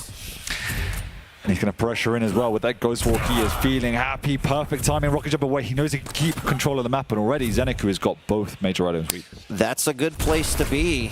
Starting things off. I don't know what to say, but some good LG damage coming out there, but not enough to stop that first frag coming in from Zanaku. And, you know, control is definitely going to be a big aspect of this particular map. And I think that Chain's going to want to play that kind of slower, more meticulous game. I actually believe, though, that Zanaku is capable of maybe turning it up a little bit. Not, say, like a level of Strong Sage, but... that's the kind of aggression meter we have now. Yeah. To Strong Is it Sage. Strong Sage aggression? Or... so, right, only one frag in. Still a lot to go. Oh, there's a Ghost Walk. He's on the trail. Chain knows it. He turns around right in time just to hold that. But big rockets coming out to double the lead. Yeah, I mean, both these players going through their lower bracket journey. Another good catch with the LG by Zanaku. In fact, a double back on that one. And that is an incredibly low Chain running away with no inject for quite a while. Yeah, he delayed the pick up that Heavy, which is why I tensed up for a second as he dropped down just as Zen came around the corner to try and connect that rail. Not to be, so Chain has a brief moment of pause to try and stabilize, but Zanaku patrolling that mid-ground again. And this is one of the challenges of Anarchy. You can run rings around the map, but if you can't get up to that mid-level, it's really difficult to pressure. Yeah, I mean, that's the story of this particular map right here. You know, just trying to control that middle area. Chain LG down yet again, and Zanaku not able to follow up with those rails, but some tri-bolt through the hole, and now the Ghost Walk coming out, and slow and steady. 2 minutes, 30 seconds in. Yeah, and both these players will respect one another's position. If they don't feel it's the right fight for them, and that's what we've seen from Zanaku earlier as well, he won't take it. He wants to manufacture a fight that is fairly risk-free, give him the highest percentages in terms of success. Equally, Chain just prefers to play these angles. He prefers to play stable and slow, and wants to bait his opponent into his traps and into these choke points. So it's discipline versus discipline in different ways. Wall jump coming in big, though. I think, like, giving him an opportunity to maybe keep Chain guessing exactly where he might be. Yeah. He's also holding onto the inject consistently. Yeah. He's using it only as and when he needs it. He's not trying to be ultra aggressive to make sure he's building that stack. It's purely a competitive combat resource. Interesting. Decided to drop back, go through that teleporter. Thought he was going to go for the rail shot, but like you said, Chain likes to play that angle game, just waiting for his opponent to walk into the crosshairs. Is not going to let him do that at all. Zanaku just keeping his 2-0 score safe at this point. Yeah, Chain's ready. He's got the Ghost Walk up. He does take the Mega away with a big rocket on the drop down, connecting full on Zanaku, and that lead has already been halved. Heavy is up. Chain is there. He's also popped the inject for a little bit of extra and just trying to get himself across, but lovely play coming out of Chain, and he's whizzing himself around, avoiding that jump pad, and he knows there's no Ghost Walk up Wheat, sorry. That's okay. You know, we do look a lot alike, right? All that gray hair Flea has. You're both just tall. And Chain takes the lead, right? Like, I mean, that's how easy it can happen. Chain doesn't panic. He waits for those opportunities, those shots. Ooh, big rocket coming in, but the rail. And there's a man who is confident with his rail right now. You know, he said, listen, you just got to play good if you're going to, you know, if you're going to win. He's got to feel it, and maybe Chain's feeling it right now. Zanaku had such a strong start, CSX, but 5 minutes in, there he goes, brings it back. He needed to stop that momentum. Chain was starting to run a little bit. And then, yeah, you all just saw the power and the speed that I think he can bring if he gets momentum. It's hard to build that, but it is there, and you could snowball. And this is what we talked about, the power of the Anarchy against the Knicks. When the Ghost Milk's not up, you can rack up those frags, and it went from a 0-frag game to a 5-frag game for Chain very, very quickly. And Zanaku has to be wary of that now. He has to respect that, because Chain has also shown how powerful he can be when he is aggressing. Yeah, you want to watch out for sure. I think Chain also knows exactly how to convert a frag. So, right, you give one up, and there's a really good chance he's going to be able to follow up with one just based off of how he is kind of playing right now. So, well, the decision making's there, but it's also been the execution. That's been the criticism in league play, right? We'd see Chain do all these amazing things and just fluff the shots. That's what he's not doing here. He is connecting. Yeah. And that makes such a huge difference, obviously. Yeah, FPS, you have to hit your shots. You have to hit your shots. You can't just hurl insults at your opponent and hope to get a frag. So 5-3, less than 4 minutes left to go. And I wouldn't be surprised to see Chain actually go into a similar mode that he was in during the second map of versus Strong Sage, where he decided at about the 6-minute mark, I'm just going to run for the final 3 minutes. I'm just going to protect this like it is a fragile egg that will fall and expose its yolk. Yeah, I would agree, but I also would not like to see that. I think Awoken is a difficult map. I agree. Yeah, it's a risky game to play. It can work. We saw it work earlier. Sure. But I think you gotta Chain's pretty good at playing, as you kind of said the other in the last matches, to his opponent and not to the map. Yep. Which is sometimes on the map you can start to go, oh, I can just run for a little bit, but I don't think you can do that, especially when you got someone who could just ghost walk in, surprise you. Ooh, that's a big kill. What? How low was he? 32? Was he even lower? I don't know if he picked up a bubble, but he definitely picked up the heavy, and that was the thing. He had the stack there, and Shane felt confident without the armor to fall back on. That was a deciding factor, but I agree. It looked like a Chain kill for sure. Huge rocket coming out, but the Ramik once again up on the jump pad here. Chain's got the inject if he wants to chase. There's still no Ghost Walk up for Zanaku, but Chain is satisfied with the lead and satisfied with the heavy armor for his troubles. And just as we were talking about it, he has begun to play his opponent a little bit more than we had seen in the opening engagements, not contesting for the items as much, but he is contesting for this Mega. He plays keep away again. He knows he's got an inject if he wants to take the fight, but he doesn't. He just wants to try and find an angle on the exit, but they trade. That was actually a great read by Zanaku there. Chain knew what he was up against, but again, trying to look for that shot, similar shot he's made in other matches to find that. In fact, that's the one shot, except a reverse, that he won that game versus Strong Sage. Just waiting for it. He was much lower, hit that perfect rail. And they keep trading, and that's keeping Zanaku in this game, as you said. Like, all these creative angles that Chain is finding, he's being met with resistance from Zanaku, and that is why we have this one frag game with just a minute and a half to go.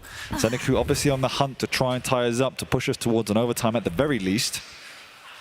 Yeah, and that, right, based off of how Chain played, he's not gonna, I don't think he's gonna show himself, actually. Throws out a rail. No, he's playing the distance game. He's making his presence felt enough where Zanaku can't just rotate items. He has to be careful. That buys a little bit of time. It puts his mental state under a little bit of pressure, and he has to just be conscious of his opponent. But with 1 minute to go, this is where it happens. This is what you said will happen. Let's play. Yep. Run away. Cat and mouse, here it goes. And the mouse is running away. One frag lead, that's all you need in order to walk away. Chain's still trying to get some hits in. And honestly, Chain hits those rails, and it's devastating for Zanaku. He has to keep this stack in order to give himself a chance. Has to try to catch one of those rails himself. And this is where every second that ticks away, the pressure of knowing that you've got to land that frag grows and grows. Less than 30 seconds now. But he has a Ghost Walk, and that is the only saving grace that he could use if he uses it perfectly. What that requires is the timing, the read, the knowledge, and the execution. All of the stars have to align to hit this in 10 seconds, and there it goes. He used the Ghost Walk. He's spotted from behind, but the rocket jump is there, and what can Zanaku pull out on the chase? He's finding him. He's getting there. 3 seconds, but it's not going to be as Chain uses that control to play out the map. It is, right, this is a style of Quake. You get that lead. You protect that lead.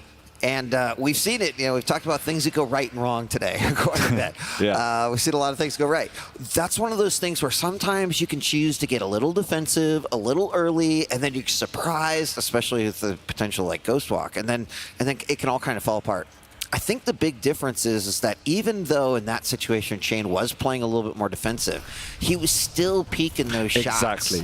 And right, every single time a little bit of damage comes off, it means that Zanaku's got a second guess and like, oh, do I go in for it? And the way I like to describe that is the difference between being defensive and being passive, right? When you're passive, you play the corridors, you play hide and seek, and that invites pressure because it allows your opponent freedom of the map. Not only can they take the items, they can then take the position to capitalize upon that. But what Chain was doing in that defensive play was he was keeping Zanaku second guessing, and that also meant Zanaku was not able to take the attack positions he wanted to. He had to go a different route, which forced him into an angle that Chain wanted him to. He was basically funneling Zanaku around the map to an angle he wanted to take it on.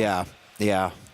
And you can really see that in kind of his own pathing, where he was going. He knew that Zanaku had that wall jump. It could get it, but it didn't really throw him off at all. He still made some pretty good reads. Zanaku had a few of his own, but it does take some really incredible skill to kind of be able to play around that and then still hit those shots. So, and that's exactly why everyone says it's a game of chess, because it's all about moving the pieces, moving your opponent to where you want them.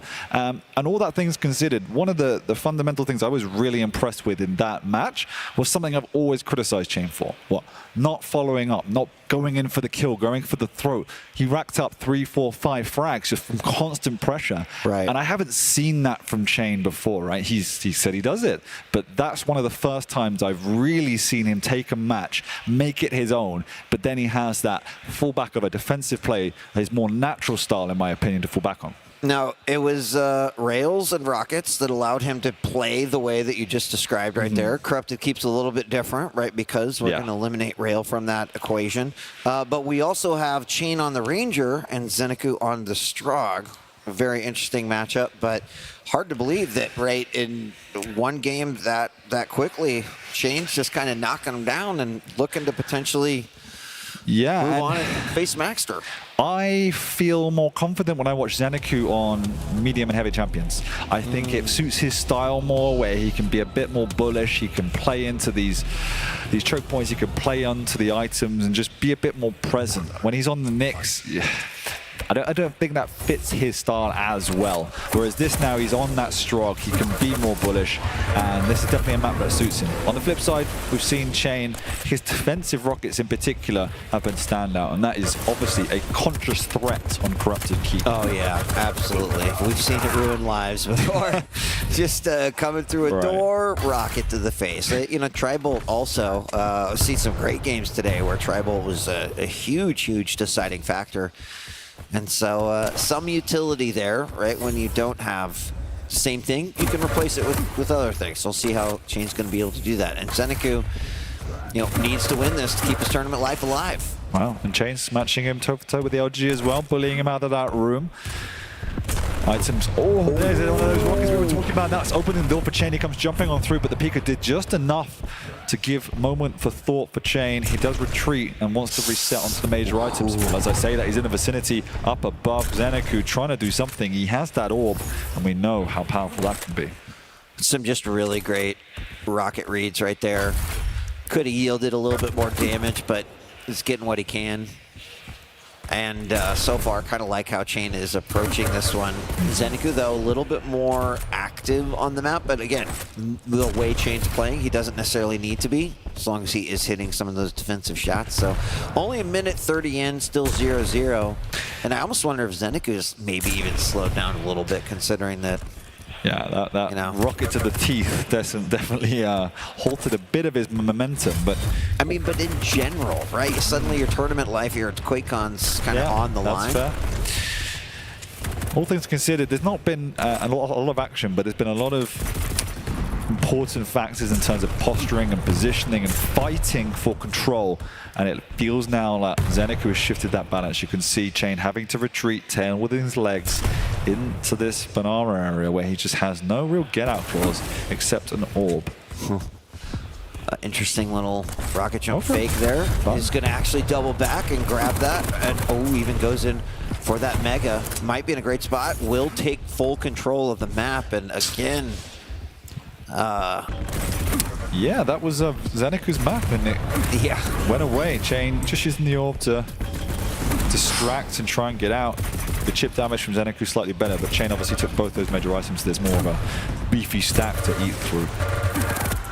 Oh, and there we go. He pushes on. He knows he's got the stack advantage, and that's all he needs, an opening. That's right. Decision-making is spot on.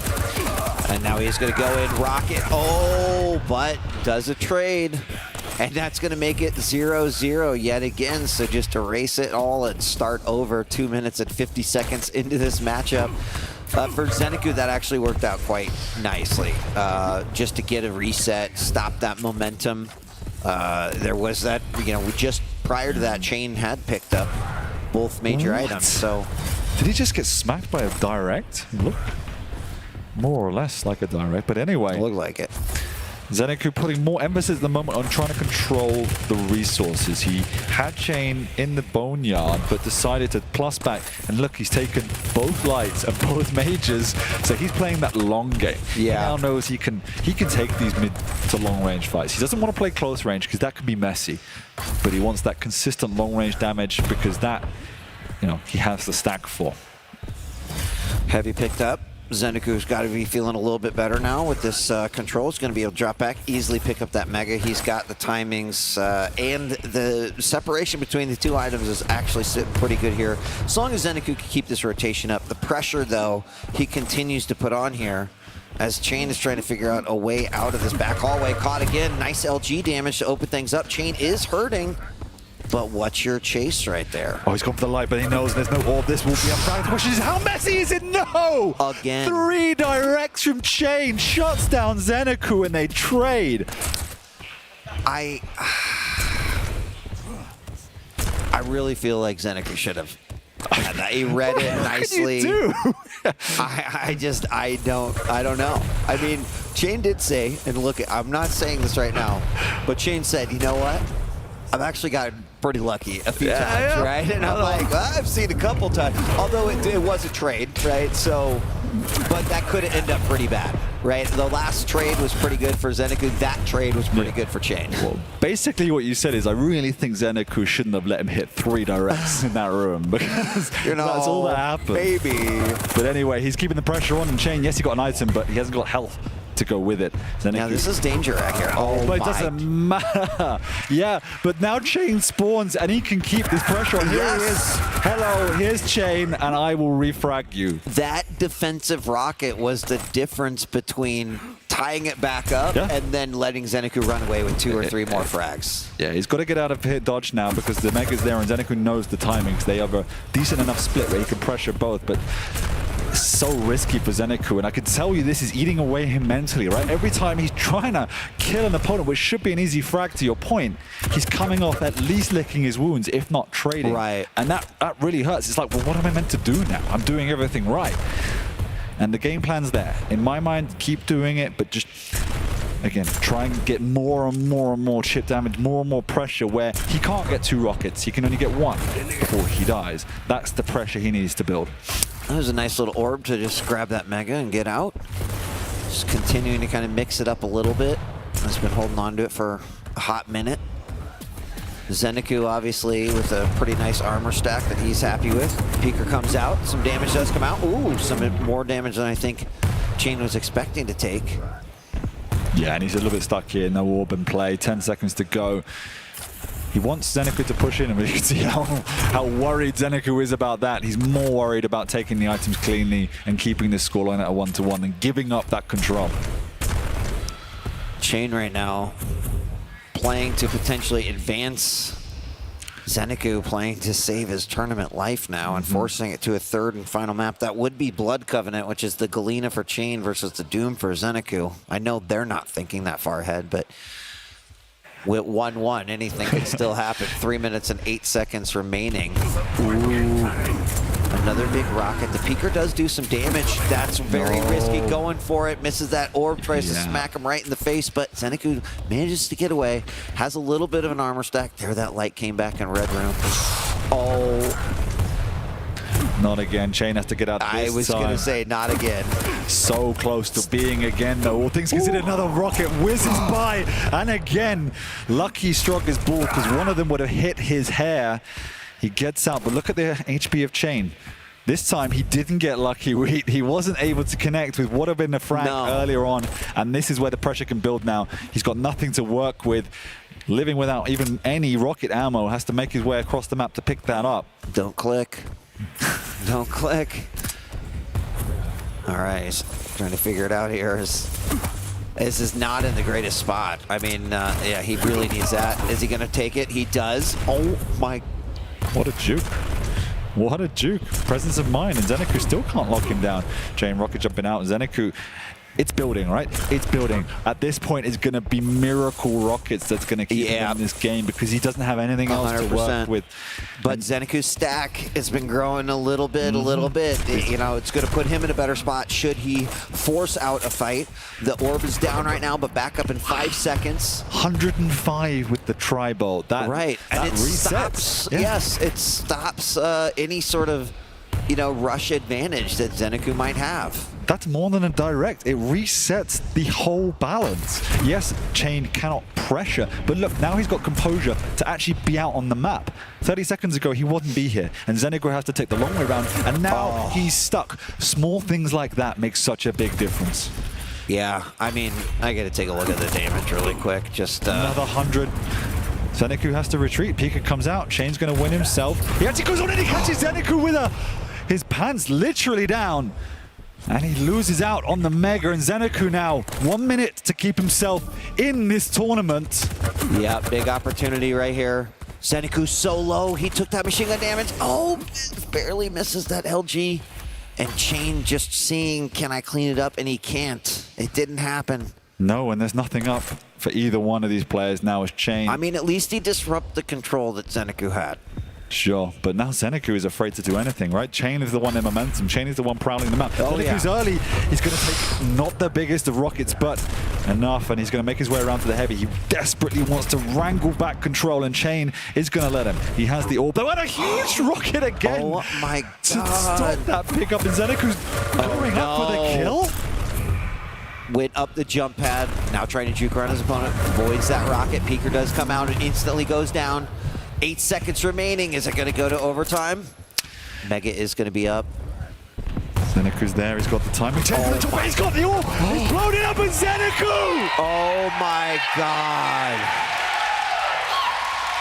Oh my gosh. What a risky play that was to just try to close it out. I kind of get it. He felt he had the momentum and the stack, but I think it was half a second mistiming. Zanaku took the Mega, the orb then didn't kill his opponent, right? It was the right play with the slightest of missteps on execution, and it's one of those we saw in the strong stage set, right? The opportunity was there. I'm going to try and play to win, and he hadn't done anything like that all set, so he was hoping it was going to catch Zanaku off guard. It shows you the margins these guys are playing at. Yeah, I want to see that one again. We're going to get to see all the frags. There was not too many, but don't forget we had quite a few trades coming out there. Right. There's one of them. Just the rockets. Oh, the rockets. Look at this. Oh, that one is 3. just... Jesus. You know. And there's another 2 that's just nullified the momentum, and it's constant rocket damage coming out from Chain. And here it is. Drops down, orb, bounce, bounce. That was well played by Zanaku, right? I think I'm pretty sure Zen got the Mega, and he lasted with 104 HP. So he effectively would have had 4 HP or around that. Right. So that was what Chain was banking on, just slight mistime. Just had that perfect bounce and allowed him to win that 2-1. Are you surprised by how low scoring that was? Or again, right? This isn't just a normal regular season match. This is a I'm not, right? If you look at that scoreline in context, it feels like it was low action, low to hiding. That could have been a 10-10 game, right? They were all playing on the edge to win. The amount of trades that they were getting out with virtually no HP, it was just played so well that they could not get their frags. And now we're in a situation going on to Blood Covenant, Galena for Chain, and Zanaku on the Doomslayer. Definitely a lot different Blood Covenant game that we've been seeing most of the game, and even most of the season a little bit. Yeah. Not saying this situation doesn't happen, but gosh, we've been seeing so much speedy light action on Blood Covenant these days. So how do you think this one plays out, right? It's a little bit larger map, not as many opportunities, I don't feel, for Chain to necessarily play that super defensive way, but it is possible. I mean, maybe Chain pulls some old school Quake champion strats out, right? And the one thing about Blood Covenant, or with the Galena, is because it is so big, and particularly as a Doom and with these mobility champions, you want to be high, right? So if the Galena, you end up being low ground with the tunnels and the like kind of lots of low ground areas where you're not going to be scouting out as a Doom, there's the potential for you to get that overstack that you can rely on. You know, it's a riskier strategy. You don't. Do you think that's key to his victory? No. I don't. Okay. I think it's nice to have, and if it happens, it generally means you're being under too much pressure where you can't get out on the map. I don't think you build your pick a Galena and go, this is how I'm going to play, because that's not what you want to do. But on the flip side, it's just he needs to get the rail, and he needs to try and assert himself probably on the mega side of the map where he's a little bit more contained, a little bit more protected. And as we've seen all series long, if he can begin to chip away at Doom, then he can keep in this game. But as with anything, position is key. The Doom offers that. And if I'm honest, I think Zanaku plays the best Doom in the world. He uses the ability perfectly. I wonder if there's going to be a heavy emphasis on just like trying to keep that rail out. I know that can't always happen. A lot of it depends on spawns, but let's see. This Chain got probably... Well, he didn't drop the totem straight where he spawned. Instead, he uses it as kind of more information up on the jump pad, a little bit of damage. I would have maybe thought he would have put it in that hallway where Zanaku's probably never going to go. But anyway, huge amounts of damage from Chain on that heavy machine gun. Zanaku eating a lot of that. And he does have himself a rail. So maybe in the game plan week, where he doesn't want to forfeit that side of the map, he doesn't even want to give Chain the rail. Yeah, it's going to be easier said than done, but it's, you know, he can at least have some comfort knowing there's not a whole lot of movement options for that Galena to get up there. So I'm really curious how he's going to play this one out. There's an open mega, and still no rail over for Chain. No. Chain hasn't risked the rocket jump across yet. Zanaku's obviously in the vicinity at the moment, protecting that. The heavy is still up. With Zanaku there, Chain doesn't want to drop, and he's actually going to have to give that up. And this is the power of mobility. Chain just could not get across, could not get the weapons he needs. Wow. I thought he's going to clean that up. I like that. You mentioned Zanaku showing some good skills and displays of kind of like unique ways to play. And he's doing that with Doom right now. He's trying to close him down, but he's not to be again. Rocket's not as good this time, chipping away, keeping Zanaku at bay, but we already have a massive split on these major items. And Chain is off the map. This is the worry for the Galena. One mega all fight long, well, all game long, should I say. He's in position for the next one. Can he stick it out? He still has not picked up a rail. Mega is up. He's got to now. Yeah. He knows. He saw it. Yep. Yeah. He's like, I'm done doing this. But that was almost 2 minutes without a rail. Yeah, and in exchange for that, he's given up map control. He had to wait to see the Doom movement towards the Mega. By that point, he could feel confident. And because he's out of control, you can see instantly he retreats and goes, right, maybe it's time for me to get that overstack. Maybe I should try this as a strategy because I'm not being successful on staying on my high ground position. Risky going up that jump pad. Huge. Oh, nice rocket bounce. Did he rocket jump up the jump pad? He took so much height. Yeah. That was, if he did, that was so smart. Yeah, and Chain came in for it. Put him in a nice spot. Well, let's see. One on the board for Zanaku. And probably the first time, actually, that he's outside of that second game, right? Seen himself in the lead. Yeah, big rocket from Chain. That gets him back into this. And he's got the rail as well. Lovely little angle, cute, but Zanaku spots him up there. I'm just expecting, right, one of those volleys to hit. It really opens up a lot of possibilities, but so far Chain's done a pretty great job of just avoiding a lot of that long-range damage. I mean, how, honestly, what even is Zanaku's rail shot right now? He's only 14% rail. Not exactly accuracy I'd write home to Mom about. Mom, I made a 14% rail today. It was great. No, but he's the one in the lead, and that's what counts really at the end of the day, the scoreboard. You can hit 0% for like, and if you walk away, getting this far in QuakeCon, that's absolutely fine. But the previous 100 rocket, nearly about a minute to go, is what has pushed Chain into the lead here. And there's that overstack wheat.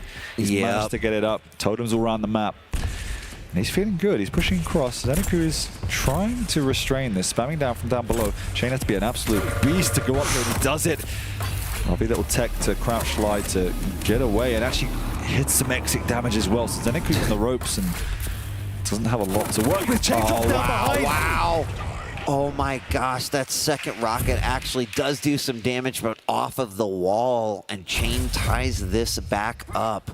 Still manages to keep 2 of those totems up. Yeah, that's huge. And there's the overstack. Yeah, there's not really any totem management. No, they're all just in different places, so you can't sweep them up at once. And this is what we said about Blood Covenant, is that it's such a large map with so many random nooks and crannies that you can just hide these totems away. And we're seeing the consequence of that now, and Chain is playing the map fantastically. Zanaku at the moment doesn't have a rail himself. He's the Doom. He's been bullied out of position, and that is worrying. We're about to hit the halfway point. All of the several other players are out there watching what was going to transpire here. A lot on the line. Zanaku did exit the QPL regular season in the 6th seed, I believe. Chain was 14th or something. Yeah. It wasn't quite that low, but it was pretty low, all things considered.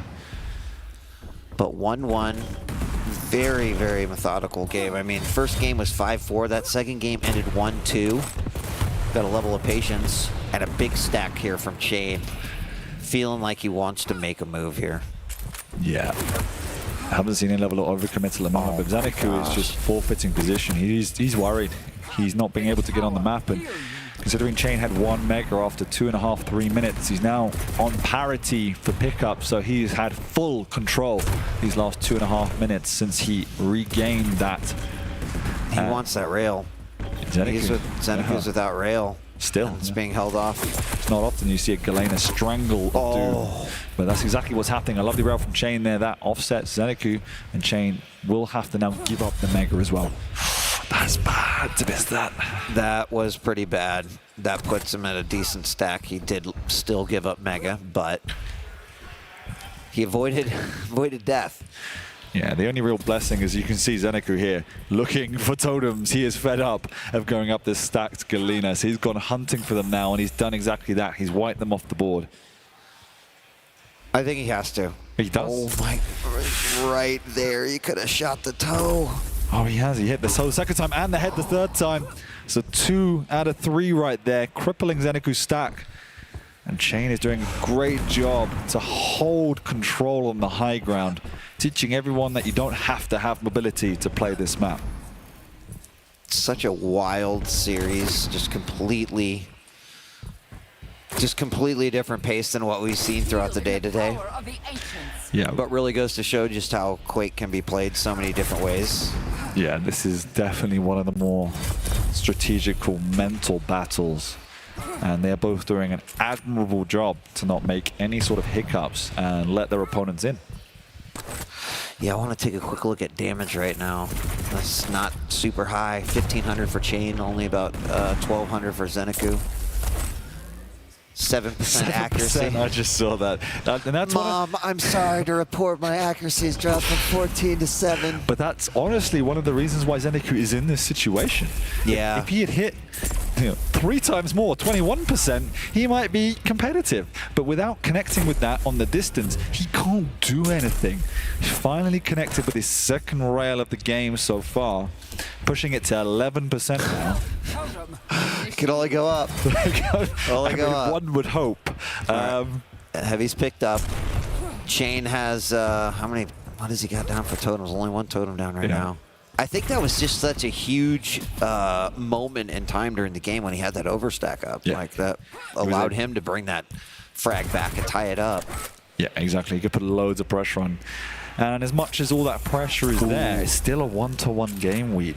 And it's probably going to be the case that a 1 frag will settle this with 1.5 minutes to go. Whoever loses this, remember, will be going home. And they both played phenomenally. Yeah. I mean, each has a unique story here at QuakeCon, and it's pretty wild that they end up in what I would definitely say is a pretty nail-biting game. Right. no one wants to give up a forced error either and hand it to their opponent. They want to earn this, and they're both trying. I'll tell you what, Chain definitely earned it on that first game, and Zanaku definitely earned it on that second game. But we are seeing a completely different style of game between these two now. Even from the defensive perspective, like, yeah, just hasn't been on display as much as it was in map 1 and 2. No, and for the first time in 6 minutes or so, you know, Chain's been forced off the high ground. He's now back to the low ground. He doesn't have anything that resembles the overstack. So it's back to how we felt it the first few minutes. And this is where it's difficult for Chain because the Doom is just much quicker. And he's got a big bounce, and here we go. Chain is low. Zanaku can push it in. Oh my God, that is such a huge frag in the final 30 seconds. There's a big opportunity here. And now Zanaku, how's he going to play this one? He's got to expect that there's going to be some aggression coming out for Chain. He doesn't have much of a choice. He's going to have to go in for it. LG coming out, huge damage to Chain, but he can't give up yet. His tournament life is on the line, 10 seconds remaining. Zanaku does disengage, and there's the rail. You see the clenched, raised fist of Zanaku knowing that he just secured another match and his life here at QuakeCon 2023 at the Quake World Championships. What a crazy and wild run there by Chain. He played such a unique and interesting style throughout this tournament, right? Dropped down pretty low, but fought honorably through that lower bracket. Unfortunately, it's Zanaku who cuts his journey short. It's heartbreaking because neither one of these guys deserve to go home. And you know, Chain said it in the interview, this is the best he's playing. And I completely agree. There's a side of Chain there we'd never seen before. Stability, calculatedness, and aggression. And all of the components were there for a victory. But he couldn't seal the deal. And that's what happens if you can't do that. Zanaku also did an admirable job, hitting 11% rail to keep himself in the duel. Reaffirm control on the high ground, and that's the problem. The Doom just offers you way more prospect to just trap and get on top of your opponent because of that double jump, and that's exactly what we saw at the end. But incredible set. We were in it, Flea. What do you think? I was waiting for you to re-invite me to the conversation. I mean, Dan would shut up. So no, that was a sick series. One of the closest ones I think we've seen for the entirety of the Quake World Championships. It really came down to the wire. This was, of course, the pivotal moment that rocket into rail. Chain slightly overextending back towards the blood pool, taking the rocket, then eating the rail. Now, something I do have to really point out is how excellent Chain's usage of the plasma gun, the nail gun, was. He got so much mobility out of it, right? And you were talking about how, of course, right, you're significantly outmaneuvered when you're playing up against the Doomslayer, but he used that weapon so well. Now, of course, enough about Chain, because we are joined here by none other than Zanaku himself. Zen, congratulations. Thank you, mates. How'd you guys enjoy that game? I mean, that was an intense game. I mean, I've never seen anyone probably win Blood Covenant with 10% rail, but you managed to set a record. And it was, I think we were talking about it, it was probably the most strategical and mental game that we've seen probably at this year's QuakeCon. And so I just want to know, how do you talk us through the process of that game and how you cope with that and the adjustments and the strategy shifts? Because particularly on map 1, you were under a lot of pressure as that Nyx, which you don't want to be under again in Anarchy. And then moving through to kind of map 2 and 3, you just couldn't seal the deal. So I just want to know how you kind of felt going through that set. Yeah, I mean, I think Chain notoriously kind of does play quite... Sorry, I'm not trying to touch your mouth. I want to hear you. You know, notoriously he plays quite defensive, but... I think on DM6 and in that moment, like, just because of VQ3 champs and I had the mobility advantage, I could kind of get away with that. But, and then a couple times, I think, like, did he have triple stack? Yeah, 3 minutes in the middle, And I think that's the one he, like, fragged me, because I thought... That's right, Okay, And, no, I just got to pick your moments. To be honest, I don't really feel like I'm playing too crash hot, but got me through, so I'll be 10% rail. I mean, come on. I mean, can we get like someone else on here? Jesus. It was definitely interesting shit. Now you're fighting from the lower bracket. Obviously, you'd want to try to make it through as far as you can up in the winners. But how are you feeling right now in terms of the games? And then, of course, your next matchup, I believe, is going to be versus Maxter, right? Yeah, or... I mean, Maxter has to play Buckster. Oh. Yeah. Or is it the case that that the upper bracket will fall down? No, I play Maxter again. Yeah. Well, the winner of this game. Yes. Yeah, it feels good. And I think notoriously it's nice because you have the top 4 players. You got your your Raisy, your Venger, Rafa, Kilson, and I think Maxter and I are kind of on the same page. So for me, it's like kind of a nice match to see kind of who's ahead in that, and just looking forward to it. Awesome. Yeah, I just want to ask you about that because we were talking about it earlier that you came into the Quake Pro League immediately at a pretty high level, but you've clearly improved a lot. And we were talking about how it was at Iron Fist where you were like, oh, I did better than expected with your result at one point. But now, like, I feel like what you need to expect is at least top 5 because you're really near the top of that. So how has that been for you, the journey from like kind of an underdog coming into the league to now really being one of the best there is? Yeah. It's exhausting because I feel like sometimes you think, man, what am I even doing? But no, I think just to see the process, and I think what's quite nice about it is like, not that you should take pride in being bad, but sometimes it's kind of nice because you're like, you see other people who also do the same thing, and you're like, hey, I'm pretty bad too. Maybe I can also be top 6. Or like, but it just does take 6 years. That's the other part of it. I mean, you just mentioned like kind of all the top 4 players that you'd want to go up against, but what do you think, and we probably asked you this in the league, what do you think you need to break through to that, right? Because I think most of us look at you as someone that is there. So mentally, what do you see in your game that takes you from Zanaku top 6 to, hey, why am I not in the final? Why am I not winning this?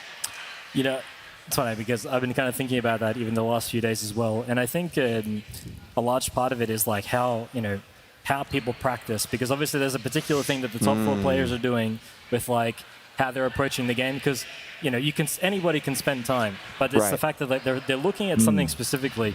And I think a lot of them, to be honest, like all those top 4 guys, they're the hungriest. I mean, beyond the sake of playing, and I'm playing lots of games, but these guys are like killer instinct. I mean, it's nice to see Venger and Kilson in the practice area, and they're just like sweating it. Still getting mad over a map, and I'm thinking to myself, would I do that? Probably not, but they're doing it, so and it works for them. Okay. Awesome. Well, hey, congratulations. Anything else you'd like to say, fans out there? Anything at all? Just really thanks to my girlfriend Kelly. She's helped me a lot. Just kind of.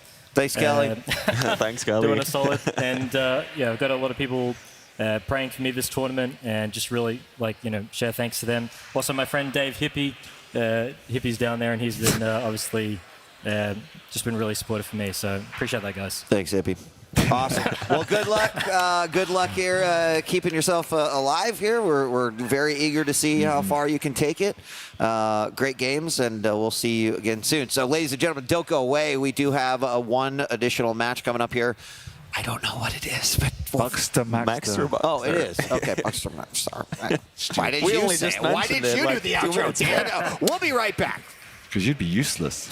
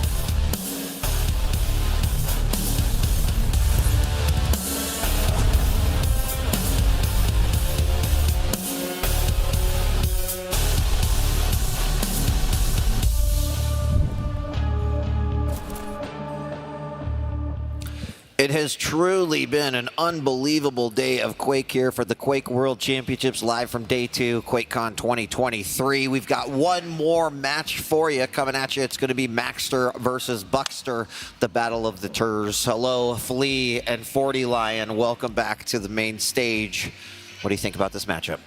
Very exciting, right? It's going to be fantastic. Who can advance throughout this tournament and see tomorrow, but also Buckster having a pretty good run. Maxter's having a fantastic run too, don't get me wrong, but we've kind of seen that before. Buckster, he's really elevating his play, even though it is the lower bracket. He's hanging on.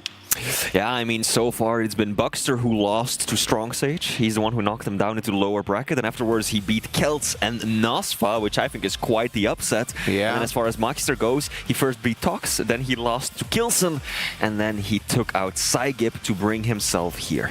Yeah, really impressive what we've seen. I mean, having someone qualify in. I mean, Buckster's been kind of here and entered into the league before, but a big opportunity right here to potentially send, I think, at least for some, favorite Maxter home. I mean, Buckster, right, this is his 4th attempt to get into the Quake Pro League. 3 times he's qualified through challengers, and he had the opportunity to actually take on a player from the league, and so far he hasn't made it this far ever. So this for him is an historical occurrence, and let's see if he can take it a little bit further. But his opponent, 40, is none other than Maxter. I know, and no bias, but woo, the Keel plays. Let's see.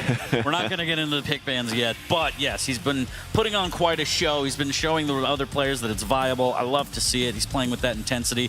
He's doesn't want to be in a lower bracket, but again, once you're there, you just got to fight your way out, and that's exactly what these two players are going to do. Yeah, it's a tough spot to be in.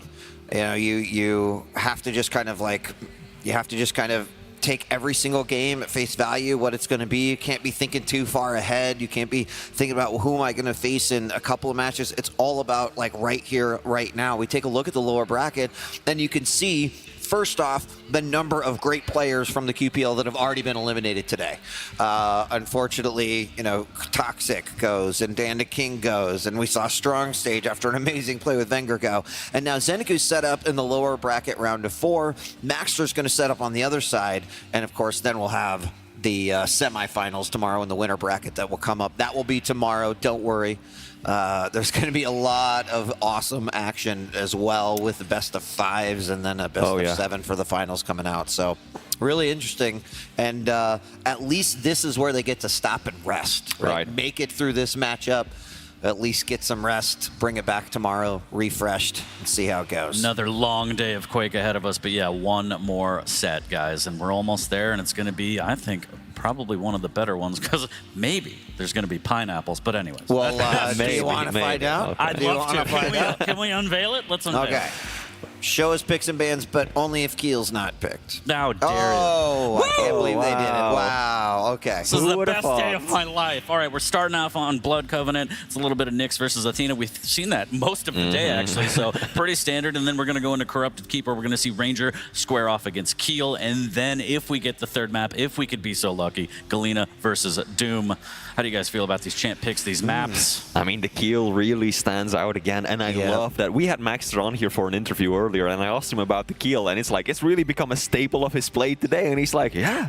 And he's like, yeah, players, you know, many players, they don't really know how to play against him after, you know, him being so out of the meta for the entire season. But now there's been some changes made to his mobility, to the bounces of the grenades, and all of a sudden, he's a lot more viable. But other than that, Blood Covenant, as you said, 40, classic as classic comes, right? We've got Nyx versus Athena, Corrupted Keep. Keel is a standout, but Ranger is a staple of that map. The Orb, so versatile. And then the final map, Awoken, 2 champions you don't see every day on this map. There used to be a time where Doomslayer was a go-to pick for Awoken, but he's seen some nerfs to his double jump, so there's a few ledges that he can't get up to as easily as he could before. Needs a nail jump to aid him, so he's gone a little bit off meta, so interesting to see Maxter pick him. And then of course we have Galena played by Buckster, who's gonna bring the totems to the arena, and of course there are a number of sneaky places to hide those totems around the map.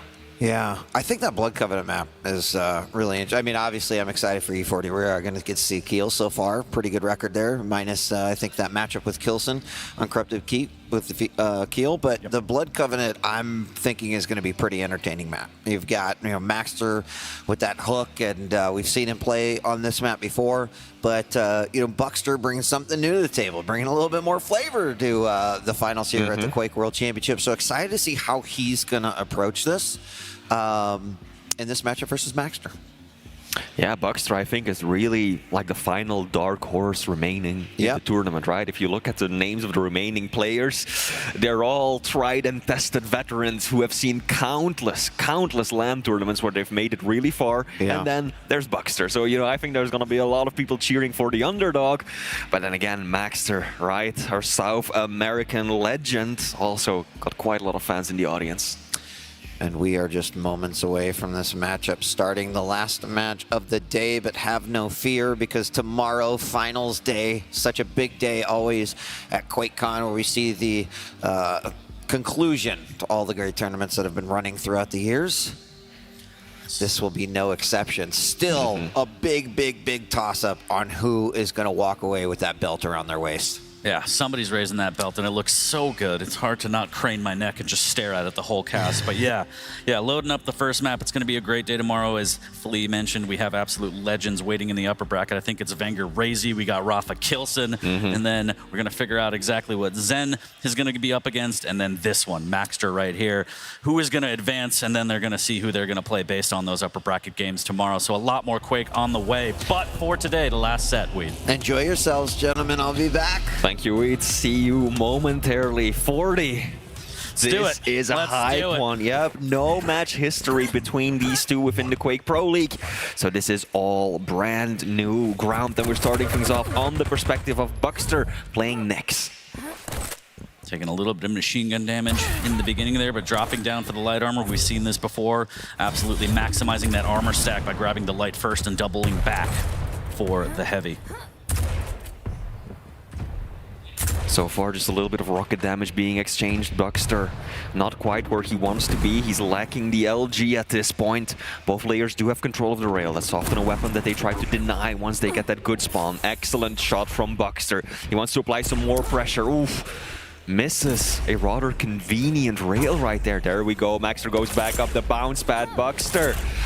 Oh, 40. This is painful to watch. This is giving me PTSD about watching Zanaku hit, what, 7% rail on Blood Covenant Why I gotta earlier? call him out like that? There's no need for that. It was reminding me of Buckster earlier with Celts, where we casted that, and Buckster was struggling to hit rails then, too. Yeah, but come on. Those were almost free kill shots that he had lined up, and Maxter somehow is still alive. Buckster, if he's going to be playing at this level, he's going to be missing shots like that. I'm not holding my breath for him. Well, there's still time. There's still time, but yes, it is a bit alarming here as Maxter gets one rail, but Buckster finally replies, but Maxter gets the better of him as he hits another one, but Buckster again going for the third, and there it is. Now he's stringing them together. Buckster on the board with the first frag, 130 in.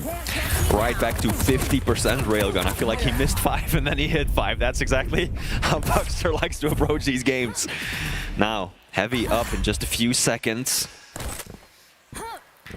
Buckster doesn't look like he wants to really make a play for that. Also took a fair bit of damage himself. And there is a sizable delay between the items. 40, around 15 seconds between Mega and Heavy. Whoever gets control now has got a nice setup. Big damage coming out from both players. And it is Maxter who nails him to the wall, tying things right back up. Yeah, the wall jump not really giving Buckster the leverage that he wanted. Tied at one. Nice shot from Maxter. Little flick of the wrist. Able to grab the Mega, now rotating over to the Heavy, but he needs to be careful. It's not as big of a rocket as Buckster wanted, but Maxter's very fortunate on there. But again, map control goes to Maxter. It looks like he's delaying it a little bit. He's going to wait, add split just by a bit, but yeah, that's a rather big split for him. Absolutely has been. Now, so far, yes, we're only 2.5 minutes into the series, but the ability usage has significantly favored Maxter, right? He's gotten so much utility out of those hooks, constantly being able to reposition and maneuver around the map, whereas Buckster, yeah, what has the Ghost Walk done for him? Nothing so far. And now Maxter, he's got the stack to work with. Wow. Oh, costly miss. That was the frag right there. Only 86 HP. Buckster needs something to stack back up, and he finally grabs that light armor. But yeah, that was an easy layup of a rail for Maxter. Buckster wasn't even looking in his direction, had no clue that he was there. There's the hook up to deny the air rocket. The double hook from Maxter to reposition again, and that is just pure Athena play right there. You have to be cognizant of the fact that Maxter and anyone who plays Athena can throw that at you, and Buckster gets taken aback. Maxter takes it 2-1 now. Now Heavy's about to spawn. Maxter, again, delaying it slightly. He's hungry for damage, as he should be. He's gonna keep using those hooks. He very strategically using them right on top of the hourglasses just to deny it, because he knows that Nyx is one of the champions that is most reliant on having that ability available. So as long as he can keep denying those hourglasses. Look, Buckster shows up, takes a look around the corner. Oh, no hourglasses here, and now it's half a minute, over half a minute before he can pop that Ghost Walk again. This is a perfect opportunity for Maxter to strike. He's got the positional advantage, he's got the stack.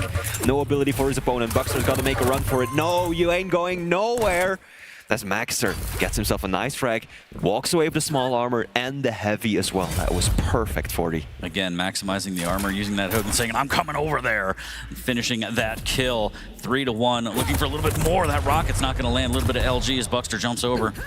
Trying to make his way over to grab a rail so he can fight at this distance. We have seen a couple good rails come out of Buckster, but he's going to need a little bit more. But as you said, the Ghost Walk's not really playing into this yet. Yeah, so far he's used it like, what, once or twice just to escape a sticky situation. Oh, there we go. That was a good one. That was a good one. Nice rockets, just to make sure that he can take away the small armor as well. Buckster retaliating nicely with the heavy machine gun. Maxter makes a wise decision not to stick around for that. He knows he's got Mega behind him, so he doesn't want to go straight for it. He just wants to deal more damage. His opponent right below him. Angle is a little bit too steep for Maxter to still connect with that rocket. But this is good from Maxter. This is showing a lot of discipline, a lot of restraint. And I just love the item management coming out from Maxter. Taking a look at Mage right with pickups. 13 Majors for Maxter versus just 5 on Buckster's end.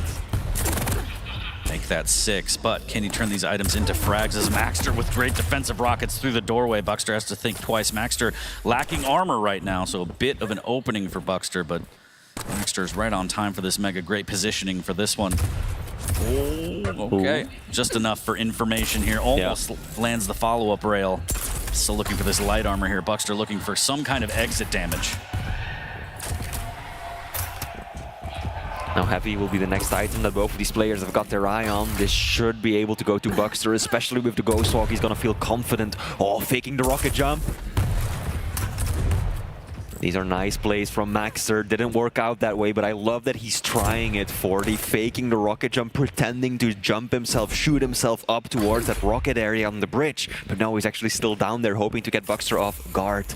Now Buckster, for the first time, actually looking like he's got a decent stack to work with, right? That rail is going to do significant damage to him, but still, Buckster is in fighting shape. Finally he can bring the fight to his opponent.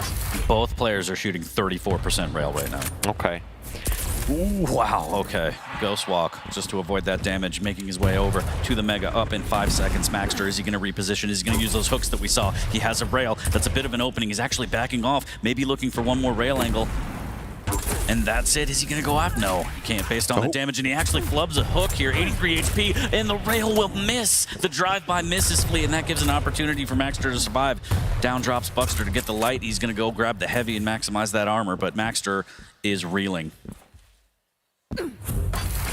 I do appreciate the timing on the Ghost Walks from Buckster. Very often you see players hold on to it until the very last moment, and then they end up escaping with a sliver of health, only delaying the inevitable, having to run for their life. But Buckster is very proactive when the moment that he feels that he's out of position, that he feels like he's giving up an easy angle to his opponent, he pops it, just to avoid the rocket, just to avoid the rail.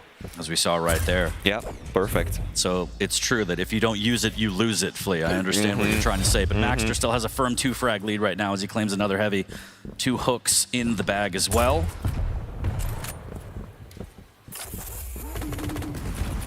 Buckster with a nice Wall jump over to the bridge, and this could be big damage, both players. Maxter kind of aggressing a little bit to push Buckster off position here. Mega up next. Can Maxter cut off? There's one rocket up the jump pad, but Maxter wisely waits, and he's able to pick that up cleanly.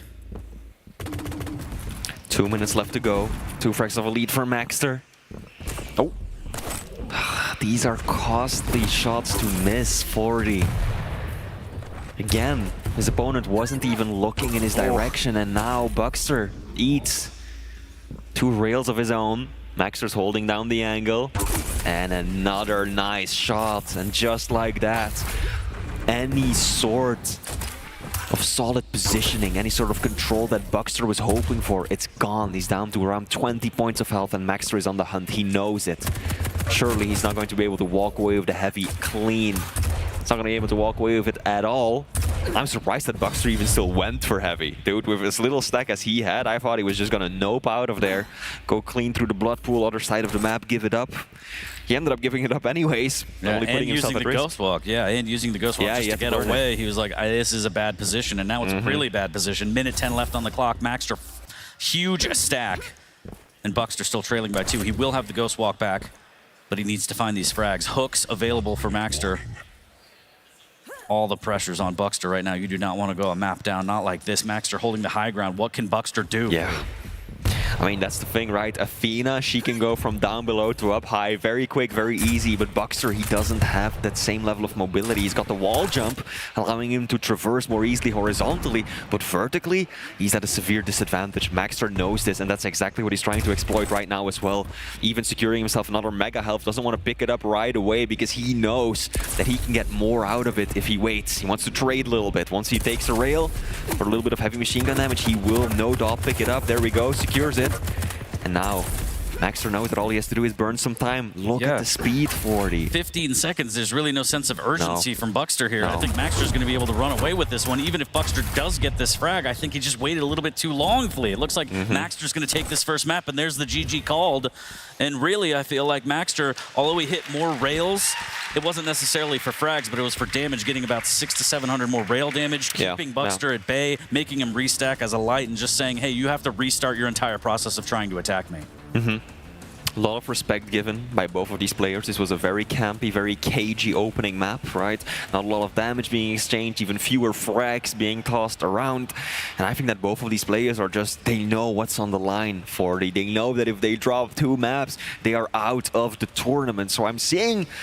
I'm not seeing as much confidence out of these players as I would like. You know, both of them are not landing the shots that they should. How many times were they just looking at their opponent who was just staring completely off in the distance and they still miss the rail? That's not what you'd expect from these players. There could be a little bit of nerves at stake. There could be just stamina. I mean, they've been playing all day long, so that sets in. That's kind of one of the things about this tournament style play is you have to be ready to play games all night long.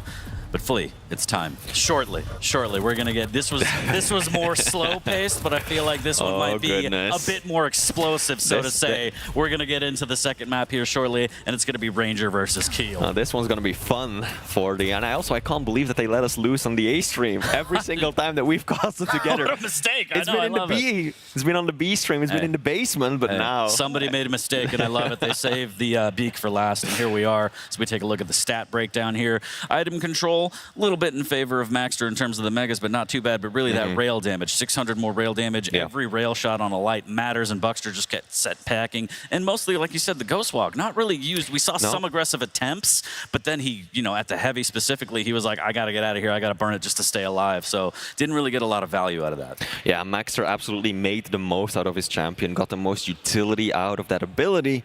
Whereas Buckster, there were a few attempts. Ultimately, it didn't really amount to anything. And other than that, he just had to use it to escape. Now, when he used it to escape, like I mentioned earlier, he did so well, right?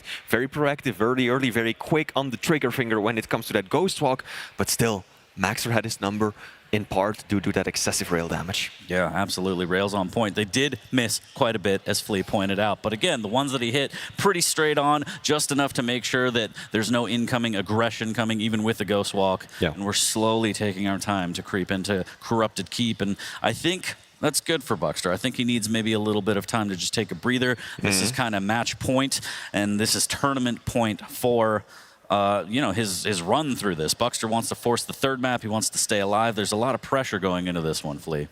There absolutely is. Buckster has never made it this far into any Quake Pro League tournament before. And of course, Maxter, the expectations are high, right? Many of the people that we've talked to, including him, including Zanaku, are kind of like, hey, this is the new top 6, right? Yeah. Maxter and Zanaku, they are right up there, trailing perhaps slightly behind the likes of Rafa, Kilson, Venger, and Raisy, but not by miles. This is it. We are live on map number 2, Corrupted Keep between Buckster and Maxter. Is this going to be the last map of the day? That's up to Buckster and what he can do. Starting in the eyes of Maxter right now, and he's got that keel. He's got those pineapples. I'm just so excited to play. This is fantastic. I know. I'm dreaming. I don't know what you did to get that patch pushed through this close to the Quake Pro League, but here he is, keel, once again in play. Now both players opening rather slowly once again. No one looking for a full blast of aggression just yet. LG comes out. It's LG on LG. Buckster holding his own. No heavy machine gun on the side of Maxter though. And then ultimately both players end up retreating. Buckster should be the one to walk away with the heavy. That's a sizable delay already. Very often on Corrupted Keep in particular, 40, it feels like minutes go by before there's an actual rotation between the majors. But this time, it's pretty much instant within the first minute of play. Right off the bat, indeed, Maxter might lay a trap here. Buckster drops down, avoids that damage. Mega's going to be up in 2. Buckster trying to decide, do I make a play for this? And he does, and he actually gets out. Maxter says, I'll let you have that one. That's fine. I'm going to grab the heavy. That rocket's sailing past Buckster. He's going to come in like a wrecking ball and almost a telefrag there. And he actually steals away the heavy, and now Maxter's just waiting. Tempting Buckster to go through that tele, and he doesn't. Oh no, drops down with the LG. Needs to be careful here. That's the power of delaying the items, 40. Maxter was there early, showed up 2 seconds before the item spawned and then realized that he didn't have the exact timing. Started dotting himself, went through the teleporter, and before you know it, Buckster pushes on through and secures both. But still, Maxter's combat skills are on point. His position around the center area of the map too. And he's been able to stabilize a lot of that stack and even walk away with the Mega. 2 minutes and no frag on the board here as Maxter lacking some armor. They might meet center map here. Pineapple won't give him the information. A little bit of rockets. Buckster's going to commit. There's a big rocket. A little bit of pineapple splash as well, but Maxter goes down. Buckster with a fantastic rocket gets the first frag. That was an aggressive attempt to walk back into the room. Was expecting him to just, go back into red room, make his way up to those health bubbles, grab the small armor, see if it's up. But no, Maxter walked right back into one, LG in hand. Oh, Buckster eats a bad rocket for even daring to look around the corner. He has the frag lead. He's the one up over his opponent, but it's a precarious lead. A single fight going wrong, and Maxter will have tied things right back up. It's pretty good damage, all things considered, from Buckster, and needs to keep that up. He's actually going to grab this heavy, which is going to help him tremendously. 2 bubbles to work with as well to stack back up, and Dire Orb in hand. A little bit of LG just lobbing that pineapple. A little bit of extra insurance to buy some space is Maxter. 10 seconds until the Mega. Maxter at the rocket area. It's going to be machine gun on machine gun. A little bit of machine gun funk. And that rocket almost pops Buckster off. He's going to end up dropping anyway, down to 49 HP, and he's playing super defensive, and he has to. Does he make a mad dash? Does he play safe? Oh.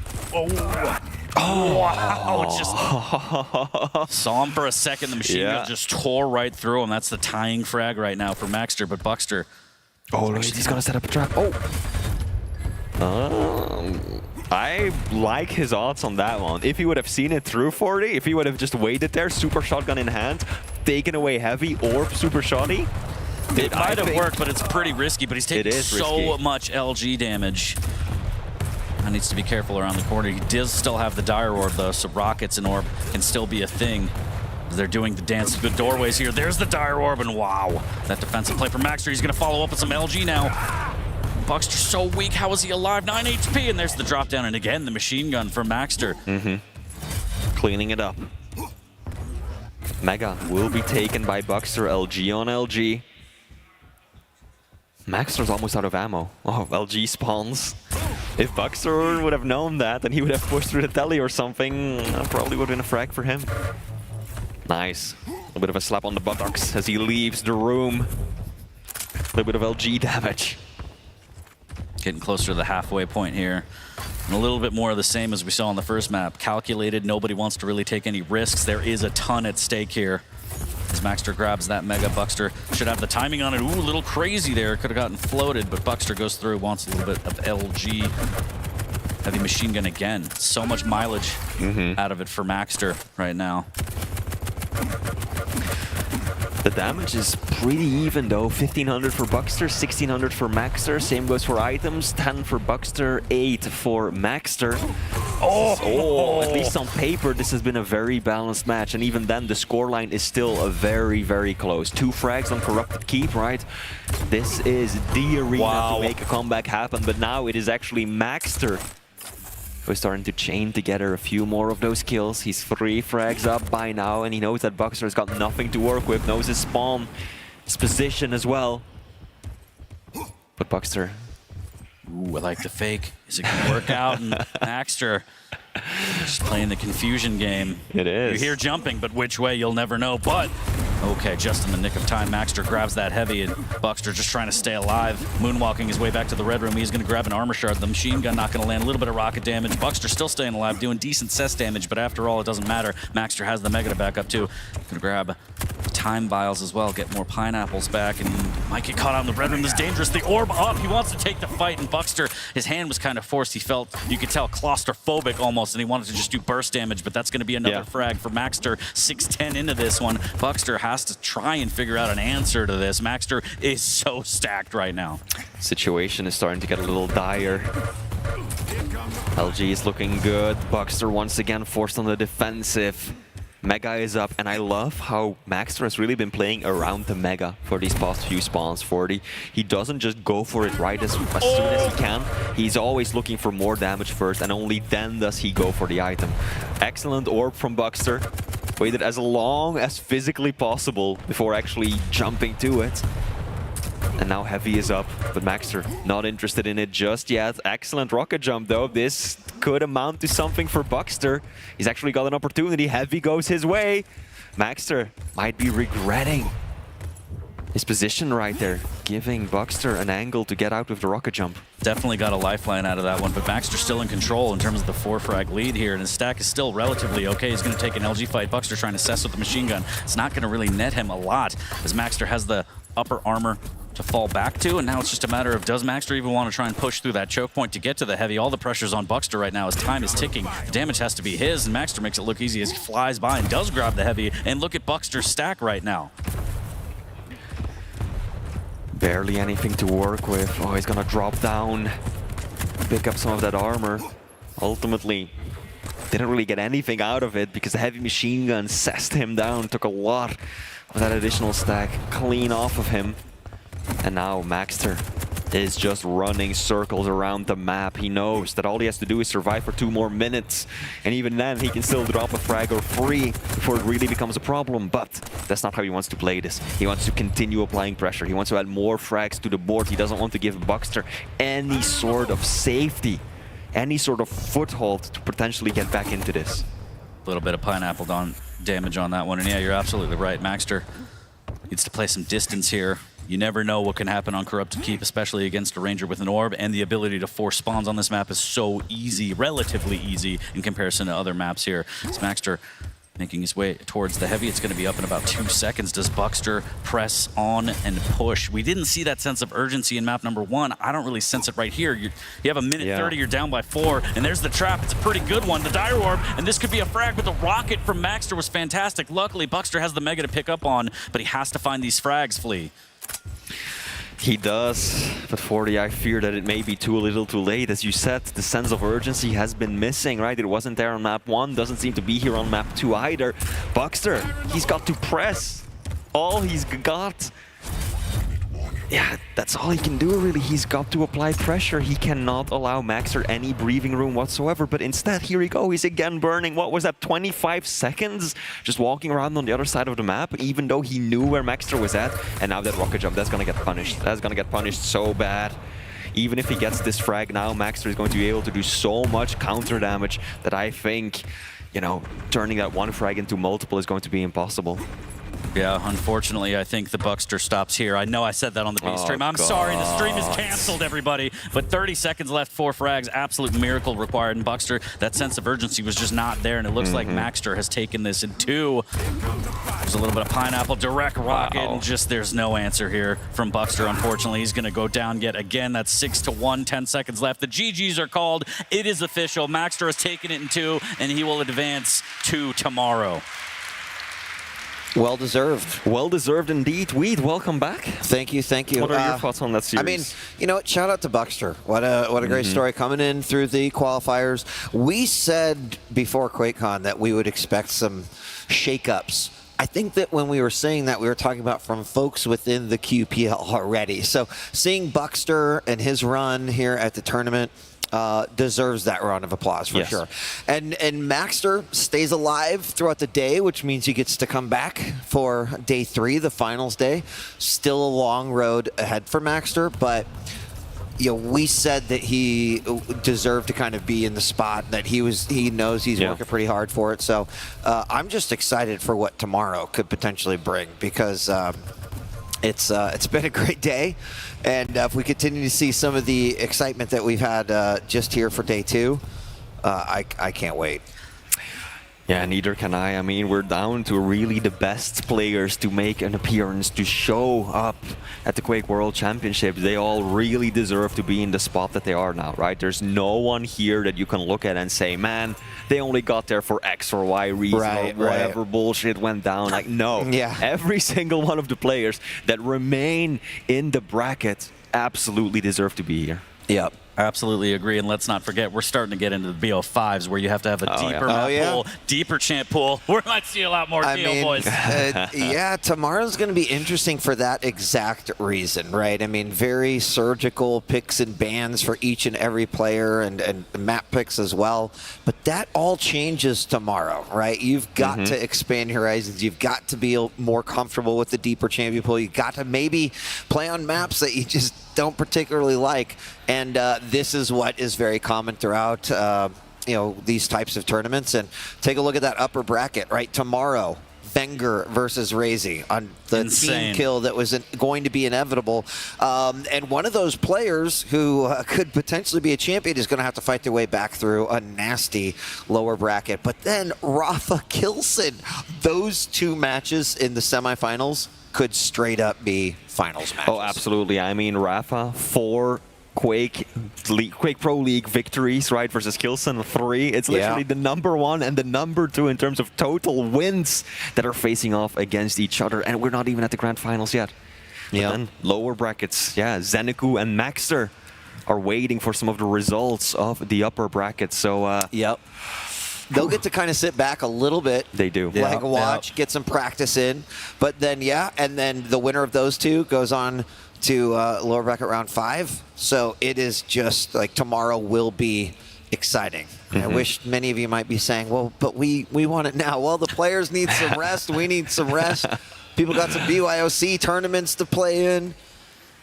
40's got to go cheesecake. Cheesecake. A lot of cheesecake. There's a lot back there. Hey, he's doing the preaching right now. He's showing the world that, yes, Kiel is viable, so you don't have to listen to this clown. You can actually see it in action. I'm just saying. I'm really curious how it's going to come into play tomorrow. We're going to have to go deeper. So, gentlemen, before we wrap up, a favorite moment from today?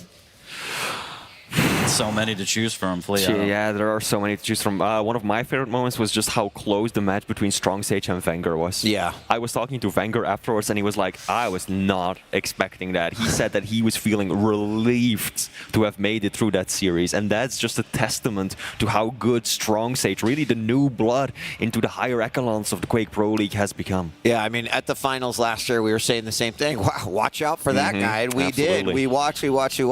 But to have that level of performance, again, as a relatively newcomer here to Quake Champions overall, love his attitude, love his approach to the game. Really solid, really exciting.